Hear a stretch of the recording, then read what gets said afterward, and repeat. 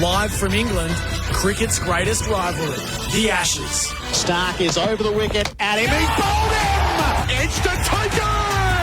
Coney's left on the pad. They're up, he's out. Stephen Smith, it's a screamer. That is Test cricket at its finest. From a cafe, celebrating 30 years of coffee fit for an Aussie. England versus Australia. The Ashes on SEN Cricket. Good morning and welcome to SEN Test Cricket live from Lord's from a cafe, celebrating 30 years of coffee fit for an Aussie. As one UK press colleague put it last night in his dispatch, there's a culture war going on in this series and playing properly is winning out. Because of this, yesterday might go down as one of the most important for Australia in their overarching mission, a series win in England for the first time since 2001. Remember, it was only 24 hours ago when they arrived with Nathan Lyon on crutches, his test done, with 16 wickets still to get before leaving the home of cricket. By any logical assessment, it was the home side in a fine position to make all the running and do all the damage, to really make Australia's fast bowlers hurt, injure them even, but they couldn't. Temperamentally, they simply weren't up for what was necessary, in favour of doing whatever they felt like in any given moment. A version of that latter approach might have served them well over the last 12 months, but it's plainly wrong to suggest that how they played in the first innings here is anything like the calculated aggression that reset their 2022. After play last night, there was yet more double-speak from a member of the England coaching staff. Harry Brook was right, the argument ran, to back away and take on a shot laden with risk, having to that point gutsed out 40 minutes of bombardment, even if he was moments away from seeing Stark off. You get the idea. Humility is not a concept this team will comprehend. With that in mind, carefree confidence pervading every last decision, they might chase down 400 here tomorrow and break all the records. They'll believe that on a flat one they can. Indeed, based on what Ben Stokes has said himself, such is their focus on entertainment first, they'll never consider a draw. So even if it is 500 they've set, however unlikely, they'll hunt it down rather than ever accepting a split result, utterly bonkers as that would be. And armed with this knowledge, if Australia can bat well, they won't need to dangle a carrot in the traditional sense. Instead, they can focus on setting up a fourth innings in a way that best suits them, with an eye to Leeds next week as well. And if Usman Khawaja can keep doing as he has throughout the series so far, meditating his way to 58 by the time rain stopped play last night, that lead of 221 will swell and give Cummins all the options. Then, finally, England might start to feel some pain themselves. I'm Adam Collins, and with me to begin our broadcast on day 4 here at headquarters, Damien, Fleming, Bharat, Sundaresan and Peter Lalor. Flemo, to start with you, another sort of gloomy morning which should be good for the England bowlers, but boy, they'll be tired bowling for a 4th day in a row. Well, this is what we're talking about too. And good morning, gentlemen and listeners. No, they bat that quick that their bowlers don't get. The positive is they give them a lot of time to get 20 wickets, but the negative of that is they don't get to recover a lot. And they've got a 41-year-old fast bowler and a 36-year-old fast bowler and no spinner. So I think, that's coming back to bite them a bit. They, as you said, though, this pitch isn't regressing or deteriorating that much. There's no we don't have a frontline spinner. So they'll play their way, and a couple of them might play absolute blinders. But Australia have the chance to really bat them out of the game, doesn't it? Where they can declare and give themselves enough time to get 10 wickets, but hopefully force them to score at a run of ball. And without knackering their own bowlers, Brad. I mean, the fact is they could choose to bowl for, let's pick a number, 100 overs, which shouldn't, in theory, cause them too much grief. They're not going to have 2 long days in the dirt with a 3-day turnaround. Yeah, to quote Jeetan Patel from last evening, he said, all we focus on is to set the crowds alight and chase down whatever is in front of us. So which means that Pat Cummins doesn't really have to worry about declarations or how much time he needs to bowl them out. You throw anything at them and they will chase it down. And as we've seen with England, they don't last too long, whichever way they go about their batting. And we focused a lot on how England have gone right and or gone wrong in the last few days. Credit to Australia, though. I mean, you and I, Adam and Pete, we followed this Australian team around the world in the last 18 months.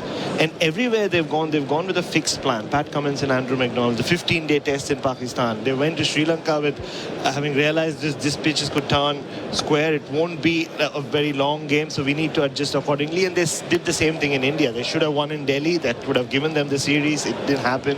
But they came back and won in Indore. And that's what they've come here and done. They've just said, look, England can do whatever. We're going to stick to our game, and it's working. So why change? Pete Lalor from the Australian newspaper. As Brett says, you've been on this ride as well with this Australian team going to the top of the world and becoming world champions. And a characteristic that's defined them under Cummins and McDonald has been humility, hasn't it? I mean, it's been the willingness to make a tactical retreat where required and so on, which is such at odds with this England side. It feels like they're so well suited to dragging games out and making sure the England side are in a tough spot like they are this morning. Well, something Ollie Robinson said after the first Test match, we're surprised Australia don't go toe-to-toe with us. That's ego cricket, isn't it? Australia has suppressed their egos. They play the cricket a conservative, modest way. It's embodied totally by Usman Khawaja.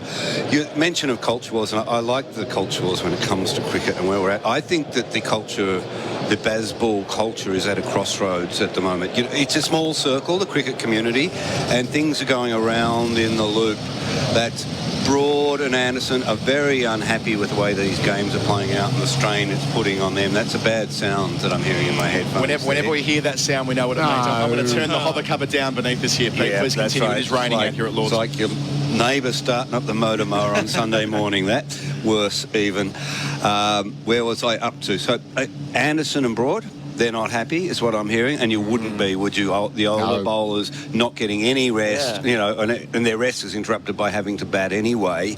And that's, I remember in 2019 when I thought the wheels came off England, it started with Broad and Anderson to a degree, and that's where I think that Root knew that he couldn't go on as a captain because he kind of lost those two. And Vitu wrote in Crick Info today how Stokes and Brendan were sitting on the balcony yesterday afternoon, sort of lost in thought and contemplation. Baseball has kind of lost its way, hasn't it? It's believed its own hype.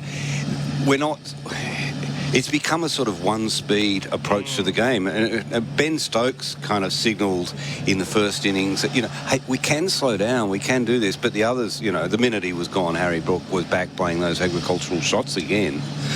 It'll be very interesting to see if they lose this test, as it seems they will. It will be very interesting to see what happens in the next three tests. I'm just going to welcome audiences joining us in New Zealand for the first time tonight. Our pre-game on SEN Test Cricket is for Drinkwise. Remember, if drinking to Drinkwise, you've got Adam Collins, Ashes winner Damien Fleming, Bharat Sundaresan from Crick Buzz, and Pete Lalor from the Australian with you as we build up to day 4 here at Lord's. Australia will be resuming in a strong position, 2 for 130, a lead of 221. Usman Khawaja unbeaten on 58. Flem, a point that was being made last night by a few of the colleagues, and I think Bharat did so on our end-of-play video as well.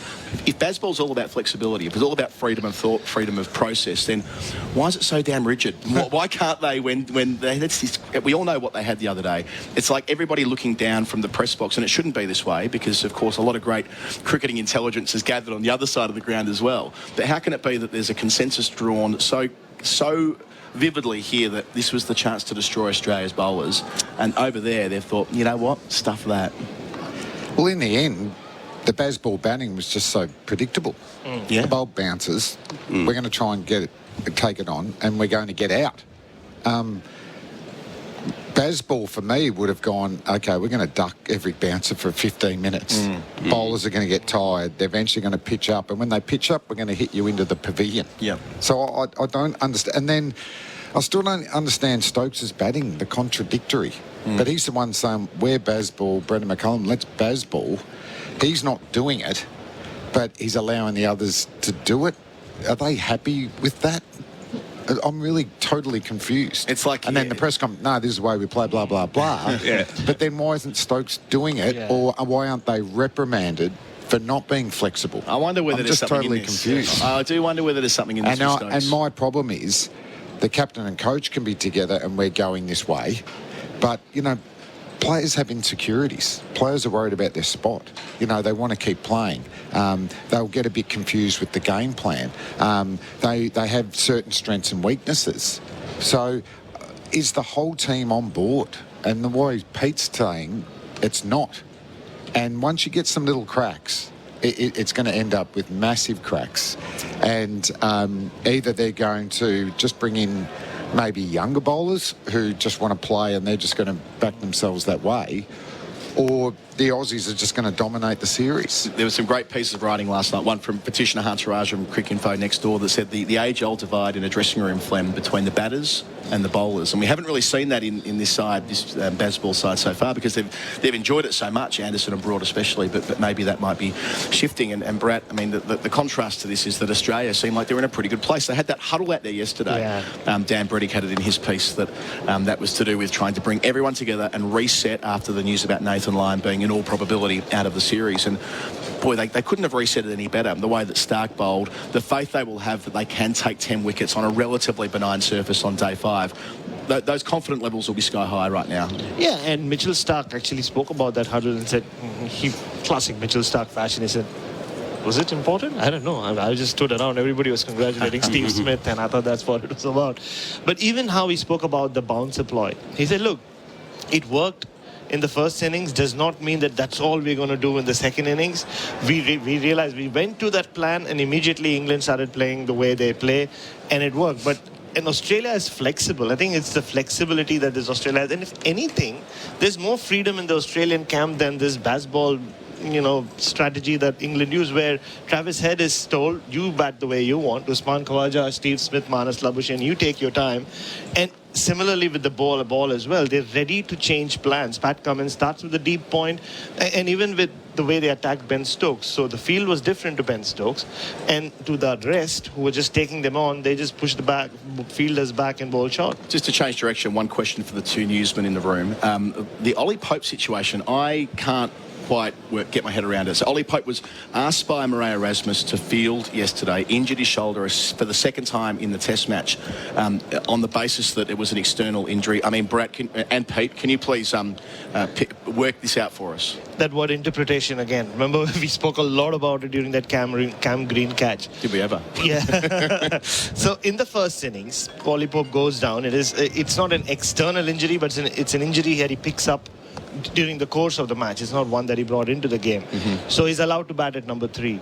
But then the umpires would have seen the way he batted, and it clearly looked like his shoulder wasn't impacted. I mean, especially if Ben Duckett's saying that he got into that position, and when he tried playing that hook shot, he was in good enough position to hit it for 6. If your shoulder's all right, you're not doing that. You're not able to do that. So that's what's happened. The umpires have said, look, your shoulder wasn't impacted while you were batting, so you have to come out and field. So if he hadn't fallen down yesterday at mid-on and injured his shoulder or re-injured his shoulder, he would have had to stay out there. And that's how it works out. I mean, you can't... And the umpires make a call on everything. And that includes that. So he can still bat 3, but England said to us last night he can still bat 3 only because he got injured again yesterday. This is the irony of it. He was forced to go out and field so he could bat at 3. If he didn't field, he would have had to bat at 7. Because he re-injured himself, he can bat at 3 and go off the field. It's a reset, essentially. It's a second injury, it's treated as. It feels like that's one of these examples, a quirk that pops up inside a Test match, Flem, where the MCC and the ICC will look at that. That's ridiculous. I mean, that doesn't make any sense, does it? You need to re-injure yourself to bat at 3 in the 4th innings. Well, or stay on the field. Which is sensible. I like what Arama said. You're smashing the ball everywhere, so if you're fit to bat, you should be able to fit to field. But then, should it have to reset and you get to get injured? That's the weird bit, isn't it? You know, one thing we haven't really given credit... well, we've touched on it, but gee, the Australian batting has been outstanding in this series, at the top of the order. Even David Warner yesterday, he looked... that was, he was out there for 2 hours. He could not get the ball in the middle of the bat. I think it was a lot more difficult than it looked. He didn't survive, Usman Khawaja did. But such a credit to those guys, to both of those guys who don't have great records in England and came here with question marks over their head, but they've done the job. Well, but Usman did it in the first. What they're doing, they're making 50-run partnerships. 2019, we're into Smithy at number 4 very, very quickly. That's so right. they're making tough runs, and then in some innings, Usman's made 3 big scores. Davey was great in the first innings. I totally agree. They're the ones that are setting the base. for Smith to come into Travis Head to play his shots. So they've been unreal. Opening stance of 73 and 63 in this Test match. Yeah, and you're right, beautiful. Flem. And you consider and you compare what it's been like in England over the last 5 years. That's immense. Pete, before we go? I would argue that it's not so much the 63 runs as the 2 hours that they were together. Yeah. They were a very difficult period to bat. That's a great point. Both times. 4 times, yeah. Absolutely. Yeah. Well, Usman was out on the stroke of lunch on day one, wasn't he? So Yeah. the whole session together denied Anderson, Broad and Robinson any momentum. We'll take our first break on SEN Test Cricket on day 4 here at Lord's. Our pre-game is for Drinkwise. Remember, if you're drinking to Drinkwise on the other side of the break, Daniel Norcross will pick up the conversation with Jeremy Coney, Phil Long and Phil Walker. Indeed, SEN Test Cricket and our pre-game is for Drinkwise. Remember, if drinking, drink wise. Daniel Norcross here alongside former New Zealand captain Jeremy Coney and Phil Walker, editor of Wisden Cricket Monthly, as well as Phil Long, our statistician. And Jeremy, today, you've been very cheeky already. We were coming in. Thank you very much. I've just been handed some orangey water by Lincoln. Thank you very much. As we were coming in on the tube, a very stout English gentleman, a moderately high-pitched voice, said, He's not Jim Maxwell. he said, are you Jim Maxwell? And the normal response to that, if you're not Jim Maxwell, is to say no. Jeremy opted for yes. At which point our fine In a correspondent... broad Kiwi accent. Broad Kiwi accent. At which point our man said, oh, I loved your book. And so I asked you what it was about. You said, oh, this and that. Styled it Don't out. give as too ever. much away. Didn't give too much away. So there we are. We started with cheek. And so the fellow was none the wiser. None the wiser, no. I was going to tell his boys this afternoon. I met the great Jim Maxwell this morning. Yes, he's looking quite tall for Jim Maxwell. He's in great shape. It's in great shape. Anyway, enough of this folderol. We are looking ahead to a day that Australia could, in effect, seal this win, and not mathematically, but be so close to having their hands on the urn. And their method for doing this, Jeremy, what do you think will be the game plan with a lead of 221, only 2 wickets down, and a long day today and probably extra time tomorrow as well, I imagine? About 35 overs, something like that, left before the second new ball. That means that it'll come in the second session of the day. They've been scoring fairly slowly, haven't they, Dan? They'll be under 3s, I would think. But they can certainly go at 3 without pushing too much more. It looks as if it's starting to clear. We see sort of an islet of blue here and there. Can you make a sailor a pair of trousers? If you can make a sailor a pair of trousers, right, then you're fine. Okay. Well, we're fine then. We're fine. A slim sailor. A slim sailor, yeah. So I think another 100-odd runs is possible in 30 overs. Especially, I mean, if Smith is still there, Kawaja is leaving the ball beautifully, playing late. So another 100 runs. What did you say? 220. That's 320 then, between 300 and 320 ahead at lunch. Yep. If they don't lose wickets, that's England's only chance, isn't it? The match now. They've lost the first day. They did enough on the second day to sort of earn something towards parity, but then they're losing the third day convincingly. Yep. Have meant that their options are limited now to possibly just this next session.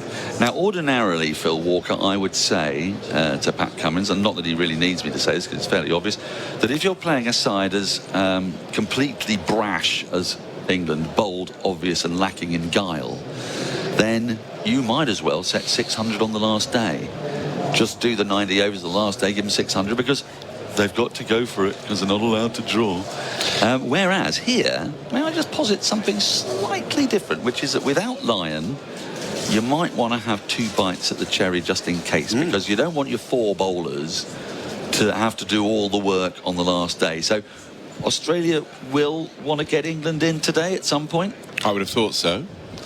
I'd be very surprised if Australia are still batting at the end of the day. We're going to run on as well. We've got extra overs today, and look, it's just a perfect position for them. Travis Head looms large as well in this third innings, I think, because he will change the dynamic and the tempo of the innings, which is his want. And then Cameron Green behind him as well.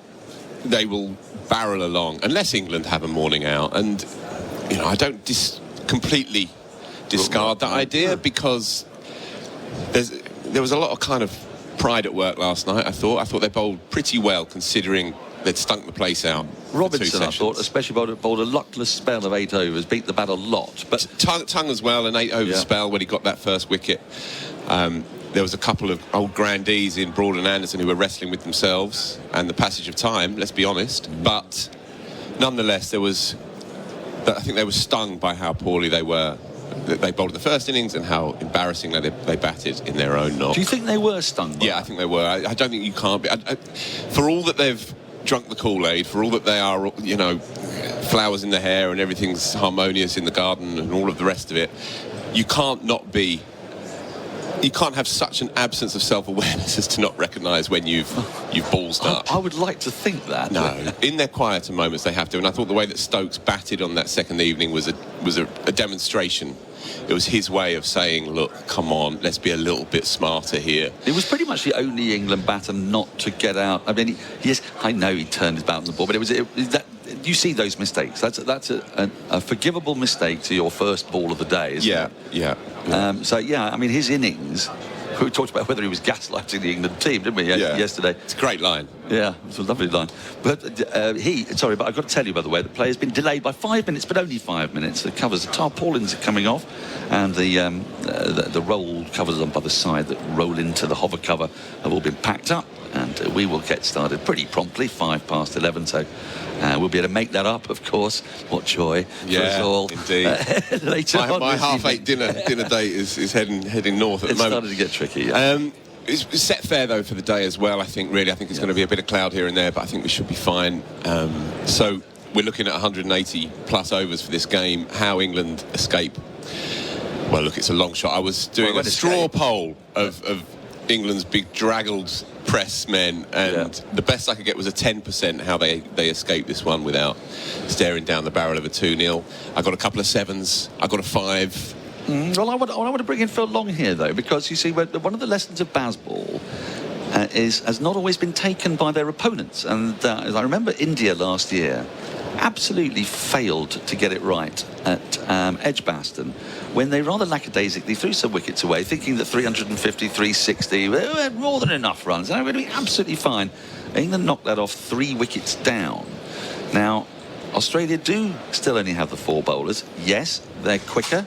And their bouncer barrage seems to be something that England's batters are incapable of resisting. But perhaps having reflected on the clueless idiocy of their approach in the first innings, that tactic might not work this time round. At which point, Australia just need to be careful that they close this out. Phil? Yeah, very quickly, that game you mentioned started a year ago today. Woo, woo, woo, woo. And in the first innings, India scored 416. Oh my word, spooky dookie.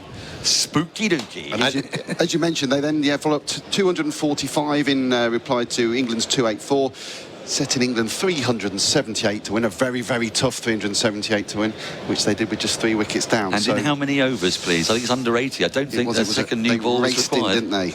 Let's have a quick look. I think it's 78.3 or something from memory. 76.4 down. Oh, no points. No points. It was 11 balls out. At a run rate of 4.93. Yeah. And that's just the one thing Australia need to be a bit careful of, because what we've got to remember is that in the first Test match, England were probably on top throughout that game, actually. And it wasn't until the very last 10 runs that Australia won that game. So we know these two teams are close. England's abysmal batting in that little passage has somewhat obscured how close these teams are. So, Jeremy, you watched a lot of baseball and how England approached those chases.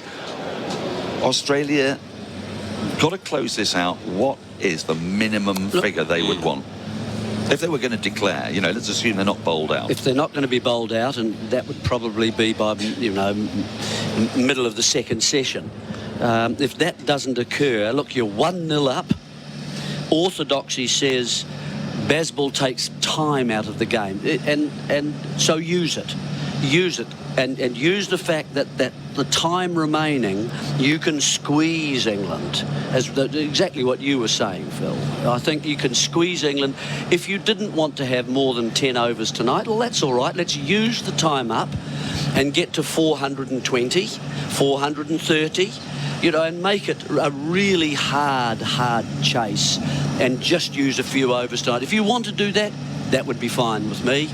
I wouldn't allow them a chance you know, they would really have to bat out of their skins, and we would have to bowl badly and feel badly. So for England, the key is it's Khawaja and Smith, the guys who bat time, because we know that the other Aussies can score runs quickly, but what Jeremy's talking about is to use that time, to squeeze that time. Yeah. It's the batters who can bat the time, and the two of them are out there right now. Yeah. Yeah, bang on. One tiny crumb of comfort for England. I don't think the pitch is going to deteriorate that much more. It was a little bit up and down first 2 days, and I think that might become slightly more pronounced. There was a bit of turn on day one, bizarrely, but I don't think that's going to... From wide? Yeah, from wide, yeah. But I don't think that's going to become too much of an issue for England. So I don't think it's going to be a filthy ragging turn or anything like that come this time tomorrow. That said, the weight of expectation is huge here, and they are stung. They're stung badly by what's happened up to now. Well, this is an opportunity for some Aussie batters to get their names on honours boards at Lords. It doesn't come around too often. Travis Head, Cameron Green, they must be eyeing up this possibility later on today. We're going to take a break. When we come back, Adam Collins is going to be on the other side, and the first ball will not be far away. Remember, just a short delay, a delay of 5 minutes to today's play, starting at 11:05 our time, 8:05 in Melbourne. Join us after the break. As Cummins arrives and bowls hit a ton. Short again, up to short leg, that's it. Cummins gets the last wicket. Tongue went back in the crease off the shoulder of the bat, bobbled in the air. An easy catch from Arnis Labuschagne. In England, have batted abysmally from the time that Nathan Lyon went off yesterday. At 1 for 182, they were doing as they pleased. But a brain explosion yesterday, an inability to wait to show any degree of patience. And following on in that vein this morning, albeit against some very disciplined Australian bowling, has seen them dismissed 91 runs short of Australia's first innings of 416. England all out 325. Tongue, the last man to go for 1. Anderson, the not out man, 0 not out. That's how it all fell apart for England yesterday. About this time yesterday was when they walked out to bat in a pretty good position, but it wasn't to be, as we've discussed through our pre-game, which has been for Drinkwires. Remember, if you're drinking, to Drinkwires. Our coverage at large for Macca's. Here's the 30 years of the McCafe. Adam Collins ahead of the first ball, which has been delayed by 5 minutes. In turn, all of the sessions have been pushed back 5 minutes a day, which just complicates things yet just a little bit more when we've had 15 minutes added to session 1 and 15 minutes added to session 2. So the formal close of play will be 6:35 local. The cut-off will be 7:05 p.m. if we get that far. We've got Phil Long with us as well. Longy, we've got Steve Smith walking out this morning, resuming his innings on 6. He's there with Khawaja on 58. Smith made 100 in the first innings. Plenty there for him here today. Yeah, we keep mentioning Steve Smith joining the higher echelons of the cricketing greats. A couple of records to look out for today, possibly for Steve Smith. He needs another 40 runs today to take over Alan Border in third place in terms of Ashes runs scored, and another 37 to overtake Viv Richards and join the top 3 for runs scored in England as an overseas batsman. Top 3 for runs scored by an overseas batsman. In England, yeah. Okay. Oh, okay. Got it. The Hovercarver is departing the field. I feel long you're going to... Yeah, and at the other end, let me give you another number. Okay. Balls faced in this series. Let me give you the top 4. Oh, yeah. Joe Root, 226. He's 4th. David Warner, 248. Yep. 3rd. Steve Smith, 280. Usman Khawaja, 711. Yeah. That's quite the story, isn't it? Usman Khawaja on so many levels, but his ability to... I think when he started, Flem, it's a long time ago now, but he was seen as a... maybe not a dasher, but certainly a stroke player, and which isn't to say he doesn't play strokes now, but his ability to just ease his way into an innings, his serene defence and his judgment outside the off stump, he's become kind of an old school opener in a way, hasn't he? Yeah, I mean, even when he started, though, there was a bit of David Gower about him, wasn't he? A little bit of class.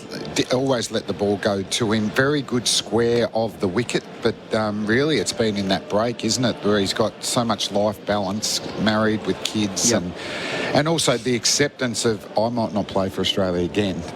So then when you get the opportunity, it's a bonus. And he just, I don't know, serene. I don't think I'd describe many batsmen that just seem serene at the crease, but also aware to put the bad ball away. Well, he's hit 10 boundaries in his 58. Yeah. You know, it's 113 balls he hasn't. But when he's got the opportunity, and particularly poor Jimmy, if Jimmy bowls short length, it just gets pulled for 4. And I think he must be so easy to bat with as well, particularly for for a Travis Head and a Cam Green who's emerging. And they've got the opportunity, haven't they? Stephen Smith, who's just always hungry for runs. Usman's going to be unfazed. We say it every morning, but I think England need to win this session to give them some hope. Otherwise, they're going to be chasing something that they'll need to score at 8 or 9 and over for. And to be fair, they needed to 48 hours ago as well. Remember, Australia made 5 for 339 on day one. It's been such a test of twists and turns so far, but yeah, they'll need a session like that again. They'll need to put a big dent in Australia here and restrict the damage, and it'll be interesting to see how the surface responds as well. Yeah, and it's not as gloomy as when they fought back, and also they've got an older ball. They had a new ball. So circumstances have changed for England, but let's see what they've got. The highest successful chase at this ground, for what it's worth, is 344. The West Indies chase in 84, famous double ton involved in that. And last year, England were immaculate chasing. 378 at Birmingham in a test match that Longy was talking about a moment ago. How many overs was that? 76.4. So they went pretty well. You've got to keep that in mind, because this pitch is not really a nightmare for batting. And that 3-4-4 was a declaration on the last morning, so that there's form for big chases on the last day here at Lord's. 299 they chased at Trent Bridge in 50 overs. That was the Johnny Bairstow miracle. Wow. And at Leeds against New Zealand as well last year, 296 in 54.2, which was another. I know that was Pope and Root, wasn't it, on that occasion? So they've got form of late. They've got 3 or 4 of the best ever, or is that just recently? They've got 3 of their. I mean, that's a good blueprint for them. 3 of their best 8 ever have been in the last 12 months for chasing. Yeah, that's what they're going to do, right, Fleming? Whatever, which is why I don't think Australia need to worry about runs or time they need to bowl England out. They can just bat and bat and bat and almost make it as difficult as they can in that run chase. You don't have to. It's not like other teams where you're like, will they go after 340? Maybe we declare it 340. You don't have to do all that. Set them 500 if you can, and they'll still go for it. So Robinson's going to get the first opportunity on day 4 from the pavilion end. He'll have 2 slips, a leg slip and a leg gully. Interesting field. Phil Long. He's got 2 balls in this over to finish over from last night. All right, so they're going to be targeting Smith's body. 2 catches round the corner. He resumes on 6. 2 for 130 Australia. Robinson in. Bowls here. Stephen Smith defends into the leg side in between the 2 catches. Down towards the rope in front of the Edrich stand for 4.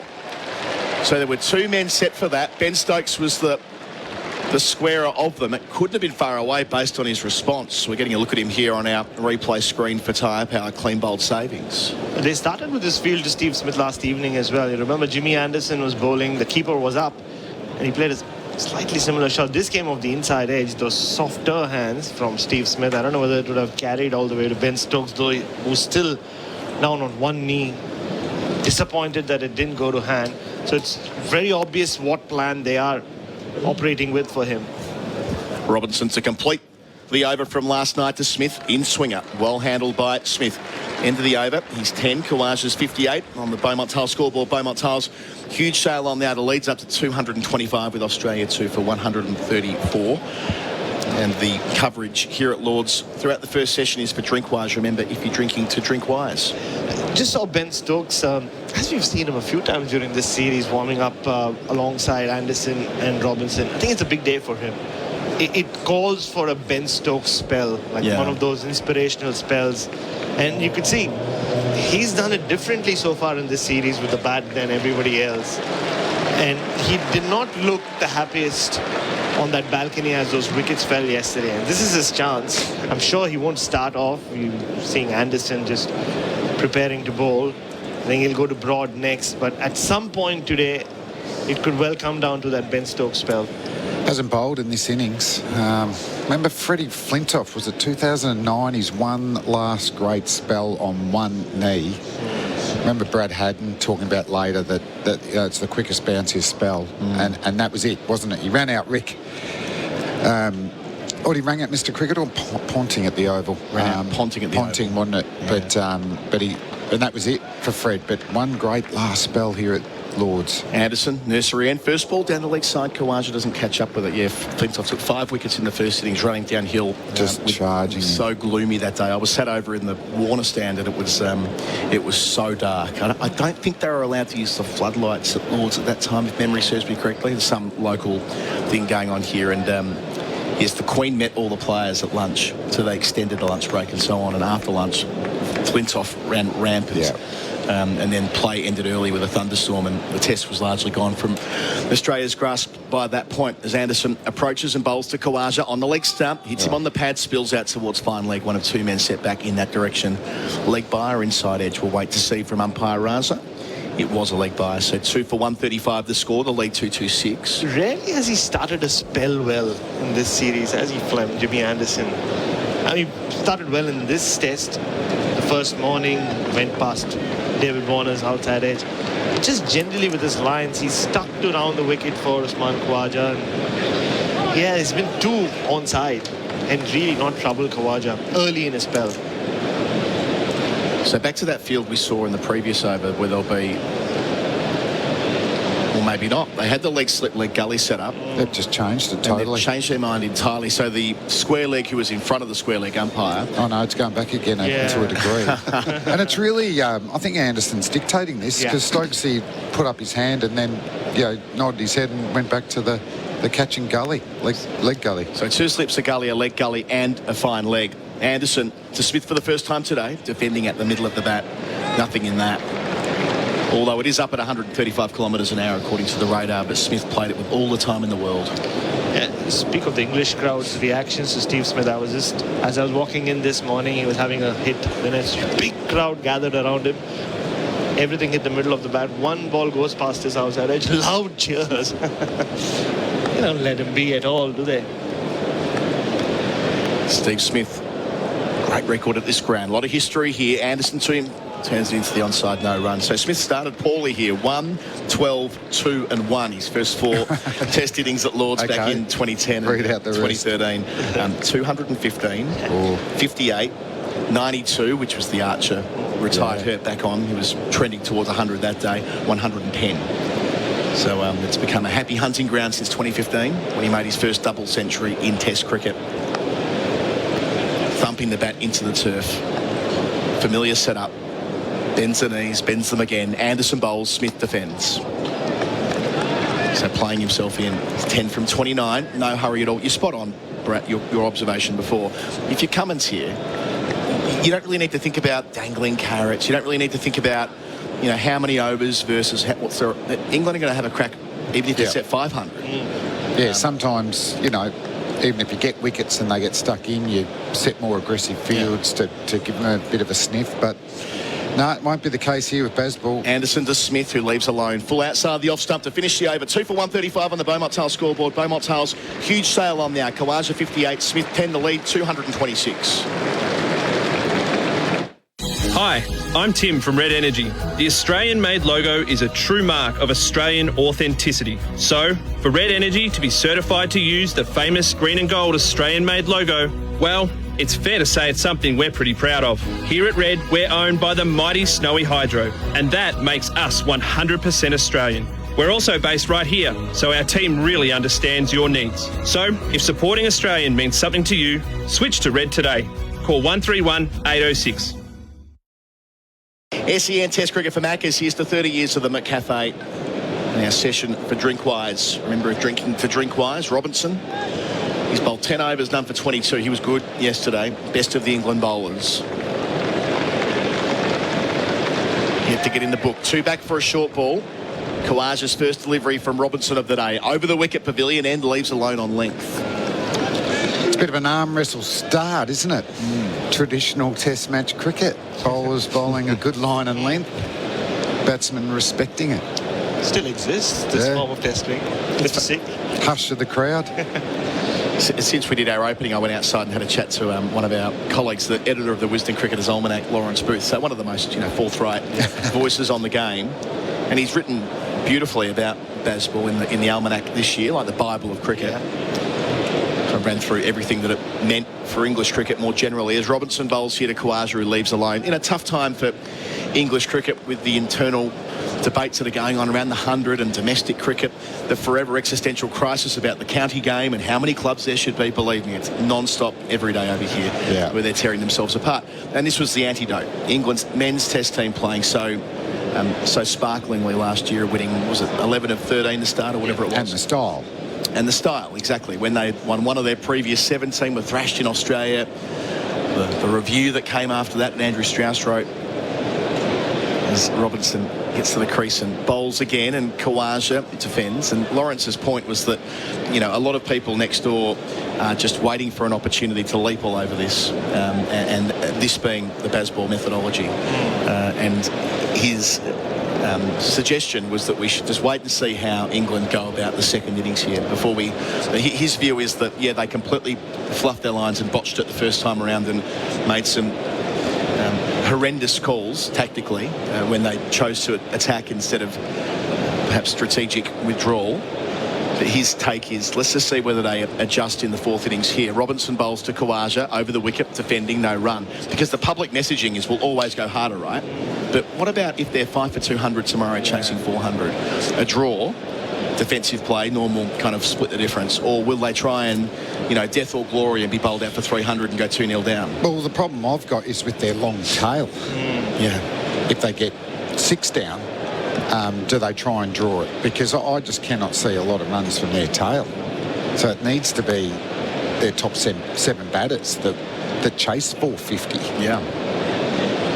They've got the weapons for it in theory, at least. Robinson bowls, Khawaja defends, out to cover again. I suppose, Bharat, the thing is, we've had Test cricket being played for the better part of 150 years, and a draw has always been a respectable way to end a Test that you can't win. And Stokes, for whatever reason, has this ongoing aversion to it. It maybe makes sense in a one-off game. If you're playing the World Test Championship final and you say, no, I don't want to because I don't want to share the trophy. You know, glory or bust, like Fleming said. But in a bilateral series, a 5-match series where you are playing for something bigger, a draw is a great result, especially if you have your backs to the wall. He's up again, Robinson, over the wicket, turning down towards long leg. Khawaja gets his first run of the day, up to 59. He'll keep the strike as well. 48 overs gone with Australia 2 for 136. Smith down the other end on 10. That's all on the Beaumont Tiles scoreboard. Beaumont Tiles, huge sale on now. The supercars are on track, and SEN are right behind them. This is a Supercars Championship season like no other, and SEN is keeping you right on pace with our exclusive coverage. Join me, Aaron Noonan, for up-to-the-minute news, interviews and analysis from the best in the business. It's a huge season ahead with racing right through the year, so make sure you're up to speed by downloading the SEN app today.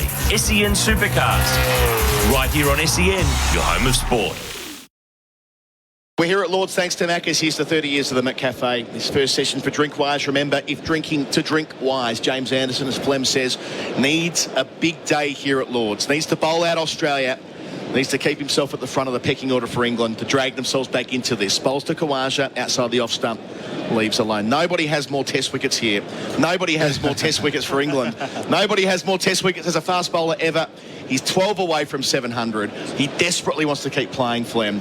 He won't need extra motivation or incentive, but can he will himself to the line one last time as Phil Long jumps in? Well, there's a big but he's got 3 wickets for 203 in this series.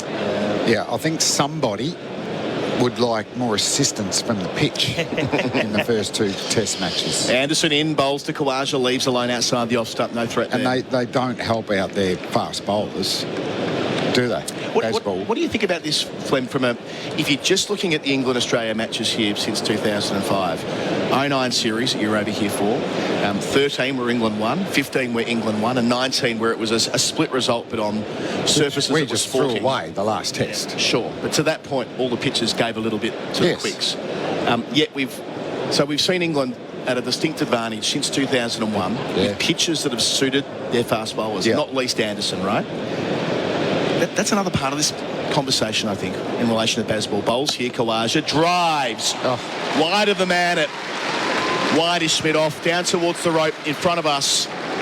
And in front of the Compton stand, Kawaja into the 60s with his first boundary of the day. He's 63, 2 for 140. Lovely shot right at the middle of the blade. Yeah, but we talk about classic test match cricket at the moment. You know, who's going to win the battle? Anderson's bowled really well today, but he just searches for the outside edge. Fraction full. Usman in such a beautiful position to put that away for 4. Yeah, in Bombay we call it a chumma shot. You want to give it a little peck on the cheek. That's how it was. It felt like it. What's that word again? Chumma. Chumma. Maybe we have another chumma shot later in the over. So Anderson pitched that one up. Goes back to the leg gully. 2 slips. Sun's out. Round the wicket. Kawaja defends. Yeah, just to sort of finish that point, like they've had this structural advantage of Australia not being able to play the moving ball. Chris Rogers spoke about it extensively in the 2015 Ashes, that not as many Aussies have been out here playing county cricket. Great selection, wasn't he, Rogers? Yeah. But his view was that the Duke's ball and the surfaces meant Australia were on a hiding to nothing because not enough of them have played county cricket. So England have been able to use that advantage historically. Yeah. But they've junked all of that because they want to have flatties and smash it. Yeah. But they're not just thinking about winning Ashes series. Anderson bowls, Kawaja defends. They're talking about changing the way that test matches play. This is their legacy, and to get crowds in. So the overall philosophy is a really exciting one, but it's not sustainable, I think, if you're losing. It's kind of players you have as well. You're not talking about the greatest players of that particular era. Like when your team was dominating the world, Fleming, you look at that batting lineup, they were the greatest players of that era. Anderson to finish his 16th over. Kawaja leaves the ball that dies into the gloves of Bairstow. Outside the off stump, 2 for 140. At the end of the over on the Beaumont Tiles scoreboard, Beaumont Tiles, huge sale on there. Kawaja 63, Smith 10. Polaris end of financial year deals have been extended to July 31st with great savings across the range. Get $1,000 free accessories on the 2-seat Ranger 570, the 3-seat Ranger Northstar and the 6-seat Ranger Northstar Crew. Get $2,000 free accessories on the upgraded 23 Ranger Diesel and $3,000 free accessories on the Ranger XP 1000. Finance is available to approved purchases at a 6.99% rate. Don't miss out. See your local Polaris dealer. Polaris. Think outside. SEN Test Cricket for Macca's. Here's to 30 years of them at Cafe and Drink Wise. Remember, if drinking to drink wise, our session for them. Robinson bowls, Smith defends the first ball to cover, but waits it well. Gets it out to Broad, gets a single. Good start to the over. Smith 11, 2 for 141. Just going back to what we were saying, Adam. So you look at that top 3, Zach Crawley, Ollie Pope, Ben Duckett, all had a go at Test cricket. They played 20 tests on average between them. It didn't work out in the old format. They come back, Ben Stokes and Brendan McCullum give them all the freedom in the world to do whatever they want to do, and it works out. But you're not talking about Joe Root, Ben Stokes and Johnny Bairstow. Once you give them that freedom and it works out, I don't think they have the ability, I don't think they have the class to do anything else. Because when they tried playing normal Test cricket, they just weren't good enough against good attacks, against this Australian attack. So you can't stop them, you can't ask them to revert or be flexible. Robinson bowls round the wicket. Kawaja tries a little nibble at one. That trends down the leg side up the slope, doesn't catch up with it. Yeah, we've seen, if you are Joe Root, we've seen him play in different years. The first innings in Edgbaston, he just milked the Australian bowling. The field was spread out. Australia kind of played him into the series. And then we saw what he did in the second innings. Ben Stokes, again, the same. But the rest, I'm not sure they have different gears. And for the top 3 in particular, Harry Brooks, at least new to the side, the top 3, why would they go back to playing the former way? It didn't work out. Bit of a poster boy for the format, for the way about it, isn't he, Brooke? Using his feet, Kawaja, after Robinson bowls round the wicket, comes down and defends to mid-on, no run. I mean, as Phil was pointing out yesterday, he's near enough the quickest ever to, 900-odd test runs, something like that? And the strike rate as well, isn't it, Longy? Yeah, the strike rate, hangs about 100. I mean, we never dreamt of that kind of number not long ago. But like every philosophy, it shouldn't be set in stone. It's got to evolve. And when you say they can't be, no, they can be flexible. Yeah. I mean, they actually can. They're good enough to be flexible. I think that's the other thing. As Robinson bowls here to Kawaja, he defends. We saw that at Manchester last year. If you duck bounces, I'm telling you, for 4 overs, the bowler's going to try something different. And they're going to go full, and then you just baz ball back over their head.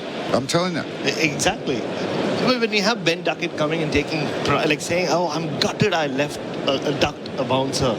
There's something not right there. Okay, what is wrong with ducking the odd bouncer? Like, why are you saying, oh, I'll let myself down today by doing that? And we actually saw it at Manchester last year. This is the test match no one likes to talk about from a baseball perspective, as Robertson bowls and Khawaja defends out to mid-on. They were in strife. Yeah. They were 40 for 4. This against South Africa. Yep, 40 for 4. Norcross bowling 155 clicks.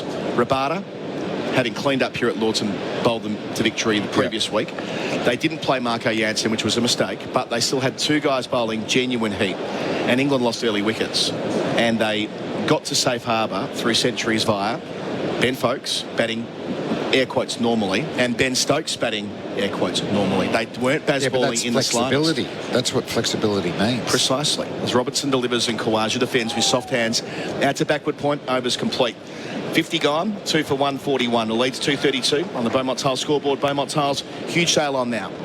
Jagging a same-game multi makes you feel like sharing it with the world. Good morning, fellow SportsJet passengers. I'm Jack, C23A. Just letting you know my 8-leg same-game multi got up last night. Get that same-game multi feeling with Sportsbet. What are you really gambling with? Want more of SEN's expert analysis? Then subscribe to SEN League on YouTube for all the best NRL analysis from experts like Matty Johns, Cameron Smith, Greg Alexander, Andrew Voss, Matt White, and more. Visit youtube.com, search for SEN League, and subscribe today. SEN Test Cricket for Maccas. Here's to 30 years of the McCafe, our session for Drink Wise. Remember, if drinking, to drink wise. And in our expert chair for the first time today, for Red Energy, 100% Australian electricity and gas, it's former New Zealand great Jeremy Coney. I think he's disappeared. Anderson bowls here to Smith, who defends into the offside, no run. I saw his preview video this morning, Flem. Oh, I haven't seen it yet. Not only was he doing the usual call out for 88, 33. Yeah. He was also asking people to follow him on Twitter, because he's joined the platform last night, or yesterday afternoon. Jeez. Link Allen at the back of the box filmed the whole thing. He was always blocking it away. He was very defensive. Social media. Has he gone baseball? Hey, good morning, Jeremy. Cone Viz. No, I was instructed to do that. Oh, okay. We thought it was the right time. Anderson bowls here. Smith driving through the covers, threading the needle, as he's done so often at this grand old ground. Thumps into the rope in front of the mound stand. Smith for 15. Shot of the day so far, 2 for 145. Been a couple of beautiful cover drives. One from Usman was probably a shot, one to mid-off. But once again, Smith just gets into position quickly and just lets the backswing, the bat plane, go through the ball. Doesn't try to overhit it. Suddenly, the lights are off and the sun is very much out. The conditions we anticipated this morning, Jeremy. Best conditions for Australia they've had in the match so far to bat. Time to make England hurt. That's got to be the game plan here. Smith in a short sleeve jumper defends Anderson back down the pitch, no run. So playing Mantis 87 is the handle. Yeah, it is. Yeah. It's the username, they say. Are you happy with that? I thought Conehead. Well, I would. At Conehead. At Conehead. Oh, what? Sounds like the name of a film. It is. Oh, there you go. Yeah, Saturday night. You like that? Yeah, I thought Conehead. Oh, okay. But that's your nickname? Yeah, Mantis. Mantis. Okay. Yeah. What's the traction been like? I don't know. Are you trending? I haven't looked at it. It isn't going that well. Anderson bowls here to Smith. He drives down the ground. Anderson tries to put a boot out, unsuccessfully. The ball goes past him, past the stumps, down to the rope in front of the media centre. So a straight drive to 19, 2 fours in the space of 3 balls in the over, 2 for 149, and Smith is moving now. Yeah, it's been interesting. Both bowlers really haven't been top of off, have they? They've been wide either side of the stumps. There's a little bit of swing, minimal, but it's really, these are good batting conditions, and there's a few batsmen to come yet. I guess Lyon won't be batting. No leg gully anymore. Bowling here is Anderson, the Smith, who steers in behind point for a third boundary. All the time in the world. Down the slope towards the tavern stand it goes. Smith with 3 boundaries. He's through the teens. He's up to 23. The lead's up to 244. This is hugely problematic for England. Australia 2 for 153. Another little mini milestone. Well, it's the avenue of annihilation for Anderson, isn't it? Well, out there it is. He's tried to hang in. He's bowled reasonably well, but it hasn't looked threatening. No. And now the floodgates are opening. There's no swing. There's no pace. There's no extra bounce. And Smith and Khawaja are set. Low 80s. We're into the mid 40s or the high 40s now with the ball. Last ball of an expensive over. Anderson bowls Smith better. Defends out to point. 12 from it. The lead 244. That's on the Beaumont Tales scoreboard. Beaumont Tales huge sale on now with Smith 23, Kawaja 63. When it comes to cricket, like Imar, the tradies mate, who doesn't have awesome memories of watching over after over with their mates or playing backyard cricket? Chippies, builders, sparkies, cleaners, landscapers, painters and more. Imar tradies love cricket. That's why Imar is the third umpire partner this year on SEN Cricket, reviewing the umpiring calls and helping you review your insurance. Call 13-IMAR today, the tradies mate for over 35 years Australia-wide. That's Imar.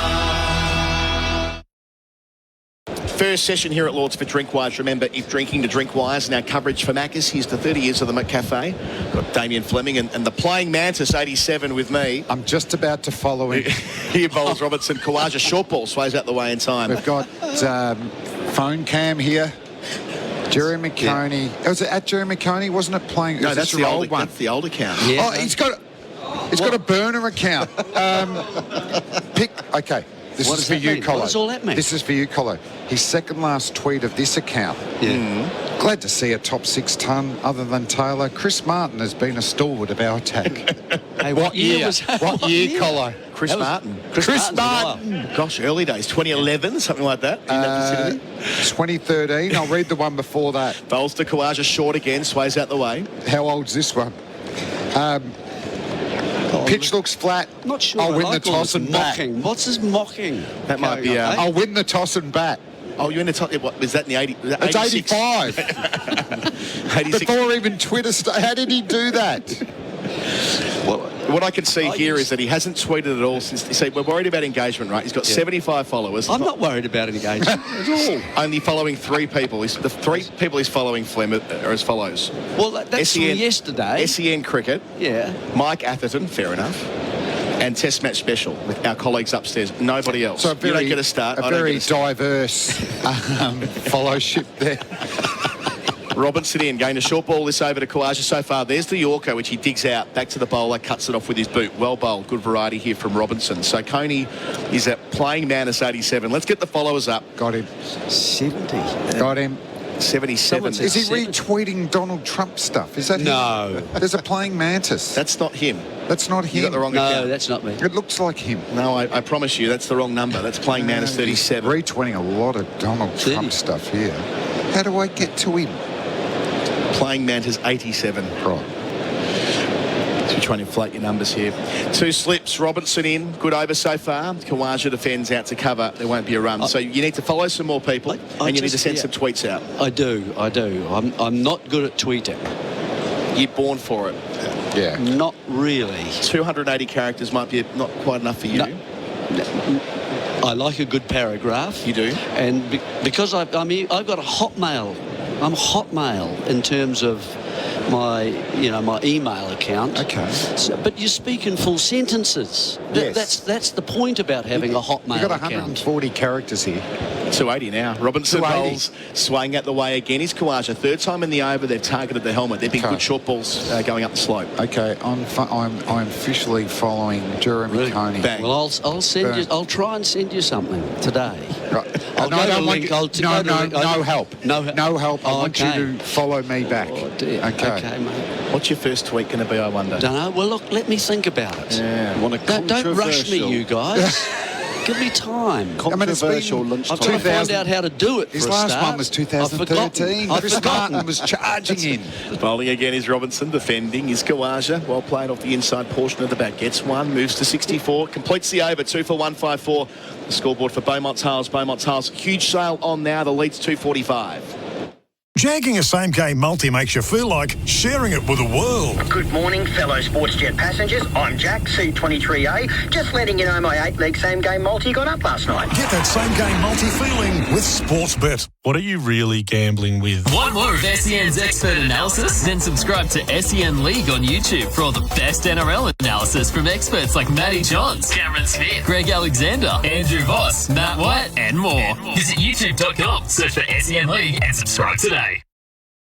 SEN Test Cricket for Macca's. Here's the 30 years of the Cafe. Our experts for Red Energy are Damien Fleming and the Playing Mantis 87. 100% Australian Electricity and Gas, Red Energy, and Josh Tung. Longy, how many runs off how many overs today?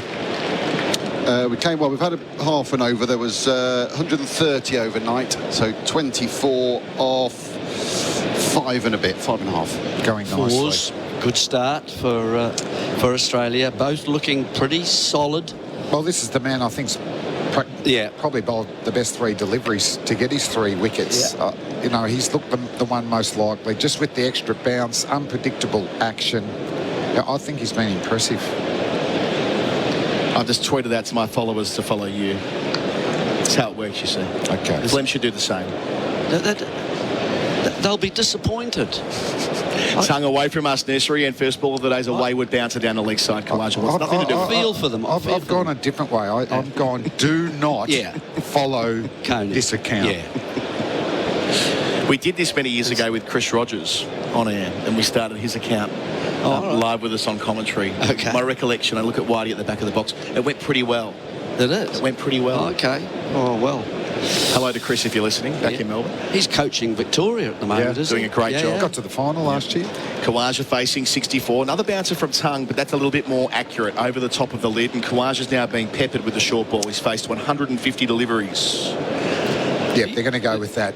Be interesting to see. It will be interesting to see what the response is from Kawaja, isn't it? I mean, he's been so calm. He did try to give himself room last night, and open up Give her the ramp. Yeah. Give her the ramp. No, just down to third man, but they got a bit of a catcher down there. I was going to say, it's more a fly slip, isn't it? In front of the away dressing room. Tongue short down the leg side. That's nowhere, though. And Kawaja's able to just shift his bum out the way, and it goes through to Bairstow on the bounce. So a deep backward square. There's 3 catches back there. A fine leg, a long leg, a square leg in front of Father Time, but just in front of the square leg umpire, a fly slip and a deep backward point. So they're going to try and get Kawaja to do something intemperate, but he's not really drawn to that as a rule, is he? He did one shot last night, Colo. Tongue bowls, Kawaja goes back and defends. It's not quick enough. It's not high enough. No. 84 is not... He can go quicker than that. Robinson's down in the 70s again. That I've been watching his pace today, and not too much difficulty for Kawaja when he plays him. In fact, he walked at him once, had a little shimmy. Yeah. Just a wee stroll. It's a nice day for it. It is. Isn't it? More and For a more bit of a blue stroll. arriving. Yep. Saturday afternoon at Lord's. Well, it's a special time here at this ground. Tongue better bouncer. It's gone over the wicket, which might contribute to getting through the action a bit more as well, Flem. But as I was talking about the philosophy of the English, just to take every bouncer on, I'd like to see Usman and Smith, just blunt them, duck it, and then eventually you'll get one to put away. Well, how long can Tongue keep doing this? We get tired too. Well, You can see the sun's out. A toddler on our screen for Tyre Power Clean Bolt Savings having the sunscreen applied by his mum. Lovely shot they get there on TV. Another short ball from Tongue from over the wicket. I wonder whether any of those are going to be struck off as a no ball. Not to be. So end of 2 for 154 the score. Kawaja 64. Smith on 23. We're going to have a change in commentary with Phil Walker jumping in for Damien Fleming. Beaumont Tiles is proudly sponsoring the Ashes by hitting a 6 with your massive bathroom wear catalogue sale. How's this? Vanities, basins, baths, loos, and even tapware are all slashed by up to 25% off. Plus, get up to 25% off all tiles. That's another 6 for Beaumont. Head into one of over 110 stores around the country and save up to 25% on bathroom wear and tiles. You'll be happy you chose Australia's #1, Beaumont Tiles. SEN Test Cricket for Macca's. Here's the 30 years of the McCafe, and joining us from the August publication, Wisdom Cricket Monthly, editor of it, is Phil Walker for Red Energy, 100% Australian Electricity and Gas. Your observations in the first half an hour of cricket we've seen? Serene from an Australian perspective, really. First ball tickled behind square for 4. Ben Stokes was already on his haunches and his hands and knees after one delivery. And it's been pretty much as you've seen. Jimmy Anderson is a poignant story. Round the wicket. Robinson, change of angle for Smith. They're trying to do what Australia did to them, but guess what? Australia don't want to play at all. He gets underneath the bouncer, as Kawaja's done 5 or 6 or 7 times already this morning, Jeremy. Haven't been tempted at all, have they? Very different approach to playing the short ball here. Slower pace, of course, not as tall, and an older ball. And you can imagine what these two old veterans are saying to each other. They're probably laughing, saying, how good's this? Oh, they are loving this. They're going to bump us for half an hour. We're going to duck everything. And they're going to be knackered. Ostentatiously duck it. Yep. Robinson bowls, Smith ducks. Why on earth would they play? They saw what England did a couple of days ago. They've seen how this plays out if it goes wrong. So fly slip, deep backward point, fine leg, long leg, deep square leg, an actual square leg next to the umpire as well for the miscued pull. Exactly the same field that Australia set, isn't it? Yeah, literally. It's as if they're saying the adults are in the room. Yes, sir. He's going to hit it straight down backward square's throat right now. You watch. Well, the only time I can remember Smith falling for this was when he took on Jofra Archer. Wasn't that fun? What an afternoon 4 years ago. On this Saturday too, he does pull past Stokes at square leg, but it doesn't carry, so no concerns. Didn't quite get up there from Robinson round the wicket. Smith to 24, 2 for 156 the score. So it was this day 4 years ago, Phil. It was the fourth afternoon, the middle session, where Archer bowled up to 96 mile an hour, hit Smith a couple of times, and he, of course, famously came back out to the cheers and some jeers of the Lord's crowd and got bowled leaving a ball onto his pads. It was a fascinating passage of play. Yeah, it was extraordinary. And that 15 minutes after he came back, shouldn't have come back, shouldn't have been anywhere near the fray, but he was there. And it was a surreal 10-15 minutes, wasn't it? Because he clobbered Chris Wokes over cow a couple of times, then left a straight one and drifted off. Robinson to Khawaja, wide of the crease, short ball, rides it down to backward square. Probably didn't need to play it in theory, but no real concern. Didn't try and play it with any real ferocity. Stays at 2 for 156 halfway through the over. Just briefly, sorry, on the Steve Smith pull shot that we saw, it's all on length. You know, Steve Smith pulls with high hands down on the ball. As long as the length is there for him, his judgment is obviously impeccable because he's one of the greats. England were hooking irrespective of where the ball actually was. It was a macho decision rather than a judgment call. Robinson up. Bowls here. Khawaja in the short sleeve jumper. Ducks a good bouncer. So, to be fair to Robinson, he's looked the man most likely, despite not having the same pace as Tongue, just that delivery short of 80 mile an hour. He seems to be more accurate when he bangs it in. I think he's been excellent in the second innings. I think there's a bit of pride. I think he's been stung by some of the criticisms, which have been fair. He will have been aware of the issues regarding his pace.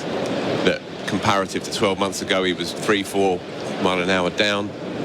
He's been impressive in this second innings, but fruitless. All back here, the fielders, back of a length, and Khawaja defends to cover. That 8-over spell he bowled yesterday afternoon. Another day, you pick up 3 or 4. I don't see this pitch changing too much. Not with the sun out and the lights off it now and all those sorts of things. Can't see. It's a nice sort of covering of grass on this pitch, and it's going on quite nicely. There's a little bit of up and down in places. You'd expect that after the player traffic and everything on in the match so far.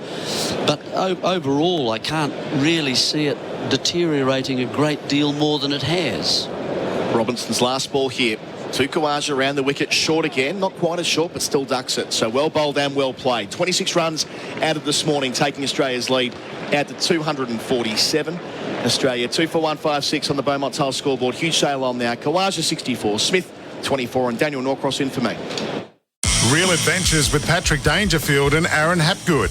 Everything fishing, boating and outdoors. So a gentleman has launched his boat and his winch strap has snapped. And he's lost his boat and it's now on the ramp. So what I recommend to do is you've got the strap on your winch, just cut a bit off if it's starting to get wear and tear and start again. Pull it on and it's going to save you a heap of dramas when your boat falls off at the ramp. Patrick Dangerfield and Aaron Hapgood. Subscribe and listen today wherever you get your podcasts. SEN Test Cricket with McCafe. Celebrating 30 years of coffee fit for an Aussie as Tongue is round the wicket to Smith. Short ball, what a surprise, and he gently paddles it along the ground to Anderson. At short mid-wicket, we have got a fine deep third, a deep cover point. Wonderfully tricksy, deep backward square leg who's not all the way back. He's for the false shot, which Smith seldom plays. A fine leg, a forward deep square leg, a shorter forward square leg, mid-wicket extra cover. Bit of a mouthful.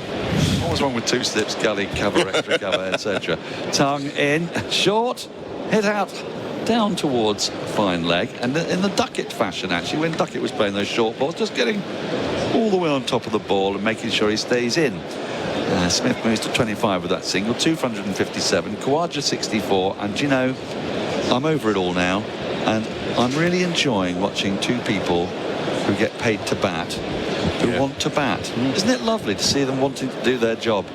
Yep. And actually bat, relish it, enjoy it. Good judgment. They see the line of the ball first. That's what we're here to watch, isn't it? As Tongue is in, and this is pulled down towards long leg on the bounce, and fielded by Rayan Ahmed, who's on for the injured Pope. A bit worried about Pope. I wouldn't be at all surprised if we see Dan Lawrence at Headingley. Have you heard anything? Well, I've heard mutterings upstairs from those who claim to be in the know, but I could say no. I mean, it's all speculation, sure, but the words "poor lad" were expressed by one former England player who himself was the recipient of terrible misfortune in his career that was cut very short. I know who you mean. A condition England could have done with him in this match, to be honest with you, as this next ball is also short and pulled round the corner to Duckett. Now, they get a single for that as well, and Smith moves to 26. We don't know, but he's done the shoulder a bit before, apparently once, done the other shoulder twice. He's obviously got a bit of a shoulder issue. When you saw how it happened, it was pretty innocuous. It was. His face was contorted in agony, though, yesterday afternoon when he compensated for the existing problem, went with his other arm and exacerbated the problem. Tongue into Khawaja, who lets a short ball go through low to Bairstow. There's no run. Did you pick up on any of the kerfuffle around it, though? Because apparently... it was the umpires. Yeah, the wasn't umpires made them go out to if you field. want to bat 3 in the second innings, you've batted there in the first, you'll have to go out and field. And I think England were a little bit disturbed about that. Yeah, because he's injured himself again, and now we'll be able to bat at 3, but it will be even worse off than he was the first time. Yeah, that is peculiar. It is peculiar. Khawaja faces up to the last ball. It's short, and he pulls, but he gets it to the shorter of the deep backward square legs. That is the end of the 55th over. Khawaja 66, Smith 26. On the Beaumont Tiles scoreboard, Beaumont Tiles huge sale. Australia at 2 for 160. Jagging a same-game multi makes you feel like sharing it with the world. Good morning, fellow SportsJet passengers. I'm Jack, C23A. Just letting you know my 8-leg same-game multi got up last night. Get that same-game multi feeling with Sportsbet. What are you really gambling with? They're back. Spicy Chicken McNuggets with a crispy, mouth-wateringly spicy coating. Get them before they're gone. Again. Order Spicy Chicken McNuggets at Macca's today. Available for a limited time. SEN Test Cricket with McCafe. Here's the 30 years of McCafe as Robinson starts a new over from the pavilion end. This is a straighter and pulled down to the deep backward square leg, where it is really actually very well fielded at the end by Josh Tongue, who rather laboriously, in the manner of Bela Lugosi, sort of lolloped around the boundary and then at the last minute pounced from his 6 foot 6 inches on the ball like well, what like? A bison on an errant thistle. Sweeping through the suburbs. Yeah. Might not be the most perfect simile, but you get my drift. 2 more to Khawaja, who goes to 68. 2 for 162. We'll be sent a bit of a zinger here, a genuine zinger. And the numbers would have changed, actually, ever so slightly. But if you add up all the deliveries that Ben Duckett, Zach Crawley, Ollie Pope, Harry Brook and Ben Stokes have faced in this series so far, it amounts to 730. Robinson into Khawaja, who is the subject of this zinger, who defends this ball up to mid-on. At the time of the zinger, which was last night, Usman Khawaja had faced 731 balls, which is what I mean. He likes to bat, and therefore he decides to keep batting. These are the choices he makes, yes. Now, obviously, so 5 of England's top 6. Yeah. Now, I mean, obviously, those 5 have scored quite a few runs. Ben Duckett's been quite productive. Zach Crawley, Ollie Pope, Harry Brook, all scored some runs. But haven't occupied the crease as long as Usman Khawaja, who lets a loopy bouncer, should be called wide. It is going to be called wide. The square leg umpire, Sundaresan, informs Dean Gaffney, standing in his 50th Test match, that is a wide, and a wide is called. 2 for 160. The Lord's Hum is at its most ineffectual today. It's most utterly uninterested. They're just here for the crack today. They're here for the champagne corks and the chatting and the handing out of business cards. The cricket will be incidental to 85% of this crowd, but for the other 15%, this is a moment to relish. The Aussie fans, short, pulled at, missed. A rare false shot by Khawaja. Khawaja's just started to play at these now, hasn't he? He's had a look in the first couple of overs. There was one he played off tongue, and perhaps it was the last ball of the tongue over, and he just looked a little bit uncomfortable. There he's too quick on that one, that last one there. He's through the stroke too early. Just seen on the replay screen with tyre power, clean bowled savings. He wasn't far away from that, and it was a well-directed bounce. It was nice shoulder height. We like to see. Robinson waddles in from the pavilion end, and this one's a little fuller. It's defended on the back foot into the onside. There's no run. Well, there is a slightly waddling gait to the... rolling, rolling, like a roll-on, roll-off ferry. And then he cuts off his follow-through like a kind of dressage horse, doesn't he? You know, there's this sort of kicking, neighing thing going on afterwards. This is what he has improved massively across the course of the game, and he has run in harder. Yeah. Simply, he's running harder. He's getting more miles. Where in his was legs. this on Wednesday morning? Well, he did say that, you know, let's not forget that they played these county championship games in order to get match fit. And unfortunately, Anderson and Robinson, just at the point they were match fit, each picked up niggles. Groin and what was Robinson's niggle? I forget. But you're right, he didn't play for 4 weeks before. For 4 weeks. So all this lovely idea of being in peak condition for the test match was slightly scuppered. Now, is it Spider Cam? Yeah, Spider Cam does anything a Spider Cam can, is being asked to move. And it has done now. And Smith doesn't like it. He's very suspicious of Spider Cam. He thinks it's coming from... Send it over there. I don't want it there. And he's not even facing. It's also... it's on the mid-wicket boundary. About... It can't be distracting 60 yards up. You might as well say Josh Tongue's in my way. As Robinson's in and bowls a short ball, which is pulled to the shorter of the deep square legs. Well, he's sort of bent ducking at backward square leg, but ordinarily that would be giving one, but because each ball is short and it's then coming crisply off the bat, it arrives in the fielder's hands too quickly to take a single. Next over, Daniel, do we dare talk about the James Anderson situation? It's going to be painful for us all, isn't it? Do we dare? Should we leave it till lunch? You never know. No, but it was painful to watch this morning. It was. You can see it in his body language. Robinson is in short, and Khawaja gave himself room, and in the end had to duck a well-directed bouncer again. At the end of the over on the Beaumont Tile scoreboard, Australia 2 for 163. Trying to choose new flooring, window furnishings or rugs for your home? Choices Flooring's Room View makes it easy to find the look you've been searching for. Whatever the space or your flooring needs, simply take a photo of the area in your home and select your flooring styles, window furnishings or rugs from the thousands of colours, styles and texture options. Using Choices Flooring's Room View, you can see your selections right in your own home. Then send your favourites to your local Choices Flooring store to book a free measure and quote. SEN Test Cricket with McCafe, celebrating 30 years of coffee, fit for an Aussie. Tongue in, right arm round the wicket, short, doesn't get up. And Anderson, Smith plays a little paddle pull to square leg, goes straight to the fielder. There's no run. I think the live athletic elephant in the room might have to be brought up, because you're so right. Anderson today, it was as if, as the great saying goes, bankruptcy happens very slowly and then all at once. Yeah. That entropy has finally caught up. Yeah, the bailiffs are at the door. They really are.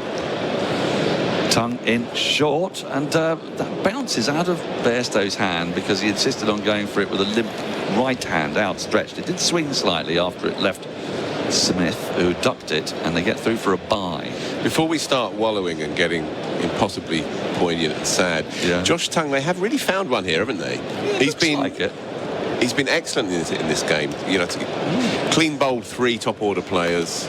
He's come in hard. He's showed a bit of ticker here as well. He still needs to, you know, strengthen up a little bit, I think. Get used to the rigours of 5-day cricket, but that will come. But he's got something about him. Nice economical run-up. He's in short, and Kawaja ducks again. Yes, I'm very impressed by Tongue. I was very sceptical of Tongue, but I think if Wood is fit, we might see both of them at Headingley. Well, Victor Spires. I'll tell you who we won't see. And I think they were always planning on leaving Anderson out at Headingley, actually, because he doesn't have a great record there. It's not his sort of surface. But I suppose the question I've got to put to you, Phil, we're both seasoned watchers of Jimmy Anderson, is have the conditions defeated him, or has the human condition finally caught up?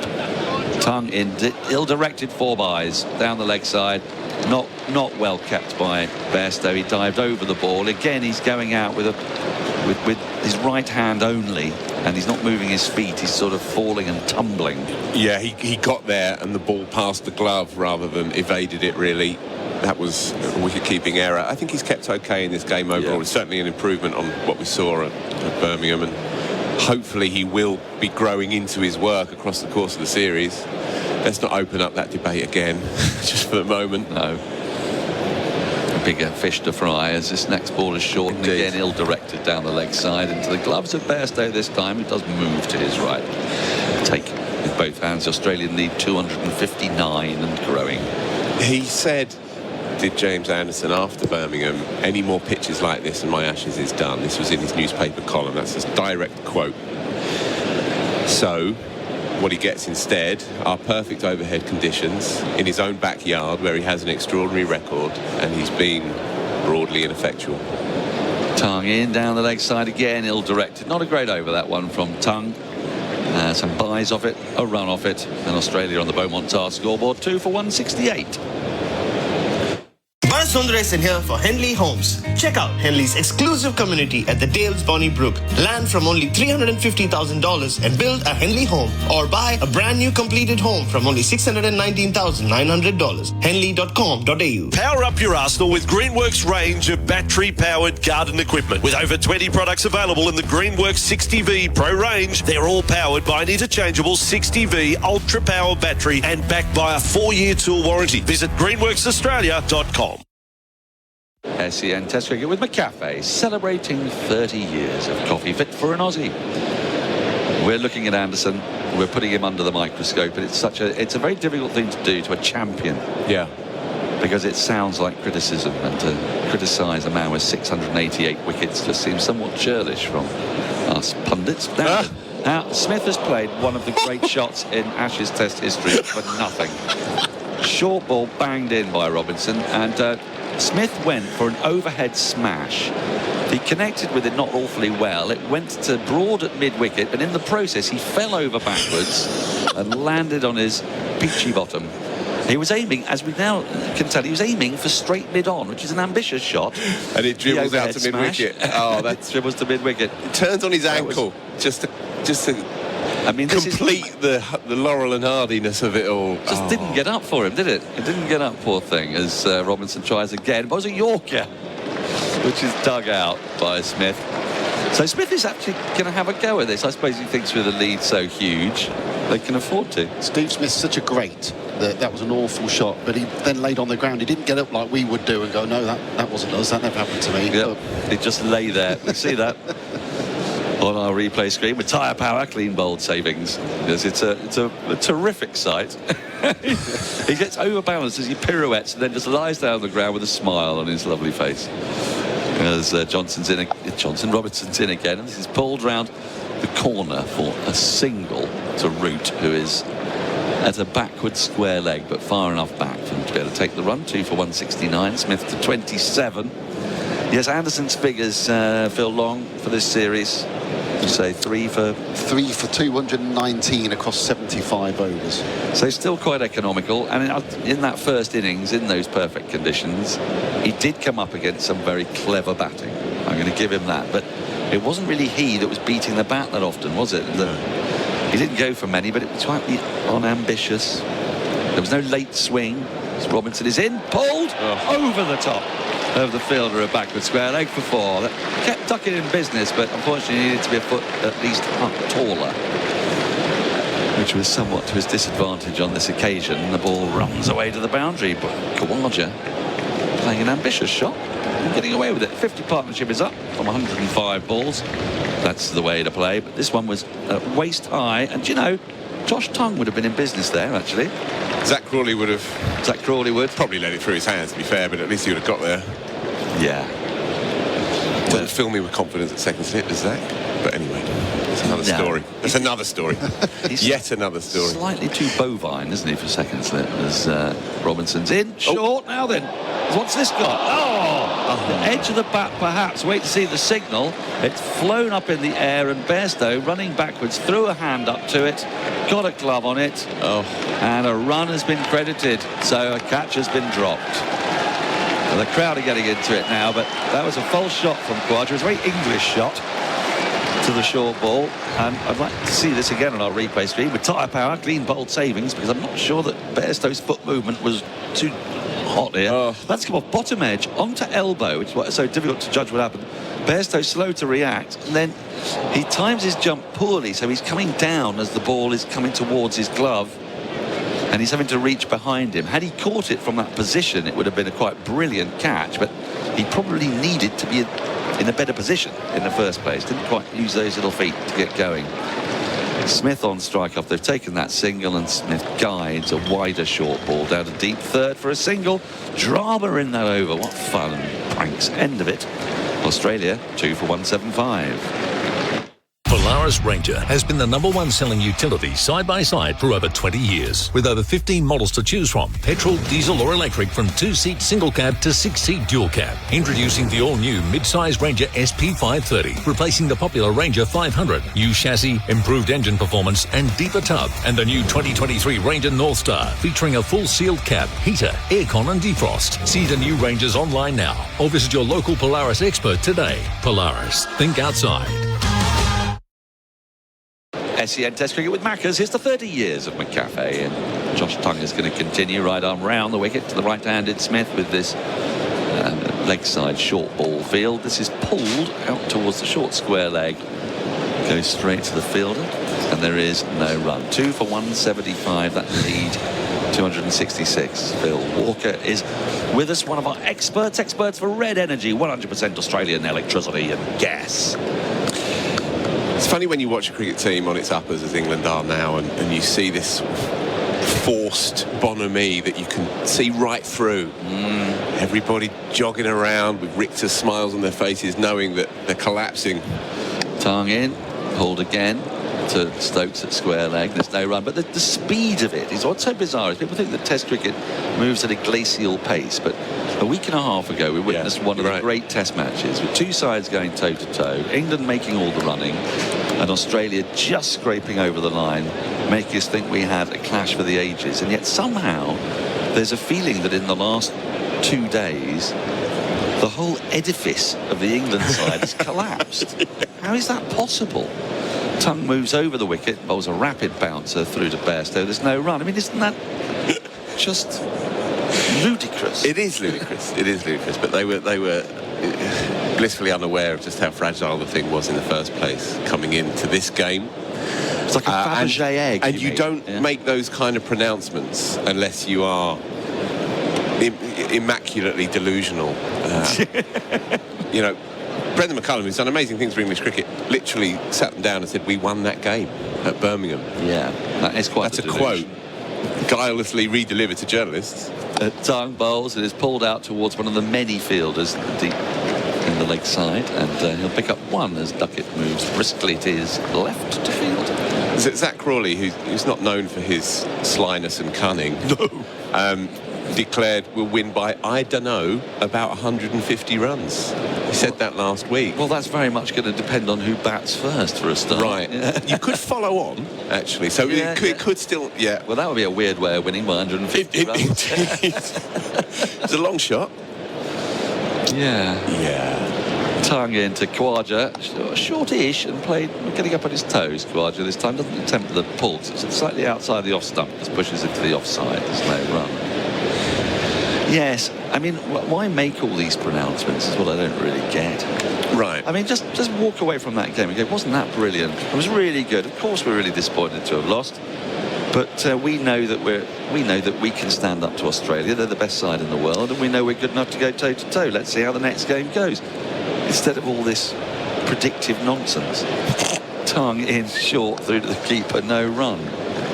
You know? Yep. I just don't get it. End of the over. Australia 2 for 176. Hi, it's Shelley Craft. Keep warm this winter with Australian made. Look for genuine Aussie products carrying the trusted green and gold kangaroo logo. There's thousands to choose from. Whether you're looking for authentic Aussie skincare, merino wool blankets or locally crafted homewares, Australian made has something for everyone. There's even quality Australian made fire pits for those brave enough to head outside. Visit australianmade.com.au/winter to find genuine Aussie products. SEN Test Cricket with Maccas. It's the 30 years of McCafe. As Robinson such another over. He's played really well in this spell. Really won the second innings. He nearly gets Smith there, trying to pull a short ball. He gets nothing on it. Could very easily have pulled that back onto his stumps. Instead, it goes about 2 yards to his left into the leg side. And they get a single. You're listening to SEN Test Cricket with Henley Holmes. Henley.com.au. And if you're Australian and you're listening, you're loving this, I imagine, for multiple reasons. Australia massively on top. That's your first port of call. And you've got a couple of self-pitying or three self-pitying Englishmen. Self-pitying Poms in the box. I mean, this is box office for you guys. You know, this is Saturday night entertainment in Australia. Lucky you. Robinson in short. That's played really well by Khawaja. He actually plays a deflective pull. He gets not into the perfect position, but just somehow manages to deflect the ball, which is quite high, around shoulder height, down to backward square leg for a single.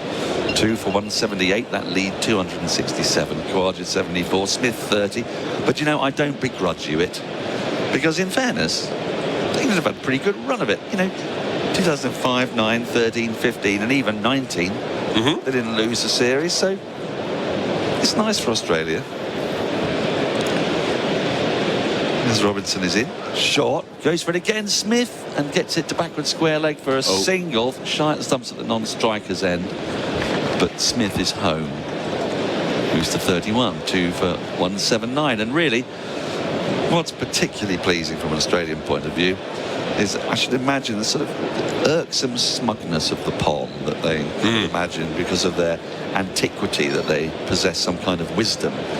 What you're actually watching is the wisdom of the ages in the way Australia are playing Test cricket, and the naive puerility of the child from England. Robinson, there was a short ball outside the off stump, guided down to deep backward point for a single. And when I say that, it all happened in England's batting from 188 for 1. And the thing about Test cricket is that, you know, you can do all the other things right. England have bowled pretty well this morning. They've tried this plan. It's not been successful, but they've, for the most part, kept Australia quiet. It's a good pitch. They bowled Australia out for 416 on it. But you can throw a game away with idiotic batting. Indeed. In a few hours. And the poignant sadness of watching a champion bowler rather like Flash the pit pony. Do you think Jimmy might say a few words after this game, Dan? Short, pulled. Because on a no run. Because if he's not playing at Headingley, he has his home ground for the 4th Test match. Yeah. But it's a quick one. And then, of course, the Oval to finish off, by which point the series may well have gone by Old Trafford anyway. I don't think he wants any fanfare. My view with Anderson was always that he would retire in like the middle of October. Right. Okay. Well, no one could see it, because he is actually essentially a shy man. He doesn't like any of that flim-flam. Robinson in. This is pulled again, but straight to that backward square leg. There's no run. We'll come back to that next over. Australia 2 for 180. Hey, it's Candy here. As a presenter in the world of sport, I see many powerful performances. Now, thanks to Azito, we're helping power your next DIY project. Did you know Azito's 18-volt range is powered by Einhell? German-designed quality, driving, innovation and performance. So you can power over 85 cordless tool and garden products with the same battery. Azito, powering DIYers all day, every day. Exclusively available at Bunnings Warehouse. SEN Test Cricket with McCafe, celebrating 30 years of coffee, fit for an Aussie. England are bowling with a 60 overall ball. 180 runs have been scored. Proper Test match batting for Australia. 180 they've scored in that time. The loss of just 2 wickets. The lead mounting 271. Josh Tongue's going to come over the wicket for the left-handed Khawaja. No slips. Bowls a bouncer, which Khawaja evades. Exactly 180 off exactly 60 overs. Couldn't be any more old school Test cricket, could it? It's good, isn't it? It works. It's really good Test cricket when you have a lead of 91. It's called knowing when you're on top, which England manifestly failed to spot when Lyon limped off injured. And the problem they got is that, you see, Lyon limps off injured in this game, but Todd Murphy comes in for this. It's not like you lose Lyon forever. You get a kind of Lyon replacement.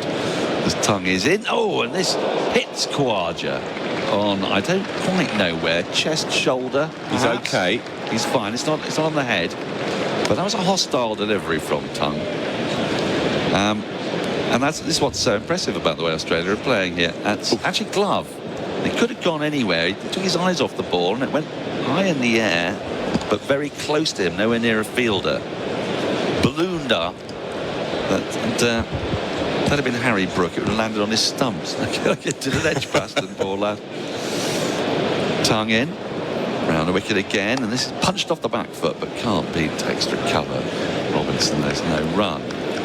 I know we've dwelled a little on Anderson this morning, Daniel, but Stuart Broad hasn't bowled, conspicuously hasn't bowled. And Stokes was visibly irritated with him last night. The celeb appeals, which become sort of parodies of yourself and become very irritating when things aren't going your way. Didn't refer. They didn't refer. Yes. Notably didn't refer.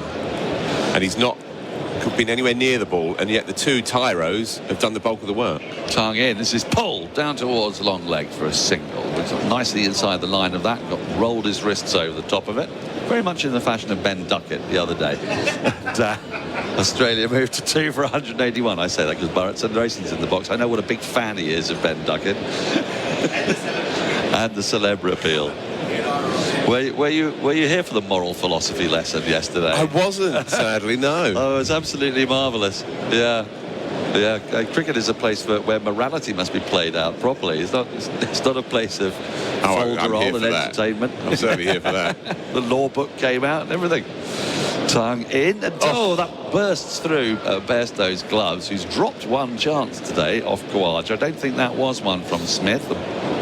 What's being signalled there? Wide has been signalled. It was that wide. The umpire Raza doesn't signal very efficient wides because he insists on holding on to a jumper in one arm, so you get half of his left arm and then all of his right arm, but his right arm's obscured when he turns round to us. It's actually a sort of 3/4 wide. I like his style though. He's in the Erasmus school. Undemonstrative authority. I like it. He's the anti-Bowden. Yeah. Tongue in. Oh, and that's burst past Khawaja. Hostile delivery that Khawaja smiles at. It's around about sternum height. I hope had him hopping him out. He's bowling really strong spell. Right. I hope in the post-mortem and around the bleachers here that there's a recognition that these 2 young lads in Robinson and Tongue have really put excellent shift in this morning. England are obviously staring down the barrel, no question about that, but they've enhanced their own little stories within the narrative, I think, this morning. It's been impressive. Beauty of cricket, isn't it? Tongue in. This is pushed back up the wicket and there's no run. You can't do that in a sport like football quite so easily for all sorts of reasons. Now, though, just wait to see if drinks are coming on the field. I'm not sure that they are. The end of the over. Australia 2 for 1. Can you see drinks? Can anybody see drinks? They take a very long time. Drinks! Praise be! It's the drinks break. Australia have added 53 runs in 13 overs. They have not lost a wicket. They nearly did when Khawaja edged one, but Bairstow couldn't quite take it. We're going to take drinks. On the other side of drinks, it's going to be Adam Collins and the lawman, Bharat Sundaresan. Hey, it's Candy here. As a presenter in the world of sport, I see many powerful performances. Now, thanks to Azito, we're helping power your next DIY project. Did you know Azito's 18-volt range is powered by Einhell? German-designed quality, driving, innovation and performance. So you can power over 85 cordless tool and garden products with the same battery. Azito, powering DIYers all day, every day. Exclusively available at Bunnings Warehouse.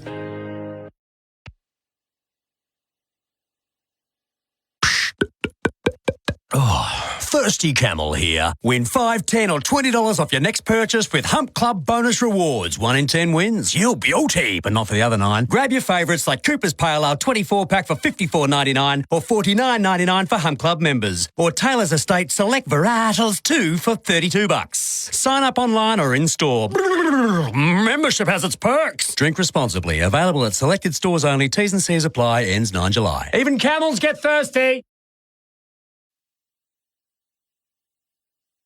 Beaumont Styles is proudly sponsoring the Ashes, and I'd like to bowl you over with these Beaumont bargains.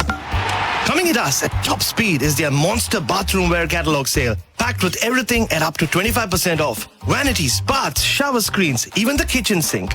And yes, up to 25% off Australia's biggest tile range. Well, that's bowled me over.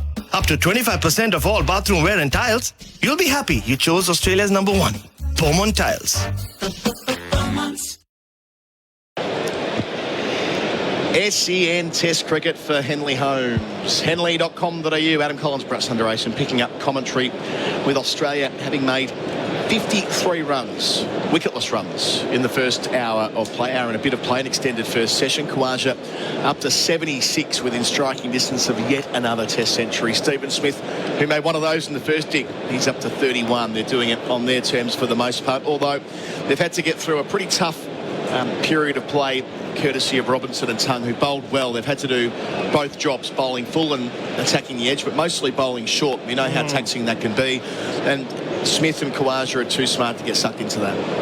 Yeah, and where do England go next? They've used their 2 young guest bowlers to go short at Steve Smith and Usman Khawaja, and except that sleeping pull shot that Steve Smith attempted, they've handled it very, very comfortably. There have been a couple of snorters from Josh Tongue to Usman Khawaja in particular.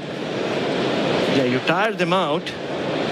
Ben Stokes, as he is now, is bringing Stuart Broad back into the attack for the first time today.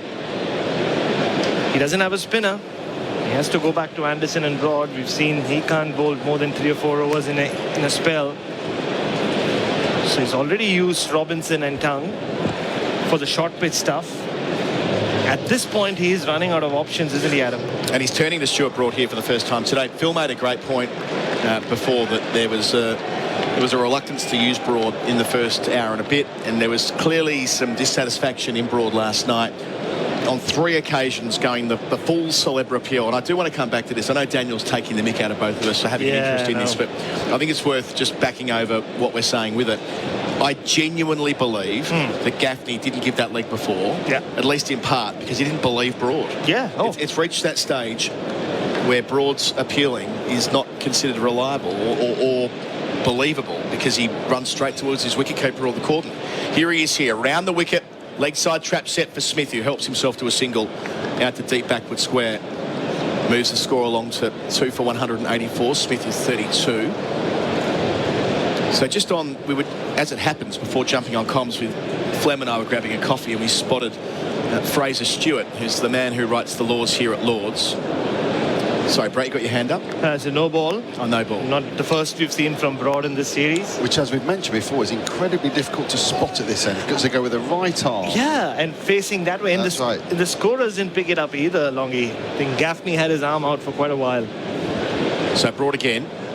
Round the wicket, bowls to Khawaja, wide of it, pavilion end, pulls, but straight into the turf and nearly bisects a couple of fielders out there. Zach Frawley, the closer of the deep backward squares, and not only do I mean close to us, but also in from the rope by about 20 metres. So he's done well to keep it to a single. Khawaja 77, 2 for 186. And yeah, the celeb appeal is clearly not working for Broad at the moment because umpires don't trust him. Yeah. And his captain was frustrated to the point where he didn't even review the third one for Labuschagne, which was out. And didn't review any of them, actually, did he? He didn't. There were the 2 in the last over before the tea break. That's when Ben Stokes got really annoyed. Bowling Broad here around the wicket. Smith pulling to Stokes, the captain, in front of square, no run, but with complete control. When I say pull, he's getting, both of them are getting into position early, getting down the ball with control. There's no risk of a top edge Not there. at all. It's not like they're throwing their hands at the ball in the manner that Root and Pope and Duckett did on afternoon 2. And except Tongue, none of them, the others are able to get the short balls to zip through. So they have enough time to get on top of it and just hit it into the ground. So Broad. Cloudy morning again here. Sun hidden behind. Bowls around the wicket. Smith again controlled pull out to deep. Backward square for 1. Easy runs now. They've both got their IM. He's 33, 2 for 187. Yeah, so the law that could have an effect on this is Law 42. So the appeal law is Law 31. But Law 42 deals with players' conduct, unfair play and so on, but players' conduct more generally. And this has been used before when it comes to excessive appealing. I wrote a column about this a couple of years ago. Excessive appealing, it hasn't been unusual for players to be fined for that. I think Monty Panesar, quite notably, in the Windies a number of years ago, was Broad bowls and Khawaja ducks a bouncer. So at the moment, there's nothing that really precludes what Broad does, because the appeal law states that only somebody needs to ask the question of the umpire. Exactly. And if the wicket keeper's got, and you're the umpire here, but if the wicket keeper or the cordon are appealing, that meets the criteria, and what Broad's doing is redundant. Yeah. It doesn't take a bit of spit and polish on Law 42 about player conduct, just specifying that along with excessive appealing, which is already in there in that unfair play piece, that if you are appealing, you need to turn around. Yeah. Wouldn't take much. Phil Long's seen something. Everyone's pointing at Spider Cam. I'm not sure why. It means... Oh, Steve Smith is around. If Steve Smith is around, the Spider Cam guys will not be allowed to rest. And it's far, far away right now. But he's the one he directs Spider Cam. He's not even on strike. It doesn't matter. It doesn't matter. It's Khawaja on the strike as Broad bowls to him here. Short ball hits him on the back, gets to Bairstow. They won't even appeal. It's a crowd catch for those who are having their 4th bottle of champagne before lunch. We're in the 62nd over. Yeah, so long story short, it's actually an easy fix. And I think, being 2023, we're due for an update of the laws, aren't we? It's every 6 years. 2017 was the last one, October 17. The one that I've been carrying around with me. The one where they updated the running at the non-striker law, which has proven controversial ever since. Unfairly in my view, but anyway, we won't get into that. No. But there is scope to fix this and make bowlers turn around rather than running straight to the cordon. Broad delivers here, and Khawaja pulls down towards long leg. He's holed out. That's a poor piece of batting. Khawaja so controlled and so disciplined.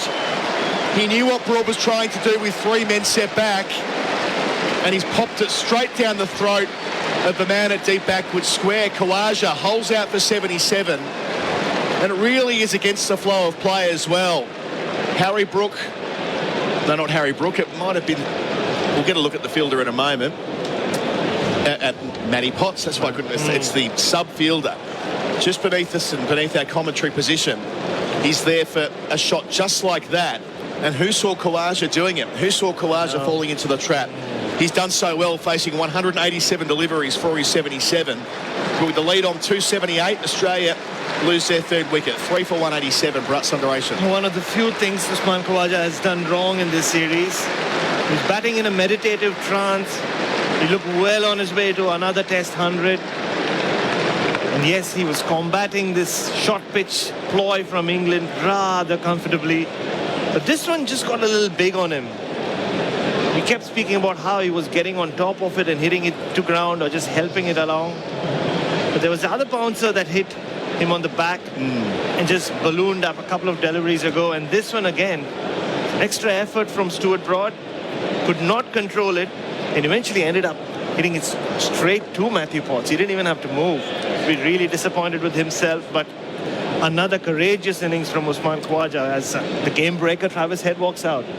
So they get a chance to celebrate a wicket for Tobin Brothers Funerals, the English fielders, celebrating lives. Watching it back on our replay screen for Tyre Power, clean bowled savings, you're right, straight down his throat.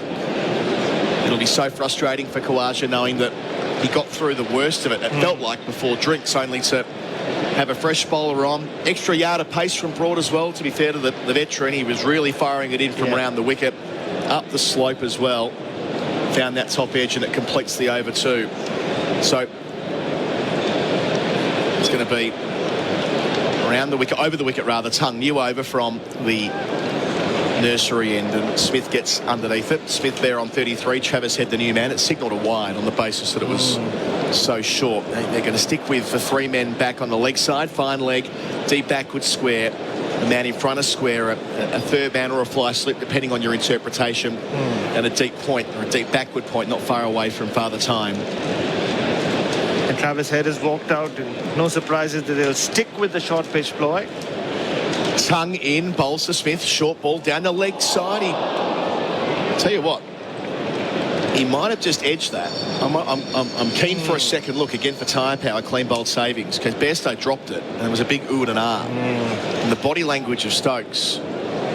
Let's see, it was nothing in the delivery. Down the leg side, innocuous, and Smith. Oh, yes. Might have gloved that. I think he's gloved that. Oh, and Bairstow's made an absolute meal of it. Oh, that's a howler from Johnny Bairstow. We'll wait for Snicko. Jeremy Coney's in now as well for Red Energy. 100% Australian electricity and gas. Down the leg side again. Smith helps it down the fine leg. That could have been bang bang for England. 3 for 190.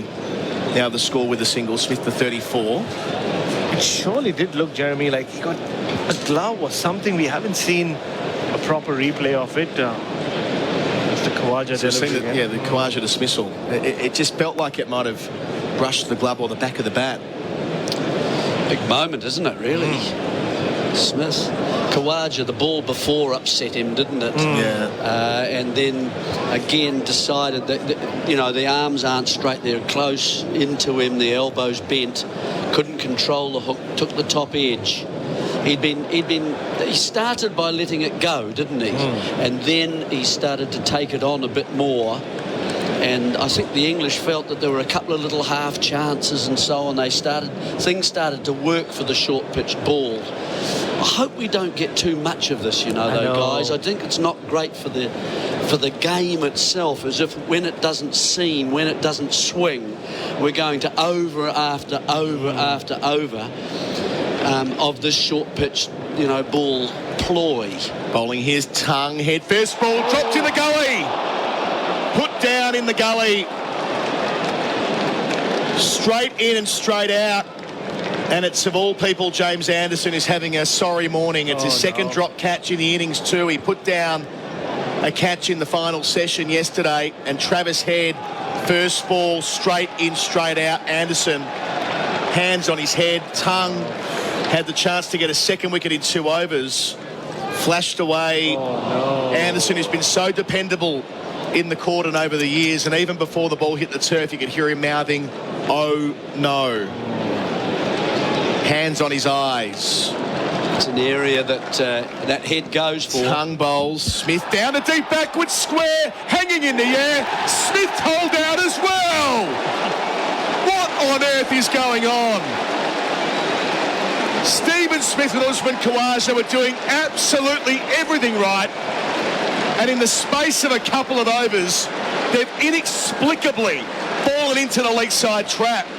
That might just change this test match. England go bang, bang. Australia 4 for 190. Hard to explain that away, Jeremy Coney. Well, he's back, which he's looked so comfortable, hasn't he, playing this ball, Smith, whereas the other players haven't quite looked so to have the time that he's got. He goes back and across. The bat and the hands are high. The back lift's high. This one has got a bit more bounce, and once again it's Tongue, isn't it? It is. He has been certainly the most dangerous bowler that England have got. Now, has that changed the whole session here? And it had to be Tongue. I think he deserves this wicket.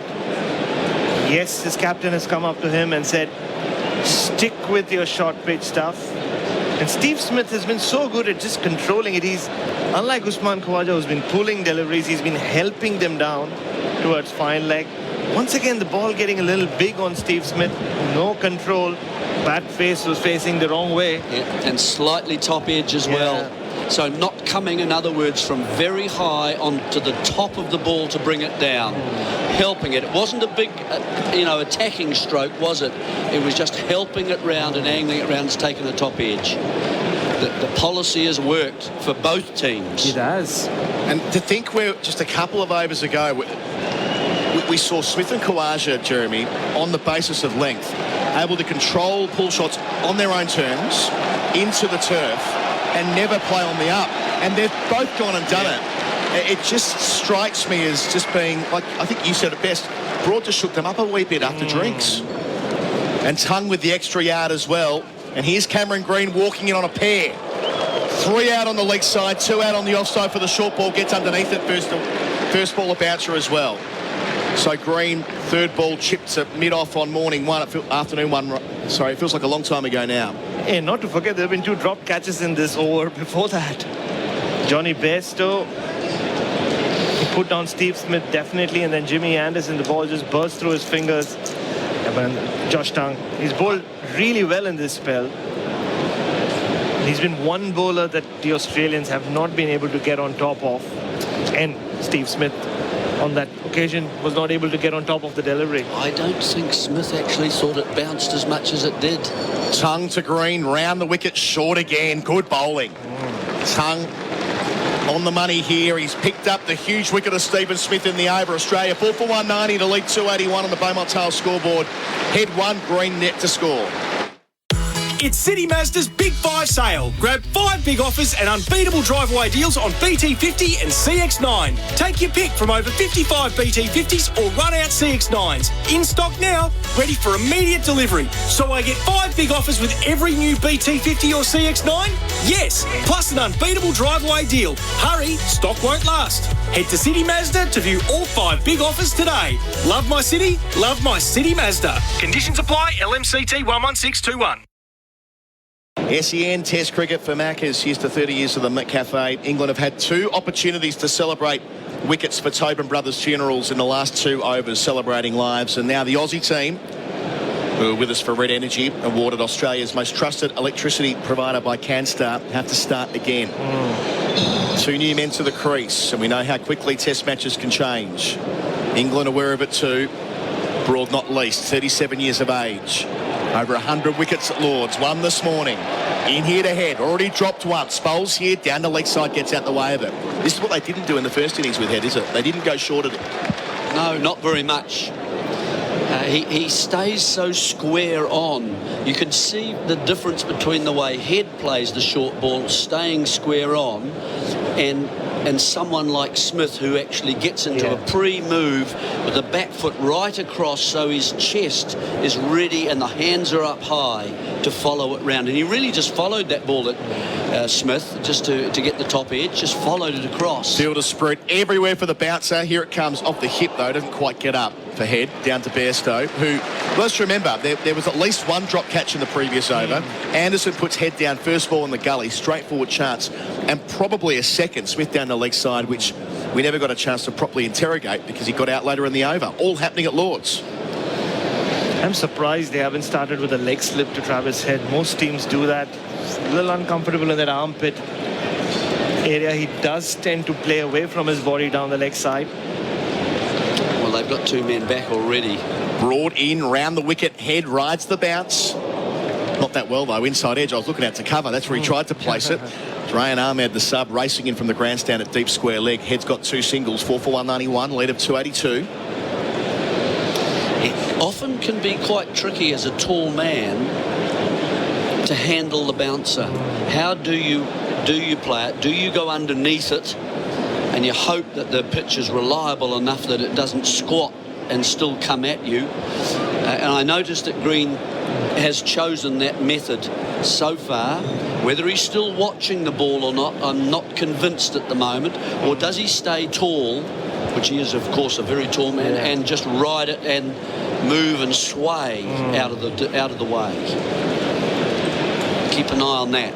He's not someone, Jeremy, who he's forced into. He's not one of those who plays at every shot delivery. He doesn't mind ducking, generally, what we've seen throughout his Test career. So you won't be tempted into pulling and hooking at every delivery, like a lot of batters so far in this game have been.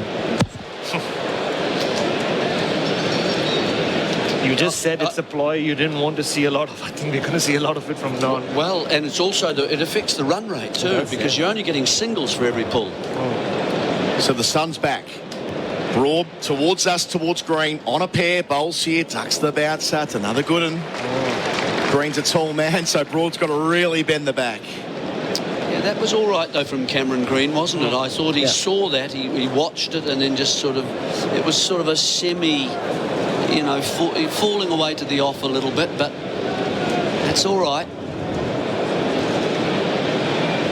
So they're brought in that backward square in. It's an unusual position. It's about 30 metres from the bat. Broad bowls here. Green ducks a bouncer towards his helmet again. Good accuracy from the veteran. So fine legs conventional, deep square legs conventional. The guy in the middle, Bharat, has bounced around from the rope to leg gully, and now he's sort of halfway in between. And there's another square leg. That's Ben Stokes next to the umpires. They're about 15 metres from each other. Then the mid-wicket, and on the offside, deep point, fly slip, gully, an extra cover. And as I say it, that square leg man is going to jump over to leg slip.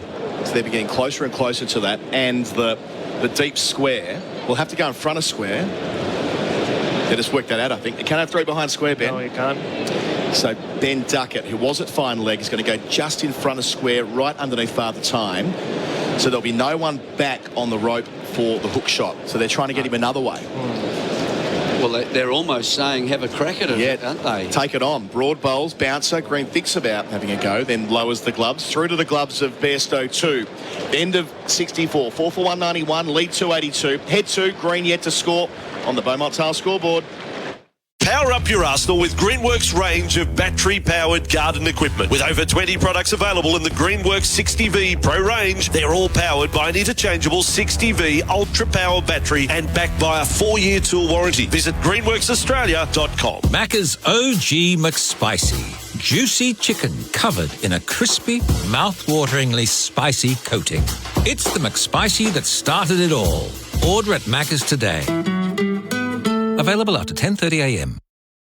Our Macca's I'm Loving It moment of the session. It's a new season for the McSpicy range at Macca's. Is without a doubt England getting 2 wickets in 2 overs to the short ball. Khawaja, then Smith falling to Broad and Tongue respectively. The ladder bowls here. New over, Travis Head over his head. Bouncer. Signalled a wide too. Didn't quite get the radar right there. So we've reverted to deep backward square, long leg even. 20 metres inside the rope. Fine leg, not far behind him really. On the rope. Square leg just in front of square. Then the fly slip in front of the visitors' dressing room. 10 metres or so inside the boundary rope, and a deep backward point. And a gully. Tongue up. Bowls to head. He turns it into the onside to mid-wicket with both feet off the ground. No run. Yeah, when Manas Labuschagne and the others were asked about how Travis Head will contend with the short pitch policy before this test, they said Travis Head knows only one way, he'll fight fire with fire, but he needs to show some game awareness here. Josh Tongue, this could well be his last over. It's been a long spell. He needs to somehow just survive this over. The others aren't as quick as Josh Tongue. They won't hurry him. It's an extended session as well. A lot of cricket to go before lunch. Tongue bowls and Head plays out down the pitch, no run. So lunch will be taken at 1:20 local time. I think we got down to Phil Long. Yeah, should have been 1:15. We'd moved it. Then it was a 5-minute delay, so we're 20 past. So 46 minutes, Jeremy, and you're going to be asking at least one, maybe two of the fast bowlers to go again on a second spell of short pitch strategy. So it makes it all the more important they see this through. Can't be Anderson, can it? No. So it's really only these two players and Robinson. Can Robinson bowl a second spell though? Oh, short ball. Brute gets it down just around the wicket from Tongue. That had wheels. Head played it with both feet off the ground. Didn't want to play it. It followed him and not far away from the man at forward short leg. That's Joe Root under the lid. This is explosive cricket. If Head is going to jump like this, he's got to get the hands down. He's playing that with his hands very high. And so he's just got to get those down somehow. And if it means you've got to wear one or two, so be it. Well, Australia won the first hour. England charging back into the session, though. Can they get another here? Tongue bowl, short ball, Head. Gloves near it, over the helmet. This is impressive stuff from the young man playing his second test match. He's really getting the crowd involved as well on the Saturday afternoon. It's gone from can Australia bat England out of the match to something more along the lines of, can Australia get through to lunch without losing any more? I think the hand was off the bat too. I think you'll find from head. So even though it hit the glove and went in the air, that last one wouldn't have been out. So Tongue on the approach again. Bowls wide of the crease. Head tries to chase it down the leg side. Doesn't get anything on it. I just get a feeling we might have seen the last of James Anderson in this series. I just get a feeling they'll bring Mark Wood back. We're going to see a lot of short pitch bowling for the rest of this series. And as the one guy who can't do that regularly... I mean, I don't mind watching it for a while because you're testing a batsman. It's just the fact that it's going on and on. And you see, pulls are being not even applauded or anything, are they, at the moment? Tongue bowls, head, plays off the hip and doesn't beat mid-wicket. That's the captain, Stokes. That'll be the end of the over as well. They'll reset at 4 for 192. Head on 2. Green yet to score. Now, delivery of the day for Macca's order Varmic delivery on the My Macca's app was Josh Tongue to Stephen Smith.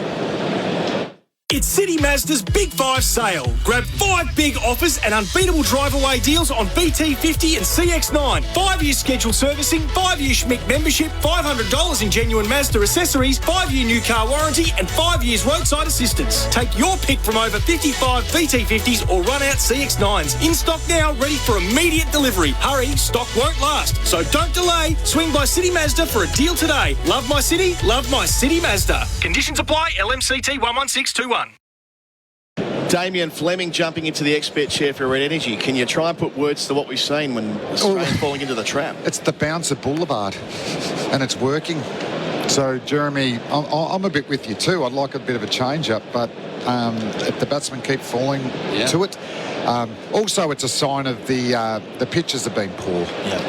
I think there should have been more lively pitches and encouragement to bowl fuller. We should say this is a slowish pitch here at the moment, so the ball can sometimes, you can play these ones if it's actually a wee bit quicker at you too. So Green still on the pair. He's faced 5 balls, brought in, round the wicket, pavilion end, bouncer again. Every ball's going to be a bouncer. The bowling isn't fast. 80 miles an hour is not fast. If this was 90 mile an hour, but that's a real difference. When playing against the West Indies, you couldn't think of really controlling hook shots like that at that speed. It's not easy. Yeah, I'm surprised. A couple of them, Usman took his eyes off the ball. Because I still think if you're going to take it on, you should be able to deal with it. Broad to Green, round the wicket, leaves alone on the angle across the body. Where this really started, Jeremy, in recent years was when Neil Wagner was able to do it so effectively around the world. Well, left-handed, and left armour as well, going across all the right-handers. You've got to fetch it as well a little bit. So, it's a tricky one because, I mean, when you think of good hookers and pullers of the ball, you think of Ponting, actually, don't you? And his weight... Well, how funny was it? He did a masterclass on Sky at lunch yesterday after England had all got out doing it. And probably could do it for Australia now. But he went forward. His weight actually went onto the front foot. Most of these guys are coming onto the back foot here. And you can get stuck sometimes on that back foot. It was a way that I played for a while.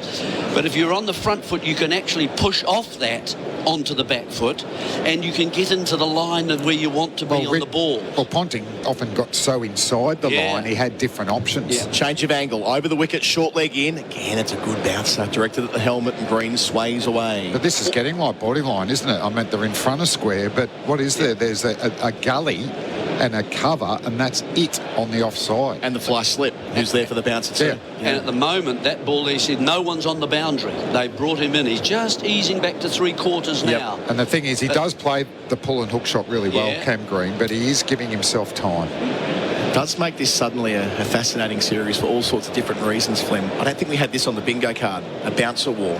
Broad bowls over the wicket. Green on Nort. Defends his 9th delivery out to mid-wicket. Might be the first time balls met bat from Green But it can change if Headingley, I know they haven't asked for it, but if it is got a little bit of juice in it, they're not going to bother bowling halfway down the pitch. Headingley's not had juice in it for a fair while, though. Okay, well, I know spinners have done well there. Yeah, they have. Well, Moenali's done well there. Leach dominated last and just year. seeing, I still think Tung's the most uncomfortable bowler to face here because he's faster and he's got a higher release. He releases past 12 o'clock. Yes, he is past the perpendicular, you're right. So Broad over the wicket, in the hairband as ever, to Green. Another bouncer, sways out the way. I suppose Glenn, I walked in with one of your friends today, well, foes, Jeff Thompson. Yeah.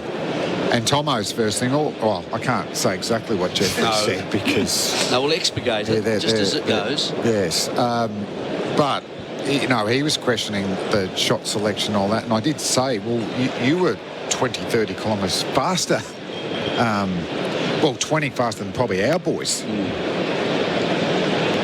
So nice and sunny again as Broad gets up to finish the green. He's under the pump with the short ball down the leg side. Doesn't catch up with it. Pretty well played in the end by Green when you consider what they're going for here. He's still on a pair.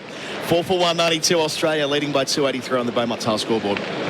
Whether it's been a big weekend or a big weekend of NRL. And Jerome Luai pantherised that. Picks up a try.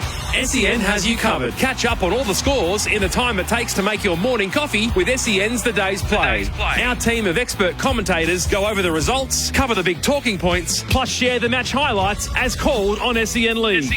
SEN's The Day's Play, your one-stop podcast channel to catch up on every sport called by SEN. Yet to see the DRS this session. When we do, and if we do, it'll be for IMAR Insurance, the tradies, mate. Call 13-IMAR. Got Damien, Fleming and Jeremy Coney with me, our experts for Red Energy. As Tongue takes off beneath us. Nursery end. In to head on 2. Short ball takes it on. Gets plenty of it. Out towards deep backward square along the turf for 4. So Head's had a couple of flirts with balls in that line of the body. That's the first one he's middled. He liked it. 4 for 196. He liked it straight away. He didn't even bother running for that one.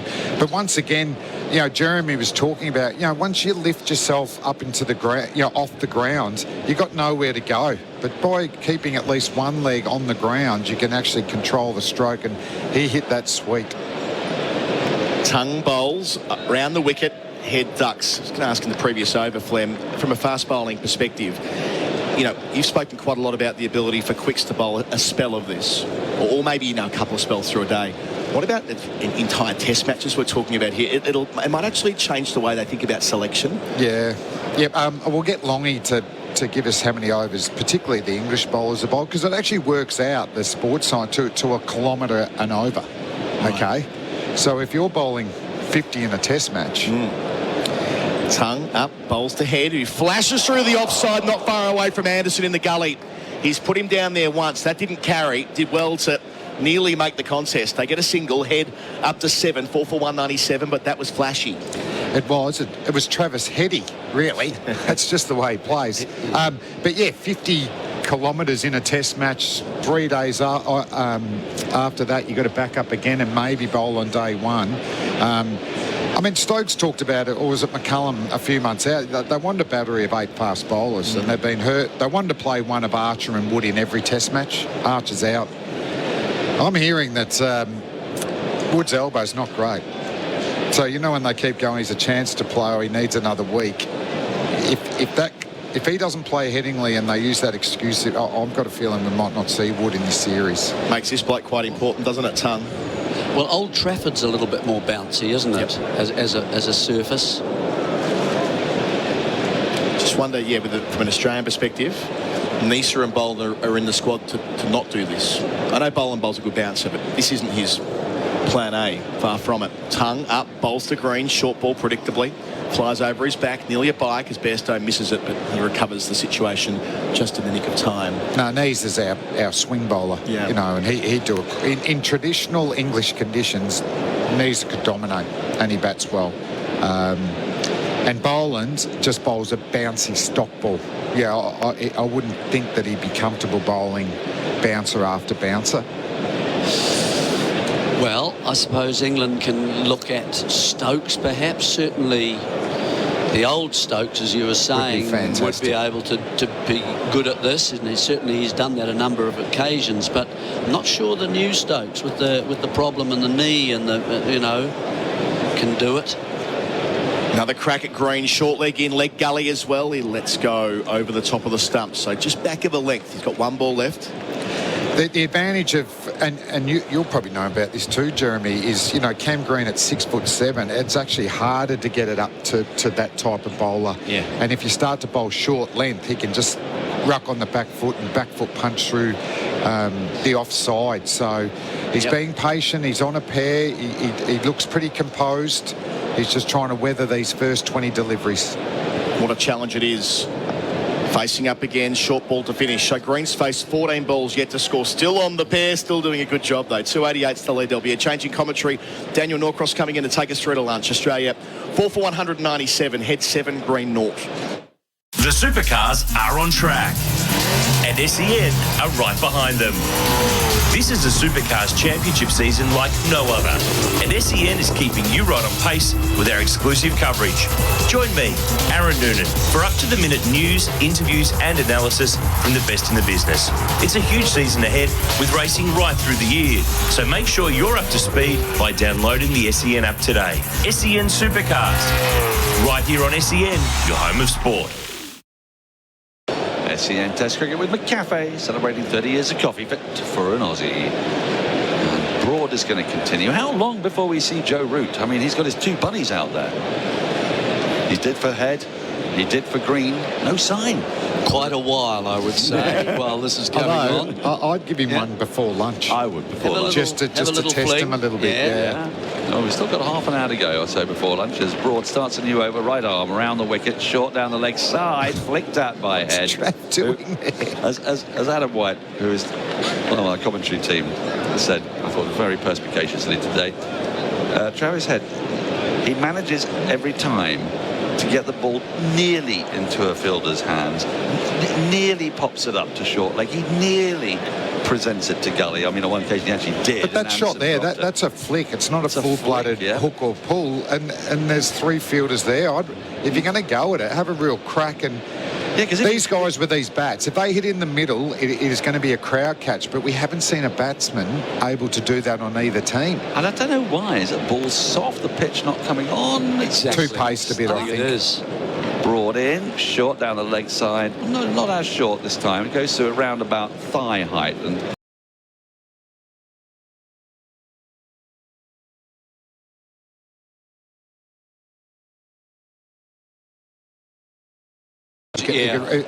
well inside and correct. Watching the ball the whole way and ducking and letting it go over the shoulder. Much better technique than the technique we just saw from Head. Yeah. And all the while, rather quietly, Stuart Broad is picking up wickets again. He has 2 in this innings. He's in now to Carey, who does exactly what he did the last time, which is take a little step to his left and evade the bouncer that didn't get up very much. It was not a dissimilar ball to the one that got rid of Head, but as you're saying, as we take a look here on the replay screen, it's not a well-played attempt at the short ball. It was, I suppose, around near the armpit, but you've got to ask. It wasn't rearing off a short length, it was short. Can you not just evade it? I mean, can we tot up the number of wickets to short balls? Getting Josh Tongue and Scott Boland and what have you with short balls, I'm not really counting them. That'll happen, but wonder top 7 batters. I wonder if he has a go getting him out like the first innings here. Broad into Carey, who defends really well off the back foot, the short ball into the ground. That's how you do it. A successful over for Broad and for England. He has 2 for 44 after 68 overs on a Beaumontal scoreboard. Australia 5 for 197. Want more of SEN's expert analysis? Then subscribe to SEN League on YouTube for all the best NRL analysis from experts like Matty Johns, Cameron Smith, Greg Alexander, Andrew Voss, Matt White, and more. Visit youtube.com, search for SEN League and subscribe today. Bharat Sundaresan here for Henley Homes. Check out Henley's exclusive community at the Dales Bonnybrook. Land from only $350,000 and build a Henley home, or buy a brand new completed home from only $619,900. Henley.com.au. SEN Test Cricket with McCafe, celebrating 30 years of coffee for an Aussie. Tongue is going to continue this mammoth spell into his 9th. Green still on a pair. Carey's yet to score. 5 for 197. Forward short leg slip, gully. Tongue into Green, who evades the bouncer with a little genuflecting nod as if he's just met the king for the first time. He goes through to Bairstow. There's no run. So many balls? Is it 15 balls? There've been 15 bounces so far. I've got to tell you, a stat. Do you want it, Phil? You can have it. There's been a lot going on, but you can I'll say it. Most catches in the field for England in Test matches. Joe Root has gone past Sir Alistair Cook, who is upstairs. 176 catches, and he's got there much quicker than Cook did as the next ball's turned round the corner to backward square leg for a single. Alistair Cook was never really. Green's off the mark. Ripple of applause. He's off the pair, yeah. He's off the pair. Alistair Cook wasn't a natural catcher. Root's always been a bit of a better catcher, but they were both in the slips for quite some time, but that's quite an achievement. 176 outfield catches for Joe Root, taking him top of the tree amongst Englishmen. I remember when the benchmark was Colin Cowdrey. Did you ever play against Colin at the very end of his career? No. Did you squeeze a game in no. when you were young? No, I didn't. No. Must have got close, though. Well, especially when he came back at 40-odd, when he went out to Australia. Yeah, you're almost... And playing against Tomo. To face Tomo. Good morning, Mr. Thompson. Bleep. Yeah. Believe we've met. Tongue into the left-handed Carey, short and evaded. So these two aren't playing ball. So England are going to have to come up with a different plan here. Well, they might not have to. I think they'll just do it till lunch. But yeah, maybe one from Root just before lunch. But no, they'll just keep on bounces. It's working. Well, then they've just got to keep them honest by throwing the odd one up. And I think as a batsman, you've got to have a way of playing that. You're generally squaring up slightly by moving your back foot across the stumps to get out of the way. You just got to be able to play a bit of French cricket. Tongue in, it's stabbed into the offside. It's picked up at the short point position by the short ducket, and there is no run. It's good work from Tongue, isn't it? 85. Yeah, brilliant. 85 miles an hour into his 9th over on the trot. I've been impressed with him, but what I haven't been impressed with is the way Australia have played him, because I was brought up watching a battery of West Indian quick bowlers, and they were on more awkward pitches. And I'll tell you what, he's bowled quicker. 3 of the best deliveries. Those ones where he knocked Warner and Khawaja. Oh, yeah. I mean, they were high-class deliveries. Serious balls. He's over the wicket to Carey, and then that flies through. Wow. And I think I prefer this line of attack because Carey's able to get over to the offside when he bowls round the wicket. When he bowls over the wicket, it's coming but to be honest, he actually bowls like West Indians. There's a bit of Courtney Walsh about his action, where they were very mixed actions, bowl past 12 o'clock. But what they do is you're maximising your release height, and that converts to steep bounce. And that's what that is there. That's that area, I think, that line where we saw bounce yesterday too. Tongue in, short, and nicely guided through backward point. I expected to see a fielder there, but there isn't one. He's going to run onto the boundary, plunge for 4. Carey is underway. He's played that well. He's got right on top of it and guided it between point and backward point. And the 200 is up for Australia. It's taken a while. 5 for 202 at the end of the 69th over. 5 for 202. At Empress Diamonds, they're making diamond dreams a reality. If you're planning the perfect proposal, visit Empress Diamonds, Melbourne's first diamond wholesalers to the public. Don't pay too much. Their experts will find the perfect diamond for the one you love at up to 20% off. Royal quality diamonds at a wholesale price, discounted up to a further 20%. Only at Empress Diamonds, making diamond dreams a reality for over 20 years. Book your exclusive appointment now. Visit empressdiamonds.com.au. SEN Test cricket for McCafe, celebrating 30 years of coffee, fit for an Aussie. Now then, we're going to say yes, Broad is going to continue. Hey Dan, is there a way of getting our little lunch bracelet on without getting it all on my hairy arms? Put it on your lanyard. How do you do it? Well, your lanyard's this thing. Put it on this. Oh, okay. And they can Thank still you very see much. it. And they can still see it. And no... and then you don't rip no your hair, hairs no off. hairs on the... Because I've got no lanyard. hair left on my left wrist. Oh, honey. It's gone. Yeah. Big, tough old fast bowler like you. You know, got no hair 9 days his wrist. in, I've been ripping it to shreds. Thanks for that. Broad starts a new over to green, bouncer, he ducks. No run. It's a Phil Long. You were looking at me as if to say you want one of those. Well, you're talking about lunch, and 3 came out, and I noticed you 3 were... Well, it came from the left to the right. Hoovered them you up, happened to be the 4th on the way. Hoovered them up. But there are a few things that... 3 go into 4, Longy. So there was a... Phil Long. Chance. Age before beauty. And we'll get you some. Phil Long has 3 great loves in his life. Leicestershire County Cricket Club, cricket stats, and free food piled as high as humanly possible in a giant I have cigarette noticed that. puncher. He's a good grazer. He's brilliant at it. I mean, He it's does. basically he's an engineering wizard. He cleans other people's plates at the end. But just watch his technique. It's things and how he piles. We'll ask him about it through this over because the technique's all important. Short, played well by Green, gets right in behind. He's a tall man, so it's a little easier for him to play that. Yeah, he may defensive get shot. more scoring opportunities because of his height and his reach. If the bouncers start to only go up around, rib height, he can punch off the in the offside. Even though they're strengthening the catching area on the offside, a slip goes into place, saying that there might be the occasional ball, might be the full. odd line and length. So Longy, let's start with breakfast because you're an absolutely consummate breakfast professional. A buffet breakfast is never safe from Phil Long. And by buffet breakfast, the ones when you're in a hotel, you serve Help yourself. Help yourself. Ladies and gentlemen at home, these are the kind of tips you don't get on ordinary radio stations here on SEN and SENZ. We're going to give you a life skill that you can take with you around the world. Breakfast plate never quite big enough. That's the problem, isn't it? Well, I've never thought so. Well, that's the thing. You see, you counter that impediment. As broad as it, with a more conventional field, it is fuller. It's outside the off stump, left alone by Cameron Green. So, talk us through how you start. So, you need to make that plate bigger. Yeah, you need to make the plate Which you bigger. physically can't do, but you can by adding toast around the edge.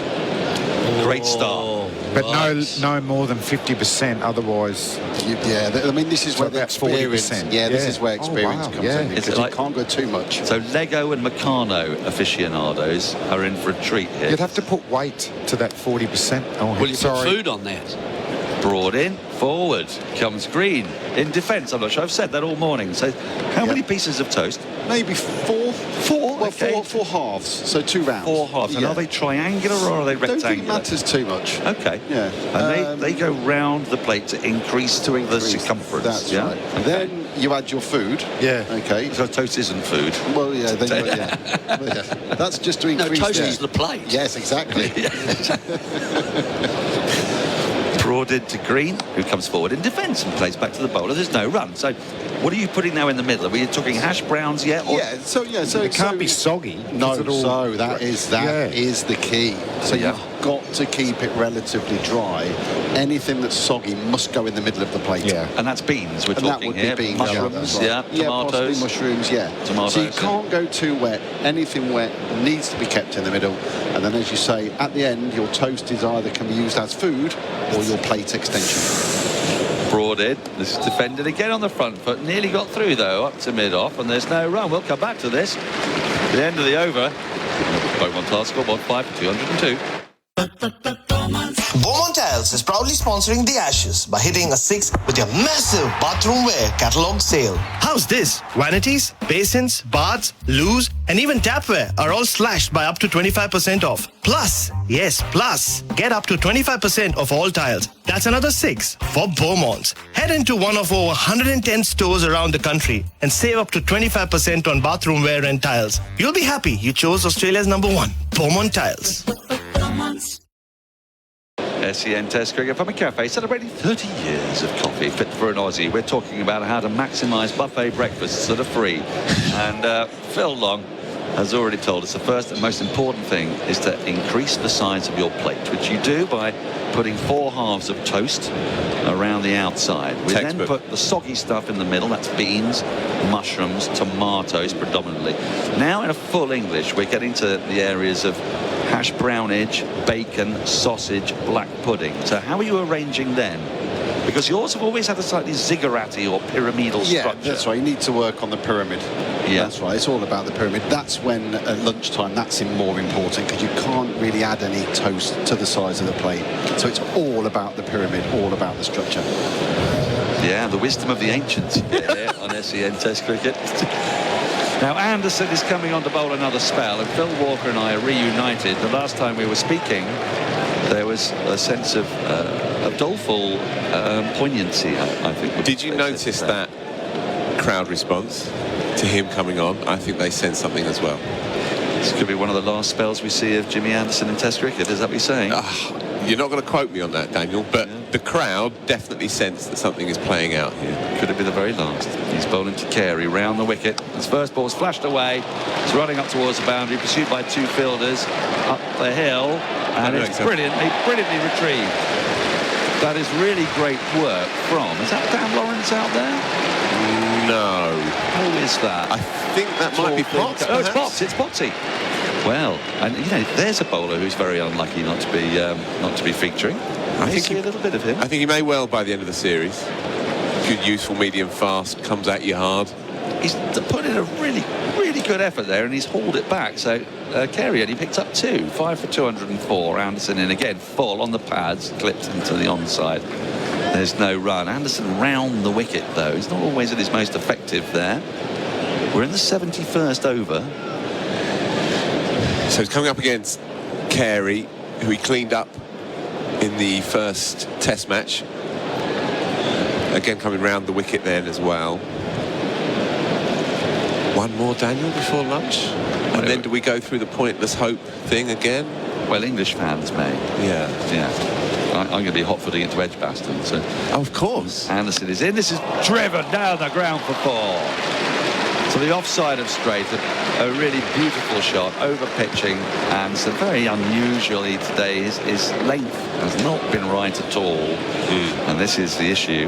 That was too full, but played with a beautiful straight bat. We've not seen many shots like that because most of the deliveries this morning have been short, so it's nice to get a bit of an aesthetic fix, you know. It's a bit like watching a bit of Michelangelo while the rest of the time we've been sort of bombarded with Salvador Dali. Yeah, they stuck out their plans, England, and they got some rewards for it in the end. It wasn't pretty, no doubt, but it was brutally effective towards the end at least. It's the up and down bounce that I think helps explain the upper, you know, the top edges and the uppercuts and so on. Inability to time, short, and ducking is Carey, a rare bouncer from Anderson, goes through Bairstow. He's like a Russian doll, Gilchrist, isn't he? Carey doesn't have the pyrotechnics, he doesn't have the destructive explosivity, if you like, of Gilchrist, but he has that reassuring, game-changing quality and class at number 7. A colleague of mine said before the whole thing began, he said it's Carey's ashes before a ball had been bowled. Did he? Yeah. Big call, but I understand where he's coming from. He didn't mean Nicola, as that goes through to the keeper. Or Peter. And there's their run, or Peter. Peter. The true history of the Kelly Gang. The Kelly Gang. What a lovely book that was. Fabulous. Beautiful. Booker Prize. Won the Booker. I think he won it twice. He did. He's one of the very rare people to have done it. Yes. That's off to Peter Carey. Forget what the other book was. Anyway. Neither can I. We're on the spot here. Yeah, one ball to go. Yeah, revealed ourselves. Anderson, bit of clapping going on. Short, through to the keeper, and innocuous over ends, boundary, and 2 runs off at the end of the over. Australia 5 for 208. The supercars are on track, and SEN are right behind them. This is a Supercars Championship season like no other, and SEN is keeping you right on pace with our exclusive coverage. Join me, Aaron Noonan, for up-to-the-minute news, interviews and analysis from the best in the business. It's a huge season ahead with racing right through the year, so make sure you're up to speed by downloading the SEN app today. SEN Supercars, right here on SEN, your home of sport. SEN Test Cricket from a cafe celebrating 30 years of coffee fit for an Aussie. And in that short break, Phil Long has gone to Wikipedia and told us it's Oscar and Lucinda. Oscar and Lucinda, how could we forget? Yeah. How quickly we forget. Staring us in the face. Broad starts a new over into Cameron Green. Leg slip, gully, forward short leg. And he goes for it, pulls it out towards deep backward square for 4. Excellent shot. Got on top of it, didn't he? That was the key. He's a tall man, so you've got to get it pretty high to discomfort Cameron Green. Technically brilliant though, Dan. He's got inside the line, he's rolled his wrists on it. Does not got up that much, so it was in his slot, but considering there's 2 men out there, it's really well played. And the lead goes over 300. Thank you. 303. Now then, change of field. Having seen that shot, fly slip goes in. Of course he does. I mean, that's any captain's natural instinct, especially a fly slip that's 10 yards inside the boundary. It's your standard 6-3 leg side field. Standard. Broad into Green, short, and now he ducks this one. Had a little bit of pace to it, 82 miles an hour, which is not bad when you're banging it in halfway down. It's a long way to travel. I presume they're still measuring it from the moment it leaves the hand to the moment it reaches the sort of stump area. Is that how that? Because obviously speed is distance over time, isn't it? I guess, yeah, it must be, yeah. And therefore a bouncer, it's not. A bouncer's got to go all the way down, and it's got to go all the way up. So it actually travels further, but they still count it as travelling 22 yards or whatever. He knows. Broads in, short, pulled very close to the square leg. Actually didn't play that one particularly well. It was a bit top edgy, and it went out to deep square leg, who fielded it on the boundary. 1 more to the total. Green to 6 brings Carey on strike on 10. Australia 5 for 213. Yeah, Stokes was just in front of square, catching position, and it's gone perfectly at head height. Just, well, in fairness, a good 5 to 10 yards to his left. But he wasn't in full control, at least, unlike the earlier one. Didn't come out in the middle of the bat, did he? But both these two have played the short ball notably better than actually Khawaja, Smith and Head, who looked like they were happy to give their wickets away, which was a big surprise to me. I thought those two, especially Khawaja and Smith, would look to ignore it, which is bad. Times on their side. Leg slip still in for the left-handed Carey. Broad is in, and he evades by moving to his left. I like his method. He just shies away past off stump. Yeah, very the shoulder. Very uncomplicated technique.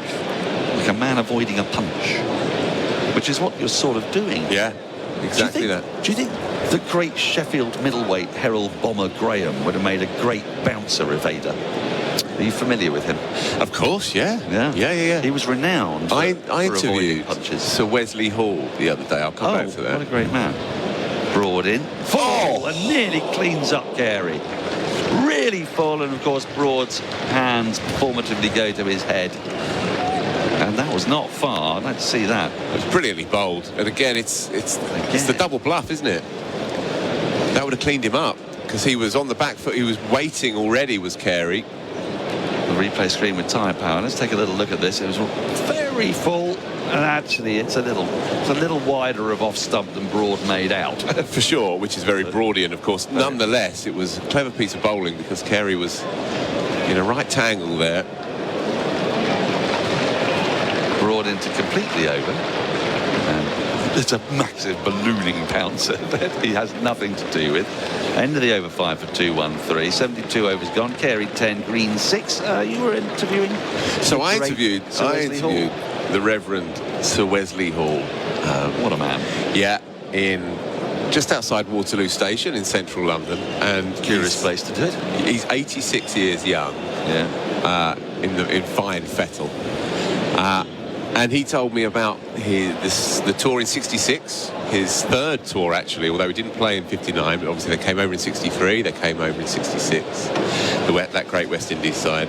And he met a young Muhammad Ali in the Oval dressing room. Oh. Have you ever heard this? No. Tell me more. Muhammad Ali, as a young lad, was ushered into the Oval dressing room, and he went up to Wesley Hall and he says, "I wish I could be as fit and as strong as you one day." And he'd seen him bowl for hours that afternoon. Now, I haven't corroborated it, and perhaps at 85 you can make up whatever you like, and you've earned the right to. Oh, he's a reverend, he wouldn't do that. Anderson into the right-handed Green, who nearly ducks so low that he nods his head onto the ball wide outside the off stump. No run. His biographer was with us, so there is a book out. Yes, I've read. Have you? Much of it. Yeah. Right, so I was given a copy, but I haven't got to it yet. It's a charming book. I can well imagine. It's a slightly hagiographic, but why not? But that's fine. I mean, it's a biography. Fine. What's it going to be? Yeah. We don't need to unearth the dark secrets of lurking in Sir Wesley Hall. No. Yeah, one of the greats. But he did say, he did back it up. He did verify it, did his biographer. Muhammad Ali, eh? In the Oval dressing room. Anderson in. Pulled out towards deep square leg, and again hens go to heads because it wasn't a million miles away from we've got such a configuration of fielders. There's one dead square on the leg side, there's one 5 yards in front of square on the leg side, sort of saving one, and then one deep, and it went out to the one deep for one more run to green. Let's take a look at that again on a replay stream with tyre power, and it really it did bisect the two, not as our marvellous colleague, the notorious Irish valve thief EOIN Morgan said, dissect, which would have been... It's better than... It's best not to dissect. It's better than players, Sir Alistair's damp squid, which he gave me once. That was a good one. Yeah, many squids. But they do tend to be. They do tend to be, yeah. But then everybody rushes for their thesaurus to find out what a squib is. Indeed. We just use it, don't we? Don't bother with the derivations. Anderson's going to be round the wicket to Carey with a packed leg side cordon. It's almost body line, but it's not Harold Larwood, and the ball sails through into the gloves of Bairstow. No, it's a bit more Harold Bishop at this stage. Oh, hello. Why not, eh? No, you've got to know your audience. I'm not at all surprised. I used to do a great Harold Bishop. I'm sure. What a lot of people forget about Ian Smith, or 'twas his name. Indeed. Because he was a great writer as well as actor. He wrote many of the episodes of the brilliant Australian drama Prisoner, which we knew as Prisoner Cell Block H, which has recently been remade as Wentworth, which I thoroughly recommend. Truly terrific and insane drama. Okay. As in again comes Hanson, bouncer through to the keeper, no run. And that was when I developed my theory about Australia, that much like men in general, they can't do two things at once. So between like 1978 and 1983, they made the most, well, 1985 actually, made the most cracking dramas. Richmond Hill, The Sullivans, Prisoner. Remember The Sullivans? Neighbours when it first started. Yep. Great stuff. Sons and Daughters, Flying Doctors. My word, everything. But in that halcyon period, they couldn't play cricket. And then the moment all those soaps got a bit limp, they got really good. Bang on as ever, Daniel. Full, clipped into the odd side to short mid-wicket, and there's no run. I was considering doing a PhD on it, but oddly enough, I couldn't get any funding. Just crowdsource it. You're notorious enough these days. I was going to say famous, but let's stick with notoriety. Notorious DAN, yeah. So you're off at lunch. You're well, I'm going to stay for half an hour after lunch, and then I'm going to hot-foot it to Edgbaston to see how the women are getting on. Big game, that. Huge. Anderson in, short, ill-directed, low to the right of Bairstow. Fields, really, as much as it takes. And there's no run. 5 for 2-1-4. It's not yet lunch. And Root is warming up. We did wonder if it might be a bit of Root. And I think you'd be more likely to bowl Root had Carey been on strike. The left-hander. Yeah. As an option. Yeah. Broad said, no, I'll have another one. Thank you very much. From the pavilion end, I've got my dander up. Root bowled really nicely at the back end of day one. Needed to. Yeah. To haul them in. Cameron Green gave him a wicket, really, with an ugly hoik. I mean, it's towed it up to, or rather spliced it up to mid-off, but his first wicket was nicely done. Whichever team loses this, and it's probably England, but whichever team loses this will look back at some idiotic moments. Sure. If Australia lose this game from having been 300 odd for 3 by losing 2 quick wickets to Joe Root, yeah, when they could have piled on 550, they'll be furious, won't they? Yeah. Similarly, I mean, we know why England will be furious. Because they're silly billies. Yes, well said. Broad, round the wicket, bowls a bounce, but it's easily evaded by... It's a good point. Sorry, Dan. It's a good point, actually.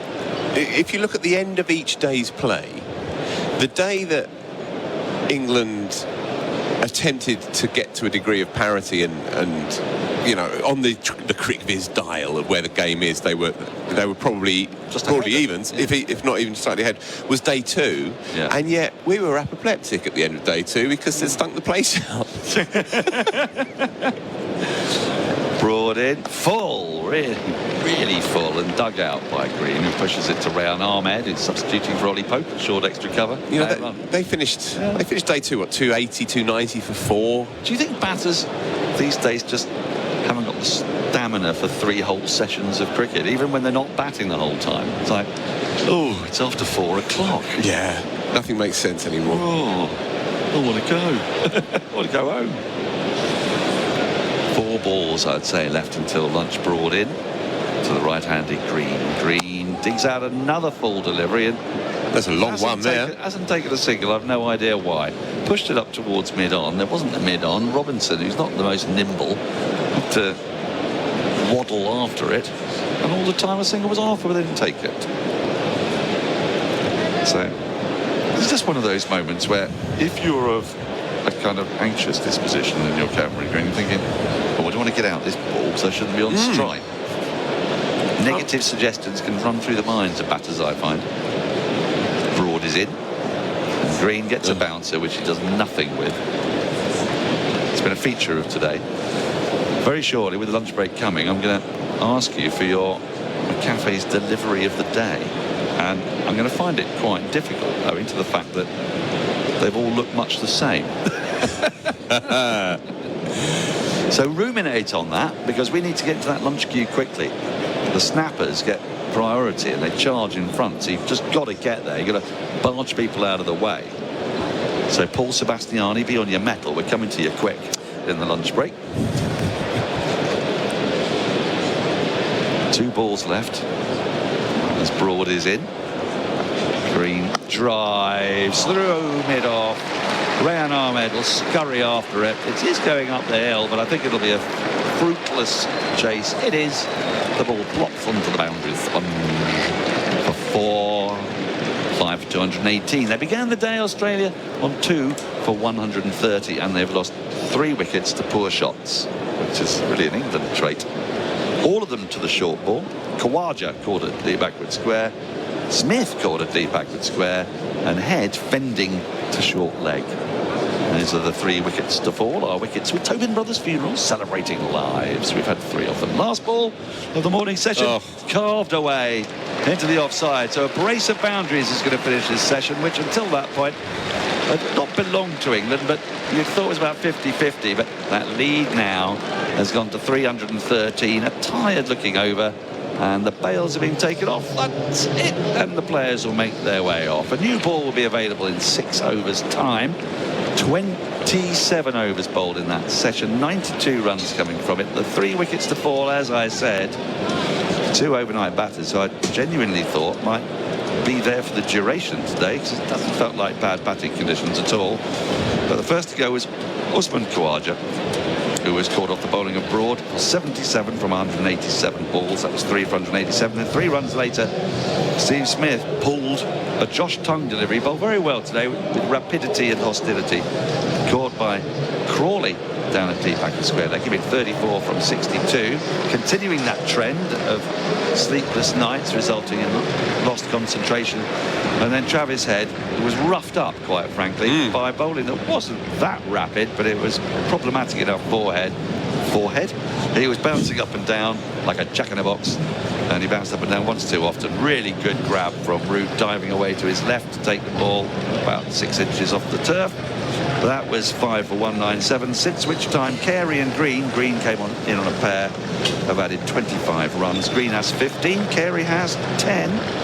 Bowling figures Anderson. We've been worried about Anderson. This might be the last we see of Anderson in Test cricket. Are we speculating wildly? Who knows? 1 for 64 in 19. Broad 2 for 57 in 20. Tongue 2 for 43 in 18. Robinson, another splendid spell, and a luckless one. 17 overs, 5 maidens, none for 41. Only 4 bowlers used. No Trixiness, no Root, no Stokes, no Harry Brook. It's all been orthodox short ball ploy. So with that in mind, Phil Walker, what's been the Macca's delivery of the day so far? Josh Tongue roughing up Travis Head, undoubtedly. It got big on him. It was angled into the body, left-hander, and Joe Root took a lovely catch low down to his left under the helmet. He's far too big a star, Joe Root, to be at boot heel, but nonetheless. It was the broad delivery that got him. The broad delivery, sorry. The broad delivery, yes. The broad delivery. And he came in hard, Stuart Broad, having been ignored as well for the first 75 minutes. So, Broad's steepler. It's the tall men that have done the damage. That'll be a concern for England when Green and Hazelwood and Cummins and Stark get their chance to bowl. All of them tall men. Tongue with 2, Broad with 2. But the state of play is that Australia are beautifully placed. 313 runs ahead. They've still got 5 wickets in hand. The sun is shining. We'll be back in around 35, 36 minutes. But to take you through the lunch break, it's going to be Paul Sebastiani. From a cafe, celebrating 30 years of coffee, fit for an Aussie. Live from England, the Ashes on SEN Cricket. 13 ahead, but by Jeremy Coney and Phil Walker. And, well, things can happen. Things can take a strange turn. There's a very strange turn at the moment. There's a guy purporting to be Britain's Prime Minister upstairs. I can't quite keep track of them.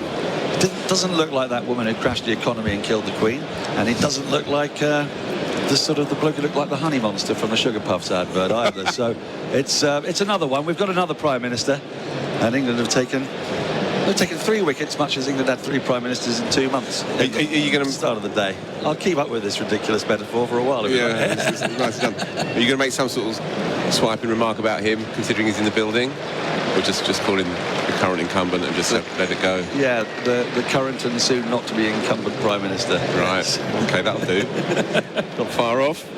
And England take to the field, and very interestingly, by the way, Ben Stokes has come out without his team. He has walked with enormous purpose straight to the nursery end. I can update you on that, Dan. He came out 10 minutes before. And he's been doing some bowling. Yes. And so he has now got his team out with him, and he is going to, I think, take the first delivery after lunch. And the reason for that is that there are 6 overs until a new ball becomes available. And I think there's every chance he's going to bowl 3 of them, and Root's going to bowl 3 of them. And this is about as long a spell as Stokes can handle at the moment. No, we're not into those mammoth 9-over spells of wincing pain that we saw in the 2019 Ashes. We've got 3-over spells of wincing pain. The first innings he bowled 3 overs, none for 21, did he not? A 12, a maiden and a 9. A couple of no balls thrown in there as well. So this is to take England through to the new ball. Will he ever get to 200 wickets? He gets chipped away. He's had a couple in this series. 196. 196, yeah. Because it's quite the thing to get 5,000 runs and 200 wickets. Not many men do that. As Jeremy, you're waving your hand rather as the late Queen used to when she drove past. No, I'm showing more of the back of the hand. You are, yeah. Yeah. Just to say, look, it's the same field, so we know what we prepare for once more. Same again. Yes. Iron leg, deep backwards square. Floodlights are on. Floodlights are on, yes. Rather limply at the moment. First delivery after lunch is, guess what? A bouncer. And Carey gets underneath it. Now they bowled round the wicket to Carey, and he evaded the bouncer with a really nice shuffle to the left, to the left, to the left. When he went over the wicket, Tongue, Carey looked to be a little bit more in trouble. Well, you're moving into the line, aren't you? So if you go across your stumps to avoid, the ball's still coming at you. That's right. As the angle takes it away from you this way. That's a short, punched off the back foot to a sun-hatted Broad. He was wearing a cap yesterday, which was a little discombobulating, but the sun hat's back on and the lights have come on. It's high cloud. It doesn't feel rain-bearing. And Australia are 5 for 222. We'll be on no ball watch, of course, because Stokes likes to throw a couple of those in just to keep us on our toes. Usually off the 6th ball of the over, so production team back in Melbourne better be on their toes too. As Stokes is in, short and relatively rapid through to Bairstow. There's a bit of rhythm in that delivery. Speed gun hasn't informed me of its velocity. Green has 15, Carey has 10. Australia here, it's a simple thing for them. Bat as long as they can through this session. This session is a minimum requirement for them. And they want to score 100 in it if they can. It'll be a slightly longer session and get that lead well over 400. Short again, evaded again. And England perhaps won't mind this too much because in these 6 overs with the old ball, Jeremy, if they can get through it without conceding more than 12 runs or so, then they can harbour hopes, can't they? Have a crack with the second new ball and go bang, bang, bang, bang, bang. Well, what are they? No, I don't think that last bang is the case, because I'm guessing that Lyon won't be batting. So just the bang, bang, bang, bang? Yes. Right. Yeah, OK. Yes, it's a very good point, that. Stokes is in, and goes through the keeper, no run. Although one of those wickets will come off a no ball, so they might have to go bang, bang, bang, bang. Well, then one of them doesn't count. Well, the bang will go off, but then it'll make a noise, won't it? But then that noise will be replaced by the discounted, the terrible murmur of disapproval. There's a no ball. Hey, well called. Very good, Daniel. Well, it was a fair call. Yeah, it didn't take Nostradamus, did it? Shadows from the lights appearing as well. It tells you it's a bit gloomy. Gets a horrible tangle, Carey, with this short ball that follows him, and he didn't get out of the way as he has done hitherto, and instead he sort of followed the ball followed him. There's something rather magnetic about that whole process. The ball rolled out into the onside, jabbed off. We'll take a little look here on the replay stream with tyre power, clean bowled savings off the top right hand. As Stokes gets back to his mark, sawdust right in front of him, and he runs in this familiar, awkward, wincing approach.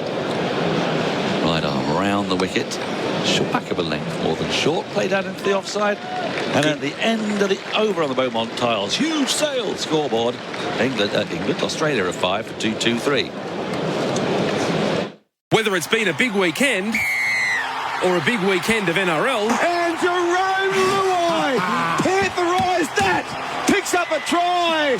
SEN has you covered. Catch up on all the scores in the time it takes to make your morning coffee with SEN's The Day's Play. Our team of expert commentators go over the results, cover the big talking points, plus share the match highlights as called on SEN League. SEN's The Day's Play, your one-stop podcast channel to catch up on every sport called by SEN. SEN Test Cricket with McCafe, celebrating 30 years of coffee fit for an Aussie. We're in the second session, which is with Drinkwise. Remember, if drinking, Drinkwise. And it's not going to be Root, it's going to be Ollie Robinson with the 1,000-yard stare, who's going to come in from the pavilion end. He has the face rather of 14th century king. He's in, and that's a terrible bouncer, so wide, so high, but not given as a wide. By which I mean is he has slightly flat features, rather in the manner of, say, a Richard II, or before perspective had really come into play. Yeah, You know I see that. Yeah. I mean, the ultimate version of that is John Lewis, the England women's coach, who looks so extraordinarily like Edward II, it's hard to fathom. So he had a streak of Postman Pat in him as well, John Lewis. A streak of Postman Pat. Yeah, Robinson he did really well this morning under a bit of pressure. Luckless, I would say, with the ball. Luckless is the word. He's in, short again. Oof. And it's a bit balloony with this soft old ball, and Green has nothing to do with it through to Bairstow. It's not much fun, is it, watching this? No, that's what I was bringing up before. It's a phony war. Well, that's 2 for the over straight away and 2 deliveries. So he's got to get the rest right. Well, with that in mind now, Duckett's moved into this sort of slip cordon of mid-wickets. No, he's not going to run away. He's going to go out to deep square leg, and someone else is going to replace him in that slip cordon of deep mid-wickets, just so as we can speed the game along.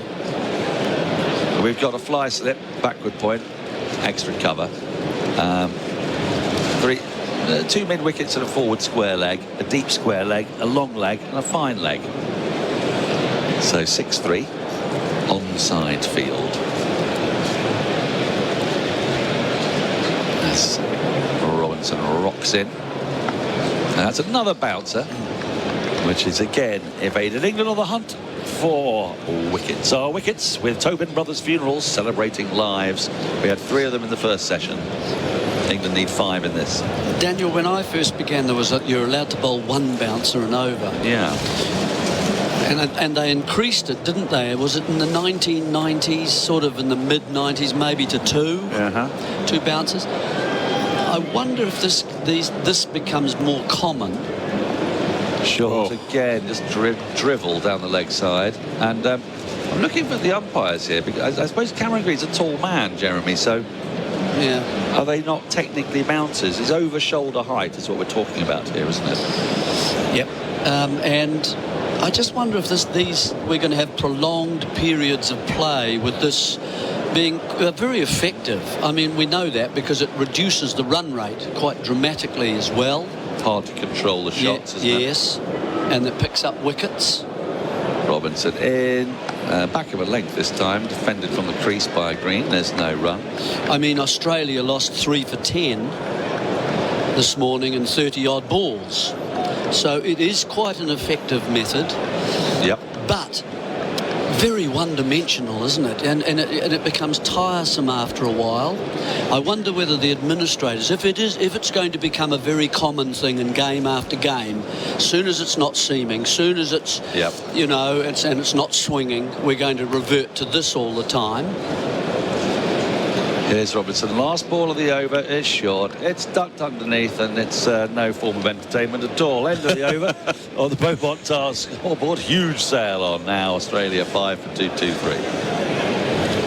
When it comes to cricket, like Imar, the tradies mate, who doesn't have awesome memories of watching over after over with their mates or playing backyard cricket? Chippies, builders, sparkies, cleaners, landscapers, painters and more. Imar tradies love cricket. That's why Imar is the third umpire partner this year on SEN Cricket, reviewing the umpiring calls and helping you review your insurance. Call 13-IMAR today, the tradies mate for over 35 years Australia-wide. That's Imar. SEN Test Cricket with Maccas. Here's the 30 years of McCafe as Stokes starts up a new over. Short, cut, carved really, more than cut. And it's going out towards the boundary. Broad lollops after it with his sun hat on, which doesn't fall off on this occasion. I think he went past his average 8.5 steps without the sun hat coming off. They get back for a couple. 5 for 2-2-5. Carry to 12. Yeah, so just to finish that off, I think if I wonder what the administration will do. Will they actually have a chat about it as a style of play? It's a very good point. I mean, I first became aware of it becoming absolutely inevitable from watching New Zealand and Neil Wagner. Yeah. Because he would just do it off about 50 overs, wouldn't he? It's just another short ball ducked by Carey. The only difference would be he's a shorter man, and he skids at you a bit more, and he became very accurate, and so it was he was never really called for no balls or for one and over, because it was all through a sort of chest high. Yeah, this is almost deliberately out of reach, isn't it? Yes, and this is, and yeah. I think that they could become quite hard on this. I think that should actually happen as well. Yeah, very good point. Stokes in to Carey. That's Fuller and is defended from the crease. There's no run. Good morning, by the way, to our New Zealand listeners on SENZ. They're here thanks to Resine, New Zealand's most trusted paint brand. If you're listening in New Zealand, of course, you can get involved and send us a text. Jeremy, what do they send us a text on?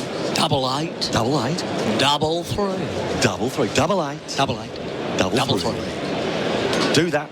Get on to us now. We need your company while we're watching this monumental tedium. That's a slower full ball on the pads. That's livened things up a bit. Something a bit different, which is tucked to short mid wicket. There's no run. As I say, though, it's a phony war. There are 18 more balls until a new ball becomes available. And that's my disappointment, lads, is an over of route. Could have been a bit of fun. You've got the left-handed Carey. You say it would have been a more attacking move. Do you want to have a wallop? Put your, long on up, long off back sort of thing, or vice versa. Stokes in. This is punched off the back foot, straight to short, extra cover, no run. Whereas what's going to happen in this period is just simply try and get away with 6 or 7 runs and then take a new ball, isn't it? And you don't think they'll use this method with the new ball? Not initially. Nor do I. Not initially. Yeah. Also, time running out for England to win this today. Yes. You mean for golf tomorrow? Is that what you're suggesting? Well, no. Time running out for England to foolishly attempt to win it today and therefore lose it today. Stokes is in short, up on his toes goes Carey, plays off the back foot into the covers, and that's the end of the over on the Beaumont Tiles scoreboard. Beaumont Tiles, huge sail. Australia 5 for 225. The supercars are on track, and SEN are right behind them. This is a Supercars Championship season like no other, and SEN is keeping you right on pace with our exclusive coverage. Join me, Aaron Noonan, for up-to-the-minute news, interviews and analysis from the best in the business. It's a huge season ahead with racing right through the year, so make sure you're up to speed by downloading the SEN app today. SEN Supercars, right here on SEN, your home of sport. Robinson starts the 78th over of the innings from the pavilion end to the right-handed green, bowls a bouncer that he evades. Now, I have my experts alongside me, Phil Walker and Jeremy Coney, our experts for Red Energy, 100% Australian electricity and gas. And are you feeling as sort of like underwhelmed? You know, first over after lunch, right? 5 wickets away, sure, and then this. Yeah. However, ugly. Soulless, yes. It's nonetheless a pragmatic and sensible move in the context of where this game is, because if Australia are not moving along too fast, and if we take out the creed and the doctrine of Bazball from this equation, short through to the keeper, Bairstow ducked, then there is some ugly logic to it, right? Not if they keep letting it go, not if they don't lose wickets. Sure, but in this mid-period, this 6-over emptiness before the new ball, when they'll go again, this void, this chasm, it's not pretty, which there is no entertainment. It's not pretty, but I can understand it. Yeah, but they're trying to save. We're going to see a lot more of it. They're trying to save Test cricket, Phil. Don't forget. They're hoisted by their own petard. This is it. This is the problem. Make these grand statements. You're not allowed to play dull cricket. Another bouncer, and so far evaded once more. And in this second session, our second session, by the way, with Drink Wise. Remember, if drinking, drink wise. We've seen bouncer after bouncer, evasion after evasion, and now at least that's one for the over. It takes a bit of effort to get it that high up. Robinson, I think, has bowled rather well for his number. In the first innings, he's very disappointing on the first day. Then he got some cheap wickets at the back end, and then the second innings, I think he's bowled really very well, but without good fortune. Here he's being asked to do something which is very not Ollie Robinson, really. But he'll get over it. He's in, right arm over, short. That was a better bouncer. That was not quite as high, and Green once more just ducks, just genuflects as he has done throughout this bouncer barrage. So they encourage him now by bringing up a man. Oh no, his lurch is now easing back, but he's come in probably 5 to 10 paces. So offering, in fact, just 2 men out, or 2.5 perhaps. He looks about as casual as lurch can look, doesn't he? Sort of hands on hips. Quite debonair almost out there with his hat on. Yeah, you're pushing it there, Dan. Yeah, possibly, yeah.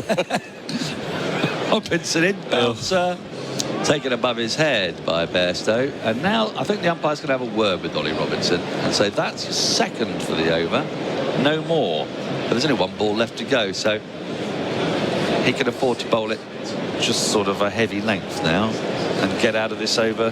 How many runs have we had since the break? 3. Yeah. And we've ball in the 2. And this is the 4th over, isn't it? So I suppose England will say, well, as I said, it's very effective. Very effective. Yep. And I suppose, you know, most of the Lord's crowd's not even watching yet because they're still at lunch. As Robinson is in, that's full and driven off the toe of the bat out into the covers. At the end of the over on the Beaumont Tiles scoreboard, Beaumont Tiles huge sale, Australia 5 for $2.25. Polaris end of financial year deals have been extended to July 31st with great savings across the range. Get $1,000 free accessories on the 2-seat Ranger 570, the 3-seat Ranger Northstar and the 6-seat Ranger Northstar Crew. Get $2,000 free accessories on the upgraded 23 Ranger Diesel and $3,000 free accessories on the Ranger XP1000. Finance is available to approved purchases at a 6.99% rate. Don't miss out. See your local Polaris dealer. Polaris. Think outside. SEN Test Cricket with McCafe, celebrating 30 years of coffee fit for an Aussie. And sitting in our expert chair, our experts for Red Energy, 100% Australian electricity and gas, is an Aussie, the Aussie Pete Lalor.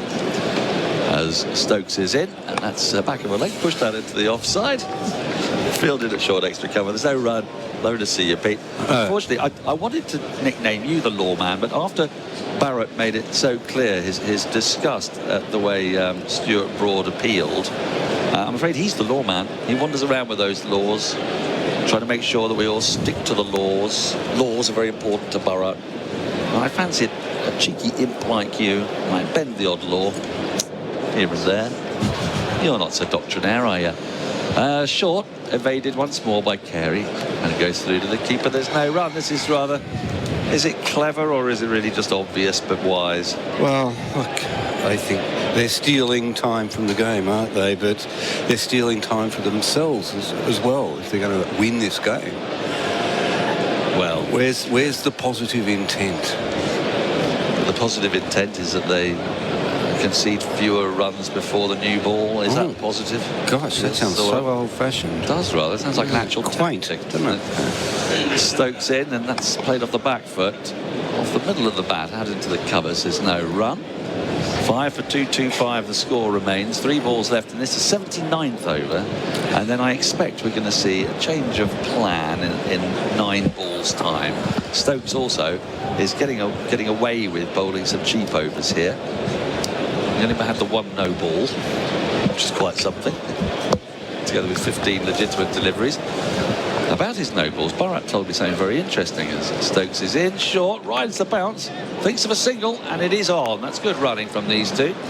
As Stokes back flicks, misses the stumps, and it's tidied up. 5 for 2-2-6. He said that the umpires find him very hard to do no balls. Oh, no ball has been signalled. Let's talk about no balls. Good old Stokes. Retrospectively, of course. But on the field of play, very difficult, because if you watch his delivery point, his right foot is directly behind his left foot. So thereby obscuring for the umpire the line, according to Bharat, who has spoken to umpires about apparently the unique difficulties. Maybe it's just slightly to the side or something. Let's take a little look at it when he runs in. Yeah, I know. Be possibly more of an issue when he's coming over the wicket, wouldn't it? You'd think more over the wicket, yeah. He's coming around now. But let's take a little look anyway. Okay. Well, Bharat's full of these intriguing observations. 1 foot after the other. The lawman. He's in. And that's short down the leg side. And didn't get up at all. Green could have had a whack at it, but he's left it. And it goes through to the keeper. It's unclear from that, really, what it is Bharat entirely means. We're going to have to get the lawman on to explain himself. But he is our resident umpire, so... And he likes to talk to umpires. He likes to talk. A little like you, Daniel. A little like me. But when you're as eloquent as you and as interesting as you, talk away. Yes, talk away. Never been so kind to me before. I don't know what's happening. Was it the lunch? Short through to the keeper. No run. It wasn't bad lunch today, was it? It was quite nice umami in the sauce. I didn't have it. Didn't you? No. It was all right. It was all right. The pudding was spectacular. A honey mousse with pineapple. And a strange hard caramel glaze around the outside, which I did like. It's worth it. It was worth barging in front of the other people. The hospitality by calling the broadcaster. I'm a broadcaster. Yeah, get out I'm a broadcaster. My name's Daniel Norcross. Last ball of the over. My last ball of the day as Stokes is in. Right arm round the wicket, and it's left alone. It's a full delivery. It goes through on the bounce to Bairstow. And at the end of the over on the Beaumont Tiles scoreboard, Beaumont Tiles huge sail. Australia a 5 for 2-2-7 with 1 over to go until a new ball is available. At Empress Diamonds, they're making diamond dreams a reality. If you're planning the perfect proposal, visit Empress Diamonds, Melbourne's first diamond wholesalers to the public. Don't pay too much. Their experts will find the perfect diamond for the one you love at up to 20% off. Royal quality diamonds at a wholesale price, discounted up to a further 20%. Only at Empress Diamonds, making diamond dreams a reality for over 20 years. Book your exclusive appointment now. Visit empressdiamonds.com.au. SEN Test Cricket for Macca's. Here's to 30 years of the McCafe. Adam Collins jumping in for Daniel Norcross, who's going off to the other place. And by that, I mean Edgbaston. He's really? Radio commentary on the women's T20 International this evening between Australia and England. Bought his bicycle. Yes, off to the... Really? One of those fold-up bikes. Hitting up there. So it's going to be Robinson bowling. Second new ball, 1 over away. Delivers here, short ball. Funny that. Carey gets underneath it. Lights are on at Lords. I thought you were being serious when you said he brought his bike, because it's a wonderful city to ride a bike in, London. I sat there the morning of the World Test Championship final and just watched bike after bike after bike going into town. We don't have that in Sydney. where I'm forced to live. A bit better in Melbourne. What about the parts that you inhabit, Jeremy? It's growing. Getting better? Cycleways, yes. Yeah. In our cities. You wouldn't ride in Wellington, would you? You'd be blown off. Too hilly as well. And hills, yeah. Carey facing Robinson over the wicket, pavilion end, short ball again. So 2 bouncers dealt with in the first 2 of the over, I would hope, on the basis that he ducked them both comfortably. We over here in London, they still get called the Boris bikes because when the community bikes got brought in, he was the mayor of London. Right. And speaking of him, that he's one of his successors has been on radio upstairs at lunch. Sunak, the Prime Minister, and he declared that he spends all day reading the ball-by-ball commentary on Cricinfo. Really? Might be one of those things politicians say when they're doing commentary. I've got some experience with this. As Robinson arrives and bowls to Carey, and Carey ducks again, although that sneaks through and goes to the fly slip.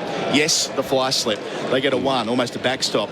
Might need it for Bairstow sometimes. 5 for 228 when the bye is signalled, and Phil Long marks that in his Sundaresan column. I had to walk around a couple of different politicians, including a Prime Minister in my former life, to go on commentary and swat up for it and all the rest of it. And one of the conversations at the back of the box with the PM of the time and Shane Warne led towards him promising Warney that he could be captain of the PM's 11 that year. Right. So the conversation went. And I got a phone call later in the day explaining to me the promise that he'd made to, of all people, Shane Warne, the late great. And I had to explain to him, I'm sorry, PM, you already have named Matthew Hayden as the PM's 11 captain this year. And then he said, as Robinson approaches and makes his way to the crease, 3 back for the short ball, as it's been all day. Bowls here, Green ducks this time, well over his head. Are we talking Kevin Rudd here? We are. By any chance? We are. Yeah. And he said, well, that's okay. I'll tell him that he can. The compromise we arrived at was he'll tell Warney he can do it next year because he'll, in theory, would have still been Prime Minister in the January of 2011, and of course he wasn't the Prime Minister at the end of the following year for reasons that most listeners will probably remember. So that was that in terms of Warney getting a chance to come out of retirement and play in a game at Manuka Oval. Green facing on 15. Robinson up, 2 left in the over. Over the wicket he goes. Short ball, good short ball, and Green gets away from it. I can't quite work out, Jeremy, how they're assessing 2 short balls and over here. No. I thought what happens once they get bowled a third? Is that no ball? Yep. That surely should be, shouldn't it? Yeah. Well, that's one way of handling it, isn't it? Because I know Pat Cummins often will bowl this length, but he's so accurate. He can get it on, pretty much the shoulder or the rib cage and still bowl his 2 bounces and get away with it. I'm not sure whether Robinson's necessarily doing that. Second new ball's 1 delivery away. Only 3 fielders on the offside. Robinson in, Green ducks another bouncer. So there was 5 in the over there. I'm not sure which were the 2 that were counted. 319's the lead. Australia 5 for 228 on the Beaumont Tiles scoreboard. Beaumont Tiles huge sale on now. Carey 13, Green 15. Hi, it's Shelley Craft. Keep warm this winter with Australian Made. Look for genuine Aussie products carrying the trusted green and gold kangaroo logo. There's thousands to choose from. Whether you're looking for authentic Aussie skincare, merino wool blankets or locally crafted homewares, Australian Made has something for everyone. There's even quality Australian Made fire pits for those brave enough to head outside. Visit australianmade.com.au/winter to find genuine Aussie products. Our middle sessions for Drinkwise. Remember, if drinking to Drinkwise, second new ball due, they're not taking it. Stokes continues. Nursery end off the back foot. Carey steers it behind point. That's a really good shot for 4. The diving effort was put in at the last by Stuart Broad, but he had no chance of catching up with it. So now 10 runs for the session. Carey to 17, Green 15. The lights are on at Lords, but they're yet to call for the second new ball, which they're entitled to.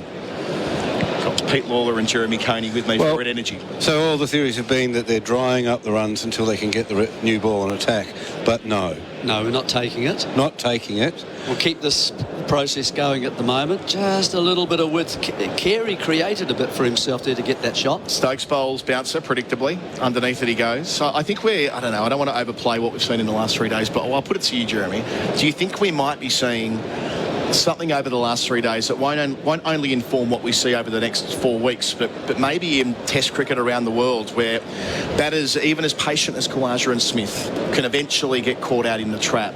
Might it be this becomes not just Plan C or Plan D, but, Plan A Part 2? Well, that's why I suggested the administration, if they don't like the look of this, and this is not the way they want to see cricket, Stokes bowls bouncer, ducked. then they start to consider chatting a bit more about it. They, as I say, we went from when I played, it was sort of one bouncer and over, and then it went to 2 in about the mid-1990s. Now, if we see this becoming a normal pattern of play, because it's very difficult to score from. You're taking big risks.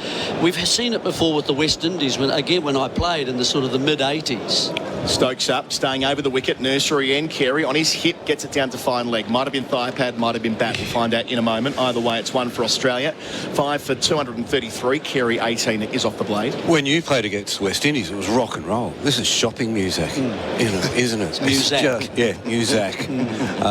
Lift music. At least you were sort of hanging on the edge of your chair when the West Indies were bowling. We were flying. This is, very much in the style of the Wagnerian approach. Neil Wagner. The Wagnerian. The Wagnerian cycle. I was thinking of the ring cycle. Yeah, the ring cycle. Well, this, or the Merchant Army in Russia. It will come down to the interpretation, I think. Stokes around the wicket to Green, short again. It's going to just continue to be short because it's not. I wouldn't call that bouncer height. I'd call that short enough that Green's got enough time. What you're describing, Pete, it's not quick enough for him to consider having to get underneath it. Yep. Standing at the crease in your normal stance over the shoulders. Which is about 8.5 feet. Well, it is to Green. Oh, no, here's a no ball signal. Hang on. But that's for a front foot, isn't it? It must be a front foot one. Yeah. Early in the over. So late for Stokes. So that's extras up to about 28 now, isn't it? 27, 28? 5 for 234. Stokes again. Bowls here. Green defends from the crease. Out to cover. No run. 1 left in the over. See, I think you're right, Jeremy. If this does become part of the everyday rhythm of Test cricket, then it might. I mean, I'm not sure what levers they could pull other than making it 1 bouncer and over. They've already got the restriction 2 behind square. We know why that is. You go back to 32, 33 and body line. But they're finding other ways, aren't they? I mean, the fly slip, the third man back on the deep square boundary.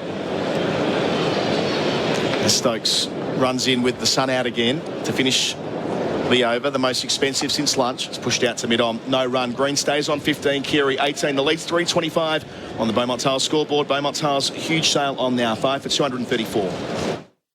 It's City Mazda's Big 5 sale. Grab 5 big offers and unbeatable driveway deals on BT50 and CX9. Take your pick from over 55 BT50s or run-out CX9s. In stock now, ready for immediate delivery. So I get 5 big offers with every new BT50 or CX9? Yes, plus an unbeatable driveway deal. Hurry, stock won't last. Head to City Mazda to view all 5 big offers today. Love my city, love my City Mazda. Conditions apply, LMCT 11621. SEN Test cricket for Macca's. Here's the 30 years of the McCafe. Jeremy Coney jumping out. Bharat Sundaresan jumping in. Our experts for Red Energy, 100% Australian electricity and gas. Robinson, second new ball due, not taking it. Field spread for Carey. On his hip, down the leg side. Bairstow takes it, no appeal. I thought there might have been a feather. So fine leg, deep square, leg gully. The second man behind square. The short leg, the mid-wicket. Then on the offside, a gully. Wideish mid-off. Backward point. And I'm going to keep staying with fly slip. That's not a third man. That's there for the catch. Hello, Bharat. Hello, Adam. Afternoon. Afternoon, Pete Lalor. Phil Long. Evening to everyone listening back home in Australia, or New Zealand, and around the world. This cricket is going nowhere. Absolutely. It's turgid. Bowls here. Carey in the short sleeve sweater. Defends down onto his feet nearly. Doesn't go anywhere. He picks it up and throws it to Joe Root at short leg. Well, for the fourth time in the series, we've seen Australia force England to the new ball, but in this case, they're not taking it. They're not. No. They didn't take it in the second innings either. No, they're in damage control mode, aren't they? Really? Yeah, but in a way, Australia won't mind this. Again, putting more miles under their feet. Well, how do Anderson and Broad back up after No, this? not at all. I think how do they play the next Test match? I think we've seen the last of Anderson for this Ashes. Yep. Robinson up wide of the crease. Bouncer, Carey, ducks, rinse and repeat. I do think the selection, this is going to be something that wasn't expected either. I mean, you mentioned Anderson and his longevity. Who knows what happens to Jimmy after this Test match? That's a very much an open question. We've been openly grieving on commentary at different parts today about a man who's taken 688 Test wickets and whether there is a place for him if this is going to be so much a part of it. But also just the resources that the touring side Australia have at their disposal. I mean, Scott Boland and Michael Neser are the two quicks not in the team right now, as Robinson delivers and Carey lets it hit him on the bum out towards backward square, no run. I wouldn't imagine if Leeds is how Leeds was last year, or it has been in county cricket this year, that it's going to be any better than this. So this will be part of the Leeds Test match. Therefore, can you really see them going to Boland or Neser, who are genuine, pitch it up, find the edge operators? They might be kind of stuck with, not that it's a problem, but having to pick guys backing up over 3 days rest, which probably wasn't in the plan. No, the only difference is, as Robinson gets to the crease and delivers, and Carey plays from his stumps. That kept us a snifter low. Well handled in the end with soft hands behind point for a single. He's 19, 5 for 235. The number of overs that the English bowlers are forced to bowl as compared to the Aussie ones. Totally. So we keep coming back to it. The 78 overs is the maximum an English innings has lasted. That's when they declared their first innings in Birmingham. And Ben Duckett a couple of days ago spoke about, we'll just tire them out if they have to keep bowling short. But Australia bowled 3 over spells. Not 8 over spells like Tongue and Robinson and even Ben Stokes have bowled. The one thing, though, that they will be doing it without Lyon, so they might be bowling longer spells, but still. Still a long way to go. Still they'll have to bowl. Robinson finishing here. Green defending high on his toes. Off the back foot. Get a single as well. Gets it straight enough. Well played. He'll keep the strike. Green up to 16. Lead 327. Australia 5 for 236 on the Beaumont Tile scoreboard. Huge sail on now.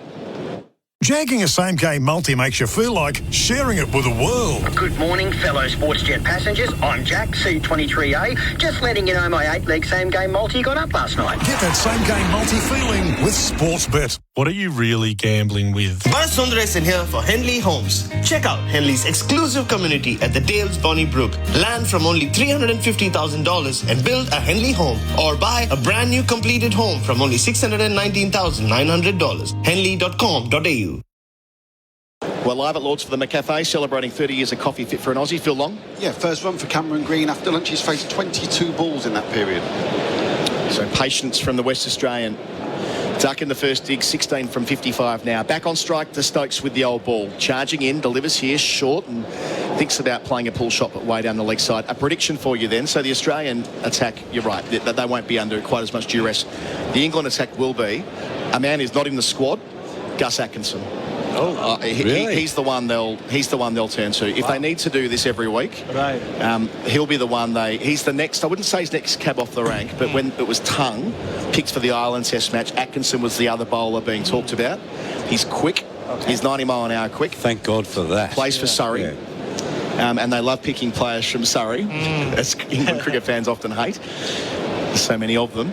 Stokes bowls down the leg side. Green catches up with it, maybe with his thigh pad down towards the pavilion, watching for the signal from umpire Raza here. It doesn't come, so runs off the bat. Green 17 with the single, 5 for 237, lead of 328. So yeah, he's the one who, if Bryden Cast was available, or if Mark Wood was fit, and we have no idea about Mark Wood.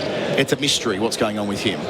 Is he available next week? Is he still got a elbow problem? The only thing I'll say on Mark Wood is he was substitute fielder a lot of times in Birmingham. He was on the field a lot. I haven't seen him on the field at all during this test match. It's only been Potts and Rehan Ahmed. So I don't know if that's a giveaway. Well, Potts and Wokes are in the squad, and the reason I'm discounting them is Stokes runs up with a leg slip for Carey, delivers here, and Carey ducks the bouncer, albeit having to sway and keeping the gloves nice and low so not to threaten the blade.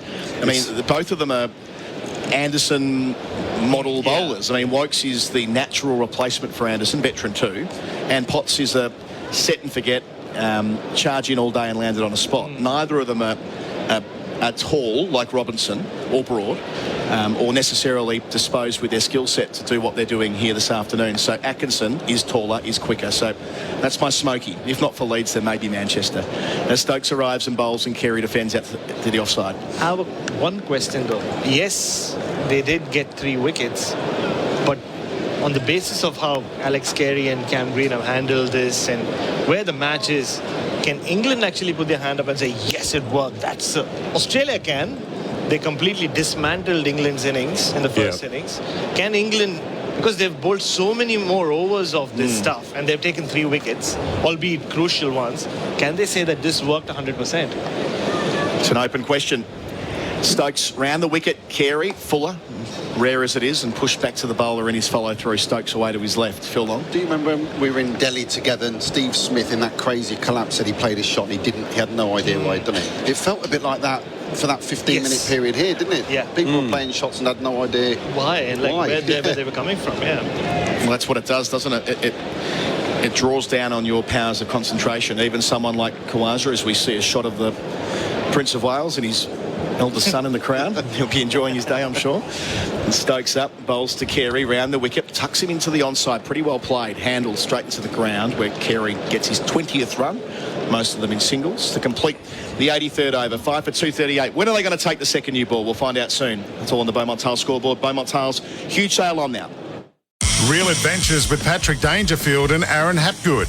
Everything fishing, boating and outdoors. So a gentleman has launched his boat and his winch strap has snapped. Yes. And he's lost his boat and it's now on the ramp. So what I recommend to do is you've got the strap on your winch, just cut a bit off if it's starting to get wear and tear and start again. Pull it on and it's going to save you a heap of dramas when your boat falls off at the ramp. Patrick Dangerfield and Aaron Hapgood. Subscribe and listen today wherever you get your podcasts. This session for Drink Wise. Remember, if you're drinking to drink wise, we've got Robinson in again. Long spell. Bowls here, pavilion ends, pushing into the onside where there is a short leg. Joe Root, no run. We saw a reminder on our screen between overs for tyre power. Clean bowled savings of the damage that England did with the second new ball at Birmingham. The ball that Anderson knocked Carey over with, and the one that Broad castled Khawaja with, albeit after overstepping. So I think that might be something they can consider soon. They've got to consider it soon. It's drifting so badly here. Would you like bowling like this? You're not allowed to take the new ball. Yeah. You're just doing donkey work. Yeah, exactly. You're not expected to get a wicket. Not so much for entertainment. As Robinson bowls and on the hip again, Carey negotiating it into the onside on the bounce. Joe Root's so bored that he tries to kick it away like a football, no run. And speaking of players out there who are bored, I was telling you off air a while back, Harry Brook and Zach Crawley spending their time on the boundary just discussing what they would do to the short ball. Let me guess. No, he constantly kept ducking like Cam Green was because he's a tall man. Yeah. And then the next thing they would look at each other and go, I would have smashed it. Yeah. Out of the ground. 6 for 47, wasn't it? So Robinson up, catches everywhere. Carey's not going to give them a sniff, ducking underneath the bouncer that's predictable. So England have taken 3 for 108 today in 2.5 hours play. And they would have gone to the short ball half an hour in? No, earlier than that. First over of the day for from Robinson's end. They didn't lock into it straight away, did they? I think from one end, from memory, there was they went to Khawaja. Khawaja straight away, they had 3 back on the leg side. It almost feels like that point in the fight where you go into the fetal position so that they're not going to sort of hurt you too much. Robinson bowls, Carey defends off the back foot out to cover. Didn't quite get up. Yeah, I do think it's an open question as to whether it's working, but the runs have dried up because the degree of difficulty in scoring. Australia fell into the trap before lunch. Improbable they'll do it again with this pair now pretty well set. It is something of a stalemate on Australia's terms, but if you're England, you're probably thinking, well, if we didn't do that, then maybe Khawaja's still batting. And then more control for Cummins in terms of when he might pull out. Yeah, no, I mean, it definitely worked at that point. You can't take that away. Robinson in, bowls to Carey, ducks the bouncer. But the lingering impact it'll have on your bowlers, because with Australia it was 15-20 over period where they started going short, England started playing a lot of shots, and it was all over. This has been more sustained, and with the bowling attack who the skill sets don't really match that either, except Josh Tongue, who's been super impressive.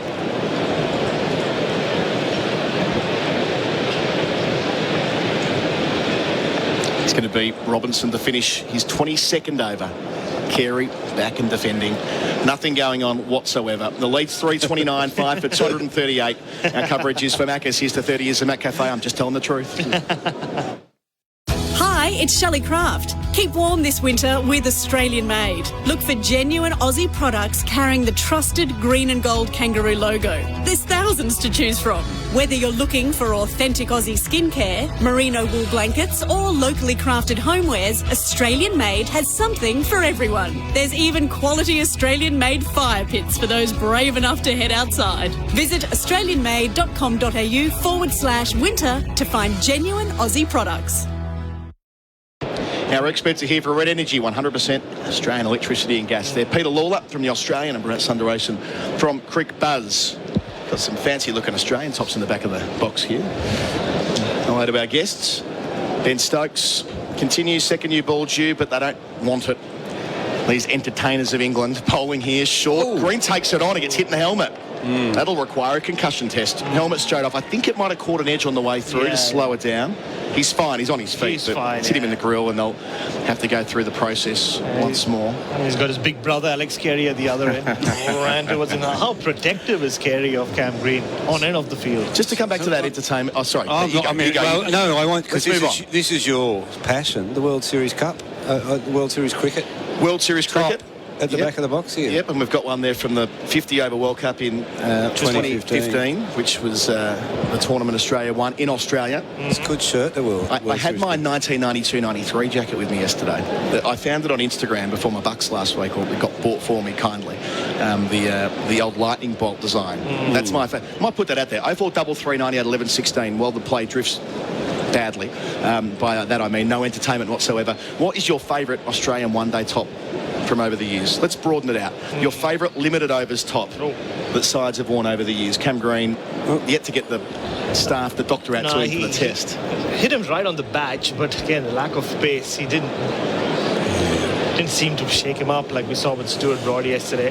You suspect, like Bancroft, he would have one of those thick skulls, wouldn't he? Yeah. Remember when Bancroft had the heaviest head in West Australian cricket? You don't know this story, do you? Don't know it. I wrote about 20,000 words about it. Well, do tell. It was the when best. They weighed his head. I know that Cameron Bancroft copped a lot of grief about that after Sandpaper, but that was genuinely, for comedic timing, one of the best press conferences I've seen, I reckon. At Brisbane, after the first test in 17-18, all of the carry-on, and he walked in there and explained in his deadpan fashion, well, it's simple. I've got the biggest head in the West Australian dressing room. We weigh it on the scales and we try and deduct whatever it was, and Mitchell Marsh had the second biggest head and no one could believe it. No, yesterday the social media channels for the Redbacks, I mean the same thing was going on, the heaviest head in both the men's and the women's team. So I don't know, I mean I understand Australia a lot better than I did before I moved there, but there are some things about your country I really don't understand. Our country, if I can. We used to run a competition on the 26th of January each year in Canberra to work out who had the biggest head in Canberra. And we used the water displacement method, ducking a head in a bucket, and whoever got the most water out of it was the winner. Right. You might remember this from the wedding. This came up. Right, where are we? Cameron Green's still being looked at. I mean, he's fine. Yeah. But they've got to go through it, and maybe it's a second new ball being brought out as well. I think they're bringing out a new hat for him. So one of the people has come out. Now they've gone back to get him another hat. New ball arrived. What's your favourite Australian one-day top or T20 top, or full stop limited overs top, Pete? What's one you remember? It's going to appall you, isn't it? They all look the same to me. They're just colourful tops. Never ever. There are some that I just can't stand. I mean, I've looked at them some years and thought, oh God, that's awful. But no. There was one very bad one, 99-2000, with the blue panels down the side. That was ugly. That was India was there. India series. Pakistan as well. Pakistan were given a blue helmet. Flem played in that series, I reckon. This has passed me by. I feel like one of those people who doesn't like music. I've never had any interest in tops. I think my favourite one is that 96-97 period when Michael Bevan hits Roger Harper for 4. Yep. So those three years, it was pretty much the same uniform. What colour was that? It was the barcode years. The barcode years. I think that's really growing up in India and waking up early in the morning to watch the famous Tri-Series. That's the jersey that stands out. Well, talking of India, the 1996 World Cup, where all the teams wore the same design, didn't they? Yeah, they did. And Australia obviously wore the yellow one. they were never available as a supporters. So if you get hold of one of those, that is the real deal. Speaking of, in '92, the World Cup in Australia, they had the same uniform as well, and England used it again, didn't they? When they won in '19, I managed to get hold of a. I got to wear the Zimbabwean jumper from '92. Years ago. It was a real highlight for me getting hold of one of them. It was one of the members of the coaching staff let me try it on one day when commentating with him. Well done. There you go. The stuff you get interested in. Yeah, very much so. 0433 98 11 16. Your favourite uniforms? I think the West Indies used to get some great kids. The back-to-back years that they played there, one 95-96 with Sri Lanka and 96-97 with Pakistan. Both years they had great kids. We're back. Stokes to green. Concussion test complete 5 minutes later. One ball into the over, defends, back of a length into the onside, no run. They stick with the old ball. Did you see the new ball come out? Did you say, Bharat? The fourth umpire, once Frankie, the Australian security head, allowed him to... they were involved in a long conversation. I think that's why the second new ball wasn't taken. It's all because of Frank Demasi. But the second new ball has come out, but Ben Stokes is still running out with a ball which looks more like a cherry tomato than an actual tomato right now. Not a ripe one anyway. 3 back for the short ball. Fly slip as well. Stokes bowls and Green rides the bounce in defence. In colour. So did Frank Demasi bring the ball out? Is that what you're saying? No. Frank Demasi, former homicide policeman. Frank Demasi had the fourth umpire so distracted with I don't know what they were talking about. That'd be football. Not sure if I told you this last week, Pete, but there was a bit of an altercation at Edgbaston where Nathan Lyon copped a spray from some fans outside. Yes, yeah. And the best bit was when Frankie went up to them after and said, "You're not so big now, are you, fellas?" as they got kicked out of the ground. Frankie means SEN listener, Frank, as well. Oh, loves I'm sure he's over there listening. Stokes bowls here and on the hip. Green works it into the onside, no run. He's a big Gerard Whateley fan, Frank. Yeah. First question always when he sees me, is Gerard coming? No, but I'm here. Yeah. okay. All right, cool. I'll listen to Gerard anyway. So he's a good footballer too, Frankie, back in the day. Oh. Then he lost weight and became a marathon runner. He was a very, very good marathon runner. Fast as. Stokes 2 left in the over on the approach. It's Green. 17 from 61, 17 from 62 gets out the way of a ball directed to his left armpit. So not quite a bouncer, but a bit more threatening. The other regular visitor or regular face we see around, Pete, is Michelle, who watches every single Australian Test match today. See where she's sitting? Right on the balcony. She's been here all morning queuing up the MCC. Michelle Ryan, that is. Yeah. Yep. And today she's managed to get herself a balcony spot at Lord's. Every Test match in the world where Australia's playing, there's Michelle Ryan in the best seat. I don't know how she does it. Seen a lot over the years. Stokes to finish his 6th over since lunch. On the back foot, punching his Green to cover. There won't be a run there. That will be the end of the over. Australia lead by 329, 5 for 238. I'm pretty sure I'm jumping out for Adam White with Carey on 20, Green on 17 on the Beaumont Tiles scoreboard. Beaumont Tiles, huge sale on now. If you've been injured at work, you should seek legal advice. Arnold, Thomas and Becker can advise on all your compensation entitlements, which could be in the hundreds of thousands. The team have over 50 years' experience in securing compensation for injured workers. Talk directly to an Arnold, Thomas and Becker lawyer and start your claim today. And if there's no win, there's no fee. Call 1300 333 300. For 238 on the Beaumont Tiles scoreboard. Carey on 20, Green on 17. Robinson continuing to bowl short. Yeah, just some news coming in from Zimbabwe. If you're a West Indies fan, just please press mute right now. West Indies famously won the first 2 50-over World Cups, men's 50-over World Cups, on this very ground, have been knocked out of contention. They will not be around for the 50-over World Cup later this year. They've just been beaten by Scotland. They lost to Zimbabwe. They lost to Netherlands in a super over in the first group, and that's it. They qualified for the Super 6, but they're out now.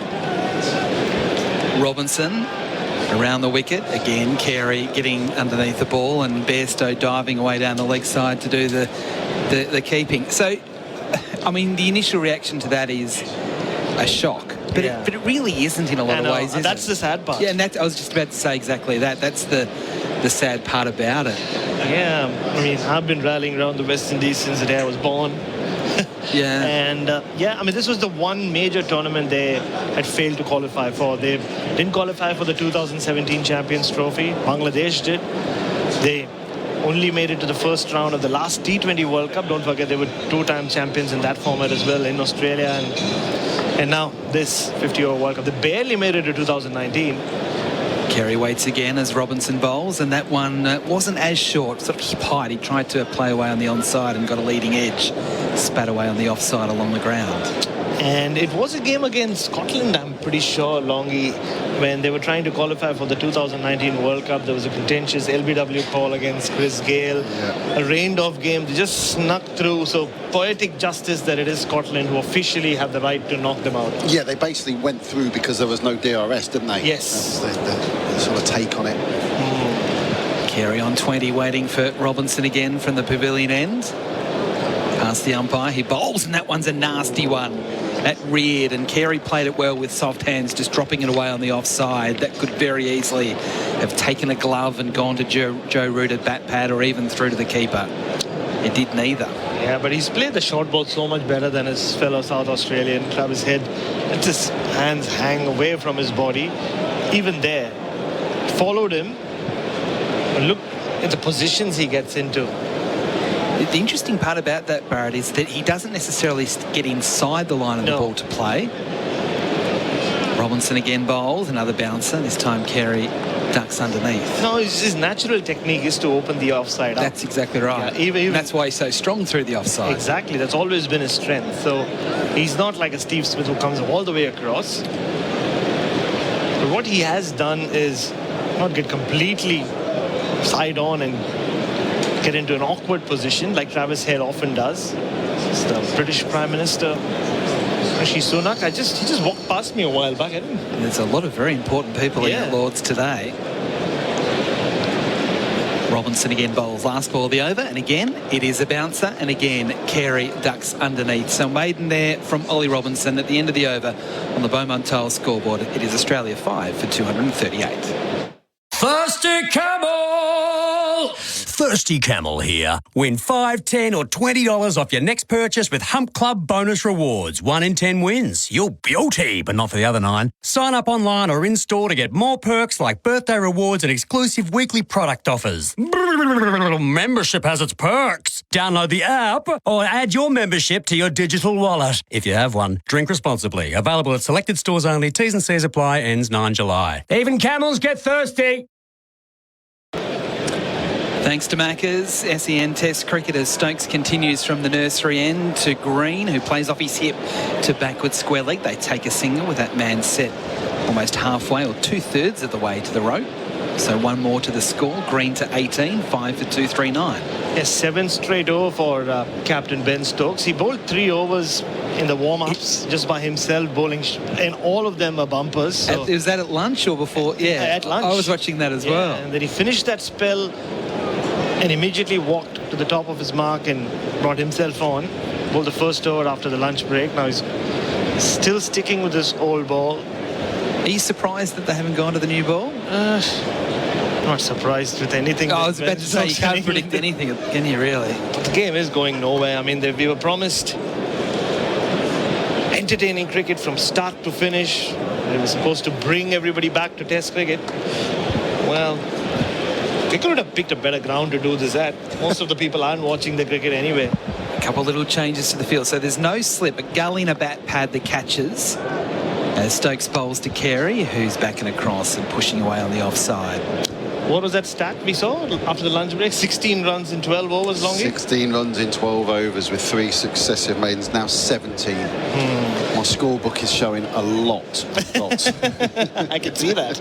Well, the problem is that the Australians got out to the short ball before lunch, so it's only really encouraged England to continue with this tactic. Yeah, but my question is, okay, it worked briefly. Has it worked overall as a plan? There was stymied the Aussie scoring, but... Now a leg slip. Stokes around the wicket to Carey, who's kind of backing across, defending away on the onside off the back foot. I think the ground staff below us kind of sum up the feeling here, don't they? They do.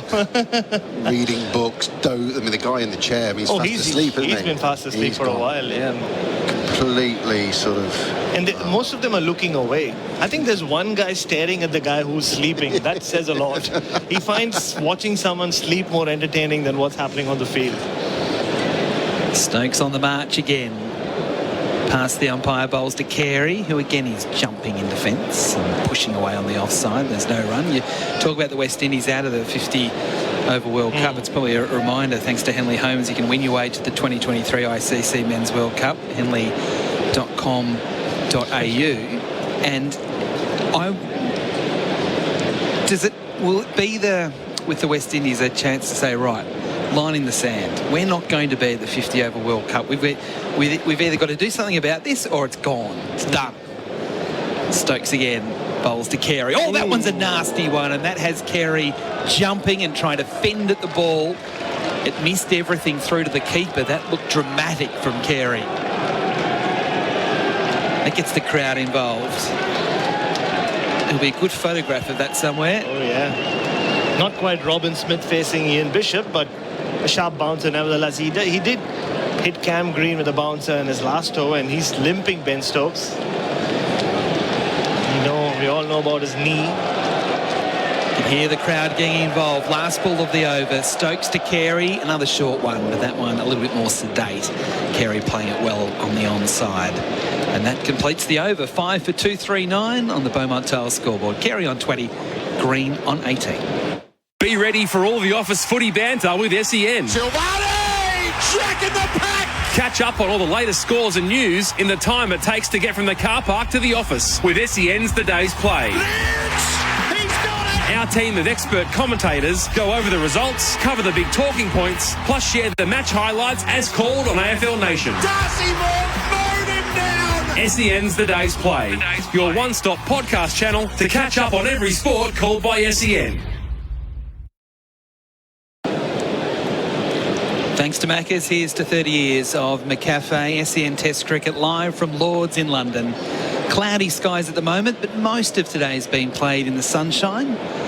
It's a coolish breeze that's dominated the day as well, as Robinson continues from the pavilion end over the wicket, bowling to Green, and again he ducks underneath. So back to the West Indies. I saw the West Indies get beaten by UAE in albeit a practice game at the Junction back before Christmas ahead of the T20 World Cup, and it didn't bother them at all. And I know it was only a practice game, but UAE treated it like it was the World Cup final, and you kind of thought they just don't seem interested. What do you think will happen in the years ahead? Well, I was in Hobart when they lost to Scotland and to Ireland. They got knocked out in the first round there right after that UAE defeat. Robinson again bowls to Green, who gets inside the line as it goes past it, rib height down the leg side. Yeah, but as someone who's cried a river for the West Indies all my life, many times over across all formats, you speak about whether the time has come to draw a line in the sand. Unfortunately, and it breaks my heart to say this, I think the sands of time of West Indies cricket have run out, if for good. I think this is, I don't know, I mean, there'll be the CPL, and we've seen many false reawakenings in the last few years in some formats, but this could very well be the end. Slight adjustment to the field. Thurman very fine as Robinson bowls to Green, who hooks it away. It's in the air. It's been caught! Another victim to the short ball. Cameron Green has been sucked in. Robinson gets the wicket. Duckett takes the catch. Low down at square leg on the rope. And Australia now sits for 239. That leaves 330. Green trying to hit from low to high. He was trying to clear the rope, and he never looked like doing it. Duckett taking a good catch low down, and England strike after lunch. Well, I just asked whether the plan has worked. It certainly has, yet again. Yeah, they've just sucked the energy out of the Australian batting with this ploy.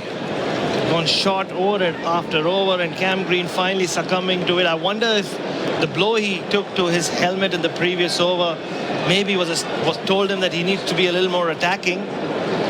But yeah, he was never in control. It's a shot he plays well, but he just couldn't get under it enough. And it went straight to Ben Duckett. And another victim to the short ball. We saw 5 in the English innings.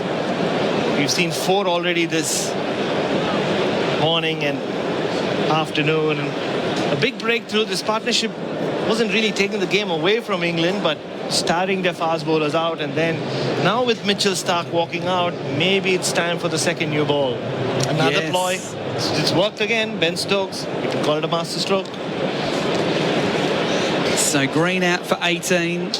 Carey's still there, 20 not out, but we are now into the bowlers with Mitchell Starc coming to the crease. And as you said, Bharat, they haven't taken the new ball yet, so Anderson and Broad will be fresh, and I think we're going to take a drink as well as a result of the wicket. So we might take a short break here from Lords. It is on the Beaumont Tiles scoreboard, Australia 6 for 2:39. Power up your arsenal with Greenworks range of battery-powered garden equipment. With over 20 products available in the Greenworks 60V Pro range, they're all powered by an interchangeable 60V Ultra Power battery and backed by a 4-year tool warranty. Visit greenworksaustralia.com. They're back. Spicy Chicken McNuggets with a crispy, mouth-wateringly spicy coating. Get them before they're gone. Again. Order Spicy Chicken McNuggets at Macca's today. Available for a limited time. Trying to choose new flooring, window furnishings or rugs for your home? Choices Flooring's Room View makes it easy to find the look you've been searching for. Whatever the space or your flooring needs, simply take a photo of the area in your home and select your flooring styles, window furnishings or rugs from the thousands of colours, styles and texture options. Using Choices Flooring's Room View, you can see your selections right in your own home. Then send your favourites to your local Choices Flooring store to book a free measure and quote.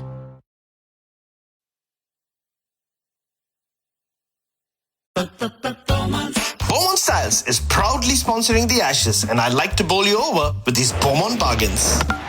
Coming at us at top speed is their monster bathroom wear catalog sale, packed with everything at up to 25% off. Vanities, baths, shower screens, even the kitchen sink. And yes, up to 25% off Australia's biggest tile range. Well, that's bowled me over. Up to 25% of all bathroom wear and tiles. You'll be happy you chose Australia's #1, Beaumont Tiles.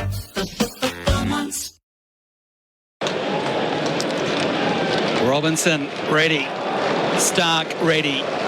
Past the umpire bowls, and it's a bouncer, and Starc gets underneath it. We've got an expert change.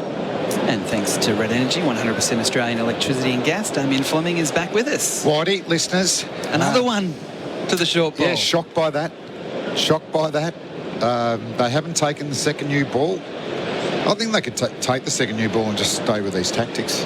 And it might be a little bit more inconsistent, might bounce a bit more, might come through a little bit quicker. Robinson again to Starc. Oh, he took his eye off that one and let him hit him. It was short. It wasn't too short. It was Starc there, not really sure on that one. And well, the thing is, Whitey, you're replacing probably a 200-centimetre batsman with a 200-centimetre bowler. So your length isn't changing that much. No, it's not. Just your line a little bit. So they'll be in a groove of being able to get the ball nice and high to Starc, who loves to just get on the front foot and hit through the V, doesn't he? Yes, and that one hit him on the shoulder as he took his eye off the ball. Last ball of the over, Robinson to Starc, that one off the ribs, and he played it nicely behind square leg with the vertical bat to get a single and to get off the mark to end the over. So here at Lords, it is Australia 6 for 240 on the Beaumont Tiles scoreboard. Carey on 20 and Starc on 1. It's City Mazda's Big 5 sale. Grab 5 big offers and unbeatable drive-away deals on BT50 and CX9. 5-year scheduled servicing, 5-year Schmick membership, $500 in genuine Mazda accessories, 5-year new car warranty and 5 years roadside assistance. Take your pick from over 55 BT50s or run out CX9s. In stock now, ready for immediate delivery. Hurry, stock won't last. So don't delay. Swing by City Mazda for a deal today. Love my city, love my City Mazda. Conditions apply, LMCT 11621. SEN Test Cricket, thanks to Macca's. Here's to 30 years of the McCafe as Ben Stokes moves his fielders all over the place to the new batsman Starc. Phil, you got some details on Cam Green? Yeah, well, Cameron Green out in the previous over, 34 balls facing to lunch for just 3 singles. Yeah. And this is what happens, Flem. It's that you've got to be patient, but you've also got to find a way to score. Otherwise, you will have that rush of blood. I think the shot was on. I think he hit it in the screws, but he either didn't keep it down or elevated enough to go for 6. Stokes is continuing. He bowls to Stark, who plays with soft hands down to bat pad on the second bounce. I'm still surprised over 2 innings, so fewer good hook or pull shots. Isn't it? They're getting, I expected to see more crowd catches. Yep. I just thought eventually they'll pick the one to hit and they'll get it out of the screws and it'll go for 6. And it's not happening. 1-6 in the match, David Warren. 1-6. David Warren in the first innings, He laid into that one, though. Stokes around the wicket from the nursery end, bowls to Stark, who gets a nasty one. And he was late moving there, Mitchell Stark. That wasn't too far away from the helmet as it went through to the keeper. Because this isn't a big ground. No. It's not a small ground. It's an unusually shaped ground because essentially it's a square. But you'd expect players from both teams to be able to clear the boundary. Yep. Particularly square of the wicket. So I just thought, and then once you get a few gone, then that throws the tactics back onto the opposition fast bowlers. But no batsman has been able to conquer it.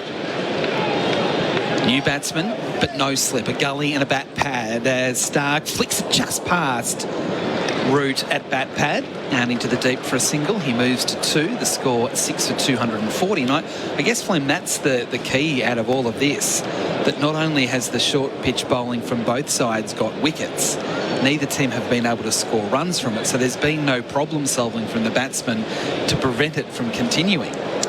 Yeah, and super critical of the English, but Australia have tried. Well, Carey and Green in particular, Usman tried to duck and weave and then wait for the one to hit. But when they've attempted that, it's got them nowhere. So England still tinkering around with the field. There's a fine leg, a backward square leg, a forward square leg. Now, that backward square leg's moving, who was sort of 2/3 of the way to the rope, into leg slip. So 2 out in the deep. You hear the crowd getting involved, trying to get behind their captain, Ben Stokes. In he comes, he bowls to Carey, who's back and across and defending on the offside, no run. That follow-through is getting shorter for Ben Stokes, but it's been a courageous spell. We know he's in pain. Generally, there's one spell a day, but this one's been a long one. 8th over. And even though he doesn't have a wicket yet, he has posed a lot of problems. Hitting Green in the helmet, a couple of searing bounces. He's really digging deep here. This might be his last over. The crowd sense it too. He comes in, bowls to Carey, who rocks back and wants a single, just dabbing it into gully, and he'll get there as Anderson comes in. And Carey now means that Stark only has to face one ball. Did you hear what the Lord's crowd was singing there? Boring, boring Aussies. Really? Okay. We heard that too, Phil, but we weren't going to repeat it. I actually I couldn't understand it. Okay. Now, I want to ask you after this over, Flem, about...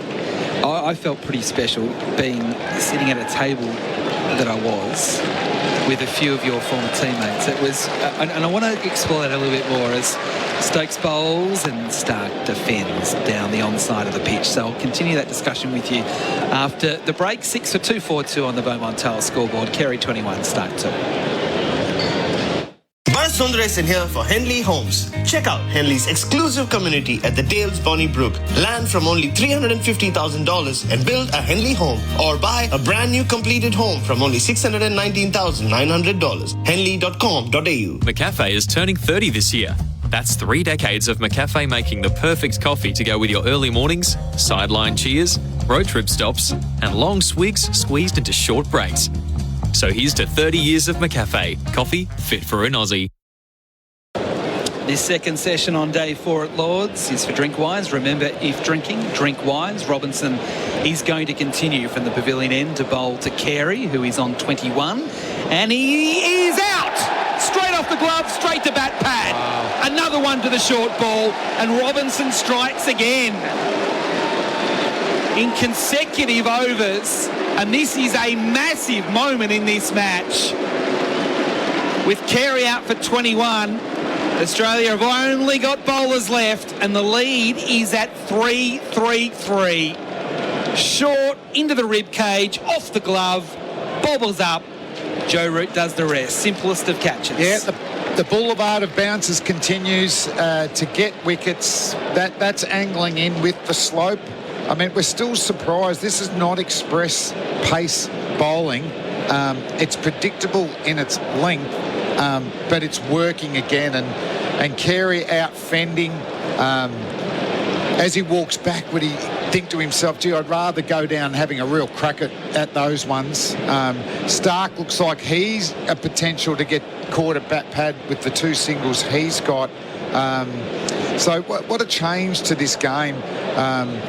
England day one bowling in good swinging conditions. England getting ahead of the game.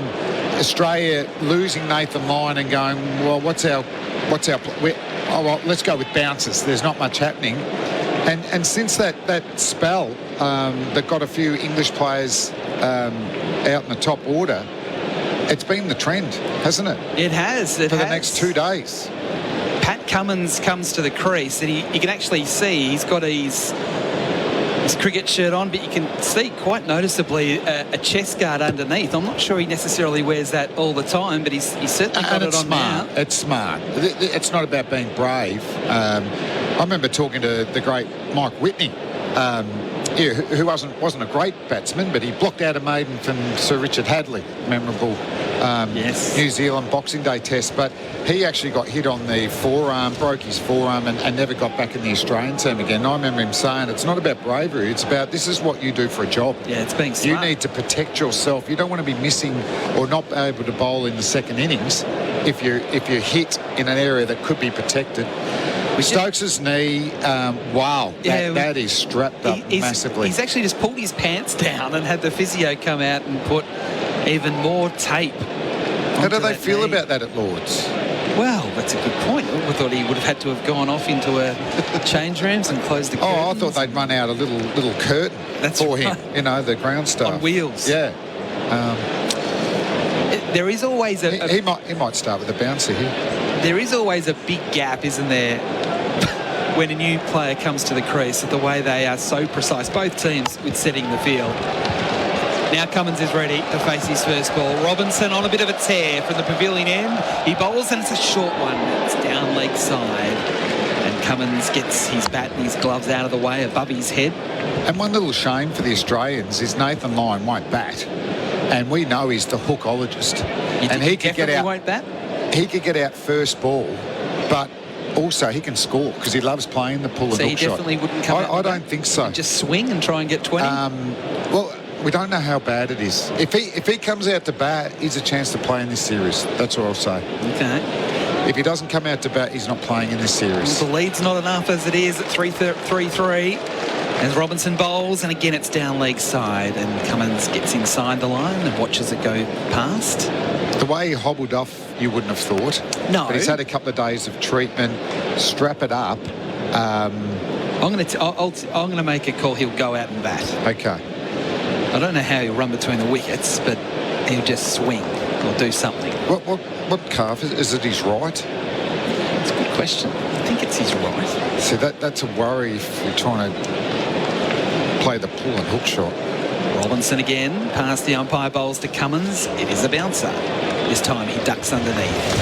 Bairstow dives away like a goalkeeper to take the ball with 2 hands. So there's a leg slip, a gully, a backward point, a bat pad, and a short forward square leg. They're all the sort of the catches, if you like. They're specifically for Cummins. And then you've got some of these crazy positions, this straightish third man and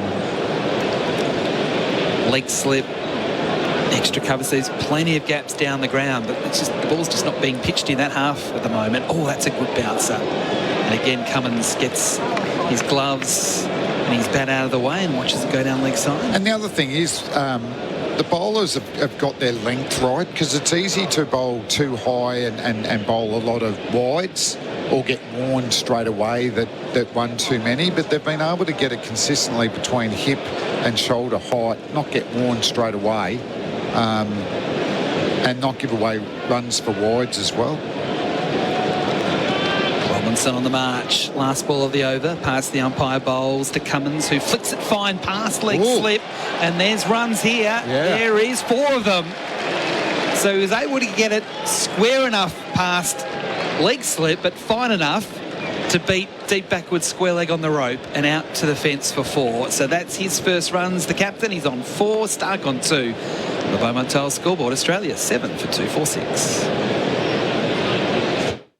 Hi, it's Shelley Craft. Keep warm this winter with Australian made. Look for genuine Aussie products carrying the trusted green and gold kangaroo logo. There's thousands to choose from.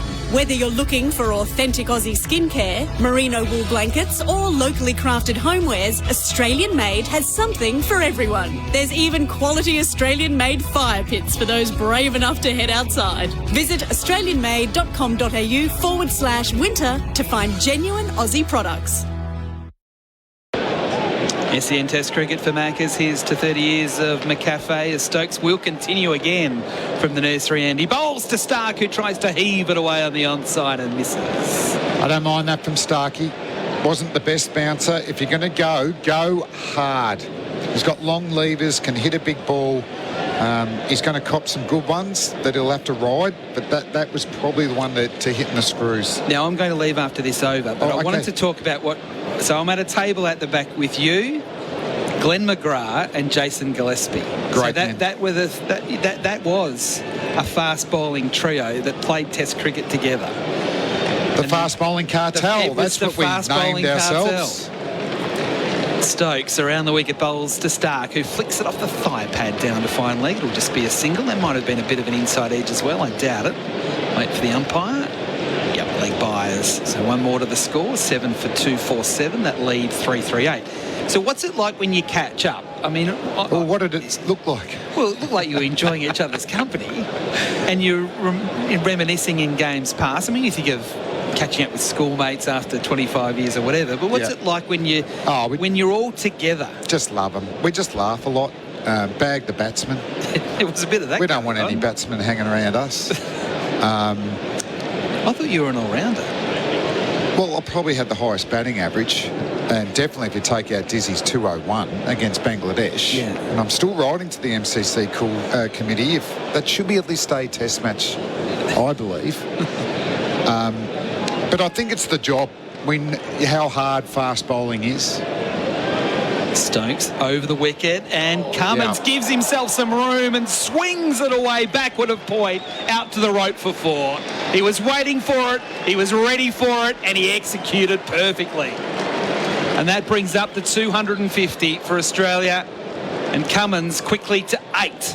7 for 251. And this is what the fast bowling cartel can do, Whitey. Coming in at the end, playing some unorthodox shots, finding the boundary, getting a bit of positive momentum their way. It forces a change in the field. They're now putting a man back at point. It's good batting.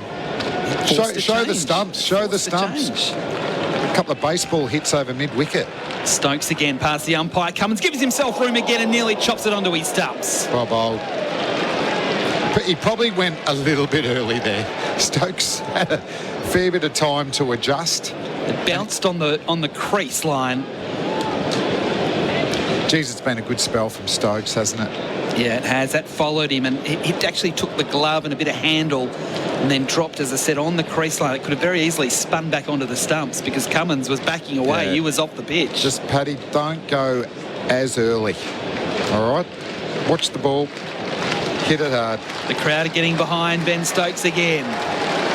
What an atmosphere here at Lord's. The captain to the captain. Stokes bowls, Cummins ignores a short one. He didn't do anything to that. No. Did he change his actual batting stance? No, I don't think he did. It's like a statue. In fact, it's a no ball, so that's okay. We get another one. Yeah, but Stokes, I don't know if he wants an extra ball. He's limping. He's certainly trying to decrease the strain on his injured knee as much as possible. We talk about overstretching. He was miles over. Gully in the bat pad. in close. Stokes bowls again. Cummins followed him, and he did well then from his chest to knock it away on the onside. I wouldn't say he was trying to play a hook shot. He was just trying to get some sort of bat on it, and it dropped away near Root, but he's safe. He's backing away again. And he took his eyes off the ball. Instead of backing away, I'd like him just to clear that front leg, Whitey. You're able to generate a lot more power when you do that, and you can also hit anywhere from point all the way down to fine leg. Again, it's captain to captain. Stokes around the wicket now, bowls to Cummins, and that was a bit of a letdown, way down leg side. And that is the end of the over. 7 for 252 on the Beaumont Taylor scoreboard. Adam Collins is about to come back into the box, and the best dressed person we have seen here in the SEN commentary box all week, a special guest, not you. Oh, okay. More shortly. The supercars are on track, and SEN are right behind them. This is the Supercars Championship season like no other, and SEN is keeping you right on pace with our exclusive coverage. Join me, Aaron Noonan, for up-to-the-minute news, interviews and analysis from the best in the business. It's a huge season ahead with racing right through the year, so make sure you're up to speed by downloading the SEN app today. SEN Supercars, right here on SEN, your home of sport.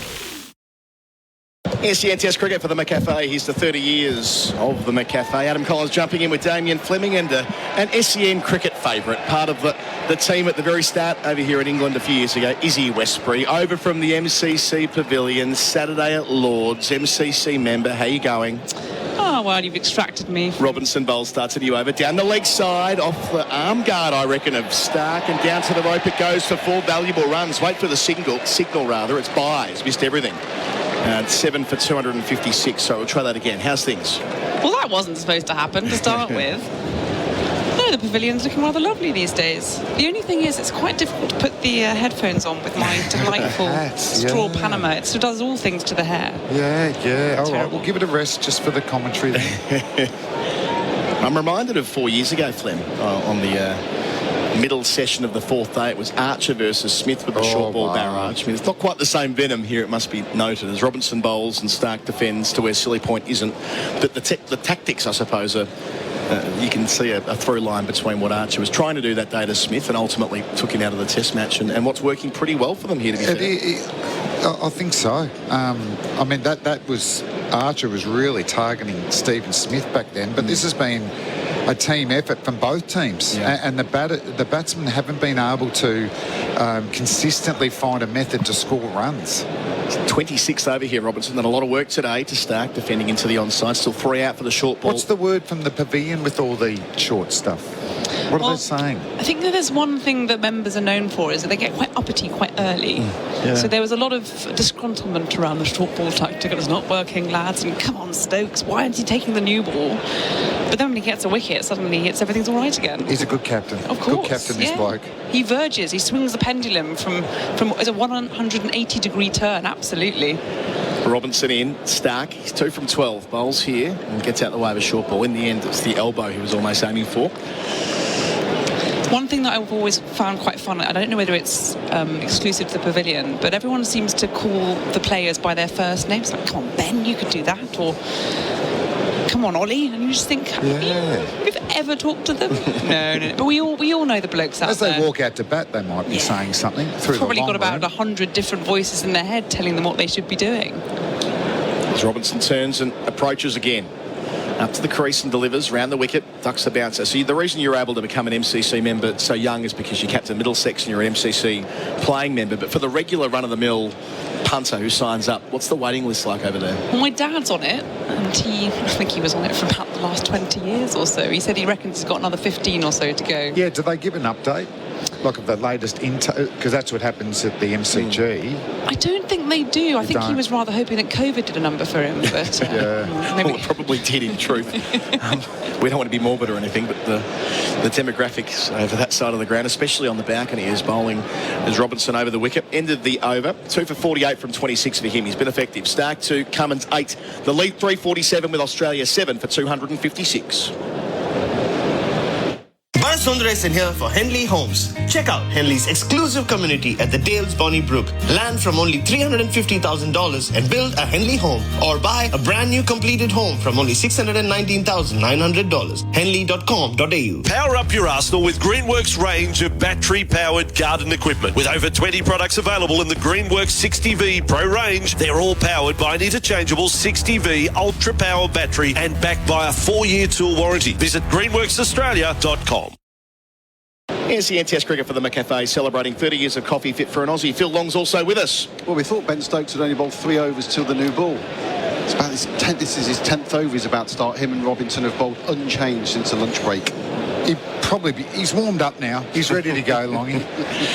None for 21 his figures. Away from us again, Nursery End got the short leg for Cummins, who gets inside the line of it and watches it into the gloves of Bairstow. The other thing that's unusual, I suppose, is that you're a woman, and until 1998 women weren't allowed over there. There must be more coming off the waiting list. It's a really interesting time at the moment, because I've been a member for 10 years now. Wow. Which I didn't realise it was quite that long.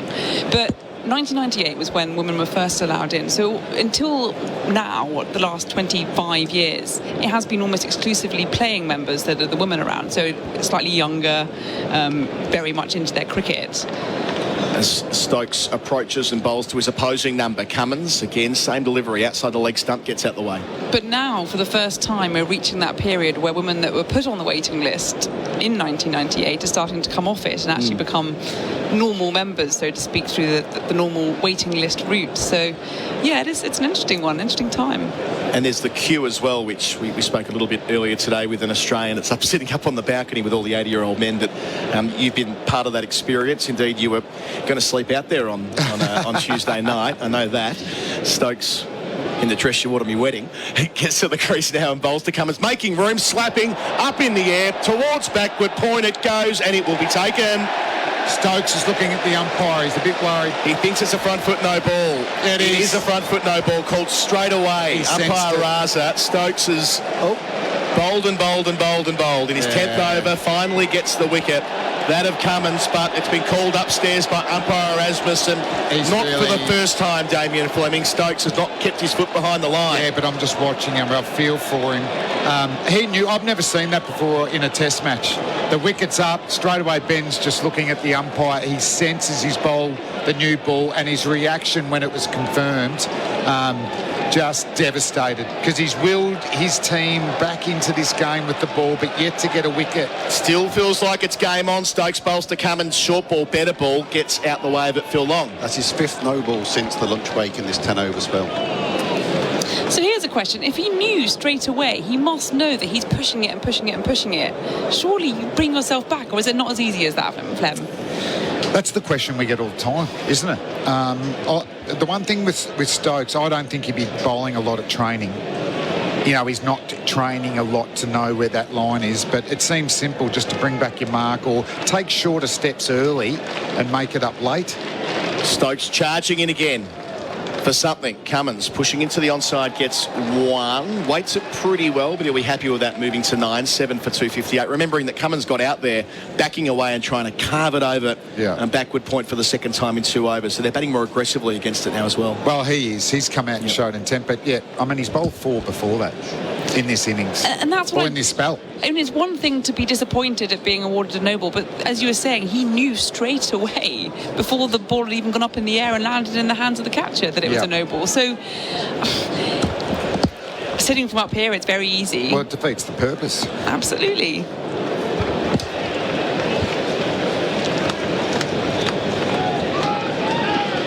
So Stokes going around the wicket. Stark's his target now. Bowls and Stark on the line of his helmet, sways away once more. And another Sundry. It's a wide. I think that might have been a bit harsh. Yes. I don't know what they do these days either. Like we used to use the umpire as an indicator. Like you'd actually say, am I pressuring the line? And that was a yes. Whereas now they just bowl and then wait till they get a wicket and it's a no ball. That's a big penalty. Massive penalty. Josh Hazlewood to come in next. Possibly Nathan Lyon after that. Leads now 350. 2 left in a long extended over, defended from back of a length to short leg, no single. Tell you what, the members won't be happy. With Ben. I think Ben's gone back down the bottom of the pile again. Worst captain ever this time. With Ben. Ben. Why can't Ben just stay behind the line? Exactly. Why not? And also, Ben's bowled 10% more balls than he needs to. He's bowled 6 extra balls in these 10 overs. Yeah, he was like that at Edgbaston as well. We did ponder, didn't we, Flem, at Edgbaston? How many long spells can Stokes bowl in the series? As I said, I budget on one spell, but not this long. Stokes to finish the 93rd. Bowls to Stark, who defends into the offside end of the over. We'll have a change in commentary. Flem jumping out for Jeremy Coney with Australia leading by 350. 7 for 259. Cummins on 9, Stark on 2. And our coverage is for Maccas. Here's to 30 years of the McCafe. Polaris Ranger has been the #1 selling utility side by side for over 20 years. With over 15 models to choose from, petrol, diesel or electric, from 2-seat single cab to 6-seat dual cab. Introducing the all-new mid-size Ranger SP530, replacing the popular Ranger 500. New chassis, improved engine performance and deeper tub. And the new 2023 Ranger North Star, featuring a full sealed cab, heater, aircon and defrost. See the new Rangers online now or visit your local Polaris expert today. Polaris, think outside. SEN Test Cricket for Henley Holmes. Win your way to the 2023 ICC Men's World Cup. Henley.com.au. That sounds interesting to me. Win your way to the World Cup later in the year in India. Okay, Adam Collins with you. Got Isabel Westbury staying as our guest. Jeremy Coney, New Zealand great in the Summariser chair. Phil Walker as well. Ensemble effort for the next 15 minutes or so. And it looks like, maybe, just maybe, it might be the second new ball. Our first change of bowler since lunch, Jeremy Coney. Broad is on. Well, I just wondered whether, sometimes the new ball can mean wickets, sometimes it can mean runs, and so yes. Sometimes it can mean both. Yes, it can, and I'm not sure whether England wanted the runs component. I don't think they've taken it. I've just got the binoculars on Broad. There's been no indication from the umpires that I saw, at least. And the field is still set for the short ball barrage. So 3 back on the leg side, a fly slip and a deep backward point. So Broad got a wicket. First over of his spell before lunch. Up to the crease here, bowls to Cummins, short predictably, and it's down the leg side. Gets out the way. Inside the line, he's got an approach that's working so far, more or less, Cummins. Well, it's extraordinary, really, when you think, 13 overs in, that they could have taken the new ball. They've persevered. Bit of patience from this England side. How extraordinary. The patience they weren't willing to show with the bat, Jeremy. No. They very much have been willing to show with the ball. I got a feeling that's enough anyway at the moment for Australia. They won't declare. Let's make that very clear. Broad's got a short leg, bowls. Here Cummins bobs it up over the top of short leg, just short of mid-wicket. Shy at the stumps at the non-striker's end. Might be overthrows with it missing. And a good bit of backing up. That's by Josh Tongue, the man playing his second test match, all happening at Lord's, 7 for 259. Hello, Phil Walker as well. Afternoon, folks. It's the other Phil. I don't do stats. Wouldn't know my first way around them. That stats guru thing on that website, I still haven't quite mastered that one either. That's why those websites exist. Yeah, no, indeed. Just warming the chair while we all pile in together. Saturday afternoon at Lord's. All eyes on Stuart Broad. Over the wicket he bowls pavilion end. And it's defended by Cummins, the end from which Izzy Westbury is normally at during a Lord's test match. You know what was extraordinary was that I've never done the whole queue thing, but I thought it's one of those things you have to experience, and Wednesday morning seemed the most opportune moment to do it. I got there at 20 to 5 in the morning, so 4:40, and I was still number 284. Who were these 283 people in front of me? That's extraordinary. What compels you to go and stand outside a London street at that time in the morning? Test cricket. Broad bowls Cummins inside the line. Short ball through to Bairstow again. How many people get in as part of that queuing process, do you know? Well, it went all the way round the block until the petrol station up by the tube at St John's Wood. So if I was 284, I was by the Lord's Indoor School. You're talking about 1,000 at least. And I was easily in the pavilion, so I think you can get at least 600 sort of floating around the pavilion. But it's all about those prime spots, the one where you can tap the batter on his way in down those little steps. Broad up, 2 left in his first over after lunch. Had a long wait. Bowls to Cummins. It's down the leg side. He tries to flick that, but it's over the top of his gloves. So you got the gig because you skippered Middlesex, right? Is that right? Yeah. The flash hat and the opens doors. Absolutely not. I had to play my way into it. Really? Oh, don't give special treatment. That surprises me.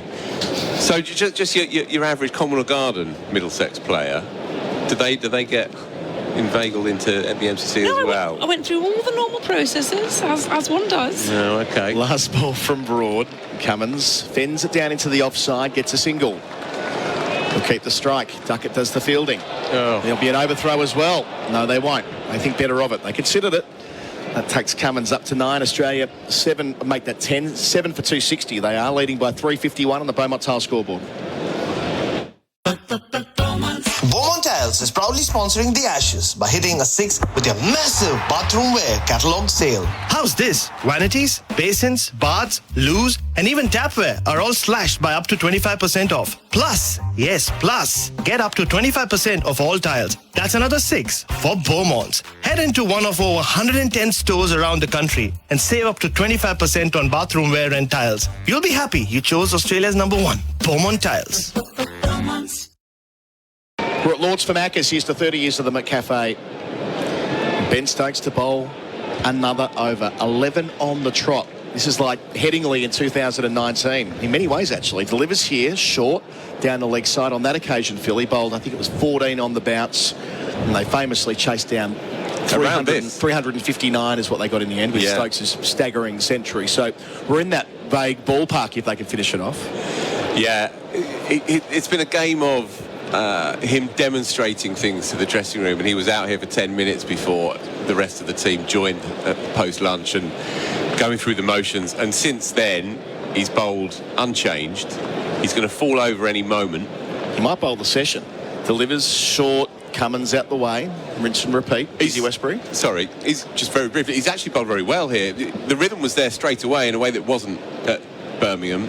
He burgled 2 wickets at Birmingham on the back of charisma and not much else. But he's looking in decent nick here. Okay, there's issues around the front foot, which is perhaps due to the shift in his action. He doesn't brace that front leg as he used to because of the knee problem, but he's getting it through at a fair lick. Sorry, he is. We'll come back to it after this ball. So 3 out and the short leg on the leg side, waiting for the opportunity. It goes to short leg, albeit on the bounce. Cummins was trying to get out the way, realised the bouncer was following him off the stickers of the bat.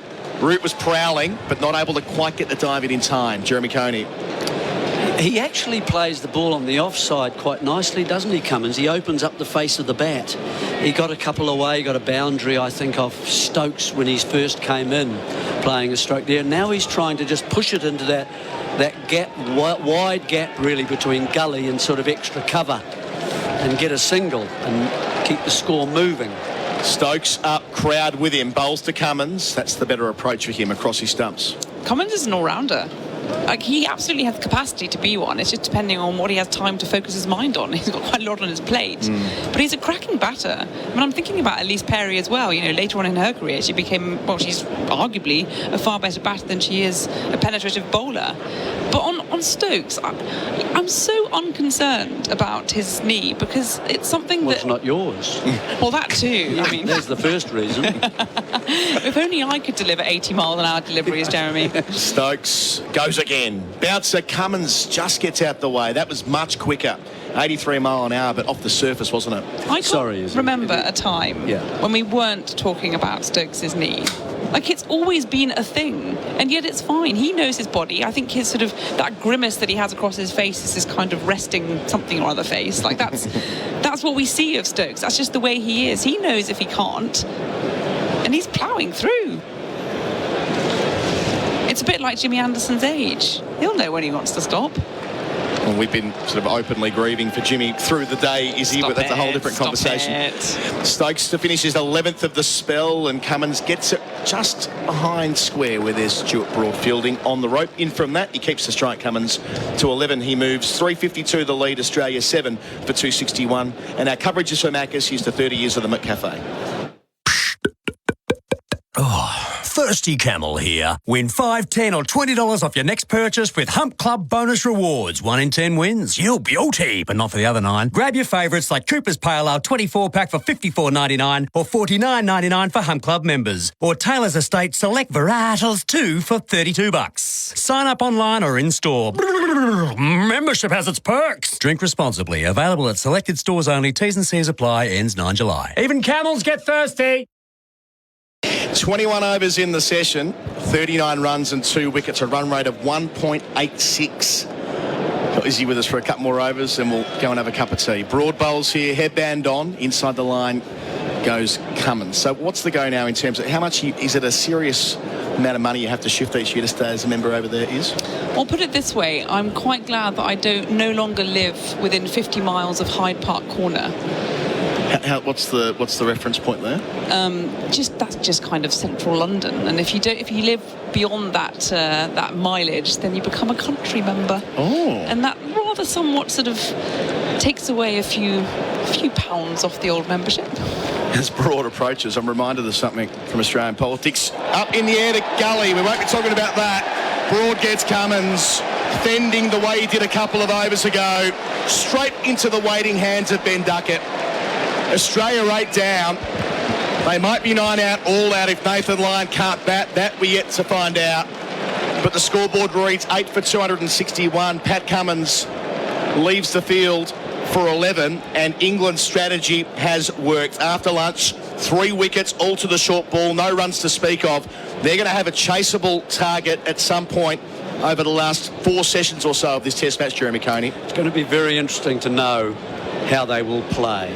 I personally, this is what they're going to get, and I don't think the English batsmen can change.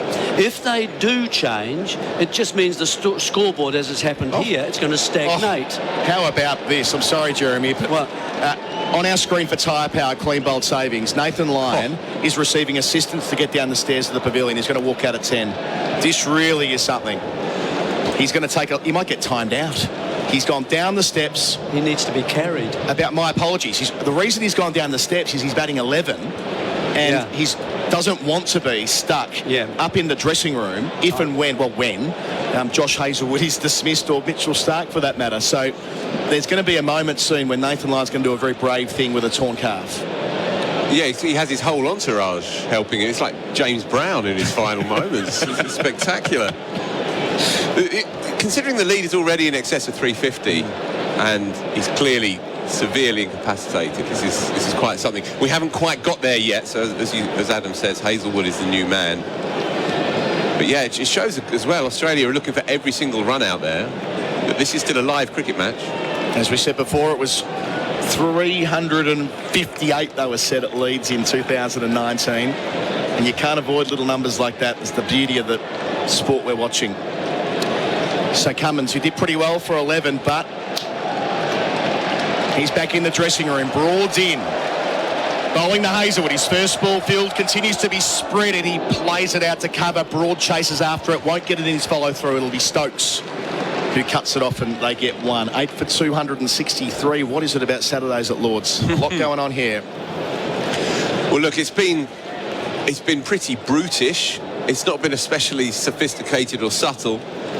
It's been like Foreman all those years ago, just in that heavy bag. It's been remorseless, really, but it has been effective. When you think where England were at the start of the day, to have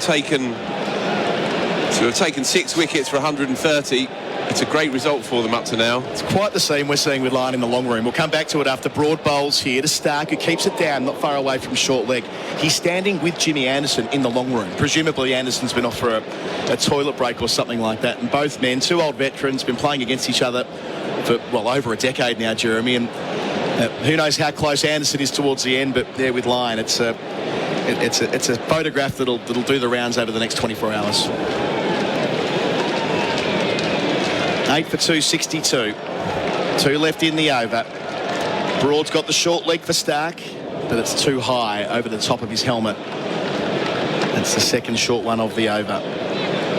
As much as we know where the allegiances of this crowd lie broadly, if And well, when Lyon does hobble out there into the middle, and if he manages to climb into one off his nose and clip it over a long leg for a big one, then this crowd will erupt. They will go berserk. You can see the significance of this moment, really. You just wish him well. You hope he doesn't exacerbate the problem. It's brought in. Last opportunity in the over to Stark, and he plays it down to point. Keeps the strike. Good batting that. Yeah. Getting the single and keeping Hazelwood away from strike for the time being. Leads 354 Australia, 8 for 263 on the Beaumont Tile scoreboard. Looking for a career in the smash repair industry? Sheen Panel Service is looking for managers and panel technicians to join our 26 stores across Victoria. Work for a supportive family business with over 50 years industry experience, with career progression opportunities and a competitive salary. Plus, you'll receive a sign-up bonus of $5K. That's right, join Sheen's lineup for a $5K sign-up. Apply now at sheengroup.com.au. T's and C's apply. SEN Test Cricket for Maccas. Here's to 30 years of the McCafe. It's going to be Stokes again. Can he get one more here? It won't be 9 out all out, but it will be 9 out Nathan Lyon, and you can't walk. Day 5's a sellout, Adam. Really? Just announced. Completely sold out. Tickets were on sale and they've all gone. This game is alive, it would seem.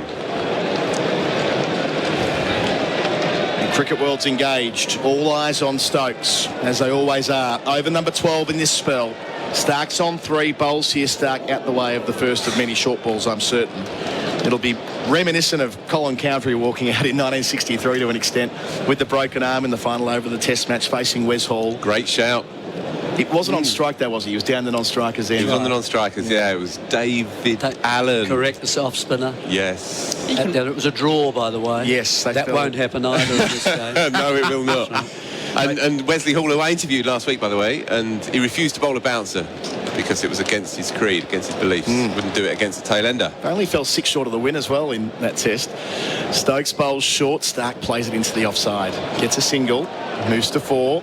Releases Hazelwood, who was out briskly in the first innings, the lead of 355. The difference, of course, is that you can run with a broken arm, not so much with a torn calf. Yes. So it's going to be Lyon standing there, standing and delivering. I've got flashbacks to Hobart when he was just smashing the ball over backward square leg. It was incredible, really. It's a bit silly, is it, that there shouldn't be a runner allowed for something like a torn calf? I understand soft tissue and then you don't know whether they're telling the truth or not, but I think it's pretty clear here there is a problem. Yeah.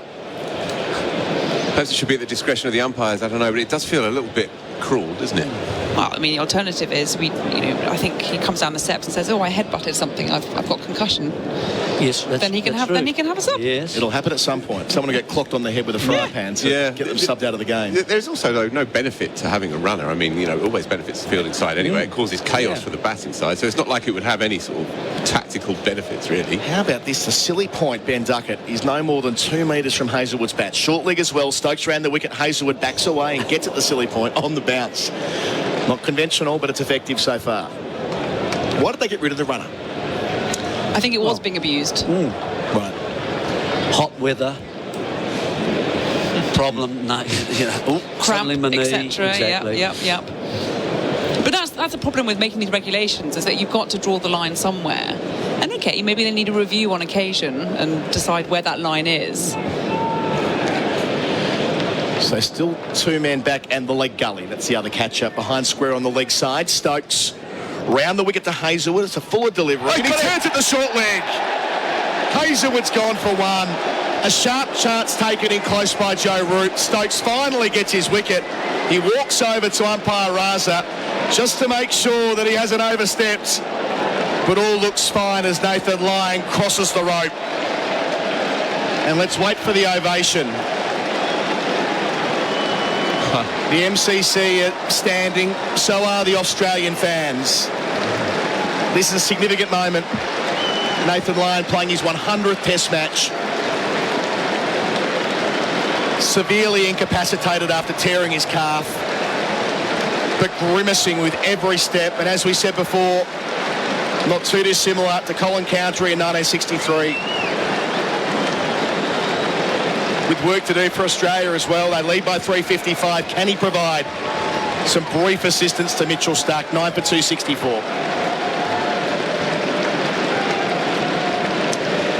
Mitchell Starc was halfway off the pitch. Did you see that? Yes, he was run off. Yeah, he was going to run Mitch off. was already had pads off. Yeah. He was ready to get going, and then he stopped, hesitated, and saw what was playing out. He's as shocked as anybody else. That was quite a moving moment. That's the word for it. The Lion might be doing himself more damage in the short term. In fact, he almost certainly will, because natural instinct kicks in, doesn't it, Jeremy? When you're batting, you're batting. You are, and you might even take off for a single. Although when you've torn a calf, it's torn, right? You can't untear it. Yeah. Well, you can tear it worse, and we know that Lion... You've got the other anchor on the other end of it. So the crowd are all engaged. There's catches everywhere. Stokes up, bowls to Lion, short ball, pulls it into the onside, doesn't take the single because he can't get down there. There was one to be had, but it's just not going to happen. Has to stay put. One ball left to get through, then Mitchell Starc gets another opportunity. Super stuff at Lords. Okay, so if we know that he can't take any single whatsoever, put a couple of catches in and put everyone out the boundary. No point trying to cut off the single or the two. It's all or nothing, right? Yeah, there's not much value in having a mid-off at this point. I think it might have been Pete Lawler has said before, he's such a good player of the ball with the horizontal bat. That was a nice pull shot from Lion on one leg. I'd stick 3 men down there then. Can Stokes finish it off? Last ball here to Nathan Lyon. Bouncer gets out the way. Well played, Nathan Lyon. Mitchell Starc goes again, changing commentary. Adam White in for me. We thank Isabel Westbury as well. 9 for 264. The lead, 355. And our coverage is for Maccas. Here's to 30 years of the McCafe. Whether it's been a big weekend or a big weekend of NRL. And Jerome Luai pantherised that. Picks up a try. SEN has you covered. Catch up on all the scores in the time it takes to make your morning coffee with SEN's The Day's Play. Our team of expert commentators go over the results, cover the big talking points, plus share the match highlights as called on SEN League. SEN's The Day's Play, your one-stop podcast channel to catch up on every sport called by SEN. SEN Test Cricket, thanks to Maccas. Here's to 30 years of McCafe. And we're seeing some quite remarkable things today, as we have throughout the course of this Ashes series. We're only on day 9.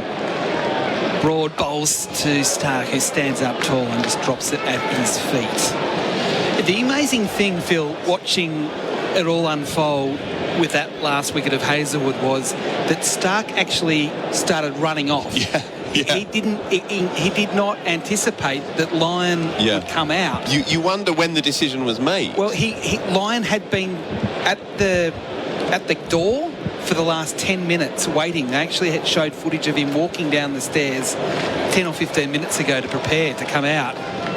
Oh, as Starc goes the big windy wolf, trying to hit that one into the grandstand and make contact. So, because he would have taken too long to get from the dressing room, he would have been timed out. Yeah, he had his cuts man and his trainer and all sorts in his corner, didn't he, as he was staggering down those stairs, proud to the last. Yeah, but it probably shows as well that the Australians playing their hand, that they're not comfortable, they've got enough. Every run. Broad again in the sunshine from the pavilion end, bowls to Starc, who swats it. Where's that gone? No one knows. It's hit him on the helmet. It's in the helmet. It's actually stuck in the helmet. No, it hasn't. It's come out behind square leg. No one knew where it went, but it has struck Starc on the helmet. Now, I'm going to bring Jeremy Coney in here. At what point does this become intimidatory bowling? What point does it become bodyline sort of bowling? Well, he is. It's a question, I think, a little bit of, is he a tail ender who is actually the batsman he's actually bowling at? And if the umpire's in the umpire's mind, if he decides that it's intimidatory, then he will. But this has been going on for a long time now. At what point does it go into that spirit of cricket discussion? I don't know the answer. Don't know whether I've got a firm opinion one way or the other. I think when you you have a player who's clearly incapacitated as Nathan Lyon is, then I think it's a legitimate question to ask, absolutely. I wouldn't think it's particularly relevant when you're bowling medium fast to Mitchell Starc, who's got a Test match 100 or two. But in the case of Nathan Lyon, who clearly won't have the same degree of mobility and movement that he would normally have, then it's absolutely a fair question for sure. It's the case I always remember is Devon Malcolm against the great Pakistani attack in '92, I think it was, over here, and he was clearly out of his depth, and it became dangerous, legitimately dangerous. But even then, that caused all kinds of issues regarding the relationship between the two teams and the umpires, which were home umpires at the time, and so on and so on. So Jeremy, what happens if the number 11 comes in, say, and doesn't look particularly strong, but then bats for 40 minutes? Right. Against, so could that happen with us? We were playing against Australia at Melbourne Cricket Ground. Lance Cairns, sort of just above kind of spinner pace at the time, bowled on a very slow MCG. Jim Higgs was batting. The defender he just bowled a short ball at him. He had a helmet on. Yeah. Played up there, got a glove straight through, caught, and we were all wandering off. You know, innings over, and umpire, no ball. Home no umpire. Ball. Australian umpire. Were you skipper at the time? No. Jeff Howarth complained bitterly. And did it go anywhere? And no, not really. Other than the commentators saying that's a ridiculous. Richie Beno, saying it's a ridiculous decision. So just to set the scene here at the moment, Mitchell Starc is okay. It's just more running repairs on the helmet. So as is often the case, when anyone gets hit on the helmet, the support staff come on to make sure he's okay. But it's more now about adjusting a new helmet. Nathan Lyon's having a chat to the England players at the non-strikers end. They're having a grand old time up there while Starc gets a new helmet. He's okay to continue. So it was quite remarkable because all the players looked around wondering where the ball had gone. And the commentators. I'm trying to bring others into it, Phil, because I had no idea where it went. Was it as relentless as this when you played the Windies back then? Was it middle of the pitch, 4 out of 5 deliveries? Yeah. It was, and 10 miles an hour fast. Yeah, sure. So Starc is ready, and so is Broad. He's coming around the wicket to bowl to Starc. That one a bit more pitched up. He sort of stood at the crease and defended it back down the onside of the pitch, and Broad fielded on the follow-through. 9 for 264 on the Beaumont Tile scoreboard. The lead 355. Now we're approaching 4 o'clock local time here in London. What's the tea? What do you got for tea? All the change for tea? Yeah, what time is it? Let's have a quick look. 4:15. 4:15, says Big Phil. It's all changed. These extra long sessions as Starc swings into the onside. Along the ground, out into the deep. They don't take a run. They've really got to go up multiples of 4 now, don't they? Yep. But we're 9 down, of course, so... Yeah, carry on the half hour. Yes, that's true too. Yes, because of the play we lost yesterday, we're adding a little bit today, and then of course we didn't start until 5 minutes late because of that light drizzle as well. So we're all over the place with times. This is a slightly surreal stage in the game. It is extraordinary. Because there's 1 ball left, everyone's on the boundary. Can Nathan Lyon get to the other end, even if he hits it out into space? Broad bowl, Starc heaves it away. That's a big hit. Is it far enough? It is far enough. Or is it far enough? Through for a single. We might have seen the most spectacular bit of fielding we've ever seen, and the most spectacular single we have ever seen. He's hurt. That hurt him a lot. What is going on? This is crazy. He's hopped the length of the wicket for a run. Now. Okay, I think. Sorry. You explain, Phil, what happened out in the deep. We're going to have a replay for tyre power. So it's Rayan Ahmed, sub-fielder. He's taking it one-handed with his right hand falling over the boundary rope. It's T20 stuff. It's Big Bash stuff. He's managed, I think, extraordinarily. Oh, has he? I can't see for sure there. It's touch and go. Anyway, he's palmed it back. I don't think they're signalling 6. Meanwhile, Nathan Lyon Did he touch the... It's so hard to tell. Yeah. Meanwhile, Nathan Lyon is trying to stagger across no man's land and gets there He did get before there. collapsing in a heap. Mitchell Stark now has the strike for the start of the next over. I can't help thinking this is the final over, come what may, because... Oh, what a bit of fielding. Still checking on the 6. Looks okay to me. Yeah, I think Jeremy? he's done it. It's whether his foot's touching the rope more so than the hand, I think. It's one hell of a catch. Yes. If people can picture the Stokes catch, the first game of the World Cup against South Africa, it's a smallish version of that with the reverse cup almost. Saves 5 runs. Spectacular. It's been waved away, so it's okay. So that was, rather than anything, it was a spectacular single. Come on. Wow. This game is ridiculous, isn't it? Nothing happened for 45 minutes after lunch. Josh Tongue into the attack from the nursery end. He bowls to Stark, who hooks it away, gets it fine down to the rope for 4.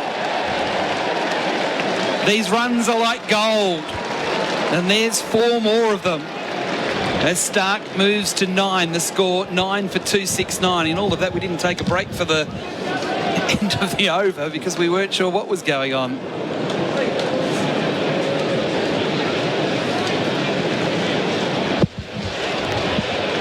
For 269. Tongue again around the wicket, bowls to Stark. He goes again out into the deep. It's into the gap, but they don't take a single as the 2 men converge on the ball in the deep behind square leg. Not sure why they're booing. Now, Bharat, welcome back. Thanks to Red Energy. Can you try and explain, as a fresh set of eyes, what took place on that last ball of the last over? The funny thing is, I think Nathan Lyon somehow got to the halfway point of the pitch. He was fine. Tongue again bowls to Stark, who just guides this one out into the deep behind point. No run. Because at that point, they assumed it's going for 6, or we all either did. The catch is going to be taken. Then when he saw that the ball was back into play, the instinct just kicked in. And then he tried rushing towards the crease, and he was hopping, he was skipping, he was in all sorts. I think Joe Root walked up to him and said, "Are you sure you want to do this?" Pat Cummins had covered his mouth. The entire Australian team is on the balcony, by the way, right now. Coach Andrew McDonald was on his walkie-talkie speaking to the physio whether we should continue with this. Tongue bowls to Stark, who tries to hook again, and bottom edges it straight into the ground. No run. How are you enjoying this, Jeremy? It's fantastic to watch, isn't it, really? The field is such that really Stark can only hit boundaries. He's got to be a wee bit selective about where, as all you always have to when you get short pitch bowling, and that's what cost, I thought, Green his wicket. But yeah, it just needs a good shot to get through between these players. 2 balls left in the over. Stark tries to heave away again on the onside and doesn't make contact to a short ball. So now, Bharat, 1 left. Yeah. What happens here? No, he'll just have to continue swinging. There's no way they're taking a single. You don't think they'll hop one through? No, I doubt it. And what do you do if you're England? I mean, you still have to run Nathan Lyon out. Yeah, but absolutely. If he goes out there, he's fit to run out. They won't run. That scenario we saw for the previous over was the only way Nathan Lyon could get from one edge to the other. Exactly, yeah. I reckon he's going to try and hop one here. No, he just has to. I doubt whether they'll look for a single. Last ball of the over, Tongue from the nursery end. Bowls to Stark, it's short. He tries to hook and can't make contact. So Lyon will be on strike for the new over. Over bowled, 9 for 269 on the Beaumont Tile scoreboard. Stark on 9, Lyon yet to score. So we're going to continue here, no breaks all the way through until the end of the Australian innings, or T, whatever comes first. Does any of this mean that Lyon is so badly injured that he can't do anything worse and he may as well have a bat? I think this also is a sign that his Ashes is over. Yeah. I doubt if there was even like a semblance of chance left that he plays. That's what I think too. Has any role to play in the rest of the Ashes, they wouldn't do this. This is a sign that we won't see Nathan Lyon till the home summer.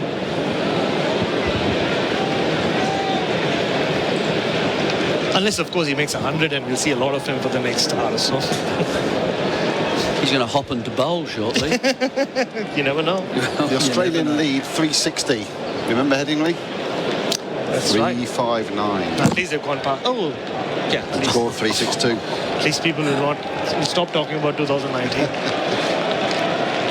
Broad on the runway, bowling to Lyon, who is hit on the body trying to hook the ball. And that's hurt him.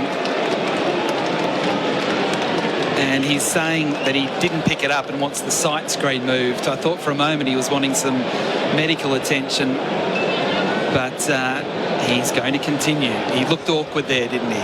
I think he's the first batter on one leg in the history of cricket to get the side screen moved. Never seen that before, Jeremy? Not on one leg. No, Yeah, the not on one leg. unipeg.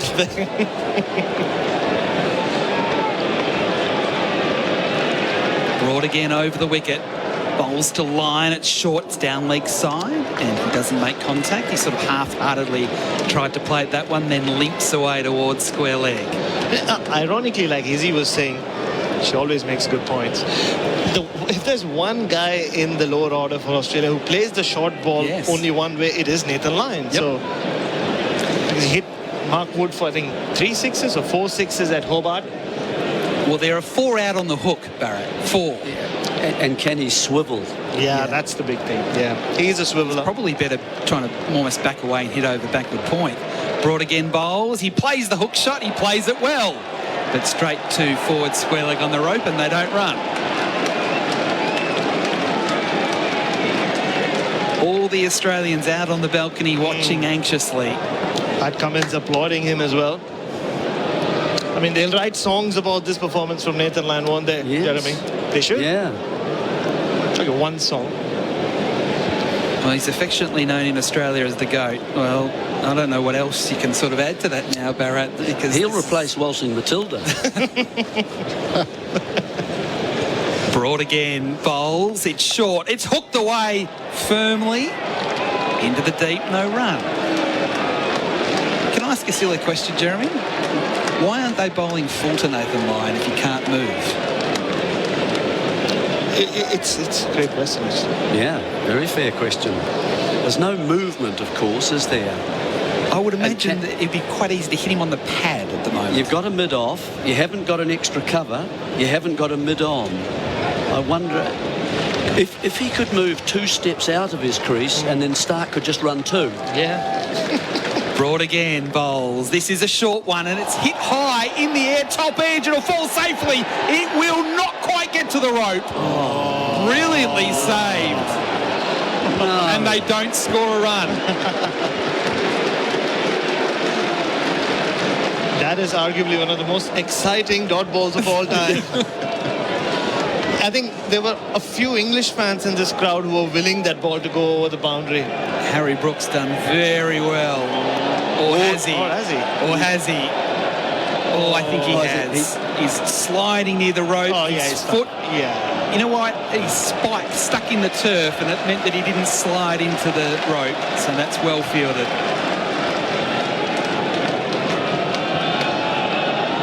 We're having another look. Come on, England, have a heart. Please don't cheer him. He's got to get at least 1 run. They looked thanks to tyre power on the replay, and they said it's okay.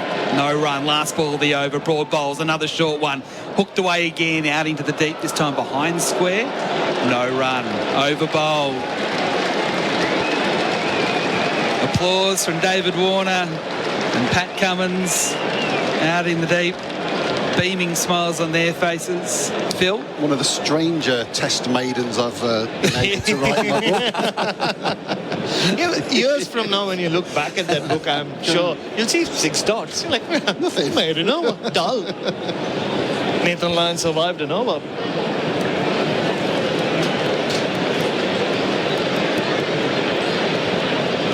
Yeah. Wow.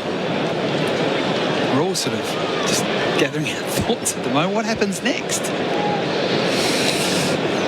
Well, we'll see some swinging, won't we, from Mitchell Stark? Yeah.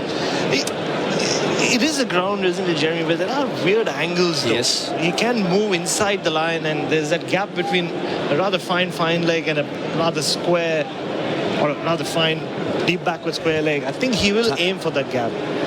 Can Tung get one through? If he gets one a little bit wider, can he hit it through that extra cover area just with a cross bat? Fine leg, backward square leg, forward square leg, mid-wicket, all on the rope.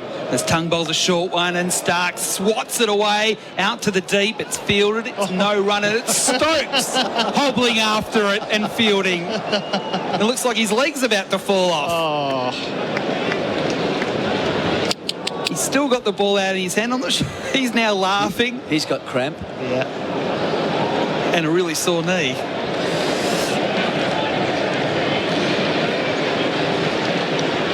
It's the walking wounded. Yeah, I mean, a few years ago in Sydney, we saw Ashwin and Vihari save a test match for India where neither could move. This is as dramatic as that. Walking wounded everywhere. 9 for 269. Tung again around the wicket, bowls to Stark. It's a slower ball and he rides that one down to backward square leg to the rope. No run. But that's the gap he's looking for, Mitchell Stark. If there's one gap he can access, he can come inside the line. There wasn't enough pace in that delivery. Just looking at a replay thanks to Tyre Power. Clean bowled savings of all the Australians. They're laughing and they're also watching anxiously. They're sort of some don't even want to watch at all. Tung again bowls to Stark. This time he hits it high in the air and past Tung. Just dropped safely. Just lobbed over the top like a top spin at Wimbledon from tomorrow or Monday. He just ladled it over the top of Tung on his follow through. He thought for a moment Tung was going to get there. No, Stark was walking off. He thought Tung could get there. Slower ball, was it? 3 balls gone. Him. In the over, he bowls again. This time, he hits that one very hard, Stark. But it won't be a run because there are 25 people on the fence. This one's Duckett that does the fielding at mid-wicket. There's no run. Are we even playing cricket yet? I mean, this feels like another sport to me. And eventually Nathan Lyon will have to somehow get back to the pavilion. And that could be 25 minutes. They just showed the they might have to bring out a cart for him. I wouldn't be surprised if the paramedics come and help him off. I just saw them on the screen now. Tung again around the wicket to Stark. Another short one. He swings this one. He swings this one. Well! Very well. Over the top for 6. Behind square leg. Finally, we get some action on the scoreboard. 9 for 275. Stark up to 15 with that blow. You give him enough practice, he's got to get one of them over the rope. Yep. I think it was the perfect spot. That Australian balcony went up. Last ball of the over. Tung again to Stark. It's wide and full. And Stark giving himself some room. Couldn't reach it. It's a dot ball, so Lyon will be on strike for the next over. 9 for 275. Lyon yet to score. He's faced 8 balls. A courageous 8 balls. Stark 15 off 40. The lead, as I mentioned, 366. And in between overs, you can see Nathan Lyon is going further and further and further towards the middle of the pitch to have a chat with Mitchell Stark. Initially, the first couple of overs, he's just standing by his crease. Should Joe Root be bowling? Yeah. To Lyon. You know, much harder to step and, to just stand where you are and hit like baseball. Okay, so very much harder to do that to a spinner. You captained your country. What would you be instructing your bowlers to do when bowling now to Nathan Lyon? Well, I mean, this is just carrying on something that we've seen for ages, isn't it, in the field settings and so on. But I think I'd be thinking very closely about Root. Good. And Nathan Lyon is an impulsive sweeper as well. He's not going to be able to sweep. Exactly. Yeah. Broady's going to continue from the pavilion end. He bowls to Lyon, who hooks it away. Hooks it very well. He's done it. Nathan Lyon gets a boundary. Behind square leg. He gets the thumbs up from Mitchell Stark. And his teammates in the pavilion are up on their feet applauding. And Nathan Lyon has just closed his eyes and he's grimacing. He's in pain. That hurt. Feels like Australia have already won this test if you were just looking at the Australian test balcony. Wake up, Australia. You're seeing something special. Yeah, the back leg, he hasn't allowed it to stay on the ground. He's swung that around in the air. He knew the moment it hit the bat that it was going for 4. 9 for 279. Broad again. Past the umpire. Bowls and Lyon hooks it away. This time into mid-wicket. No run. Stokes ambles to his left to do the field out. Phil, last wicket partnership. How many now? It's over 10, isn't it? Came together at 264, 15. 15. And the lead importantly up to 370. And I can't believe someone with Stuart Broad's experience hasn't tried one full ball. I can't believe it either, Bharat. Yeah. No, I can't believe it. Broad on the runway. Bowls to Lyon. It's short. It's hooked away firmly again out into the deep. No run. Yeah. Joe Root doing the fielding this time. They've moved Stokes. He's coming closer and closer. Yeah, and Jimmy Anderson's just run all the way up to Stuart Broad from backward point. Maybe he's asking him to do the same thing that we've been asking him to do, Jeremy. Try a full ball. I mean, you've got 6 balls in an over. You'd think one of them would be full. He's bowled 9 straight balls at Lyon. They've all been shot. Yep. Either that or a slower ball, just something full on the stumps. So he's going to go around the wicket now. So that's going to see a little bit of a delay as the sight screen at the pavilion end is moved, and they've made some adjustments to the field as well. So there's kind of 3 all at forward square leg in a triangle. Broad bowls. It's short. It's hooked away. Hooked firmly, but out to one of those men in the deep. Duck it. He fields it. There is no run. Just got past Stokes, who's in the ring near the square leg umpire for the catch. 2 balls left here for Lyon to negotiate. I wonder if Stokes and Lyon will help each other off. I mean, I want the buggies to come out. Yeah. 1 each, and they can sort of go off in tandem. 2 more here.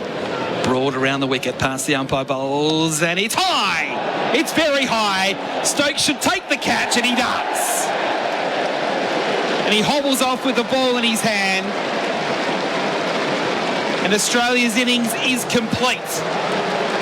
He gets a pat on the back, Nathan Lyon, from Ben Stokes, acknowledging the heroicism of him, really. And he takes the long walk off. There's no stretcher, there's no buggy. He's going to limp off, Nathan Lyon, out for 4. Broad gets the last wicket, and Australia completes its second innings on the score of 279, and we've seen one of the most extraordinary last wicket partnerships in Ashes history, and that's not underselling things. I don't think anyone has seen what we've just seen. Stark is going to run off now because he will have to bowl relatively soon, or at least get warmed up ready to bowl. And Nathan Lyon hobbling off with a camera crew alongside. And then the England team probably 25, 30 metres behind him. And all the Australian players, at least the batsmen, stand on the pavilion with arms above their heads, clapping Nathan Lyon's efforts. So, Phil, that last partnership was worth how many? In the end, 15. It felt like more, didn't it? It did feel like more, but I just wonder how important those 15 runs might be at the end of it. So, Phil, again, before I switch out and follow, in fact, we might go back to have a bit of a break and reset things here. I'm just interested in what the target is now for England. We know 15 for that final wicket partnership, but the target 371? Or 372, is it? Or 372 to get. Yeah. Right, so Broad 4 for 65, the pick of the bowlers, at least in the wickets column. And as bright sunshine continues here at Lord's, how big is this next 2 or 3 hours going to be with 4 stumps? Yeah, England will chase it down in the next 2 hours, right? That's last ball. No, I think so. No, but extraordinary days. Cricket, Jeremy Coney, they've clearly decided, England at one point very early on, that they're just going to stick to short pitch bowling. And eventually, you have to say it worked out. Australia still have a sizable second innings lead and a massive target for England to chase down. They said yesterday, we want to set the crowds alight and chase down whatever is in front of us. But 372 at the start of the day, I think they would have taken it. So, yeah, just to confirm, in the end, the lead 370, England need 371 to win this test match. Right. They'll take 371 as well. Yeah, so for all the crazy things we've seen, with all the short pitch bowling, and there's clearly going to be more of it, it does set up a tantalising next little period, doesn't it? Yeah. Well, what we have seen so far is that it's very hard to score from quickly. Setting those fields, Australia are going to be a wee bit faster. They are quicker. And what are England batsmen, what are they going to do? I think we know that they'll attack, but I think what we saw in the first innings was that they were slightly reckless about things. And now, is that going to continue? If they do that, then they're going to offer opportunities to Australia. And that's why I think this target is still just a little far. But, you know, if things go well and they get luck and so on, which they will need. See, generally against this sort of bowling, I think you need to get in the right position and make the right choices. And, you know, and I don't think they'll do that.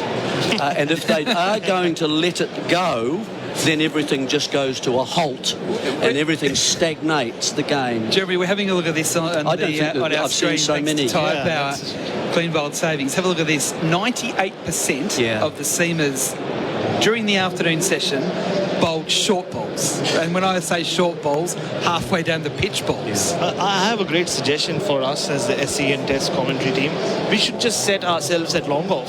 There'll be no activity there. On the ground. On the ground, yeah. Picnic. Yeah, on the straight field. Because the ball's not going to come in that direction. There'll be no fielder. Let's just get closer to the action. All right, let's reset here from Lords. We'll take a short break and come back. I wonder what's going to happen this afternoon. All I know is it's going to be very, very exciting. England to bat shortly. We'll see you soon. And Nathan Lyon is an impulsive sweeper as well. He's not going to be able to sweep. Exactly. Broady's going to continue from the pavilion end. He bowls to Lyon, who hooks it away. Hooks it very well. He's done it. Nathan Lyon gets a boundary. SEN Test Cricket for Henley Holmes. Win your way to the 2023 ICC Men's World Cup. Henley.com.au. Back here at Lord's. Adam Collins with you. Peter Lalor from the Australian newspaper with me. He won't be scrapping around for something to write about tonight. And Phil Long also with us. Good afternoon, Pete. It's just which adjectives that I can use in a family publication, to be honest, about some of that cricket. But it sort of went from fatuous to high fast, didn't it? We're all sitting there going, oh, this is ridiculous, and then it just became so ridiculous we were falling about laughing. A session that was worth 5 for 55 from 24.5 overs, Longy. I think I'm right in saying. But again, the scorecard will belie the drama. In a way, the lack of drama. The lack of drama. Yeah. Even Ben Stokes picking his moment to bowl the Headingley 2019-esque spell, charging in from the nursery end, just to give the other bowlers some respite, rotating at the pavilion end, short ball attack. It's going to be a discussion way beyond this Test match, how world cricket adapts to this, because it just feels like this is set in now, but that's probably for another day. Only for the Nathan Lyon moment. Mitchell Starc didn't know he was coming. Starc was running off the field. It was a moving moment on the edge of the boundary, as it was when Lyon departed the field, to the applause of all. But back in the middle, Starc has the ball. Crawley at the other end. Target's 371. First ball here, way wide of the off stump, left alone into the gloves of Carey, and it's signalled a wide. They get the first run, yet to register a legal delivery. Didn't see many wide signalled when the short ball barrage was on. I spoke to someone of influence outside that said, one way to fix this, call more wides for bouncers. 100%. I tend to agree. 100%. A lot of those deliveries that went through should have been stomped on by umpires. Umpires really let games drift, don't they? In terms of you never see them really moving the game on, and they really needed to be calling wides on those short deliveries in that session. 2 slips in a gully, deep point, and 2 back for the short ball straight away. Starc bowls, and it's through to the gloves of Carey. Make that 3 back for the short ball. A fine leg and a deep backward square, and a square leg straight away, which speaks volumes about the way this game's evolved over the last couple of days. On Monday night, I'm going to the theatre to see a theatre called Stump by Shomit Dutta. And it's a play featuring 2 famous cricket fans. Samuel Beckett, you might have heard of him, author of Waiting for Godot. played 2 first-class games. Yeah, yep. The Absurdist and Harold Pinter, who wrote that famous poem about... Stark in. 2 slips to the gully. Towards us, towards Crawley. Bowls here, turned into the onside where there are 3 men set out. First run off the bat. Usman Khawaja does the fielding. None for 2 after 2 legal deliveries. It had a bit of that waiting for Godot feel today, hasn't it? It's just that sort of, what are we doing? I don't know. When are we getting there? Where are we going? It's just hanging around. What's going on? It was kind of like, forget throwing the switch to vaudeville. I think they threw it to Boresville. It will bore the Australian batters out. You don't agree, do you? No, I do. I think it was highly effective.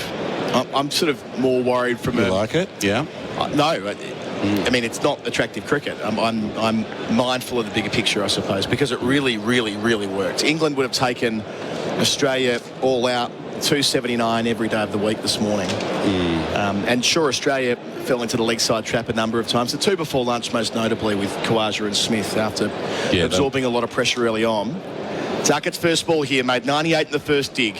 2 slips to gully, Stark bowls, men back and past the outside edge it goes. Carey went a long way. I thought he might have touched that on the way through, not to be. No, that swung once it got behind the batter, but the batter did have a little bit of a nibble at that there, I thought, Duckett. Funny that. Ben Duckett nibbling at one outside the off stump. Yeah, I'm not putting that down. Are you going to give that as a leave, Phil Long? What mark are you making in your book? I'm going no. No, that wasn't... Yeah. It would have been an ugly dismissal. He followed it with the blade. It swung a lot at 89 mile an hour. So after making the important unbeaten 15, Stark's in again. Pavilion end, bowls here to Duckett. Duckett down the leg side into the gloves of Carey. So 2 men back for Duckett on the leg side. Beneath this fine leg, a deep backward square and the deep point, which has been a permanent fixture for Duckett since he walked out on morning 1 at Edgbaston. I think you'll see Australia start with that man back square in most games outside of Australia. I saw that all through India. We've seen it every match. This is the 3rd test in a row that we've seen it in England. The deep point. So a bit of a lull here as both teams try and find their rhythm again. Stark up. Bowls to Duckett, who plays from the inside part of the bat. Back down the pitch. Stark collects in his follow through. So that partnership between Stark and Lyon, adding 15 as they did when nobody thought Lyon was going to be able to bat. Including Stark, who was surprised. How does Stark not know that he's coming out? The secrets they keep in change rooms really astounds me. I think Lyon's called an audible. I think Lyon said, you know what, I'm not playing any more in this Ashes series in all probability. Yeah, well, that's fair enough. Yeah. I'm just going to go out there and see what's possible. And the fact that they added 15, it's a great yarn. As Duckett faces Stark, completes the first over of the chase here, and he plays from the outside into the bat, and it's gone down. It's gone through Green, albeit just. Green went a long way to his left. Superman dive, 4 runs registered. So Duckett's off the mark. But for once, Green's not been able to drag it down. None for 6 England. That's on the Beaumont Tiles scoreboard. Beaumont Tiles, huge sale on now. We'll wait for a replay for tyre power. Clean bold savings. Talk us through it, Peter Lalor. Well, when Cameron Green is at full stretch to reach a ball, it's a hell of a long way from him. No one else would have got a hand on that one. But it's surprising to see him drop it. We expect Cameron Green to hang on to everything just a little bit past him, I think, as it hit his hand. Of interest, he went with 2 hands, not 1. Typically, Green's been plucking those out with 1 mitt. Tried to go with both, more like a soccer goalkeeper. Went off the right leg. He was going the right way. There was no imbalance there, and you're spot on. No one else in the park is making that a quarter chance, a 10th of a chance, other than Cameron Green. But it has gone down, and Duckett does get something of a life. It's going to be Patrick Cummins to start from the nursery end. Did his best work from the pavilion end in the first innings for what it's worth. Staggering overall record, taking his test wickets at 22. Crawley's going to make him wait. But yeah, that partnership, the images of Stark running off, Lyon hobbling on. Did you see Lyon standing with Jimmy Anderson? Yeah. In the long room, the 2 old veterans and sparring partners standing with each other, waiting to get on the field. Incredible stuff. Came down the stairs on 1 leg. Hopped down the stairs. Cummins has 3 slips of gully at deep point. Bowling to Crawley. Hits him on the thigh pad. Maybe the leading edge. Spills down the pitch. Cummins collects it in his follow through. Crawley 1. If you're a horse trainer, you get scrubbed, though, for doing that to an animal, wouldn't you? I'm surprised Peter didn't intervene, put on a protest. It sort of does for him. Cruelty to dumb spinners. I love the fact that that Lyon, I mean, yes, he's put him, as Bharat noted on commentary at the time, in all probability we don't see Lyon again until the first test of the Australian summer. Cummins, sun's out at Lord's. Final session, day 4. Bowls to Crawley, pushing into the offside. Easy single. Always a gap at cover. They want him driving through there to bring the cordon into play. Crawley 2, England none for 7. Phil Long. But he has been responsible possibly for the greatest ever Ashes single, hasn't he? Oh, yes, Ryan Ahmed. I mean, what was going on? There was so much going on there for a single. And then I just had to put a 1 in my book. There was a maiden at one point when Lyon played 5 hook shots. Most of them with almost 1 foot off the pitch. Just a maiden, just a regular run-of-the-mill. It was that gritty devotion to the task that reminded me of Simon Kadich's last test in Adelaide, 2010, wasn't it, with his Achilles tendon hanging out the back of his sock. Cummins in, round the wicket, bowls to Duckett, cramped up, forcing into the onside, no quick single there. Or I wonder if there was an exchange in those dressing rooms like the one between Justin Langer and Ricky Ponting about 5 years before that, about 2005 in South Africa. Remember? Langer had been concussed and was told he wasn't allowed to bat. He said, I'm batting. If the team needs me, I'm batting. Ponting said, I'll declare. Langer said, if you declare, you're not my friend anymore. And they won by 2 wickets, so Langer was next in if required. Mummified from memory as well, wasn't he? They wrapped his head up underneath the helmet. Wasn't required. Cummins in, bowls to Duckett. And the leg stump turned down to fine leg in front of the Allen stand. Duckett to 5, none for 8 England. Their target 371. He was in the back of the box yesterday, Justin, so he's here. He's here at Lord's. He's got some MCC work to do, I think. He's been added to the World Cricket Committee, or was he already on that? He was already one of those, yeah. He's a good fella to have on it, passionate about cricket. Yep. They're quite punchy, the MCC. Jamie Cox is running it these days, and they don't mind a fairly bolshy statement about the state of the global game. Well, I suppose that's their purview. I don't think Jamie was enjoying that spectacle today. He was not. Don't think he might have saying. Cummins in, bowls here to Crawley, pulling hard and forcefully to deep square where there is a sweeper. Matthew Renshaw, the sub. Didn't quite see Renshaw there. 1 to England, Duckett 5, none for 9. But you're quite right. I mean, cricket will have to have a look at what unfolded here today and say, if it's going to go this way, are we happy with it? And I hope the answer is no. It's been coming for a while, since New Zealand enjoyed all that success with that approach. Wagner to Steve Smith. And Tim Southey bowled it really well too. Probably started here, actually, when Jofra Archer hit Smith, and they all said, oh, that's his weakness. Cummins to finish his first over. Duckett plays from the crease defensively. Out to Labuschagne at extra cover. 2 overs gone, England, none for 9. Their target 371. Crawley 3 and Duckett 5 on the Beaumont Tiles scoreboard. Beaumont Tiles, huge sale on now. Be ready for all the office footy banter with SEN. Jack in the pack! Catch up on all the latest scores and news in the time it takes to get from the car park to the office with SEN's The Day's Play. Our team of expert commentators go over the results, cover the big talking points, plus share the match highlights as called on AFL Nation. Darcy Moore mowed him down! SEN's The Day's Play, your one-stop podcast channel to catch up on every sport called by SEN. We're live at Lord's for Maccas. Here's the 30 years of the Met Cafe SEN Test Cricket with England set 3-7-1 for victory.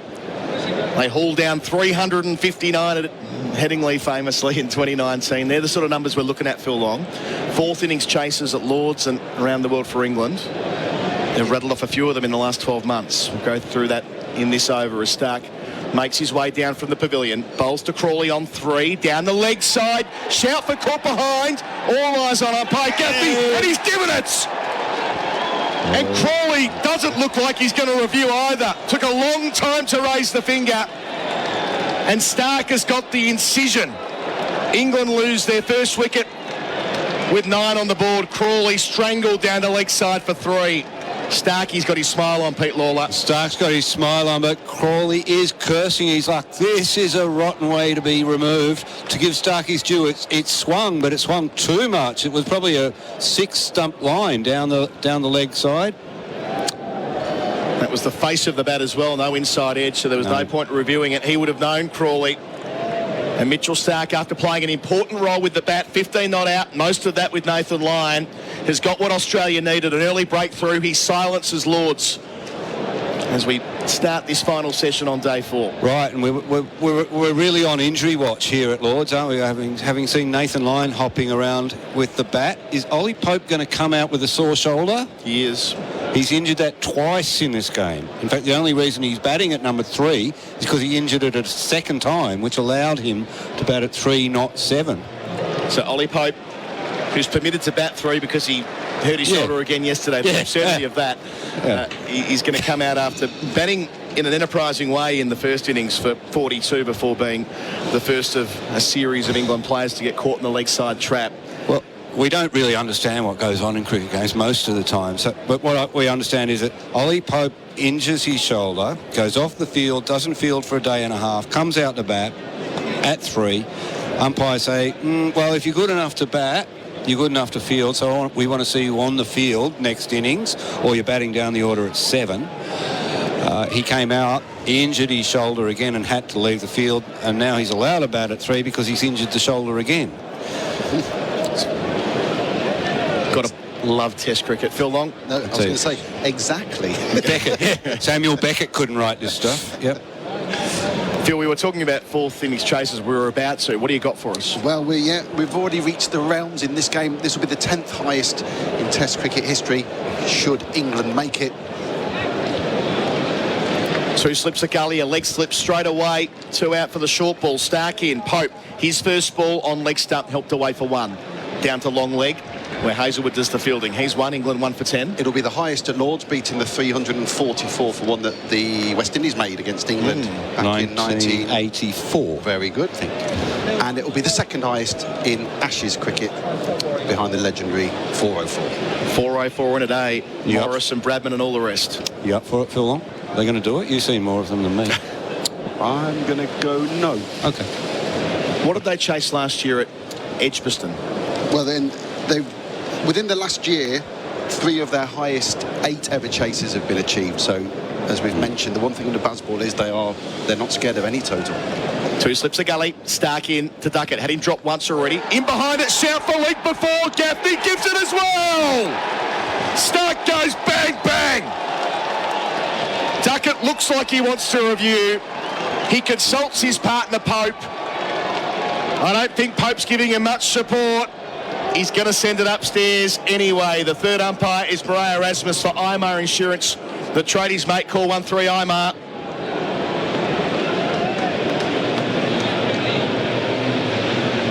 And we don't have the jingle. We'll keep going. I wonder what you're holding me up for there. I'll tell you one thing.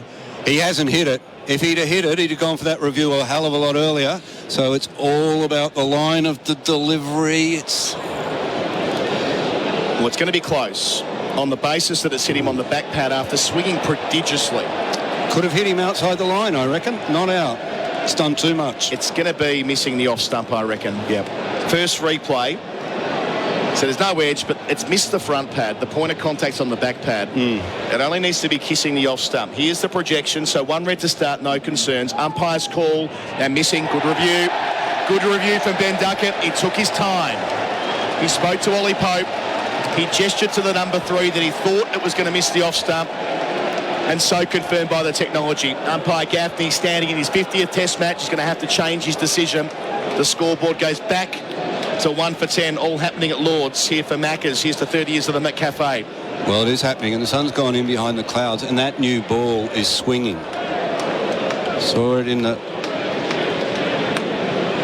That's genuine swing, isn't it? That's not scrambled seeing. No. We saw that in the dismissal of Crawley. I thought there was a bit of swing there on that one. He just hasn't quite got control of it yet. It's a bit of Mitchell Stark version 1.0, getting the ball hooping. Still 2 back for the short ball. The 2 slips on the gully as well. Stark in, delivers here. Duckett works it off the front pad. Out towards deep square leg where Matt Renshaw, the sub, fields.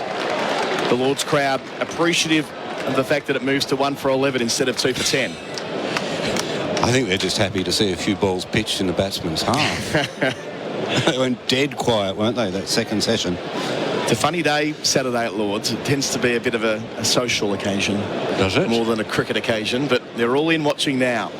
You're allowed to bring two of your own bottles of wine in. The only ground in the world where you can bring your own booze in. How civilised is that, eh? Go down to the cellar, dust a few off. Stark again. His first crack here at Ollie Pope. He's going left arm over the wicket, pavilion end. Can he get it down the slope through the gate? That's what he tries to do, but Pope's equal to it. Out towards Father Time for a single. A deep square leg, Travis Head collects it. He's 2, 1 for 12. Not bad conditions for batting. The sun's been in and out, but the light's very good. The lights aren't on here at Lord's. It has been a bit more of a traditional English summer the last 24, 48 hours, hasn't it? Cold, wet. Sat outside a restaurant last night. I almost needed a blanket on my lap. I sometimes do that over here for you, if you ask nicely. They do. They do. Around Chelsea, they're very nice blankets too. You've got to get out and spread your wings a bit, Pete. You've barely left the Kings Road. Last ball here from Stark. Third of the chase, down the leg side. Duckett tries to catch up with it, but can't. End of the over, 1 for 12 on the Beaumont Tiles scoreboard. Beaumont Tiles, huge sale on now. Pope's 2 and Duckett is 6. Beaumont Styles is proudly sponsoring the Ashes, and I'd like to bowl you over with these Beaumont bargains. Coming at us at top speed is their monster bathroom wear catalog sale, packed with everything at up to 25% off. Vanities, baths, shower screens, even the kitchen sink. And yes, up to 25% off Australia's biggest tile range. Well, that's bowl me over. Up to 25% of all bathroom wear and tiles. You'll be happy you chose Australia's #1, Beaumont Tiles. We're live at Lord's Fermat Cafe, celebrating 30 years of coffee fit for an Aussie, and jumping into the expert chair is Damien Fleming for Red Energy, 100% Australian electricity and gas. Flem, some start. Yeah, I'm good for a couple of wickets here. Ball swinging, Cummins, accuracy, pace and bounce. Cloudy 2 bowls here. Pope rides the bounce out towards backward point, no run. So we're just seeing a little bit of traditional test match cricket once the ball's swinging. Once it stops, I reckon there'll be a bounce-a-thon, as we've seen throughout the last 2 innings. But no, I like it when Stark's moving the ball. He gets wickets. Right-hand batsmen are uncomfortable. They get caught on the crease, and they're often bowled through the gate or LBW. Well, in the World Test Championship final first innings, we saw Cummins give him 2 overs that didn't swing and take him off. Yep.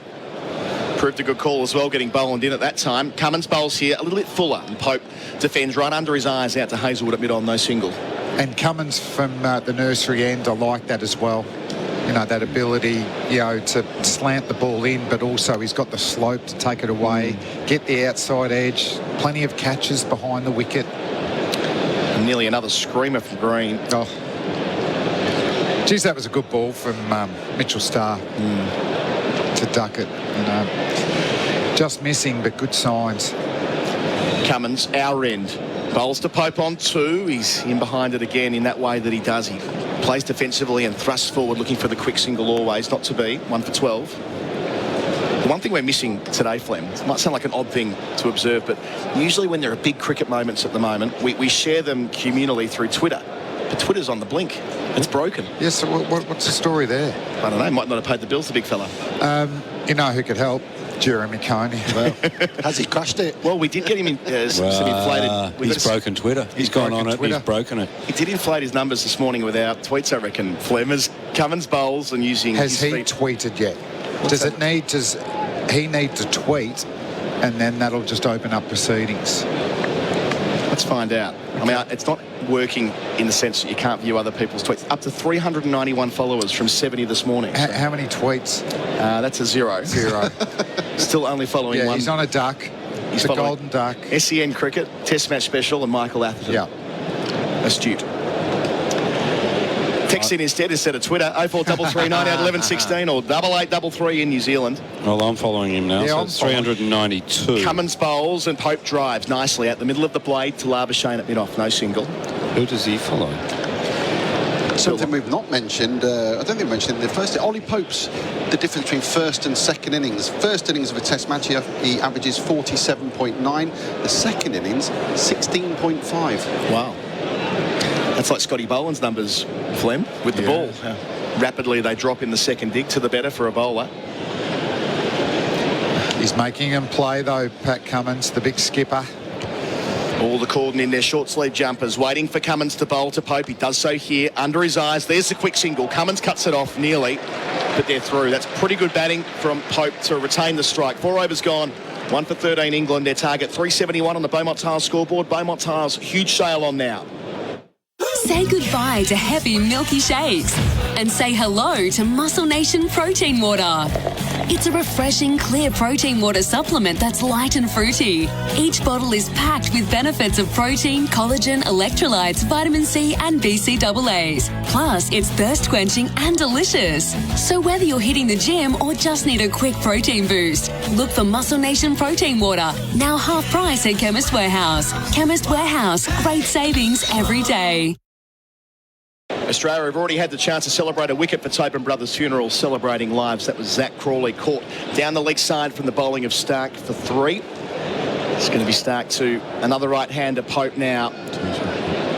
Trying to get it down the slope and through the gate. Leg slip there as well. Bowls here, Pope off the inside edge, not quite. The way they responded in the cordon, they thought they had a feather, but it ends up with Carey. It's died a little bit, that one, hasn't it? Kept low on him. Yeah, that can benefit you when you're bowling close to 150 kilometres an hour. A bit of swing, a little bit of inconsistent bounce, and the corridor helps.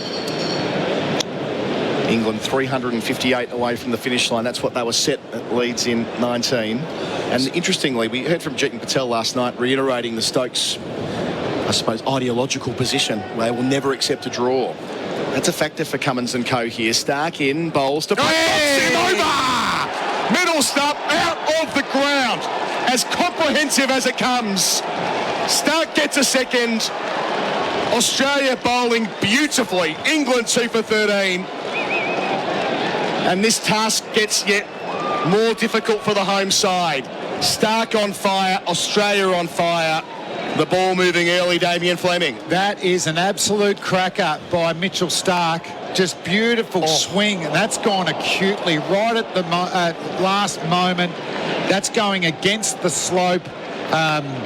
Beautiful bowling from Mitchell Stark. The corridor of carnage, 2 wickets early. What a couple of hours of cricket we've had. Well, we've hardly seen the ball swing in this series, and Mitchell Stark has got it singing. I mean, lucky to just choke that first wicket down the leg side, but that is a perfect delivery. Yeah. Absolutely perfect. Look out, England. It's going to get really hard to be set against this sort of bowling. And it goes against the bouncers. The bouncers are the one that's been working, haven't they? Like 13 wickets at 16, but now the ball's swinging and the Australians able to be flexible and pitch the ball up and make it move. Well, you wonder why England didn't take the new ball.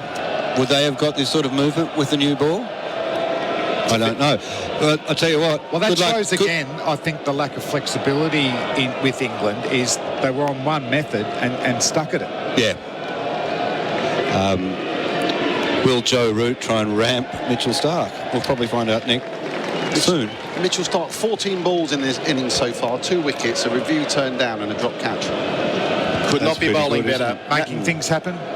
That replay for tyre power, clean bowled savings, as you say, Flem, it's the stuff you dream of as a fast bowler. They get to celebrate another wicket for Tobin Brothers Funeral, celebrating lives. And Joe Root, he was so conditioned to walking out at 2 for not enough in Australia a couple of years ago.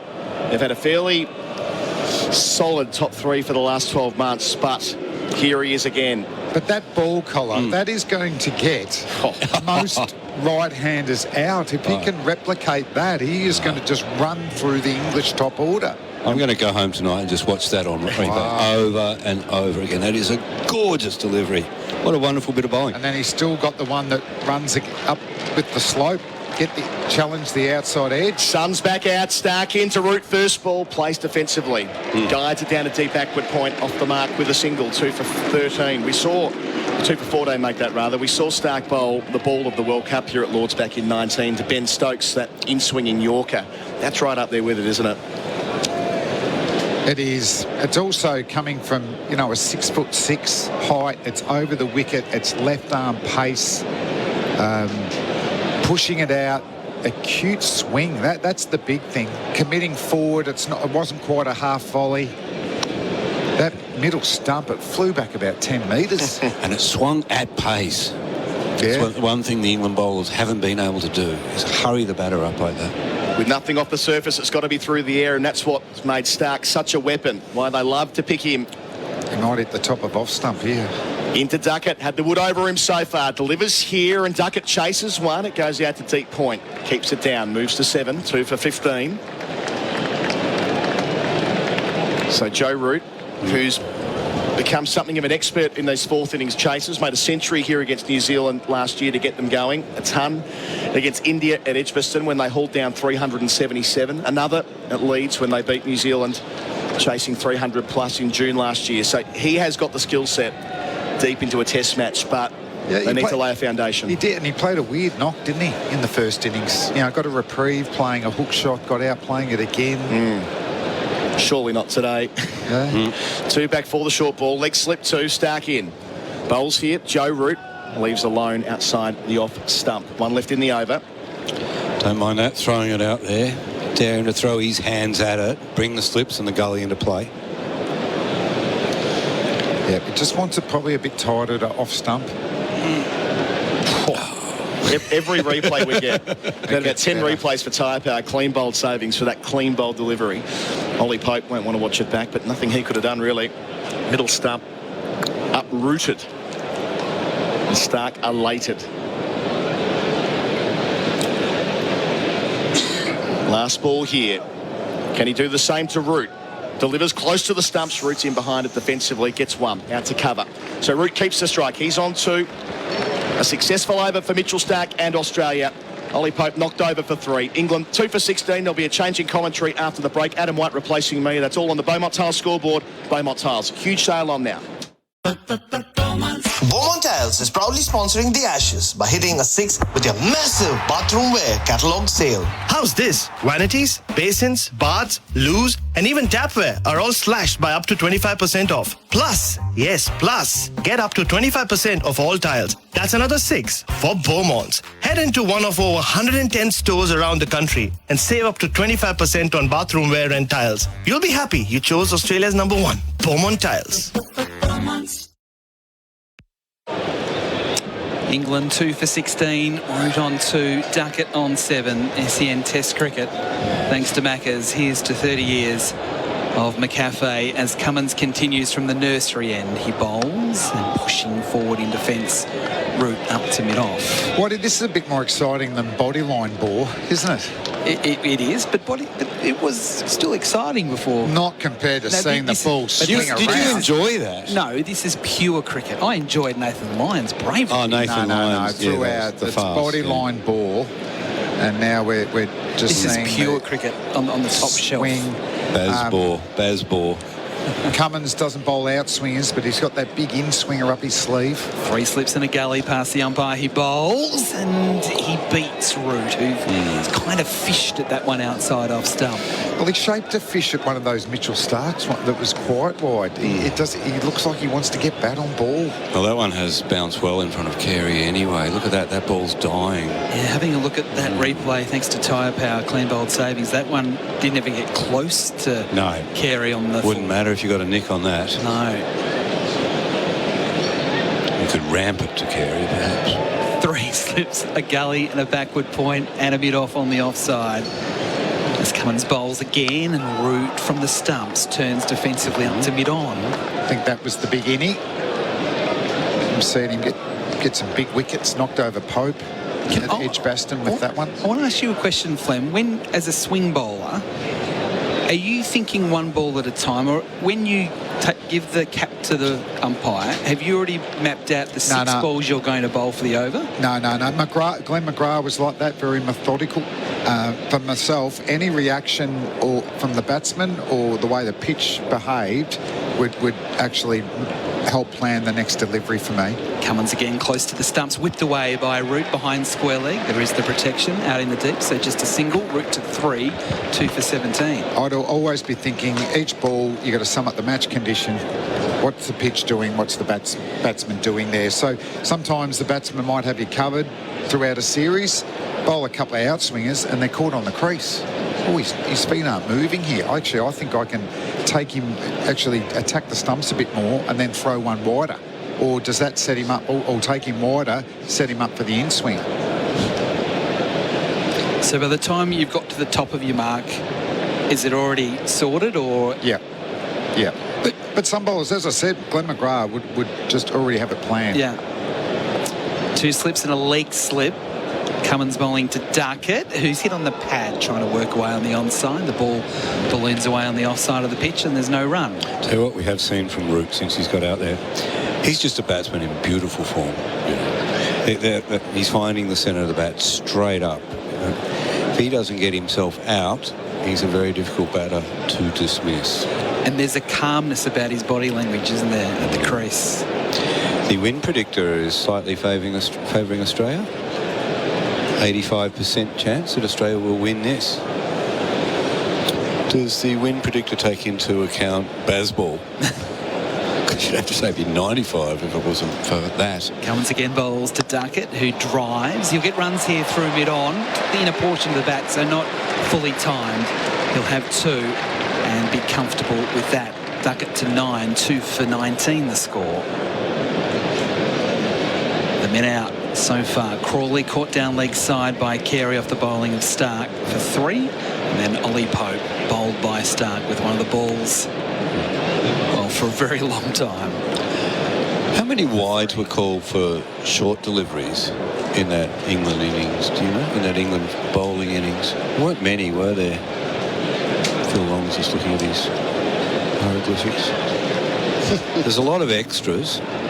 There were... I think there were 7. 36 extras. Well, there were 7 wides. Yeah. But were they all for too high, essentially? 6 of them. I think one was a wide. Yeah. Wide. I think they called a bit. I thought at Edgbaston there was a fair few over the head that weren't called. I think they need to get a bit sharper on that. So Stark now 2 slips, a gully and a leg slip.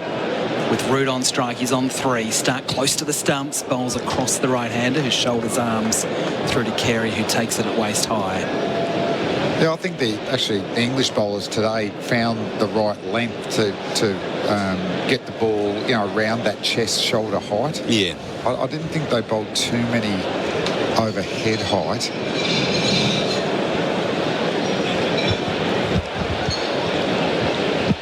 So with Stark bowling to Root, there's still 2 out in the deep on the onside at square leg and fine leg, and the sweeper at point as well.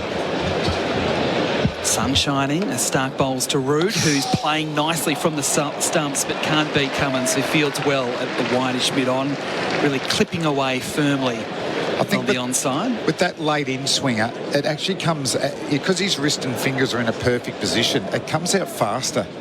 But Joe Root is in such good form.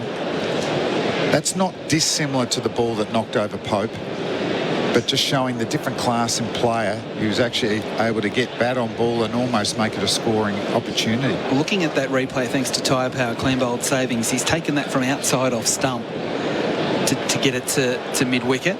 Stark again bowls, and this one wide and a bit short. And Root leaves that one go through. Really, you can hear that from here, slapping into the gloves. A couple of balls he's bowled in this spell have got to 90 miles an hour. That's the old Mitchell Stark almost, that sort of speed. As Jeremy Coney joins us for Red Energy, 100% Australian electricity and gas. You come back, Jeremy. This is more proper cricket being played at the moment. We like this. Yes. We like the ball that's swinging. And we haven't had a chance to see if the ball will swing today because everything's been so short. Yes. Root's on 3. He waits for Stark and he pushes into backward point. He gets a single as Green slides and fields coming around from gully.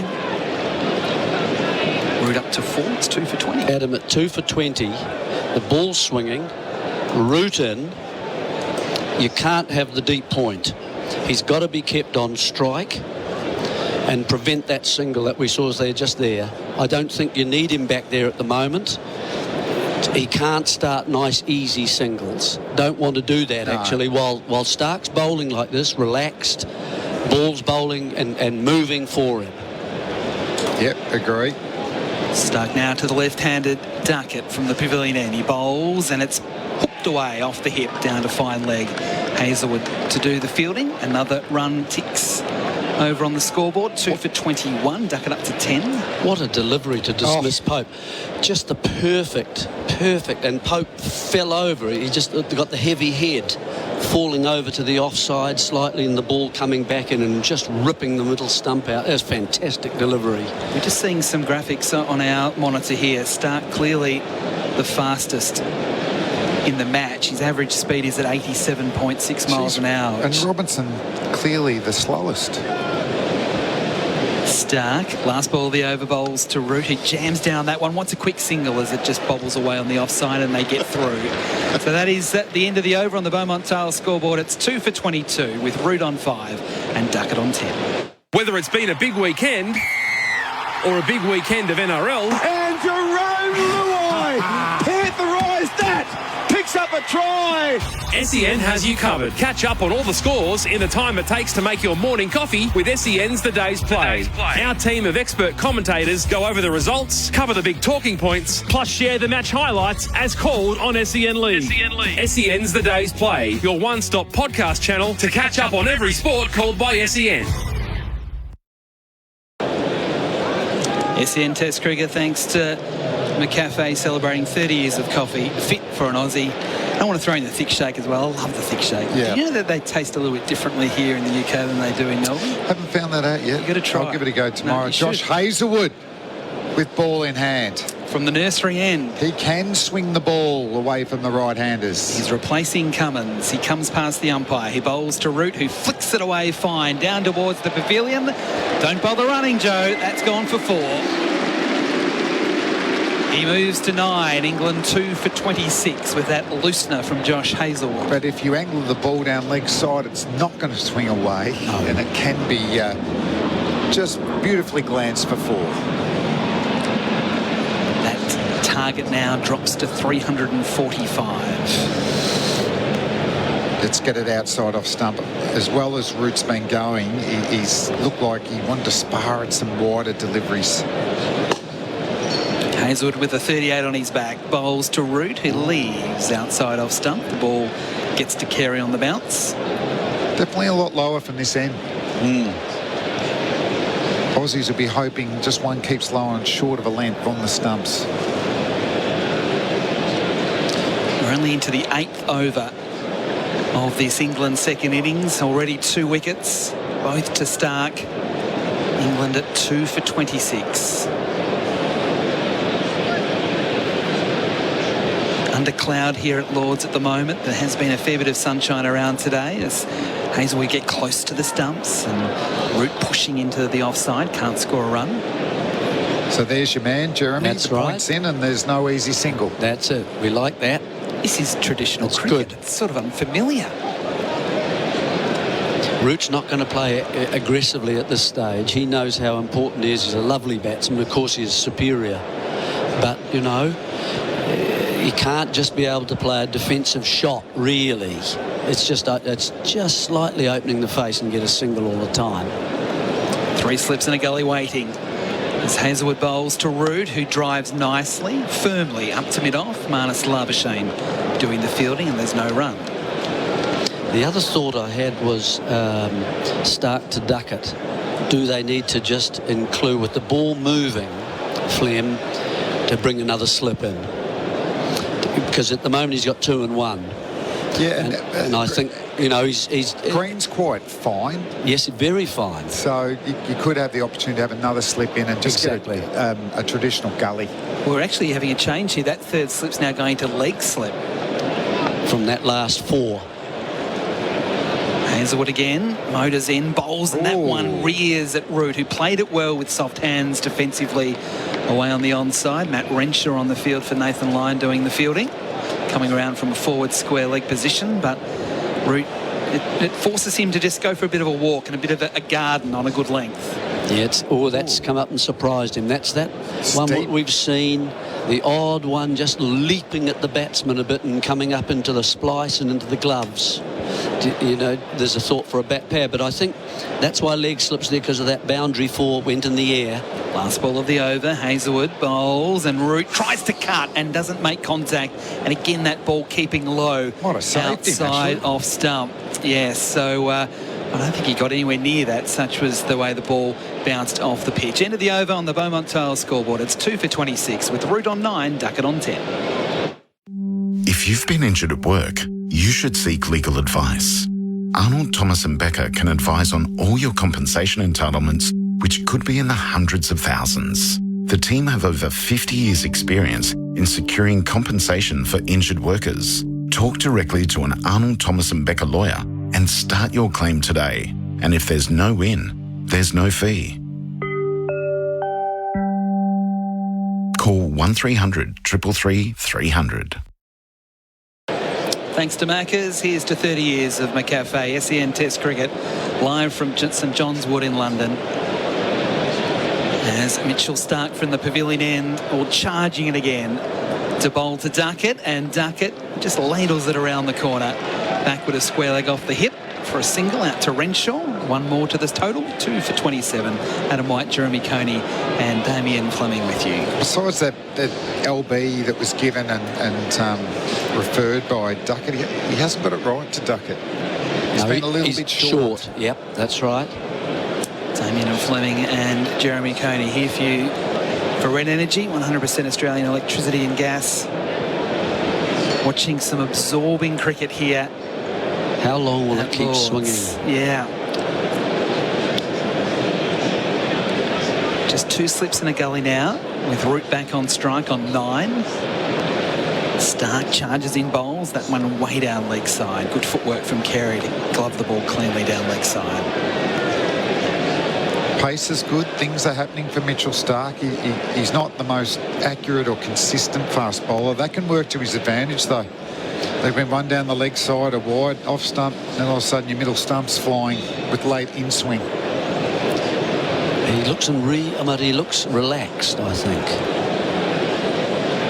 And he's fresh because he didn't play the first test either, Flem. His run-up looks good. Yeah. Good rhythm. He's ready again. 2 slips in a gully. Root waits. And he leaves outside off stump. So this is a very different Joe Root to what we saw in the first innings. I know they bowled short to him, but he just wanted to play at everything. This is more the Joe Root that we've seen over a long period of time. Well, he's their best batsman, and if you're going to chase down this total, someone's got to get 100, haven't they? And he's the one most likely. You know, the hitters like Brook and Bairstow are going to score quickly, but there's time.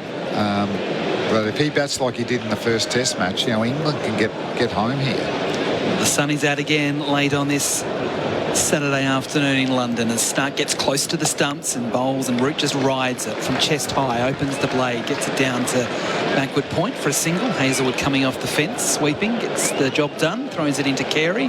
One more to the total. Root to 10, 2 for 28. Stark just lost his length at the moment, just a bit. I think he's gone short a bit. I think he's got to just, while this ball is moving, don't want to go short to Duckett. He'll tuck it around and so on, but get him pushing forward. I'll be just visualising that ball, the LB. Get it full, swing it late. Don't fall away. Follow the ball in your follow through. No change to the field with Duckett back on strike. He gets a wide one here, a very wide one. And Carey did extremely well there to take that one on his knees, diving in front of first slip. There's a fair bit of shape after it went past the batsman. So this could be a classic Mitchell Stark over. The one down the leg side, a wide one, single, then another wide one, and then he just bowls the unplayable. He's got one ball left in this over. He's bowled 4.5 overs, 2 for 17 to this point in the second innings. Barrett very quick to point out that was a Ben Duckett leave. It was. Stark bowls, Duckett defends, coming forward, pushing at it with hard hands up to mid-off to complete the over. So Stark 5 overs, 2 for 17 on the Beaumont Tiles scoreboard, 2 for 28. Root on 10, Duckett on 11. Sheet Panel Service. Looking for a career in the smash repair industry? Sheen Panel Service is looking for managers and panel technicians to join our 26 stores across Victoria. Work for a supportive family business with over 50 years industry experience, with career progression opportunities and a competitive salary. Plus, you'll receive a sign-up bonus of $5,000. That's right, join Sheen's lineup for a $5,000 sign-up. Apply now at sheengroup.com.au. T's and C's apply. Sheen Panel Service. Where else would you rather be than here in London on a Saturday afternoon? Glorious sunshine, a billiard table to watch cricket on as Hazelwood starts a new over, bowling to Root, who's back and across and defending away on the offside. SEN Test cricket at its absolute best, thanks to Macca's. Here's to 30 years of McCafe. We've got a change in the expert commentary chair, thanks to Red Energy, 100% Australian electricity and gas, with Bharat Sundaresan coming back in. And this isn't baseball, this is Test cricket. It's good that we're back watching a cricket match, Jeremy. Exactly. Spend the afternoon watching something else. We might see plenty of it tomorrow. Yes, we'll see. In the meantime, let's enjoy this. Yes. Yeah. Roots on 10, Hazelwood bowls, and it's an edge along the ground and past second slip, down to the rope for 4. It was kind of controlled, it was with soft hands. Joe Root's so good, you'd kind of almost say he absolutely meant that. 2 for 32, Root up to 14. He's got a wry smile on his face right now, but I think you are right. He plays with such soft hands, and it is a shot that he kind of backs himself to play. There was a gap between the second slip and gully, even though generally when there's Cam Green at gully, there's a big gap. But he controlled it nicely, didn't he, Jeremy? Now, Hazelwood actually asked before he started the over for Cam Green to go wider. Hazelwood's ready again. He bowls to Root, who's back and across, pushing in the offside. Thought about a single, then Hazelwood coming through on his follow through made sure there was no chance of a single. It's a dot ball. Bharat, you've seen him play for so many years. It's a shot that gets him so many runs, Root, down to that third man region where it isn't an edge. It's a deflection almost, but it's a dangerous shot to play, particularly early in your innings. It's a dangerous shot to play if you are anyone but Joe. Yeah, that's right. Or Kane Williamson. Yeah, yep. Two guys who play that shot really well. And that's why we saw like a deepish backward point throughout England's innings when Australia were here. Hazelwood again bowls to Root, who's squared up in defence there as he pushes up to mid-off. That wasn't fully controlled, and so much so that Joe Root rehearses perhaps what he should have done instead. He's probably the one batsman, Joe Root, that I think you don't need to say play Bears ball and do it. I think you just go out and play. Just go and express yourself. Play your shots. He will score and manipulate the ball as fast as anybody around in the world. Hazelwood again on the runway. Bowls to Root, who gets one that bounces again off a length, and Root does very well to absorb it and just drop it away on the offside. And again, Bharat, he's the one that he made that ball not as good as what it actually was. It's actually no ball, so one more to the total. But what I mean by that is that other batsmen have taken a hand off the bat or played and missed at it, but Root was able to control a ball that was a brute of a delivery. He just rode it, didn't he? Yep.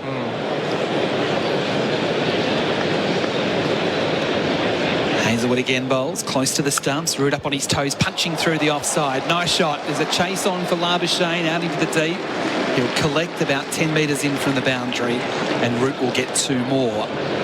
He's up to 16, 2 for 35. And throughout this series, we've seen, I saw him do it before the first test in Birmingham, focusing on batting outside his crease, especially to the likes of Hazelwood or even Cummins. The pitch in Edgbaston was so slow, it afforded him the chance to do that. But even here, it's not as far out of his crease as he was last week. He's just that he wants to get to the ball. Last ball of the over. Hazelwood to Root. It's a 4 ball. It's driven firmly. Can't beat Labuschagne though at a wide mid-off. And a dot ball to complete the over. 2 for 35 on the Beaumont Tales scoreboard. Root on 16. Duckett on 11. The supercars are on track, and SEN are right behind them. This is a Supercars Championship season like no other, and SEN is keeping you right on pace with our exclusive coverage. Join me, Aaron Noonan, for up-to-the-minute news, interviews and analysis from the best in the business. It's a huge season ahead with racing right through the year, so make sure you're up to speed by downloading the SEN app today. SEN Supercars, right here on SEN, your home of sport. The Australians were certainly celebrating wickets about 20 minutes ago for Tobin Brothers' funeral, celebrating lives. They got too early. Then of Crawley for 3 and Pope for 3, both to Mitchell Stark. At one point it was 2 for 13. It is now 2 for 35, and we've got a change in the bowling at the pavilion end, and the captain is back, Pat Cummins. He's bowling to Duckett, and Duckett cuts that one to backward point along the ground, no run. That's the field that I was speaking about. But put him in place for Ben Duckett. They had him in most of the English batters just to cut off that single. It's also a very Lord-specific position, isn't it? There's so many balls with the slope, down the slope, that they do go in that direction. Yeah, Ben Duckett left a ball in the last over. He'll be gutted with it. Apparently hates leaving balls. Well, he talked about it in his press conference. He does. He knew exactly how many he left in his first innings of 98. There's 2 of them. Cummins again bowls, and Duckett, he's beaten by a good one from Cummins. Duckett coming forward, pushing at it, and very nearly taking the shoulder of the bat on the way through. Yeah, this is what Mitchell Stark didn't do after he had him LBW, and then obviously the decision was reversed. But he had him dragging him forward and playing at these deliveries just outside off stump. And Pat Cummins using that angle beautifully, and then that really seemed away, didn't it, Jeremy? It's the in-swinger, really, just a natural, just moves away from the left-handed Duckett, draws him forward and then leaves him. 2 for 35. Cummins again bowls, and Duckett punches off the back foot into the offside. Can't beat Stark coming around from a wideish mid-off, no run. The other one he'll bowl is the wobble sort of ball, which instead of having the fingers just close together on the seam, they're just either side of the seam, and it oscillates between about 11 and 1. And depending on which part of the seam it lands on, or just carries straight on, it'll nip around. And so the bowlers don't really know exactly which way it's going to go. So batsmen struggle a bit with that too. Cummins again, a bit wider on the crease, bowls to Duckett, who from the thigh pad just works it away on the onside behind square leg. No timing in the shot, maybe even a leg by. Carey coming around to retrieve the ball. The umpire says no, that's got a bit of bat on it. So 1 more to Duckett. He moves to 12, 2 for 36. Yeah, that was so beautifully described by Jeremy Coney, the wobble seam, that everybody listening to this would have immediately tried looking to their wristwatch to see, and then realized they don't wear analog watches anymore. Oh, that's true, yeah. Well, think of a clock then. 7 and 1. Yeah. Thanks, Jeremy. A couple of little adjustments to the field. Cummins very precise in where he wants Khawaja at a deep backward square leg. He bowls to Root, who leaves outside off stump. I think he thought about playing, and then got his feet into position to play and went, nah, I'll let that one go through. But even with that leave, what Joe Root has done in this series is because he was getting stuck in the crease last time around 4 years ago, and Cummins and Hazelwood kept trapping him either LBW or hitting the stumps, that his contact points throughout the series, we saw in that first innings that he was so far ahead of him, or especially in contrast to 2019.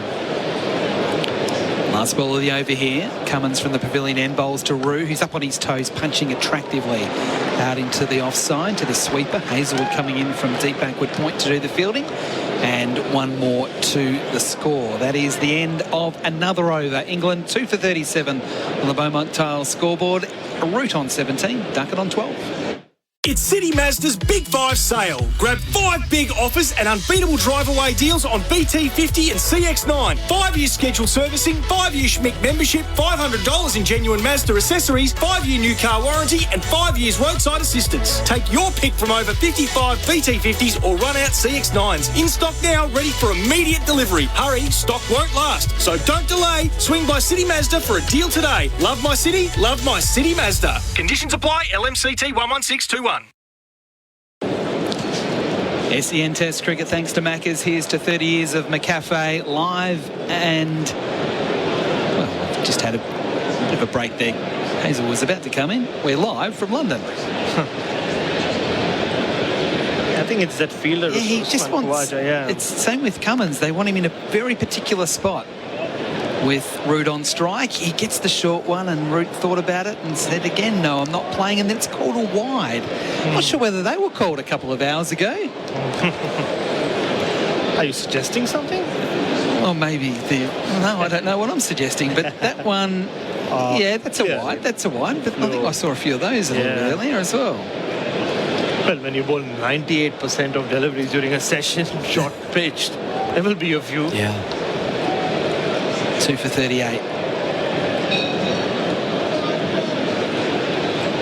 Hazelwood again bowling to Root, who's beaten outside off stump. He searched for that one, coming onto the front foot, poking at it, and just beating the outside edge. There were some excited slips fielders there that thought one might have been coming. Having a look at the replay on, thanks to tyre power, that one actually cut back in and beat the inside edge. Wow. Cut back in sharply as well. Didn't it? Just flew over off stump. Lucky there, Joe Root. He had no idea. Just bounced a little too, didn't it? They're getting some variable bounce towards that end. Hazelwood again, and Root pushes into the offside off the back foot. Green coming around from gully, no run. Yeah, few overs ago, kept low from Hazelwood in his first over. Joe Root tried to cut one, the ball snuck under his bat, and then we saw the ball last over, which jumped on Joe Root. And that one again, hitting a similar length and just cutting back sharply. This is a very probing spell from Josh Hazelwood. England attacked him, and Zach Crawley went after him in the first innings. This is more Josh Hazelwood territory. He's coming in again, Hazelwood. Bowling to Root, who's back and across and pushing the offside. This time he does get a single. Right on point. With the man out, Green has to come around from gully to retrieve the ball. One more to the score. Root to 18, 2 for 39 England. Yeah, really intrigued to see how Ben Duckett placed Josh Hazelwood. It looked like a ploy, like a plan from the two openers in the first innings, that like they did with Scott Boland in Birmingham, that Josh Hazelwood was the guy that they'll take a few more risks against. He's getting the ball to just jag around a little. Ben Duckett, we all know if there's anything outside off, he will flash at it. You kind of feel, Bharat, that Root has just been dominating the strike, and it is that way. I mean, he's already faced 33 balls, and Duckett, who opened the batting, has only faced 21. He's on strike here, Duckett, and he's hit on the pad a bit high as he tried to push away on the offside. Really an aborted appeal at best. But Duckett's not playing the way he would normally play either. I think he's got no width to play with. Mitchell Starc bowled a few short deliveries to him that he helped along, but they bowled very smartly with him. They've given him nothing at all to play with, Ben Duckett. It's like, it's over to him. Is he going to take a risk? Is he going to go against his nature and try something we haven't seen him try so far? Immediately you see Hazelwood has come around the wicket to him. Smith coming a bit further forward at second slip as he bowls to Duckett. Duckett guiding into that sort of deepish backward point position. Khawaja doing the fielding, no run. So it's a run-saving position. It's probably a catching position as well. Khawaja, in a one-day game, you just immediately take a single to that position. He's deep enough that he's that far enough away from the batsman. But it's building on Duckett. You can see him. Yeah, definitely. He's getting fidgety. edgy. Yeah, something's about to give, as Ravi Shastri would say. Last ball of the over here, Hazelwood. Around the wicket, bowling to Duckett, who's flicking away off the stumps, getting it quite fine into the deep. He wants two, and he'll get there. Starc, a partial misfield. There would have already been two anyway. And two more to finish the over. So Duckett up to 14, England 2 for 41 on the Beaumont Tiles scoreboard. Adam Collins is about to come in. I think there's going to be quite a few changes. Who they are going to be, we'll find out after the break. If you've been injured at work, you should seek legal advice. Arnold, Thomas and Becker can advise on all your compensation entitlements, which could be in the hundreds of thousands. The team have over 50 years' experience in securing compensation for injured workers. Talk directly to an Arnold, Thomas and Becker lawyer and start your claim today. And if there's no win, there's no fee. Call 1300 333 300. SEN Test Cricket, the Henley Homes win your way to the 2023 ICC Men's World Cup. Henley.com.au.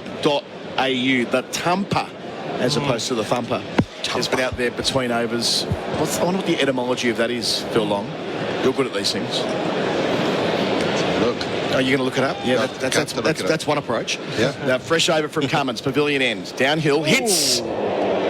Root on the shoulder, maybe on the lead. I feel like shoulder. We're behind Root at our nursery end. Don't think they're calling for the doctor. Doesn't feel like they're calling for the doctor. Have a second look here for tyre power. Clean bowled savings. On his arm. Forearm. Yuck. So he'll take a moment to compose himself. Again, he's batting outside his crease. So we saw a lot of short stuff as Phil Walker also jumps in from Wisden Cricket Monthly throughout the course of the day and yesterday as well. But this is where Cummins is really annoying because he doesn't bowl quite so many bounces. He bowls it angled at your body. Back off the seam as well. Backward point, fielder just run in from the boundary. Haven't seen backward point off the rope too often in the series for Australia. I don't know whether Joe Root has noticed that. Cummins in. Bowls to Root. Oh, edges, it's gone! That's a snorter from Cummins. It reared up off a length. Root had to fend it away from his lid, and he did so straight into the cordon. England lose a third wicket with the score on 41. Root's gone for 18. Captain Cummins down the slope. Have that. That's a brute of a delivery from Pat Cummins. Australia down a bowler. They needed something special from their captain. England's best batter, Joe Root, had no idea. There's really nothing he could have done with it. It was a length delivery, rose at him like a venomous snake. Joe Root tried fending at it. All he could do was get a feather to David Warner at first slip. What a time for Australia and their fast bowlers to really click into gear. Phil Walker. There was some criticism of them at times at Birmingham, but have Stark moving the ball around and Cummins doing that down the slope. England in all sorts now. There's no more complete fast bowler in the world, and this is why. This is what he does. He pulls it out of nowhere, really. Joe Root, 2 failures at Lord's in a test match. This is his backyard normally. He's made 600s here already in his test career. And perhaps that dismissal, while it did spit out of nowhere, really, was a consequence of the way that he went in the first innings, because I think if he was looking to play more conventionally, then he normally goes to look to play those kinds of shots. But they brought the man up as well into the offside, and he was maybe thinking to stay slightly leg side, find some space behind square or even in front of square, and it's just jumped at him really. It's an easy enough catch for David Warner in the end. Even though he hasn't been ultra aggressive as he was in the first innings, Joe Root was going at the ball, even at the other end with Hazelwood, standing outside his crease, trying to go across his stumps, feeling for the ball. I think the previous delivery kind of jumped at him and pushed him back a little. Yep. And that fielder came in, you're right, Phil Walker. He was just trying to maybe guide that ball through that vacant cover area, but what do you do with that ball, really? Much as it was with the Stark delivery to Pope, we're going to watch replay after replay for tyre power, clean bowled savings. That just came back violently, had to play. We saw one earlier in the over hit him on the arm, the extent to which that informed the shot. Yeah. And Warner just dollied up to him, taken fingers down right in front of his tummy. England have lost 3 in a frenetic burst. Just 12.2 overs into their chase, theoretical as it is for 371, 330 to win. They said they don't accept draws, so that's the only number that matters. As Harry Brook walks out with a test average of 73, first ball steered down to backward point, no run. Usman Khawaja does the fielding. Phil Long. I haven't made a note of exactly where all the catches have been taken in this series. Is that the first one at slip off an Australian pace bowler? Cam Green was he had run the gully. Whitish slip though in the. But certainly at first slip. Yeah, first slip. Yeah, it'd be Warner's first catch. Yeah, Warner's first catch. I mean, let's put it that way. But the delivery from Cummins to Joe Root is similar to the one Stark bowled to Virat Kohli at the Oval, the start of the month. Nothing he could have done with it. 3 back for the short ball right away for Brook. Bowls here. Cummins ball nearly dragged it down. It'll be 4 up the slope out towards the pavilion. But I'll tell you what, we saw Patrick Cummins take a catch like that at Lahore last year in his follow-through, dragging it in when Azhar Ali gave him something. And it was so very much the case for Harry Brook, who's off the mark in unconvincing fashion. 2 for 45. Phil Walker, talk us through it. Yeah, well, he's hit it very cleanly. It would have been an absolute screamer, but then, you know, the extraordinary becomes commonplace with this fella. Harry Brook got off the mark to the first ball of his first innings with a similar kind of bunt down the ground, and then he didn't see anything in his arc for the next 2 hours. But he made 50 of the most unedifying runs you can ever imagine. So strap yourselves in. Cummins close to the stumps. Oh, he's knocked him over as well! Oh, Patrick Cummins. This is a supreme performance. It's the old firm. Stark's gone bang, bang. Cummins has done the same. England 4 for 45. They are reeling. Brook has been bowled for 4, third delivery. This is quite the over. It may well prove decisive in Australia, winning the Ashes in England for the first time since 2001, because they are skiing downhill to a 2-0 series lead, Phil Walker. Yeah, I'm just seeing if it's done anything. Oh, it has held its line as well. Look, there's nothing you can do. Nothing you can do to either of those deliveries, really. Similarly, Ollie Pope's delivery as well was unplayable. This has been spectacular by, as you say, the old firm. Look, 45 for 4. This is not just going to be a defeat for the English. This is going to be a humbling. Remember, Zach Crawley told us that they were going to win by about 150. Up against it now, I'd say. I mean, losing by 150 runs at this stage. They would take it. Stretch, yeah. They'd take it. Australia get the chance to celebrate a 4th wicket inside 13 overs for Tobin Brothers' funeral, celebrating lives. And what a replay it makes for tyre power. Clean bowled savings. Brook clean bowled here. That is better. That is better than the ball he bowled to get Root a couple before it. That has held its line. Oh, my word. And that has gone up the slope, which is far harder to do than people sometimes give credit to. Yeah, we need Damo on this. We need Flem on this, because the hand position is just immaculate. It's exquisite. Just briefly as well, the Root one, because you can't talk about one without considering the other. They will be played together as a package. One of the great overs we've seen here. The Root delivery, for our Aussie listeners, they will recognise that, because in Australian conditions, this was his problem, Root. He would always be playing with half a bat and the ball would rise on him and then he'd be caught somewhere in the office. You don't tend to get that here. You don't tend to get that on a relatively placid surface, and yet Cummins has the magics. He has that ability to extract something from nowhere. I mean, he was producing wickets in Pakistan where you forgot whether you were in Lahore or you were at the Gabba. Yeah. That's the kind of... I don't know what's up with Pat Cummins' right eye, though. It looks swollen. Still swollen for him. He was hitting the field a couple of days ago. Yeah. That ball that bobbled up and hit him. He went off the field with a pack of ice for about 2 minutes. And it looks like he's been in the boxing ring. He's knocking out a few Englishmen right now. Well, he gets an opportunity to bowl at Ben Stokes for 1 ball at least here. Captain against captain. As you say, Phil, it's been one of the great Ashes overs. Round the wicket, pavilion end. He delivers here. Stokes defends. Gets off the mark, out to point. He'll keep the strike as well. 13 overs gone, 2 wickets in that one. Root and Brook, the Yorkshiremen, have been knocked over by Cummins. 4 for 46 England. That's all on the Beaumont Tile scoreboard. Beaumont Tile's Hugh Shale on now. If you're a driver, rider, pedestrian or bystander and been injured in a road accident, you could be entitled to compensation. Arnold, Thomas and Becker can advise on all your entitlements, which could be in the hundreds of thousands of dollars and is in addition to what is provided by the TAC. Talk directly to an Arnold, Thomas and Becker lawyer and start your claim today. Arnold, Thomas and Becker Lawyers, securing compensation for Victorians for over 50 years. And if there's no win, there's no fee.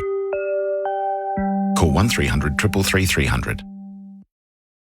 SEN Test cricket for Macca's. Here's the 30 years of the Met Cafe, getting some close-ups of Pat Cummins between the over. He was looking up at the Aussie balcony and giving it big. You don't see that from Cummins too often. No. I mean, he was doing a little jig. Yeah. As Josh Hazlewood ran in from the boundary. He enjoyed that. Bowling to a plan, it can only be. They must have had something preordained for Harry Brook, who after 50 in the first dig, 4 in the second, could have dragged in the court and bowled as well. Second up. Of course, yeah. That's the Harry Brook technique I keep talking about. So it was Stark, then it was Cummins, now it's Hazlewood. Got the 3 in the court and bowling the Stokes on 1. Nursery end delivers here, Stokes in behind it defending. Remembering that Stokes was able to do the miraculous 4 years ago at Headingley, but they were far closer to the finish line when he walked in. Here, they're 325 away. And I just want to back over this point, Phil. Stokes has said repeatedly he will never accept a draw. So acknowledging that the probability of that, even from here, would be minuscule. I mean, he's going to have to bat in a way that lives his values, I suppose. Yeah, well, I don't buy it for what it's worth. It's immaterial here, but I don't buy it. If we... All right, we'll see this ball through. Yeah. So Hazelwood bowls here, Stokes leaves alone. You know, take a notional, theoretical, England need 250 in the final session, they're 4 or 5 down. They're not going for that. They're keeping half an eye out for it. But Stokes, I think, has demonstrated that there's not just one way to do this thing. His innings in the first innings, I thought, was very telling. And he eschewed the macho nonsense. He said goodbye to the short stuff. He did extravagantly orthodox. Hazelwood to Stokes on his hip. Off his thigh pad, perhaps down to fine leg. They get 1 for 47. Looking for the signal. Leg by. I think it's a very good line to say to yourself, up to a point, and to say in public, because they are trying to engender passion, interest and intrigue by otherwise broadly sort of uninterested punters, right? People who love cricket in this country, they come here regardless. They come here, come rain or shine. Trust me, they do. Stokes' avowed intention is to try and get new bums on new seats, right? This is what he's trying to do. And so, for sure, say, the fusty old idea of blocking it out, of taking what you've got, of getting through to next week intact, that's not going to play to new crowds. Change of angle, Duckett round the wicket, pulls him out towards deep square for 1. He's 15 for 48. But of course, in reality, Stokes is the most competitive person I've ever met by miles, you know, and the notion that they would just continue to be kamikaze right to the bitter end, if there was a chance, if there was a 20% chance that you can get out of it, I've never really bought it. I might be being naive. I might be being entirely simplistic on this. I want to believe you. My hope is that they be thinking right now, well, we're not going to win this game of cricket, and thus we need to start laying a foundation to save it. I want to believe that for England from their perspective. Hazelwood bowls defending from over the wicket is Stokes to mid-on. I just don't know whether pragmatism will eventually kick in. We've seen no evidence of it when they batted in the first inning. Go on, Bharat, go on. No, I have only one question for you. Yeah, I mean, it's a great line. He might be saying that to bring new bums on seat, but what does the dressing room think of it?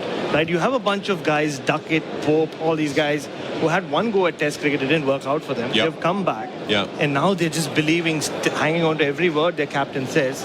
I really don't even care what the others say. What are the guys in the dressing room thinking? Hazelwood's going to finish the over. We'll come back to this. Bowls here to Stokes, who defends to mid-off and gets 1. Good running. Danger and Duckett not going quite so quickly as his captain, but they're through anyway.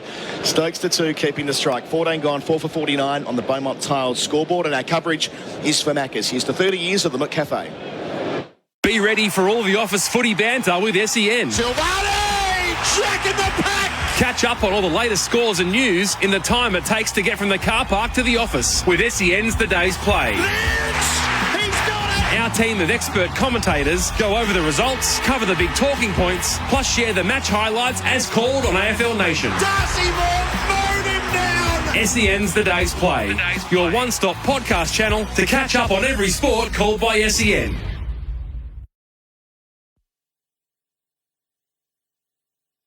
Hey, it's Candy here. As a presenter in the world of sport, I see many powerful performances. Now, thanks to Azito, we're helping power your next DIY project. Did you know Azito's 18-volt range is powered by Einhell? German-designed quality, driving, innovation and performance. So you can power over 85 cordless tool and garden products with the same battery. Azito, powering DIYers all day, every day. Exclusively available at Bunnings Warehouse.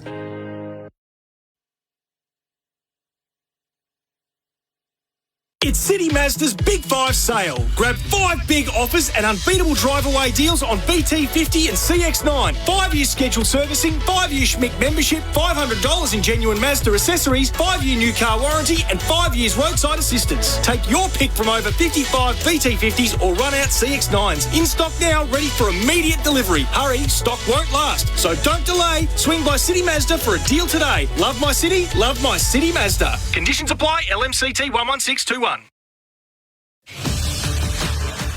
So, strap yourselves in. Cummins close to the stumps. Oh, he's knocked him over as well. Oh, Patrick Cummins This is a supreme performance. It's the old firm. Stark's gone bang, bang. Cummins has done the same. England 4 for 45. They are reeling. It was quite the over. Pat Cummins picking up Joe Root. 4 balls before he collected Harry Brook as well. Caught it slip for Root. It was a snort-up. It was a brute. Pushed to Warner at first slip. Then Brook. Well, we saw the graphic on television during the drinks break there. It moved a long way off the seam and kissed the side of the off stump. By contrast, the ball that was Pope's, well, brought the end of Pope from Stark, swung through the gate the way we've seen Stark do over the years, like he's bowling with the white ball nearly a decade ago, Phil. And between times it was Zach Crawley caught down the leg side also by Stark. Wickets falling at 9, 13, 41 and 45. England still 322 runs away from their victory target of 371, 4 for 49. Yeah, and look, no approach, no theorising from the English, and no post-mortem could compensate for the difference in class between the two attacks. Exactly. Yeah, pretty much, yeah. You know, we can go on all night about this. We can go on all night about the Stokesian creed and hubris and arrogance. But look at the gap in class. Yep, Cummins bowls round the wicket. Stokes defends, and you made this point maybe yesterday that probably the way that not you and I think it might have been with Jeremy, that England have been so successful against Australia since 2001 on air quotes English pitches, and they've jettisoned that they've moved away from surfaces that should suit them in favour of giving their batters the best chance to score at 5 and over. And I wonder whether that's been a pretty big strategic error here off the field when trying to think about this and maybe overthinking this. It's Cummins again. Pavilion end bowls here. Stokes defends out to mid-on, no single. Yeah, look, they dismantled India at Birmingham last year on a flat one. They gave up 500 against New Zealand at Trent Bridge and then beat them. But neither of those sides, with all due respect to India and New Zealand, have two true fast bowling champions. In Cummins you have an all-timer, and in Mitchell Stark you have a match winner. Yeah, and don't forget Josh Hazlewood. And don't forget Josh Hazlewood. So the difference is stark. Cummins arrives, got 2 for 14 bowls here. Ducks the first bouncer that Stokes has had to see off so far from Cummins. Yeah, and I think it's also... This was the big question, right? Can they pull off their style against this Australian bowling attack? But then you also have an Australian batting lineup who likes to play cricket differently. They drag it out. Right. And do you have the same kind of bowlers? It was different with India. They were in trouble and then Rishabh Pant saved them. Yeah. If you remember. Yeah. And he played Baz ball, really. Yeah. Didn't he? The original. Cummins halfway through his 6th over. 2 slips, a gully, a short leg bowls here. Bouncer again, and Stokes just watches it go past his grill. So I think it's worth at this point re-emphasising what an extraordinary job Stokes has done, because I've never seen a more bedraggled and miserable England cricket team than, not even in Australia, but after the West Indies. Yeah. Broad and Anderson dropped. Those two and Root having fallen out in a big way. Post-COVID, Root exhausted, depressed, and players unsure of themselves, unsure of their own identities, really. Cummins up, bowls again. Stokes, bit fuller, defends. English cricket was not just at a low ebb, it had reached a point where many people who love it had loved it to death almost by that time. England won 1 game in 17. Meanwhile, Joe Root, bless him, was scoring runs like Bradman on his own. And he had no one to help him at all. It was so unbalanced and so bleak. And the simple fact that the numbers are through the roof, the interest in this series is vast. Sell out tomorrow if we get there.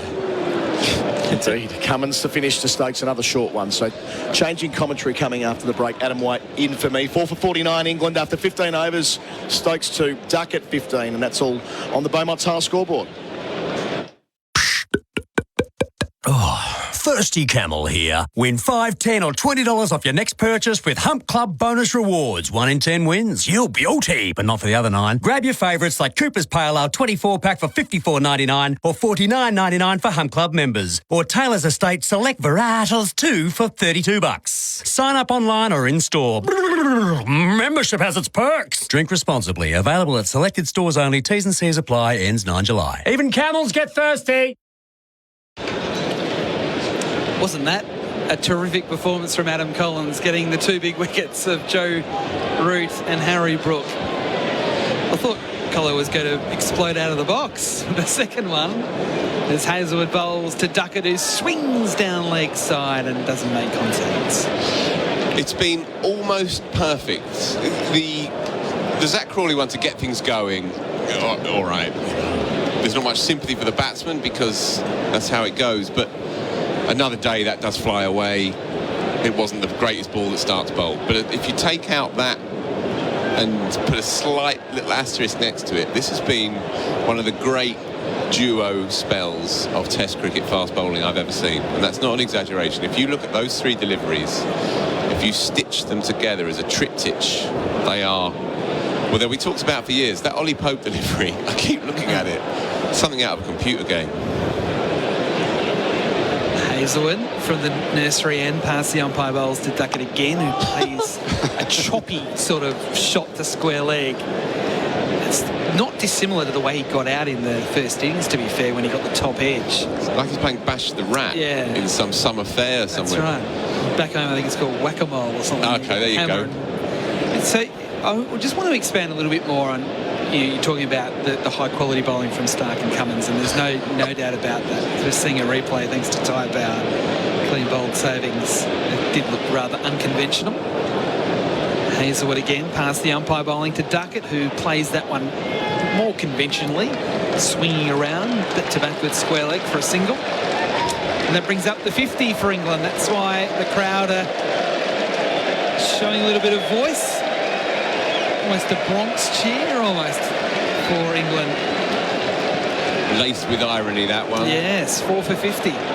But it's not just, in my view, what Cummins and Stark have done. It's the meticulous planning. Right. Which goes to the coaching, it goes to the selection, to keep Stark fresh for Lords, where they felt he was going to swing the ball. Yeah. And when they saw the conditions in Birmingham, they thought, I reckon we don't want to sort of take our strike weapon and potentially weaken him for when we want him at his freshest. Yep. And so Boland did a lot of the grunt work on a tough pitch, and he would have been good here as well, but it was all about planning for what, as we wait here as Stokes leaves the next one outside off stump. It was more about, okay, we think Stark can win us a test match at Lords and have him fresh. I think the planning, and even I was back in Melbourne for the first match, and a lot of the commentary was around defensive fields, and this isn't the way Australia play, but it was very much about, we've got a plan here. Right. And I thought also when Australia were in trouble, was it a couple of days ago when England were flying, they tried something different. They went to a different plan. Hazlewood bowls here to Stokes, who very nearly chops on in defence. Picks up the ball and throws it to Carey. So whether that was a break glass in a case of emergency type situation, or whether it was we will go to this at certain times, it was a plan. Yeah. They executed it well. It worked. Yeah. I think the clarity of thought. That's a great way of doing it, I think. From Patrick Cummins and the very low-profile coach as well in McDonald. You don't hear much from him. This is very much Cummins' show. It's been so meticulous from the start. I had no issue at all, by the way, with the tactics at Birmingham. Round the wicket, Hazlewood to Stokes, who's forcing nicely off the back foot through cover point. Right before Renshaw on the gallop. Slides and fields, 2 more to the score, 4 for 52, Stokes up to 4. Yeah, but even in Cummins' wildest dreams, if you take this tour back to pre-Oval with India in situ, and that one-off game for the final. We'll get back to that, because it is the end of the over, and it is 4:52, thanks to Alan Tiles. Polaris end of financial year deals have been extended to July 31st with great savings across the range. Get $1,000 free accessories on the 2-seat Ranger 570, the 3-seat Ranger Northstar and the 6-seat Ranger Northstar Crew.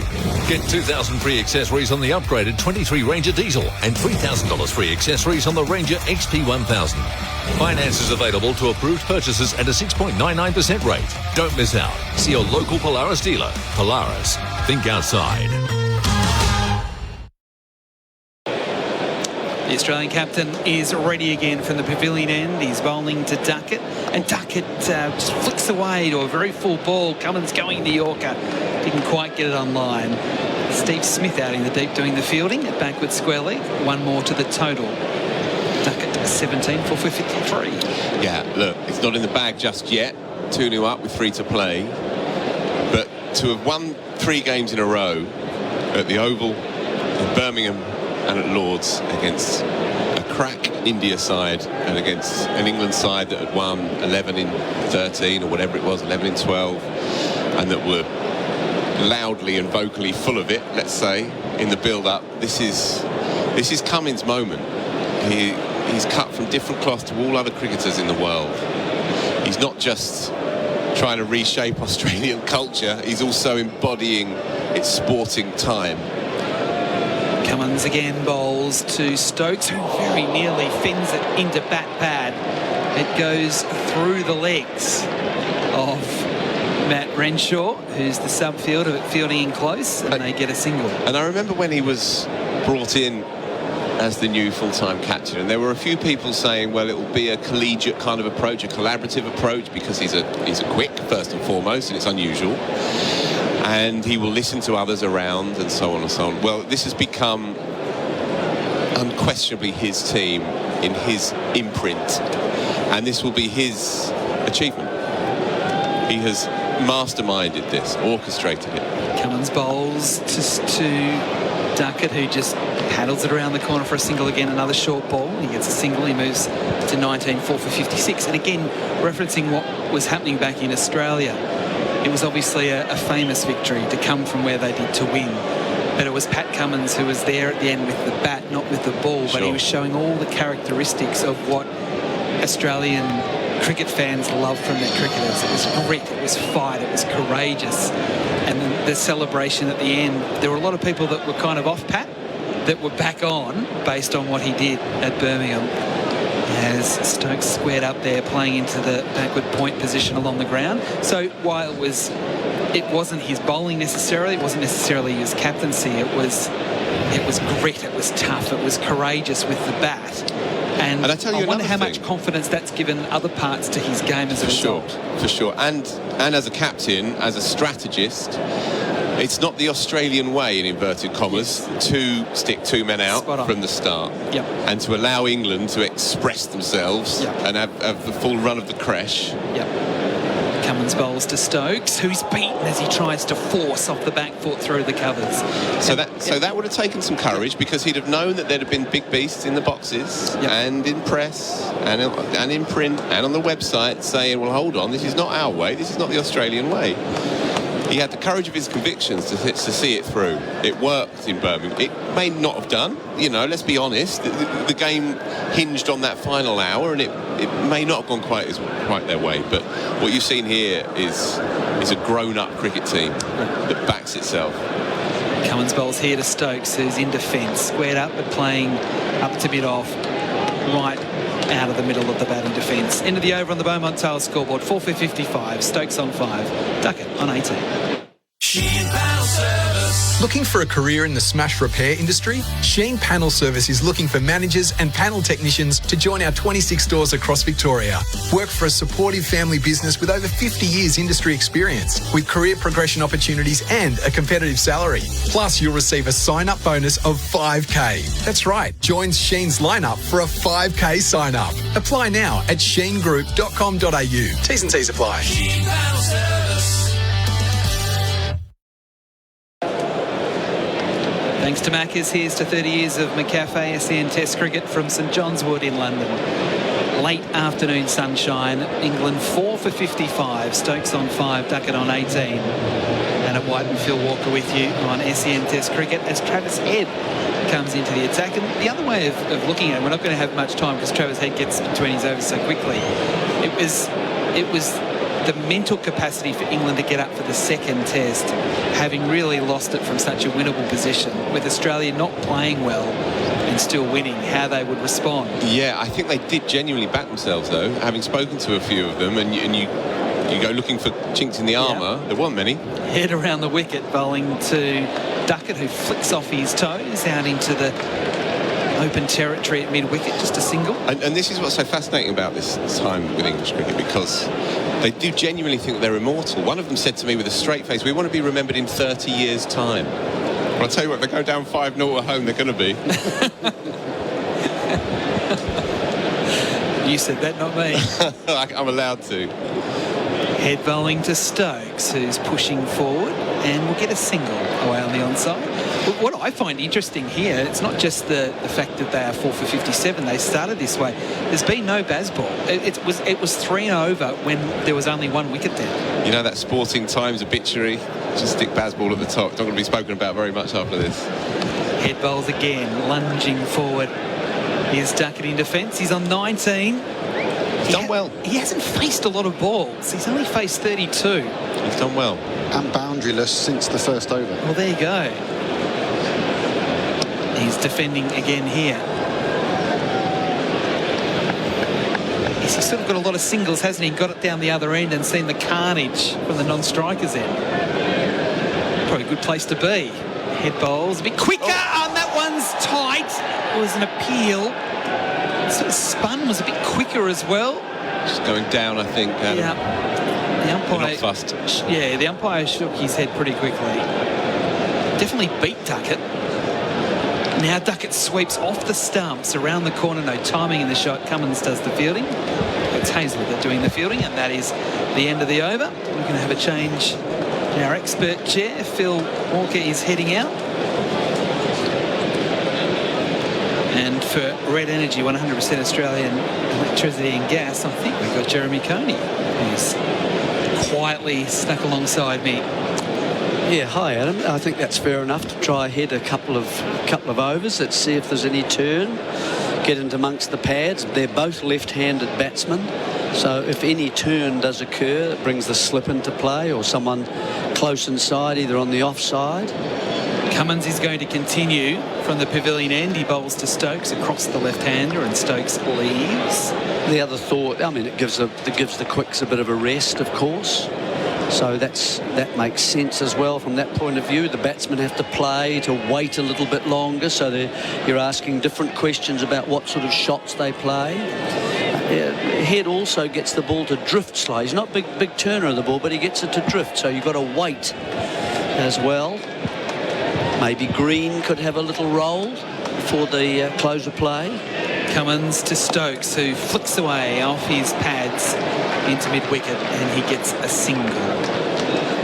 You just get a feeling, Jeremy, that Pat's wanting one more. He's stayed on perhaps a little bit longer than what he would otherwise, just to try and get that one more wicket. He's been so good. 7.2 overs, 2 for 18, with 2 deliveries in 1 over that will be remembered for a very long time.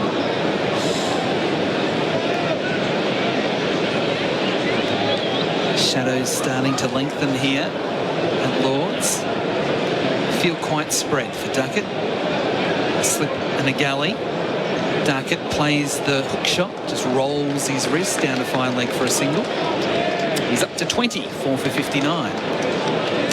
Yeah, that was a lovely over, wasn't it, from Cummins? First of all, to get Root a big wicket, wasn't it? Just got some extra bounce, and because Joe was looking so good to too. Ride it as well, and just got the glove. Warner did the rest at first slip, pouching it quite comfortably. It was just the height of the ball, and then Root not being able to get out of the way at all from playing it. And then, of course, that lovely delivery to Brook. Cummins now around the wicket, bowls to Stokes, who pushes into the offside. Probably could have taken a single into the vacant cover region. Labuschagne coming around from mid-off to do the fielding. They thought about a single.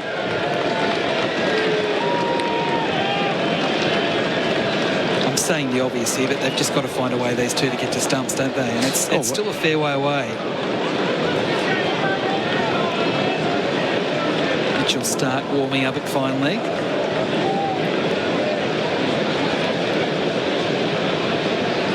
Past the umpire, bowls to Stokes, who flicks it away off his pads out into the deep to backward square leg. Just a single. Hazelwood doing the fielding. Stokes up to 8, 4 for 60.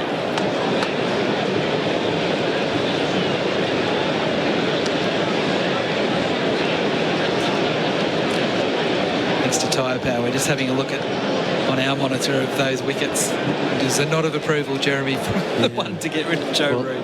Yeah, that was a very big wicket, wasn't it? Yeah. Joe Root is such a good player. Lord's now bathed in sunshine. Last ball of the over. Cummins bowls. Duckett leaves a wide full ball through to Carey. So on the Beaumont Tiles scoreboard, England 4 for 60 with Stokes on 8, Duckett on 20. At Empress Diamonds, they're making diamond dreams a reality. If you're planning the perfect proposal, visit Empress Diamonds, Melbourne's first diamond wholesalers to the public. Don't pay too much. Their experts will find the perfect diamond for the one you love at up to 20% off. Royal quality diamonds at a wholesale price, discounted up to a further 20%. Only at Empress Diamonds, making diamond dreams a reality for over 20 years. Book your exclusive appointment now. Visit empressdiamonds.com.au. Stokes comes down the ground and hits it all the way for 6 to start a new over off Travis Head. Effortless from the captain. A hop, skip and a whack. Yeah, there's a greeting. Staying leg side of the ball and a nice clean stroke. Well, let's have a look at you now, Head. Can you bowl a little bit wider? Can you get some turn if he's going to come at you like that? Cummins himself at mid-on stays up. Stark at mid-off stays up. Head bowls. It's short and it's flicked around the corner. He'll take a single to backward square leg. Duckett calling him through. Stokes up to 15, 4 for 67. It all happened pretty quickly. SEN Test cricket, thanks to Maccas. 4 for 67. 6:15 local time. As I said, it's never been brighter, the weather, as it is at the moment. Head bowls to Duckett, who hits a high ball. It's in the air. It's a top edge. It'll fall safely out into the deep. Pat Cummins for a moment thought he was going to catch it. Cameron Green for a moment thought he was going to catch it, and it bounced between the two of them in the deep, about 10 metres in from the rope, and they came back for 2. Very lucky. Very lucky, an uncontrolled kind of sweep stroke, getting a top edge, so he didn't quite get the length that allowed it to bounce. This one's shorter and it's cut away by Duckett. It's a backward point, no run. So it got the top edge, and that's why he didn't have the control over the stroke. Maybe Stark next up there to replace the skipper. I think the skipper needs a bit of a break. Yep. You've seen him warming up before. Head bowls, and Duckett flicks it very nearly to Renshaw at bat pad. It gets away, and they take a single to mid-wicket. Renshaw's in the game there, and he's very tall, but he's very good in there, and he covers a lot of territory. Oh, yes. Leading edge. It's never really within the arm's length. Stokes finishes the over very differently to how he started the over, with a defensive prod away on the offside. End of the over, 4 for 70 on the Beaumont Tile scoreboard. Stokes 15, Duckett 23. Adam Collins is next. Looking for a career in the smash repair industry? Sheen Panel Service is looking for managers and panel technicians to join our 26 stores across Victoria. Work for a supportive family business with over 50 years industry experience, with career progression opportunities and a competitive salary. Plus, you'll receive a sign-up bonus of $5K. That's right, join Sheen's lineup for a $5K sign-up. Apply now at sheengroup.com.au. T's and C's apply. SEN Test cricket for Maccas. Adam Collins jumping in with Jeremy Coney. Got Phil Long with us as well. 4 for 70. What a session for Australia. Wickets at 9, 13, 41 and 45. 2 for Stark, 2 for Cummins. Some absolute beauties in that set as well. Not least the over from Cummins, which will go down as an Ashes great, I suspect. A brute than a beauty in the space of 4 balls to get rid of Root, then Brook. Just what they needed, just to make sure there'd be no final day dash. 301 to win from here. 1 more before stumps, and that'll be just about game over, Jeremy. Yes, if they can get 1 more before stumps, and it is Stark who's going to be replacing Cummins at the pavilion end. So Stark in, was so good earlier, bowls here, Duckett gets down low to pull, gets one out the deep backward square. He's 24, 4 for 71. Now let's see if we're now into the 21st over. Won't be quite so much swing, I wouldn't think, for Stark, but if he can get the odd one to go, that would be good. Otherwise he can use his pace and he can use a little bit of bounce, variable bounce that's around on this pitch at the moment. So hit the track hard, he's a tall man, and see if he can get some of that variation and bring the stumps into play, maybe an LBW, force them back a little bit with the pace. Yeah, extra yard that many don't have. Leg gully comes in, more a leg slip. And fine leg goes a fraction wider. Cam Green beneath us here. In the Compton stand. Stark bowls and Stokes plays with hard hands out to mid-on, no run. What a great response from Stark as well, Jeremy. He was going at 8 and over in his first couple of spells in the first innings and was bowling in a wayward manner and didn't look particularly threatening, no meaningful swing. And to come out the way he did yesterday, getting Stokes' first ball of the day, just to make sure Australia were able to press home any advantage they gained in the final session on evening 2, and the way he bowled. Then he got that good bounce, didn't he, in the same spell. And for a guy who's had his moments where he's been in favour and out of favour, over 300 test wickets, bowls here, and Stokes pushes again out to mid-on the front foot. Yeah, did he play here last Ashes? And what about the one before that? He played here, bowled well in 15, albeit for modest rewards, but he did play here in the 19 World Cup, where he ran rampant against England, but missed out in the test match here. And, you know, Scotty Boland presents a pretty compelling case to stay in the 11, and they've gone for Stark as the extra airspeed and so on. Yeah. So what, he's played here at Lord's just the once? In a test match, yeah. Wow. Yeah, that's some 8 years ago. 2 slips a gully, leg slip as well. Backward point still there with Stokes on strike and taking it out to mid-off on the half volley, no run. I suppose my point is, from a fast bowling perspective, like copping a bit of tap and having the resilience to back it up and still bowl your best balls. Well, he's an experienced player, isn't he? And I thought he was nicely relaxed as he was running in early on in this spell. And he certainly got the movement that just removed a couple early, so he could easily have had some more, couldn't he? If he can get a bit of movement here, I like the idea with the mid-wicket open. Stokes goes to play there. Stark in, slips up quite close really, and fizzes through past Stokes' helmet. And by that I mean the second slips come up quite a bit from where they were when the ball was brand new. Yeah. Which you were calling for a couple of days ago. Yeah, that's Smith, isn't it? That second slip position. Not quite so sure why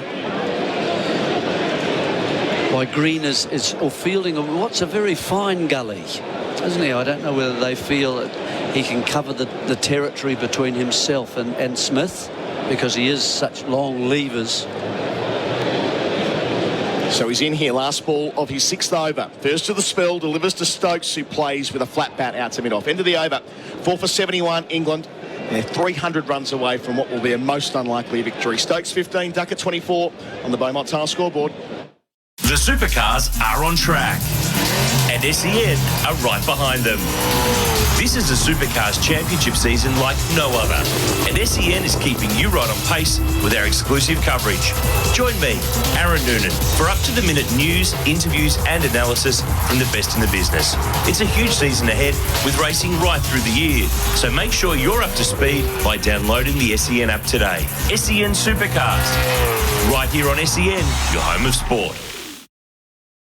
SEN Test Cricket for Maccas. Here's to 30 years of the McCafe. Got Bharat Sundaresan jumping in as well. Our experts for Red Energy, 100% Australian electricity and gas. Baz, hello. Hello, good evening, Adam. Good evening, Jeremy. All right. And Phil Long, hi.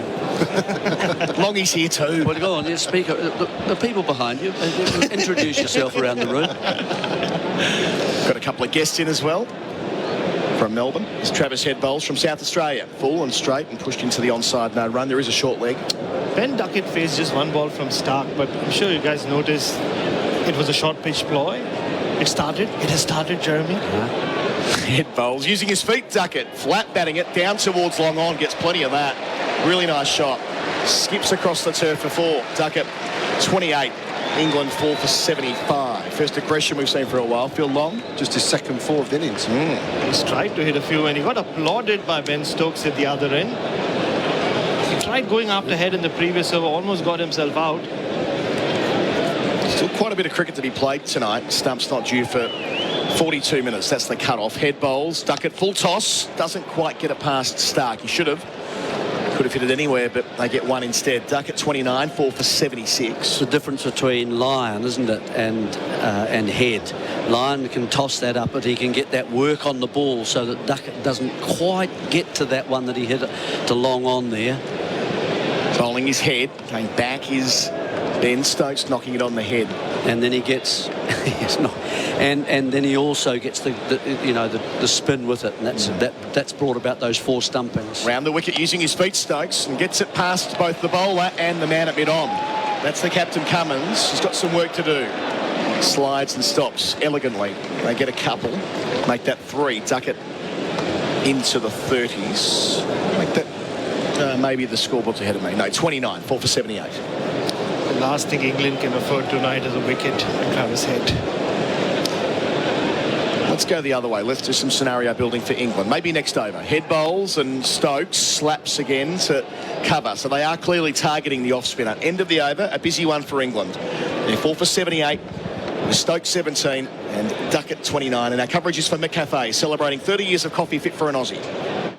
At Empress Diamonds, they're making diamond dreams a reality. If you're planning the perfect proposal, visit Empress Diamonds, Melbourne's first diamond wholesalers to the public. Don't pay too much. Their experts will find the perfect diamond for the one you love at up to 20% off. Royal quality diamonds at a wholesale price, discounted up to a further 20%. Only at Empress Diamonds, making diamond dreams a reality for over 20 years. Book your exclusive appointment now. Visit empressdiamonds.com.au. SEN Test Cricket for Henley Holmes. Win your way to the 2023 ICC Men's World Cup. Henley.com.au. Stark away from the pavilion, in towards Duckett. He's 29. Short ball leaves it alone, not on target. Jeremy, what time is it? Wide signal. That's how far not on target it was. 4 for 79 now. What time is it in New Zealand? It's 11 hours ahead. 11 hours ahead. Well, what's the time here now? 6:25 p.m. Well, 5:25. Beautiful. In 5:20. Good morning to our listeners with us, waking up to the coverage at Lord's. Double Here, 8. thanks to Rosine, New Zealand's most trusted paint brand. If you're listening in New Zealand, 8 and then double 3. Text in. Where are you? How cold is it? Oh yeah. Start again after the wide. Duckett bit short into the onside, no run. If you're just joining in New Zealand and you're waking up, the Maccas I'm Loving It moment. It's a new season for the McSpicy range at Maccas for this session, or you can raffle it. Stark bowling Pope or Cummins bowling Brook. Both were absolute beauties, and that's why England are in a bit of strife. They're 4 for 79, more than a bit of strife. But we're going to build a scenario, the one where England march to victory. Well, Bairstow, of course, he's the pin-up boy, isn't he? Really, yes. For baseball, and he's done it on a number of occasions. The one where they march on Paris or something like that. Stark bowls here, and playing into the offside is Duckett. So it'll be Bairstow, of course. But where would they need to be? We've got 40-odd minutes to stumps. How many do they need to knock off to get it within striking distance? 292 to win. It's 10 overs. So let's call it 10 overs, shall we? Yep. So they're going at what now at the moment, please, Phil? 3.5. 3.5, so another sort of 40 runs. But I think probably Green will come on this end and to replace Travis Head. So what's that? That's 110, something like that, 120. So maybe tonight. if they're left 255 tomorrow. Yeah. Duckett facing Stark, who plays through the offside with nice hard hands. That means he can get the angle in front of point and return for a couple. Head does the sweeping. Duckett into the 30s. He's 31, 4 for 81. So no loss tonight. No further loss tonight. Bairstow asleep. And come out fresh, and obviously they'll need those 3 to do the bulk of the scoring because it is quite a long tail. Slips down very quickly after that. Robinson can bat a wee bit. Yeah. Broad not so much so now, unfortunately. Robinson depends. if he bats the way he did in the first innings, then... Yeah. Well, they might have to face a lot of short pitch bowling, I think, tomorrow. The tail. That's the only way. I wonder what England were. I mean, I just like using historical reference points. What were they needing at Headingley with a well, it was 2 days to spare, but they were 4 down at the close on that occasion. That was with Stokes batting with Root, and Root was out early on day 4. Bairstow played a very crucial hand there. For about 40 odd, if I recall correctly, but just lifted the tempo, didn't he? Made them believe. Stark gets up to Duckett. Round the wicket he goes, and Duckett finds a gap. Not much to work with at deep backward square beneath us, but he locates it. He's finding some form here, Duckett. That's his 3rd boundary, up to 35. 4 for 85 England. Exactly what he didn't do in the first innings. Controlled the ball beautifully this time. New angle for him to work with from Mitchell Stark. Yeah, that one gap, thin gap as well. Got on top of it. Not an angle I like, actually. I think you'll find. He's gone back to over. Yeah, I'm not surprised. Did that with complete ease as well, didn't he? Getting the replay for tyre power. Barely moved. The swivel of the hips. Didn't get up at all. It does prompt, as you suggest, Jeremy, that the change of direction. Stark back to over the wicket. Field remains the same. 3 back for a short ball. Bowls to Duckett. It is too short and too high. Another wide. Second wide of the over. Didn't see many of those called earlier today, but it's the right decision. 4 for 86. You'd like to see it the same for both sides, I think. And then at the end of the game, perhaps the match referee coming to the umpires and saying, listen, fellows, not happy with this, what I saw. And maybe once you let the players know that after a certain number of these, you can no ball them. Yeah. All wide them, you know. Sure. No ball for more than 2, you know. Stark in. 5th ball of the over. Duckett tries to tap and run to cover, but Stark's equal to it at 90 mile an hour, racing over to his right, no single. It's incredible the number of things that the match referees have to know, Jeremy. Checking all the times. Absolutely, everything. I know what you mean. From hotel lobbies to the kind of food that they get while traveling. It's insane, the number of things that they are in charge of. I always thought it was the best gig in cricket. No. Ramjan Madigali and Andy Pycroft and Richie Richardson and Jeff Crow. Yeah. Richie Richardson's changed my opinion. Stark finishing his 7th over down the leg side. Duckett can't quite reach it. Stark not quite on the money there. 4 for 86 England with Stokes 17. Duckett 35 in our coverage for the McCafe, celebrating 30 years of coffee fit for an Aussie. At Empress Diamonds, they're making diamond dreams a reality. If you're planning the perfect proposal, visit Empress Diamonds, Melbourne's first diamond wholesalers to the public. Don't pay too much. Their experts will find the perfect diamond for the one you love at up to 20% off. Royal quality diamonds at a wholesale price, discounted up to a further 20%. Only at Empress Diamonds, making diamond dreams a reality for over 20 years. Book your exclusive appointment now. Visit empressdiamonds.com.au. Our delivery of the day for Macca's, order via Mick Delivery on the My Macca's app. I mentioned before, it's either Stark or Cummins, both hitting the stumps in this final session. The Australian team for Red Energy awarded Australia's most trusted electricity provided by CanStar. And we've seen the DRS used once as well when Duckett was lucky to survive a massive leg before shout. That's for IMAR Insurance, the tradies mate. Call 13 IMAR. I'm rattling through those because we have a delay in play. Yeah, Cam Green, I think almost was brought on from this end. He took his cap off and even started marking his run. And I think Pat Cummins changed his mind. He's giving Travis Head one more over. I think it's not a bad idea. No. Clearly, Ben Duckett and Ben Stokes have decided they're going to take Travis Head down.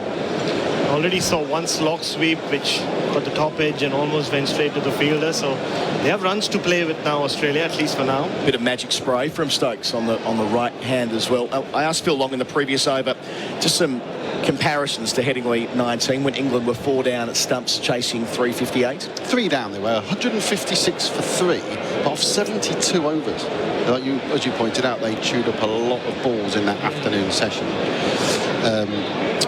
New balls taken, then of course England lost all those wickets, didn't they? The game was lost. So what was Stokes overnight? So Stokes was 2 overnight, and then the next day, as we know, England then lost wickets. Head bowls, new over. Apologies. That's that man Stokes who's on 17, the score he made in the first innings, defending down the pitch, no run. Then Joe Root was out 159 with 159 on the board. As you mentioned, Jeremy, Johnny Bairstow came in, another 80 odd was added. So they needed about 200 on the final day there as head bowls and defending into the offside. And Stokes was about, I reckon, 2 from 50 odd overnight. Yeah. And then Bairstow, Butler, Woakes, Archer and Broad all went in the space of 40 runs. Head bowls, and defending again is Stokes into the offside. And then Ben Stokes' figures at the end, always remarkable. He was not out, 135, 330 minutes, 219 balls, 11 fours, 8 sixes. Head bowls on the back foot. Stokes picks out cover. Labuschagne there. I think, the last 80 runs were in 40-odd balls or something preposterous. For as long as he's there now, I think England and himself will still believe. Yeah. One more wicket tonight for Australia, all important. Head bowls tucked into the onside and does beat mid-wicket. They'll get a couple. That's Stokes out to deep mid-wicket. Out in front of Father Time, it's collected by Usman Khawaja. That moves Stokes to 19, 4 for 88. So if they can, as you sort of said before, Jeremy, if they get to about 250 odd to go, there is a blueprint there, which we saw famously 4 years ago. Head bowls and Stokes gets forward and lunges and snakes it through. Again, one man to beat. That was the man at cover. They'll get 2 more. Good running from Duckett, especially to the danger end. Stokes into the 20s. He's 21, 4 for 90. And then Bairstow, well, he does love a chase. And that's the end of the over as well. 4 for 90 the scorer on the Beaumont Tile scoreboard.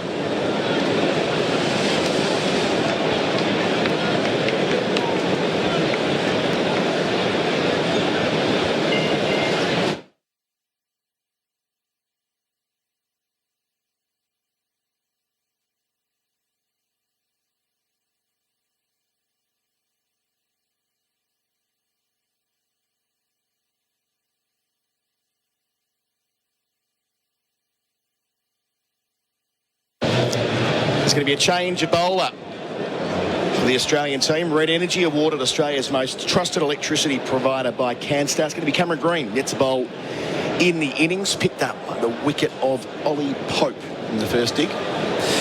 Didn't mind the idea of trying him at the nursery end, actually. That's the end where there's been a little bit of inconsistent bounce. Anyway, there's plenty of overs to try those sorts of things out. Of course, Cummins got one to bounce en route, didn't he, as well, from the end he's bowling from now. All 4 wickets from this pavilion end this evening. Short ball, way too short from Green. That'll be a wide, as it was the case in the previous over. When you're that far above the lid, an easy decision for umpire Gaffney. 4 for 91 the score. So they've celebrated 4 wickets for Tobin Brothers funerals from that end, celebrating lives. And there will be a trivia question someday about who started this whole short ball barrage in this test match. The answer is Cam Green. It all started with him, you remember, after Nathan Lyon went off. Green in. Round the wicket, no slips, no gully. Just pulled into the onside by Duckett on 35 for no run, out to mid-wicket. And that's when the game changed 2 evenings ago.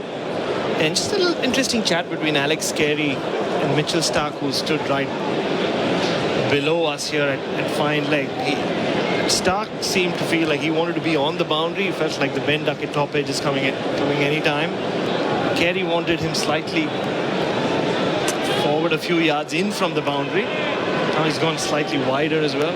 It's slow pitch, you see, and they've now recognised, well, Cummins is saying, we don't want the leg theory at all, thank you, to bowl. We saw how slow those deliveries were coming on. I mean, he should really, if he's going to bowl, the leg side stuff, it should be coming on the other side. He should be running the other side of the umpire instead of round and getting the ball to cross, and so that Duckett, the left-hander, and also Stokes, of course, has to fetch it a bit more. Loves to start with the short stuff, Green. Stays around the wicket. That's full and driven through the covers. Shot of the session, Ben Duckett, who's really found some touch in the last quarter of an hour or so. Up to 39, remembering he made 98 the first time around. England 4 for 95.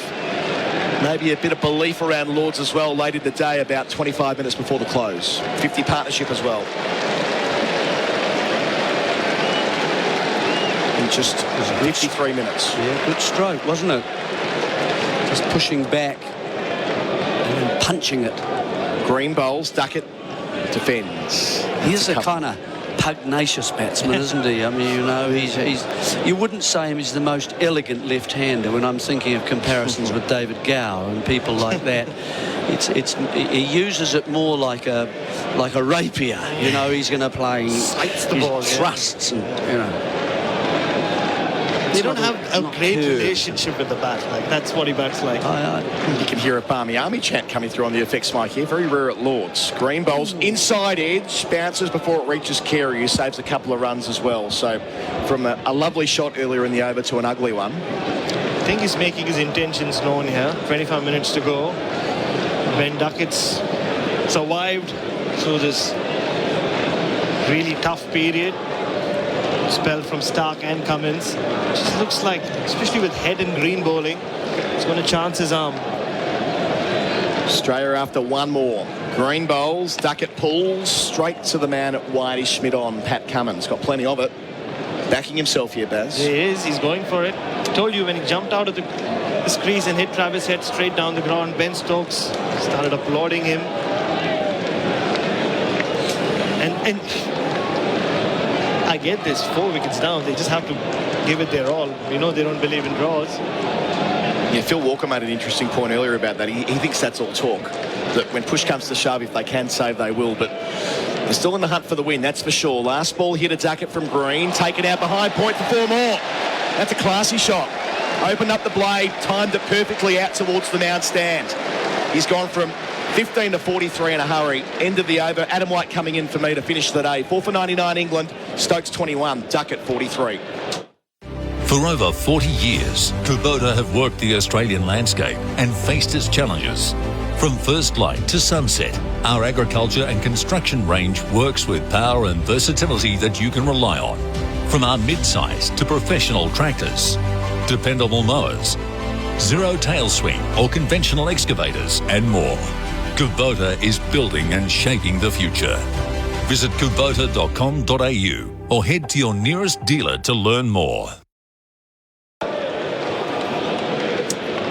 So, what happens now in the last 20 minutes or so? SEN Test Cricket, thanks to Maccas. Here's to 30 years of McCafe, Adam White and Damien Fleming and Sundaresan.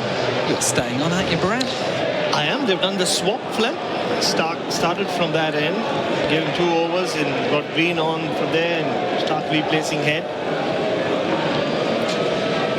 Well, let's see if he can get it going like he did in that first spell. It was just Stark at his best. Late swing, fast, unpredictable at times, which Bazball, when they're lining up bowlers, they want a bit of a predictable line and length. But Stark may go upstairs a bit more in this spell and then also try and hit the base of the stumps. 2 slips in a gully. Stark from the nursery end. Bowls to Stokes, who's rocking back and riding it into backward point, and that brings up the 100. Jeez. A very different response to the 100 compared to the 50. It was almost a Bronx cheer for 50. For 100, very different. And Phil, what's the figures on the 100? 151 balls for the 100. The 50 came up off 93, so that's just 58 for the last 50 runs, yeah. I think that's just a Saturday evening crowd. Yeah. It might be.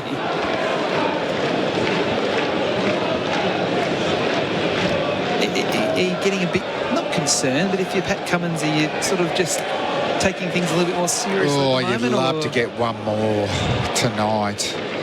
Duckett on strike. He's on 43. He's punching into mid-off. No run. Duckett's been good. He had a dismal first test. 2 dismissals, just flashing outside off stump. Like in a 50 over game, running it down to third man, but there was slips in place and they catch the ball. I wasn't sold on him, but he's been fantastic. 98 in the first innings, caught on the boundary. He's now 43 off 57. England 4 for 100. Lengthening shadows as Stark on the runway comes in and bowls again to Duckett, who cuts. Oh, and cuts well. That's 4 backward of point. Opening the blade, and that raced across the turf down to the third man boundary for 4. He's similar like Travis Head. You cannot give him any room. I mean, that was wide and going to get spanked, but you've got to be very tight. You can't, even a 5th stump line, which, you know, to an Alex Carey type who comes forward and plays with a vertical bat, you know, he'll punch it to cover or mid-off, but Head, like Duckett, they'll just open up the face and hit it hard. I think he's got to attack the stumps And also, let's see a bouncer very soon. Stark on the approach, bowls to Duckett. Yeah, that was on the stumps. Yeah, Duckett good bowling. Forcing away into the onside. There's no run. Fielding done by Marcus Harris out on the field for the Australians. It's those length deliveries on the stumps where he doesn't look 100% any width, like you said. And he spoke about it in that press conference after Edgbaston. He went back to Nords, spent a couple of sessions with Peter Moores, his county coach there, someone who gave him a lot of confidence and made the most of that little break between the first and second test. And it's showing. Absolutely. 3 away from another half century. Stark again bowls and Duckett digs that one out into extra cover. Labuschagne got so much territory to cover there, and he's such a good fielder. I know Marnus is one of your favourites, Brad. The way he anticipates off the bat, he can cover so much more territory than a lot of other fielders. He's just desperate to be part of the action, right? He's also one of the few fielders I've seen when he chases the ball. At some point, he's able to turn around and know which end to throw at without losing speed. He just loves it. Last ball of the over here, Stark from the nursery end. Bowls to Duckett, who flicks away off his thigh pad forward, a square leg. Bit of a chase out into the deep for Travis Head. He has to come around some 15 to 20 metres to field. They come back for 2. So another good over there for England. They are 4 for 106. Duckett 49, Stokes 22 on the Beaumont Tiles scoreboard. Looking for a career in the smash repair industry? Sheen Panel Service is looking for managers and panel technicians to join our 26 stores across Victoria. Work for a supportive family business with over 50 years industry experience, with career progression opportunities and a competitive salary. Plus, you'll receive a sign-up bonus of $5K. That's right, join Sheen's lineup for a $5K sign-up. Apply now at sheengroup.com.au. T's and C's apply. Sheen Panel Service.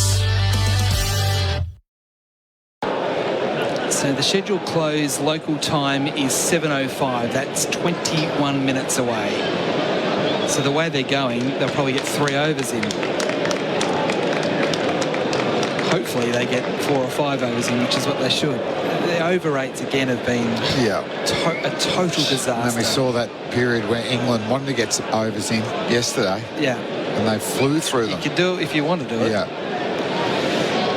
Both teams were docked points. Don't forget, in their first ever game of the next WTC cycle. Yes, that's true. I'd like to expand on that a little bit after this ball from Green. Oh, it should be out. No, it's not. It dropped safely.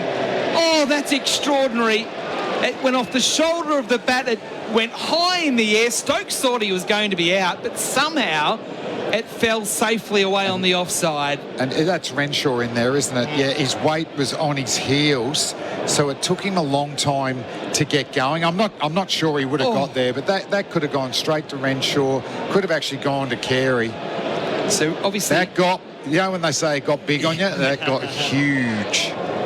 Green again bowls another short one, and Stokes sways out of the way. Well, that was a bit weird too. It was, because he was going to go over the top of Gully. So that one before it's dollied and it's fallen on the offside. So Renshaw just had too much ground to pick up. But Stokes initially thought it just went straight up, and I think he thought he could have probably caught it himself. But the inconsistent bounce with that next delivery, I mean, that was half a chance just to crash into his off stump. Third batting play, fine leg in play. It's another short one, and Stokes gets underneath. And love this too, all-rounder versus all-rounder. You know, there's a lot of battles out there. The unicorn versus the unicorn. And we haven't been in that opportunity a lot. Australia hasn't produced a lot of top-class all-rounders. You know, generally batters who are handy with the ball. Probably since Damien Fleming. Has there been one that's... Yeah, I think we can move back a bit before that. You know, for me, it's probably Keith Miller. You know, genuine. Green from the pavilion end bowls to Stokes. It's wide of the off stump, and Stokes leaves alone. The sun's gone behind the clouds for the moment, so it gets that little bit darker. There's no hint of turning on the artificial lights. It's still fine, isn't it? Light for another 3 hours. Easily. Just extend and make sure they bowl the next 16 overs. Exactly right.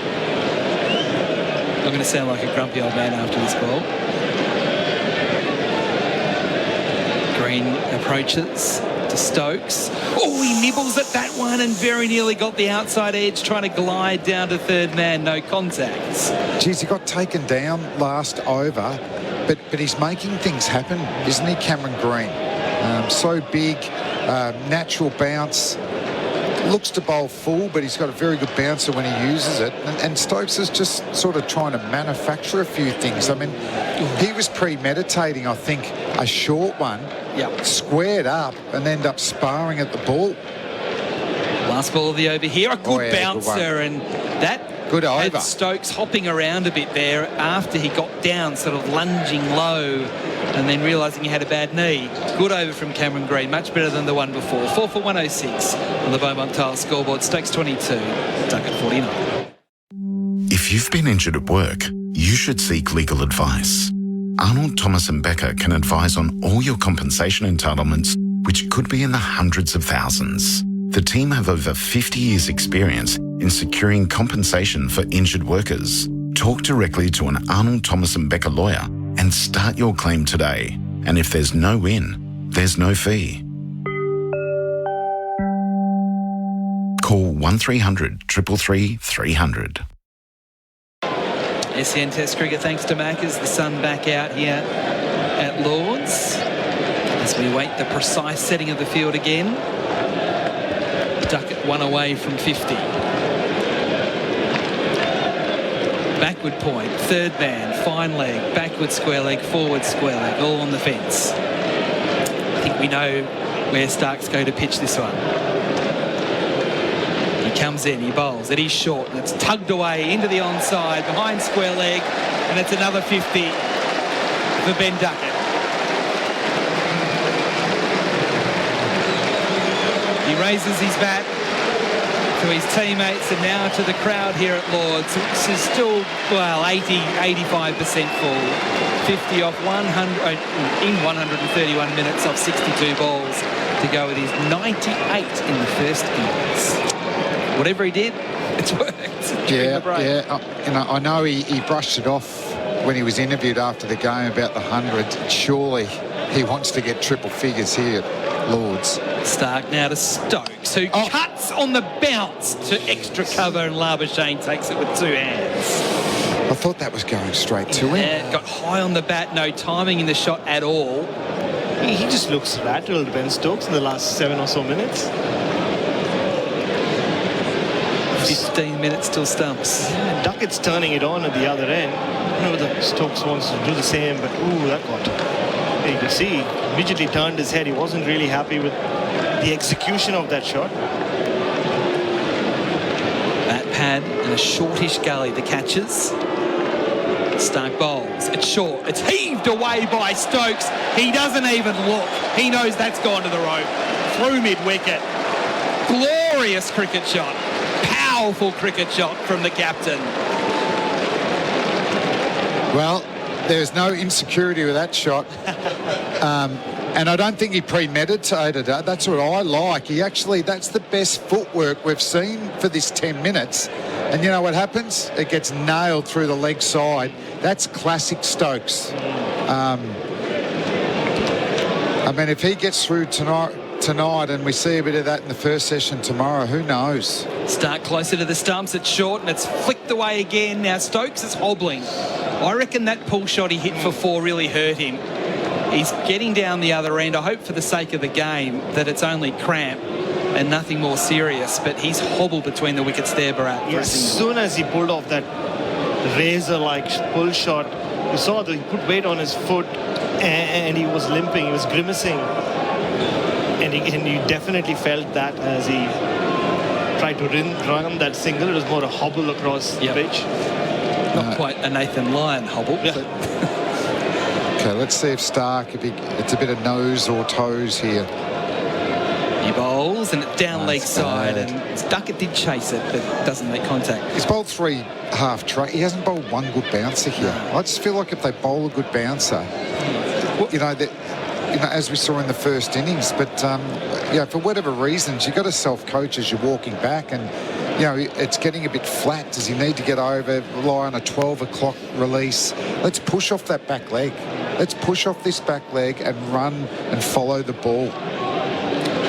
Last ball of the over here. And you can sense the baseball switch has been turned on. Stark on the approach, bowls. It's down leg side, way down leg side. That could have very easily been caught Good stuff wide. from Carey there. Yeah, great take. Late in the day. Over bowled on the Beaumont Tile scoreboard, 4 for 112. Whether it's been a big weekend or a big weekend of NRL. And Jerome Luai hit the rise that picks up a try. SEN has you covered. Catch up on all the scores in the time it takes to make your morning coffee with SEN's The Day's Play. Our team of expert commentators go over the results, cover the big talking points, plus share the match highlights as called on SEN League. SEN's The Day's Play, your one-stop podcast channel to catch up on every sport called by SEN. Thanks to Macca's SEN Test Cricket live from Lords. England 4 for 112. Ben Stokes getting a drink. And that's all. Maybe a couple of tablets. He's got... Why? 12 minutes. Why? Why is that allowed? Question. Let's just get through some overs. And it's not just England. The Aussies don't get into position between overs. So just on this overs thing, I want to revisit this after this ball from Green. I'm quite passionate about this. Green bowls to Stokes, the bouncer, and he gets underneath. So it's all very well for the players to get docked some of their match fee for a slow over rate. But the spectators that pay really good money to come to the cricket, they don't get some of their money back for the overs lost. Yes, they get the allocated time, but some of the ticket prices here at Lords are extraordinary. So should there be a minimum amount, if it's not affected by rain, should there be a minimum amount of overs? Keep bowling them until they're done. Fans have to see. Keep bowling them until they're done. Green bowls, it's a bouncer again, and Stokes evades. I was not so bothered about this when it first started becoming an issue, but it's become so extreme, isn't it? That you're losing half a day's cricket across a 5-day game. Now, if you're playing on a flat one, then that's ridiculous. My idea, for what it's worth, back of a fag packet, but I've thought about it before. You bowl 30 overs up to lunch, you bowl 30 overs up to tea, you bowl 30 overs at the end. Yep. Oh, okay. Green bowls here to Stokes, another one short. And when you talk to the you know TV how much you like your lunches. Networks, no. What are they suggesting? Especially here. Well, the network over here in this country, in England, they don't mind, right? They just need content. So they don't mind at all. They don't mind if it rolls on to 7:30 because it's all good stuff for them. It's all good content. But I tell you what, if players were thinking, I could do with a drink, do with a sit down, do with a bite to eat, do with a scone and jam, they'll get through their overs. Green again. That one's a bit fuller, and Stokes turns it around the corner and will limp through for a single. Duckett was going to the danger end, and he got through comfortably. But again, to the score. Sorry, Adam, but you're absolutely right? We've got high-class floodlights here. If this was the end of the game, then we could play through to 7:30. So why aren't we playing through to 7:30? It's absolutely fair. And if they want to take 3 or 4 minutes to go and have a drink with 12 minutes to go, then so be it. But and we know if you say, well, regardless, you've got to get through the overs, they'll get through them quicker. Yeah, because they'll want to get off as quickly as possible. Green bowls here. Oh, Duckett gives himself room. Top edge, deep. Caught! Mitchell Stark dives and catches. Cameron Green takes the wicket, and Australia gets such a crucial one before stumps. Or do we? We're waiting. No, it's given out. There you go. They were checking for the no ball. And another wicket to the short ball, and Ben Duckett is out for 50 with just 9 minutes to go until stumps. Well so done. crucial. Well done, Aussies. It's another short ball. Duckett's he's played 2 fine innings, but the 2 dismissals and Mitchell Stark though, great athlete, takes the ball. There's a fist pump. Pretty regulation dismissal. Caught down a 3rd man late in the day. Fly slip, I mean. Off the toe end of the bat. Fly slip. Oh, there's noise. What's happening here? Duckett is still stuck on the outfield. There's booing. And Ben Stokes is arguing with the umpires. Has the crowd seen a replay of some sort? So it's a question of whether Stark has caught the ball cleanly. Fine. He's caught it. Oh, there's nothing in there. Now this will be given.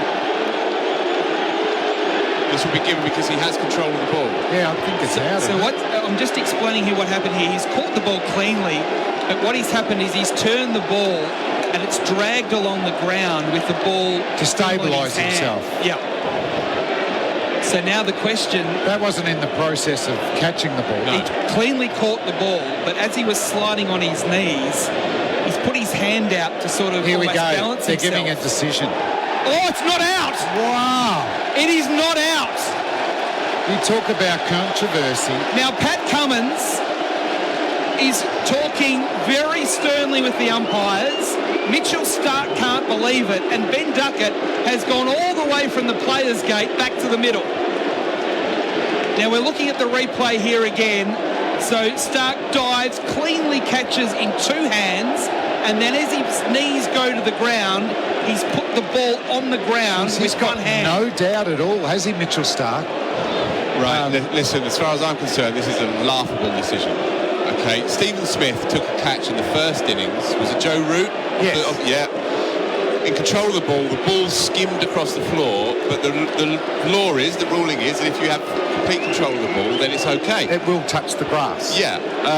Mitchell Stark, there's no question that it's in the same motion where he's taken that catch and then it's grassed. He has control over that cricket ball. I'm very surprised by that decision. I'm not surprised that Patrick Cummins is having serious words. It certainly added another layer of madness to what's been a spectacular day. This will run and run. Oh, we're going to be talking about this for hours. So the reason the ball was on the ground was not in the taking of the catch, it was actually in him balancing himself as he doesn't fell fall over. It's been overturned. It wasn't a no ball, but it wasn't out. And now Duckett has got a steamed up Cameron Green coming in from the pavilion end. One more ball left in the over. It's down leg side. It's an anticlimax. We'll gather our thoughts. We'll take a break. It's England 4 for 113 on the Beaumont Tail scoreboard. It's City Mazda's Big 5 sale. Grab 5 big offers and unbeatable driveway deals on BT50 and CX9. Take your pick from over 55 BT50s or run-out CX9s. In stock now, ready for immediate delivery. So I get 5 big offers with every new BT50 or CX9? Yes, plus an unbeatable driveway deal. Hurry, stock won't last. Head to City Mazda to view all 5 big offers today. Love my city, love my City Mazda. Conditions apply, LMCT 11621. He's taken this ball. Look. We're arguing about it during the ad break. Talk about a Macca's moment. Look, I don't understand how the Stephen Smith one is considered to be a fair catch in the first innings, and then this one isn't. I don't understand that. So now Mitchell Stark, I've got a feeling this might be a quick over. He comes in, he bowls it short. Yeah, that's fast. And it's Stokes ducking away as it sails past outside off stump. 4 for 113, Stokes 28, Duckett 50. Few words. He had no doubt, did he, Mitchell Stark? No. Taking the catch. But it was a clean catch, that's the thing. He'd taken the catch, but he didn't want to fall head first into the turf. So, his hands went down and the ball was there. So has Stokes approached the umpires on the back of the replay on the big screen? He had to have. And harangued them? Stark bowls to Stokes, is in defence, back and across, pushing up to mid-on. Because, as we said, we thought there was some conjecture, from the crowd, which I think must have been, was a no ball or not, and then he was walking off. And he stopped about 2 or 3 metres short, right in front of the gates. But it's certainly got the patrons of Northwest London energised for once. Gee, in the context of the match, if they hold on now for 4 more minutes, how about tomorrow at the start of play? You're giddy, Adam. 4 for 113, Stark bowls, it's down leg side, and Stokes gets his hands out of the way. Wow. They're still 258 away, and it is a long tail. But they've got Mr. Impossible in there in Ben Stokes. So. But the pitch is playable. It's a little bit too paced, a little bit inconsistent, but it's not like it's seaming around. I don't think reverse swing will play a part. So then the Australians will have to go the bounce-a-thon again. Yeah, Stokes has proven the impossible is possible before. This time he plays inside the line. almost audaciously pretending to play at the ball. Bit of theatre going on between the two of them here, Stark and Stokes, late in the day. So 2 more balls left in this over, and then there will be 1 more to complete play. The incomparable Phil Long to my right, he had his finger up as well for this, right? So I think a consensus is forming in the box, although our boss, Adam Collins, he's not so sure. He's juggling behind us. Stark, close to the stumps, bowls to Stokes, it's a Yorker, it's dug out by Stokes, and he gets a run up to mid-on. Now, what does Duckett do here? Surely he's not going to try and play a ramp shot or something like that with 3 minutes to go. 2 minutes to go. There was a few words between Mitchell and Benjamin. As Duckett just ambled past him. It's just out, Flem. Oh, looking at the replay again. Anyway, it's not. We're still 4 down somehow. Last ball of the over. Last ball for Stark for the day. It's a short one down leg side, and Duckett does leave. So, 1 to go. 4 for 114. Don't go anywhere for the last 6 balls. For over 40 years, Kubota have worked the Australian landscape and faced its challenges. From first light to sunset, our agriculture and construction range works with power and versatility that you can rely on. From our mid-size to professional tractors, dependable mowers, zero tail swing or conventional excavators, and more. Kubota is building and shaping the future. Visit kubota.com.au or head to your nearest dealer to learn more. So the booing is for Mitchell Stark as he makes his way down to fine leg, which I think is a bit unfair. Oh, well, it just adds to the theatre, but I'm really keen to hear the analysis after the game from the third umpire. All right, last over. Green from the pavilion end, bowls to Stokes, and Stokes back and across, defending up the offside of the pitch. Because it looks to me, he caught the ball. And then definitely did. Yeah, he caught the ball, was in control. And then later the ball, he put the ball on the ground to stabilise himself and go and head first. It wasn't in the motion of catching. No, it wasn't, no. If Stephen Smith's catch is legit, as it was, then that has to be. Green again bowls to Stokes, that one down leg side, and again Stokes cleverly getting inside the line, keeping his hands and bat away from the ball. 4 more to survive. I see your old mate Pidge in one of our sister commentary teams.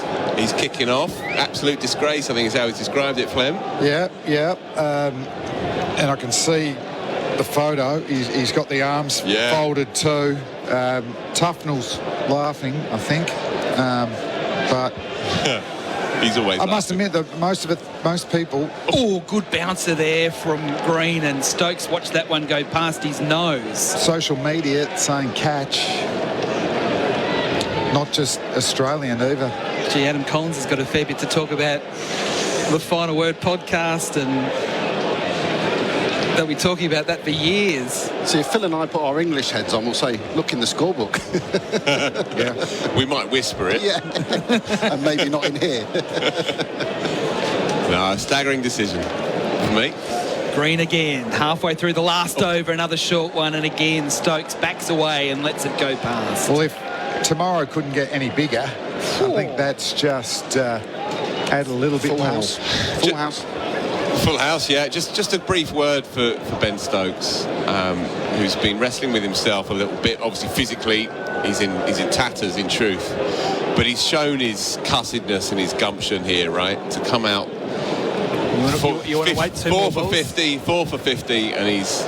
Yeah. You want to wait he's held himself balls? Back. Yeah, sure. Up until this point. They're changing the field again, just dragging this out. Bat pad, leg slip, gully, the close men. 2 balls to go. Green bowls. Oh, that's a good one. Very nearly taking the edge. It was almost like slips catches on a Thursday night, just ladling it through to the keeper. Instinctively, Stokes chased that one. That's a play and miss. Not for the first time. He's bowling into that hallway of hostility to Stokes. So close to getting just a little feather on it on the way to Carey. It's been a good mini spell, this, by Cameron Green. Yep. Aggressive, quick, in at you. One to go. Ben Stokes to face. Cameron Green to bowl. All-rounder to all-rounder. And he leaves, and it is a safe play from Ben Stokes. He has survived. England survive. We've got a game on our hands tomorrow. England recovering to be 4 for 114 at stumps. Stokes 29, Duck at 50, and Phil, what were they when the fourth wicket fell, when Cummins was on a tear? 45. When Cummins came. When the fourth wicket fell. Here today. 45 for 4. So they've added just under 59 now for this wicket. So there you go. So 4 for 114. We're going to take a short break here from Lords and come back with our post-wrap show for Australia Made. Don't go anywhere. Hey, it's Candy here. As a presenter in the world of sport, I see many powerful performances. Now, thanks to Azito, we're helping power your next DIY project. Did you know Azito's 18-volt range is powered by Einhell? German-designed quality, driving, innovation and performance. So you can power over 85 cordless tool and garden products with the same battery. Azito, powering DIYers all day, every day. Exclusively available at Bunnings Warehouse. Be ready for all the office footy banter with SEN. Silvani, Jack in the pack. Catch up on all the latest scores and news in the time it takes to get from the car park to the office with SEN's The Day's Play. Our team of expert commentators go over the results, cover the big talking points, plus share the match highlights as called on AFL Nation. Darcy Moore, mowed him down. SEN's The Day's Play, your one-stop podcast channel to catch up on every sport called by SEN.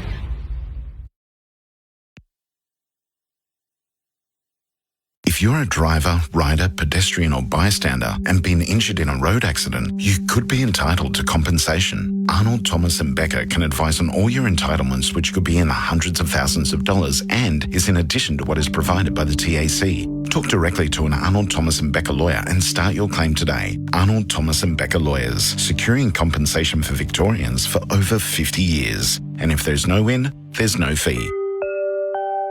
Call 1300 333 300. The biggest beauty brands are now within reach at Chemist Warehouse. Check out our low prices like OGX Coconut Caffeine Shampoo or Conditioner 385ml, $11.49. Look your best every day with Batista Dry Shampoo 200ml range, $11.69. Maybelline The Falsies Washable Mascara, $16.69. And find your perfect match with the new Revlon Illuminance Liquid Foundation range, only $25.69. Chemist Warehouse, great savings every day.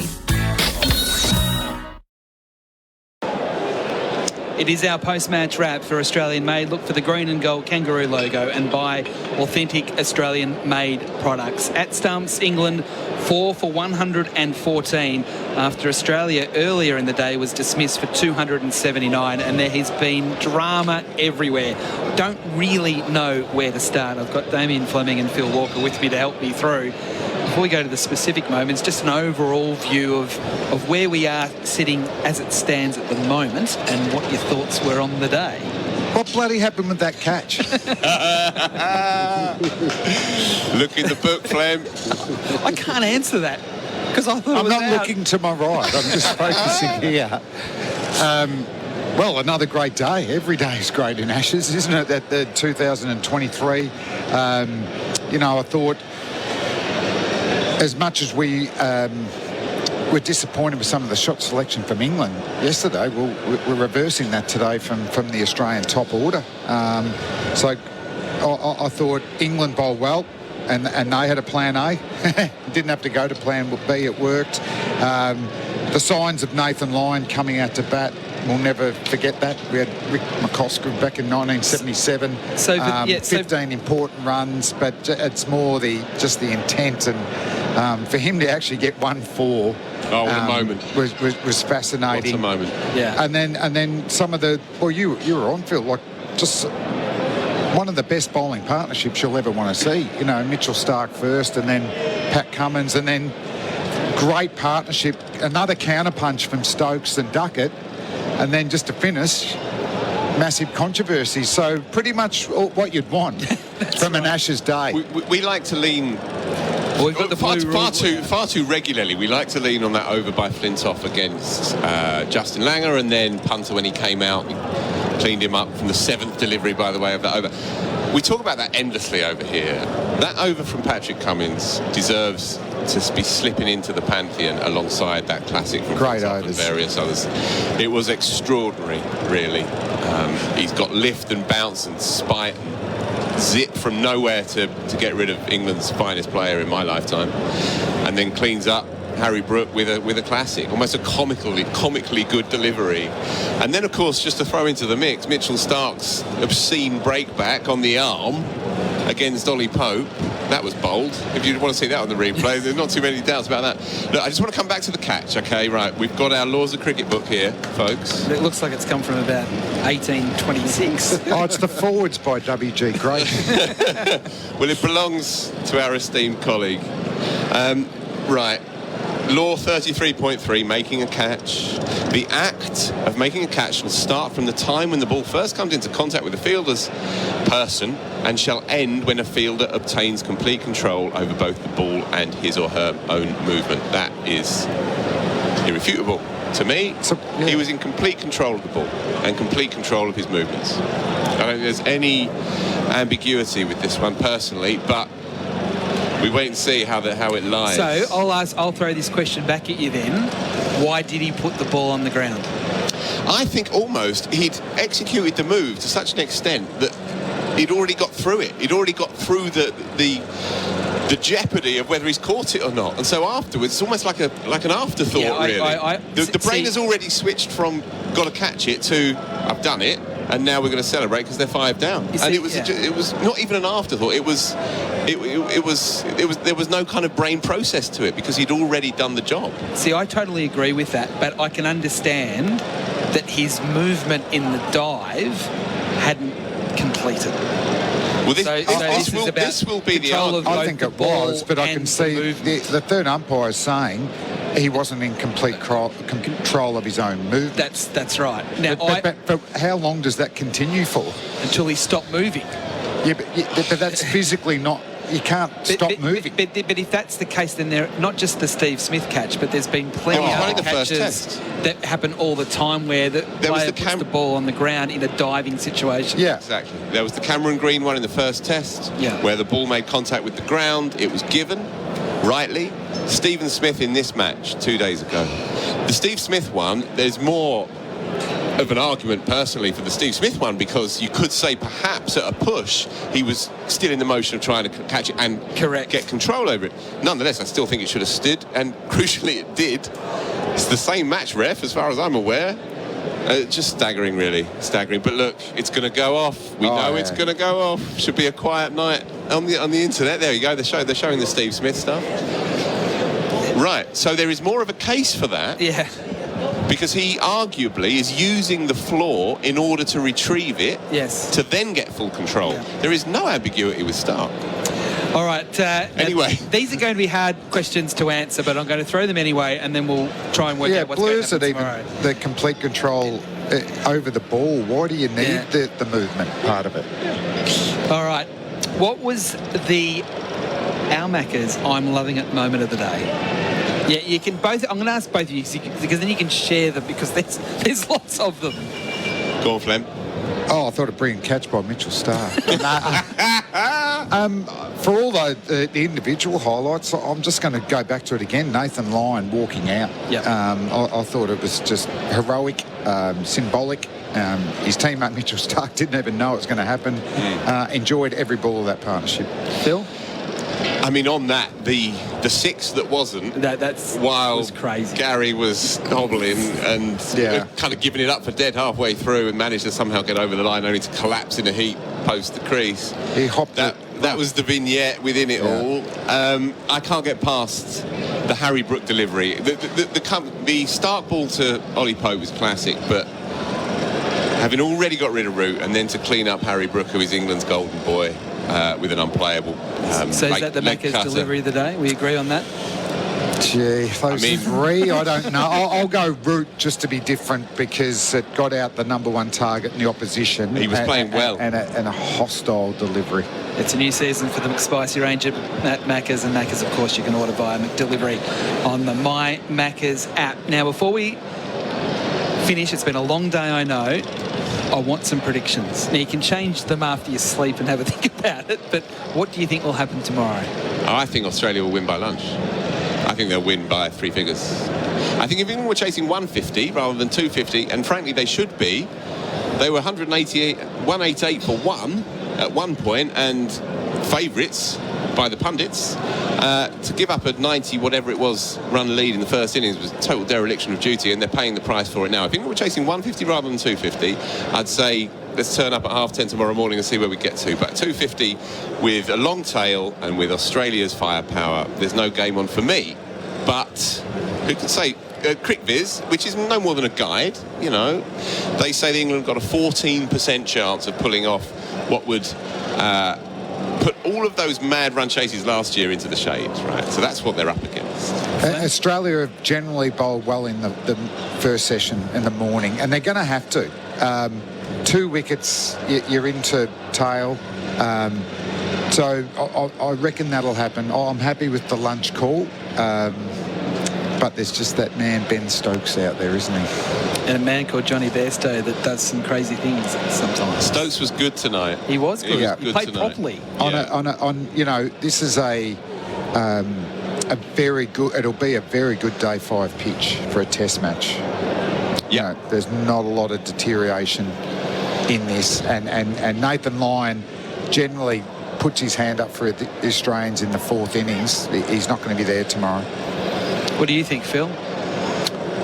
Yeah, I think after lunch, I think Australia need 2 good balls, don't they? They're in the tail. That's it. That's the key. I think that's such a factor with the long tail, and I think it's an understated part about Australia, how they can often gouge out those extra 100 runs from sort of 8, 9, 10. Exactly that. If England had one more potential match winner at 8, well, Moeen doesn't fancy the short stuff, right? But a Moeen-like player, or a Moeen of 5 to 6 years ago, before he got undone down under, as many an Englishman has before.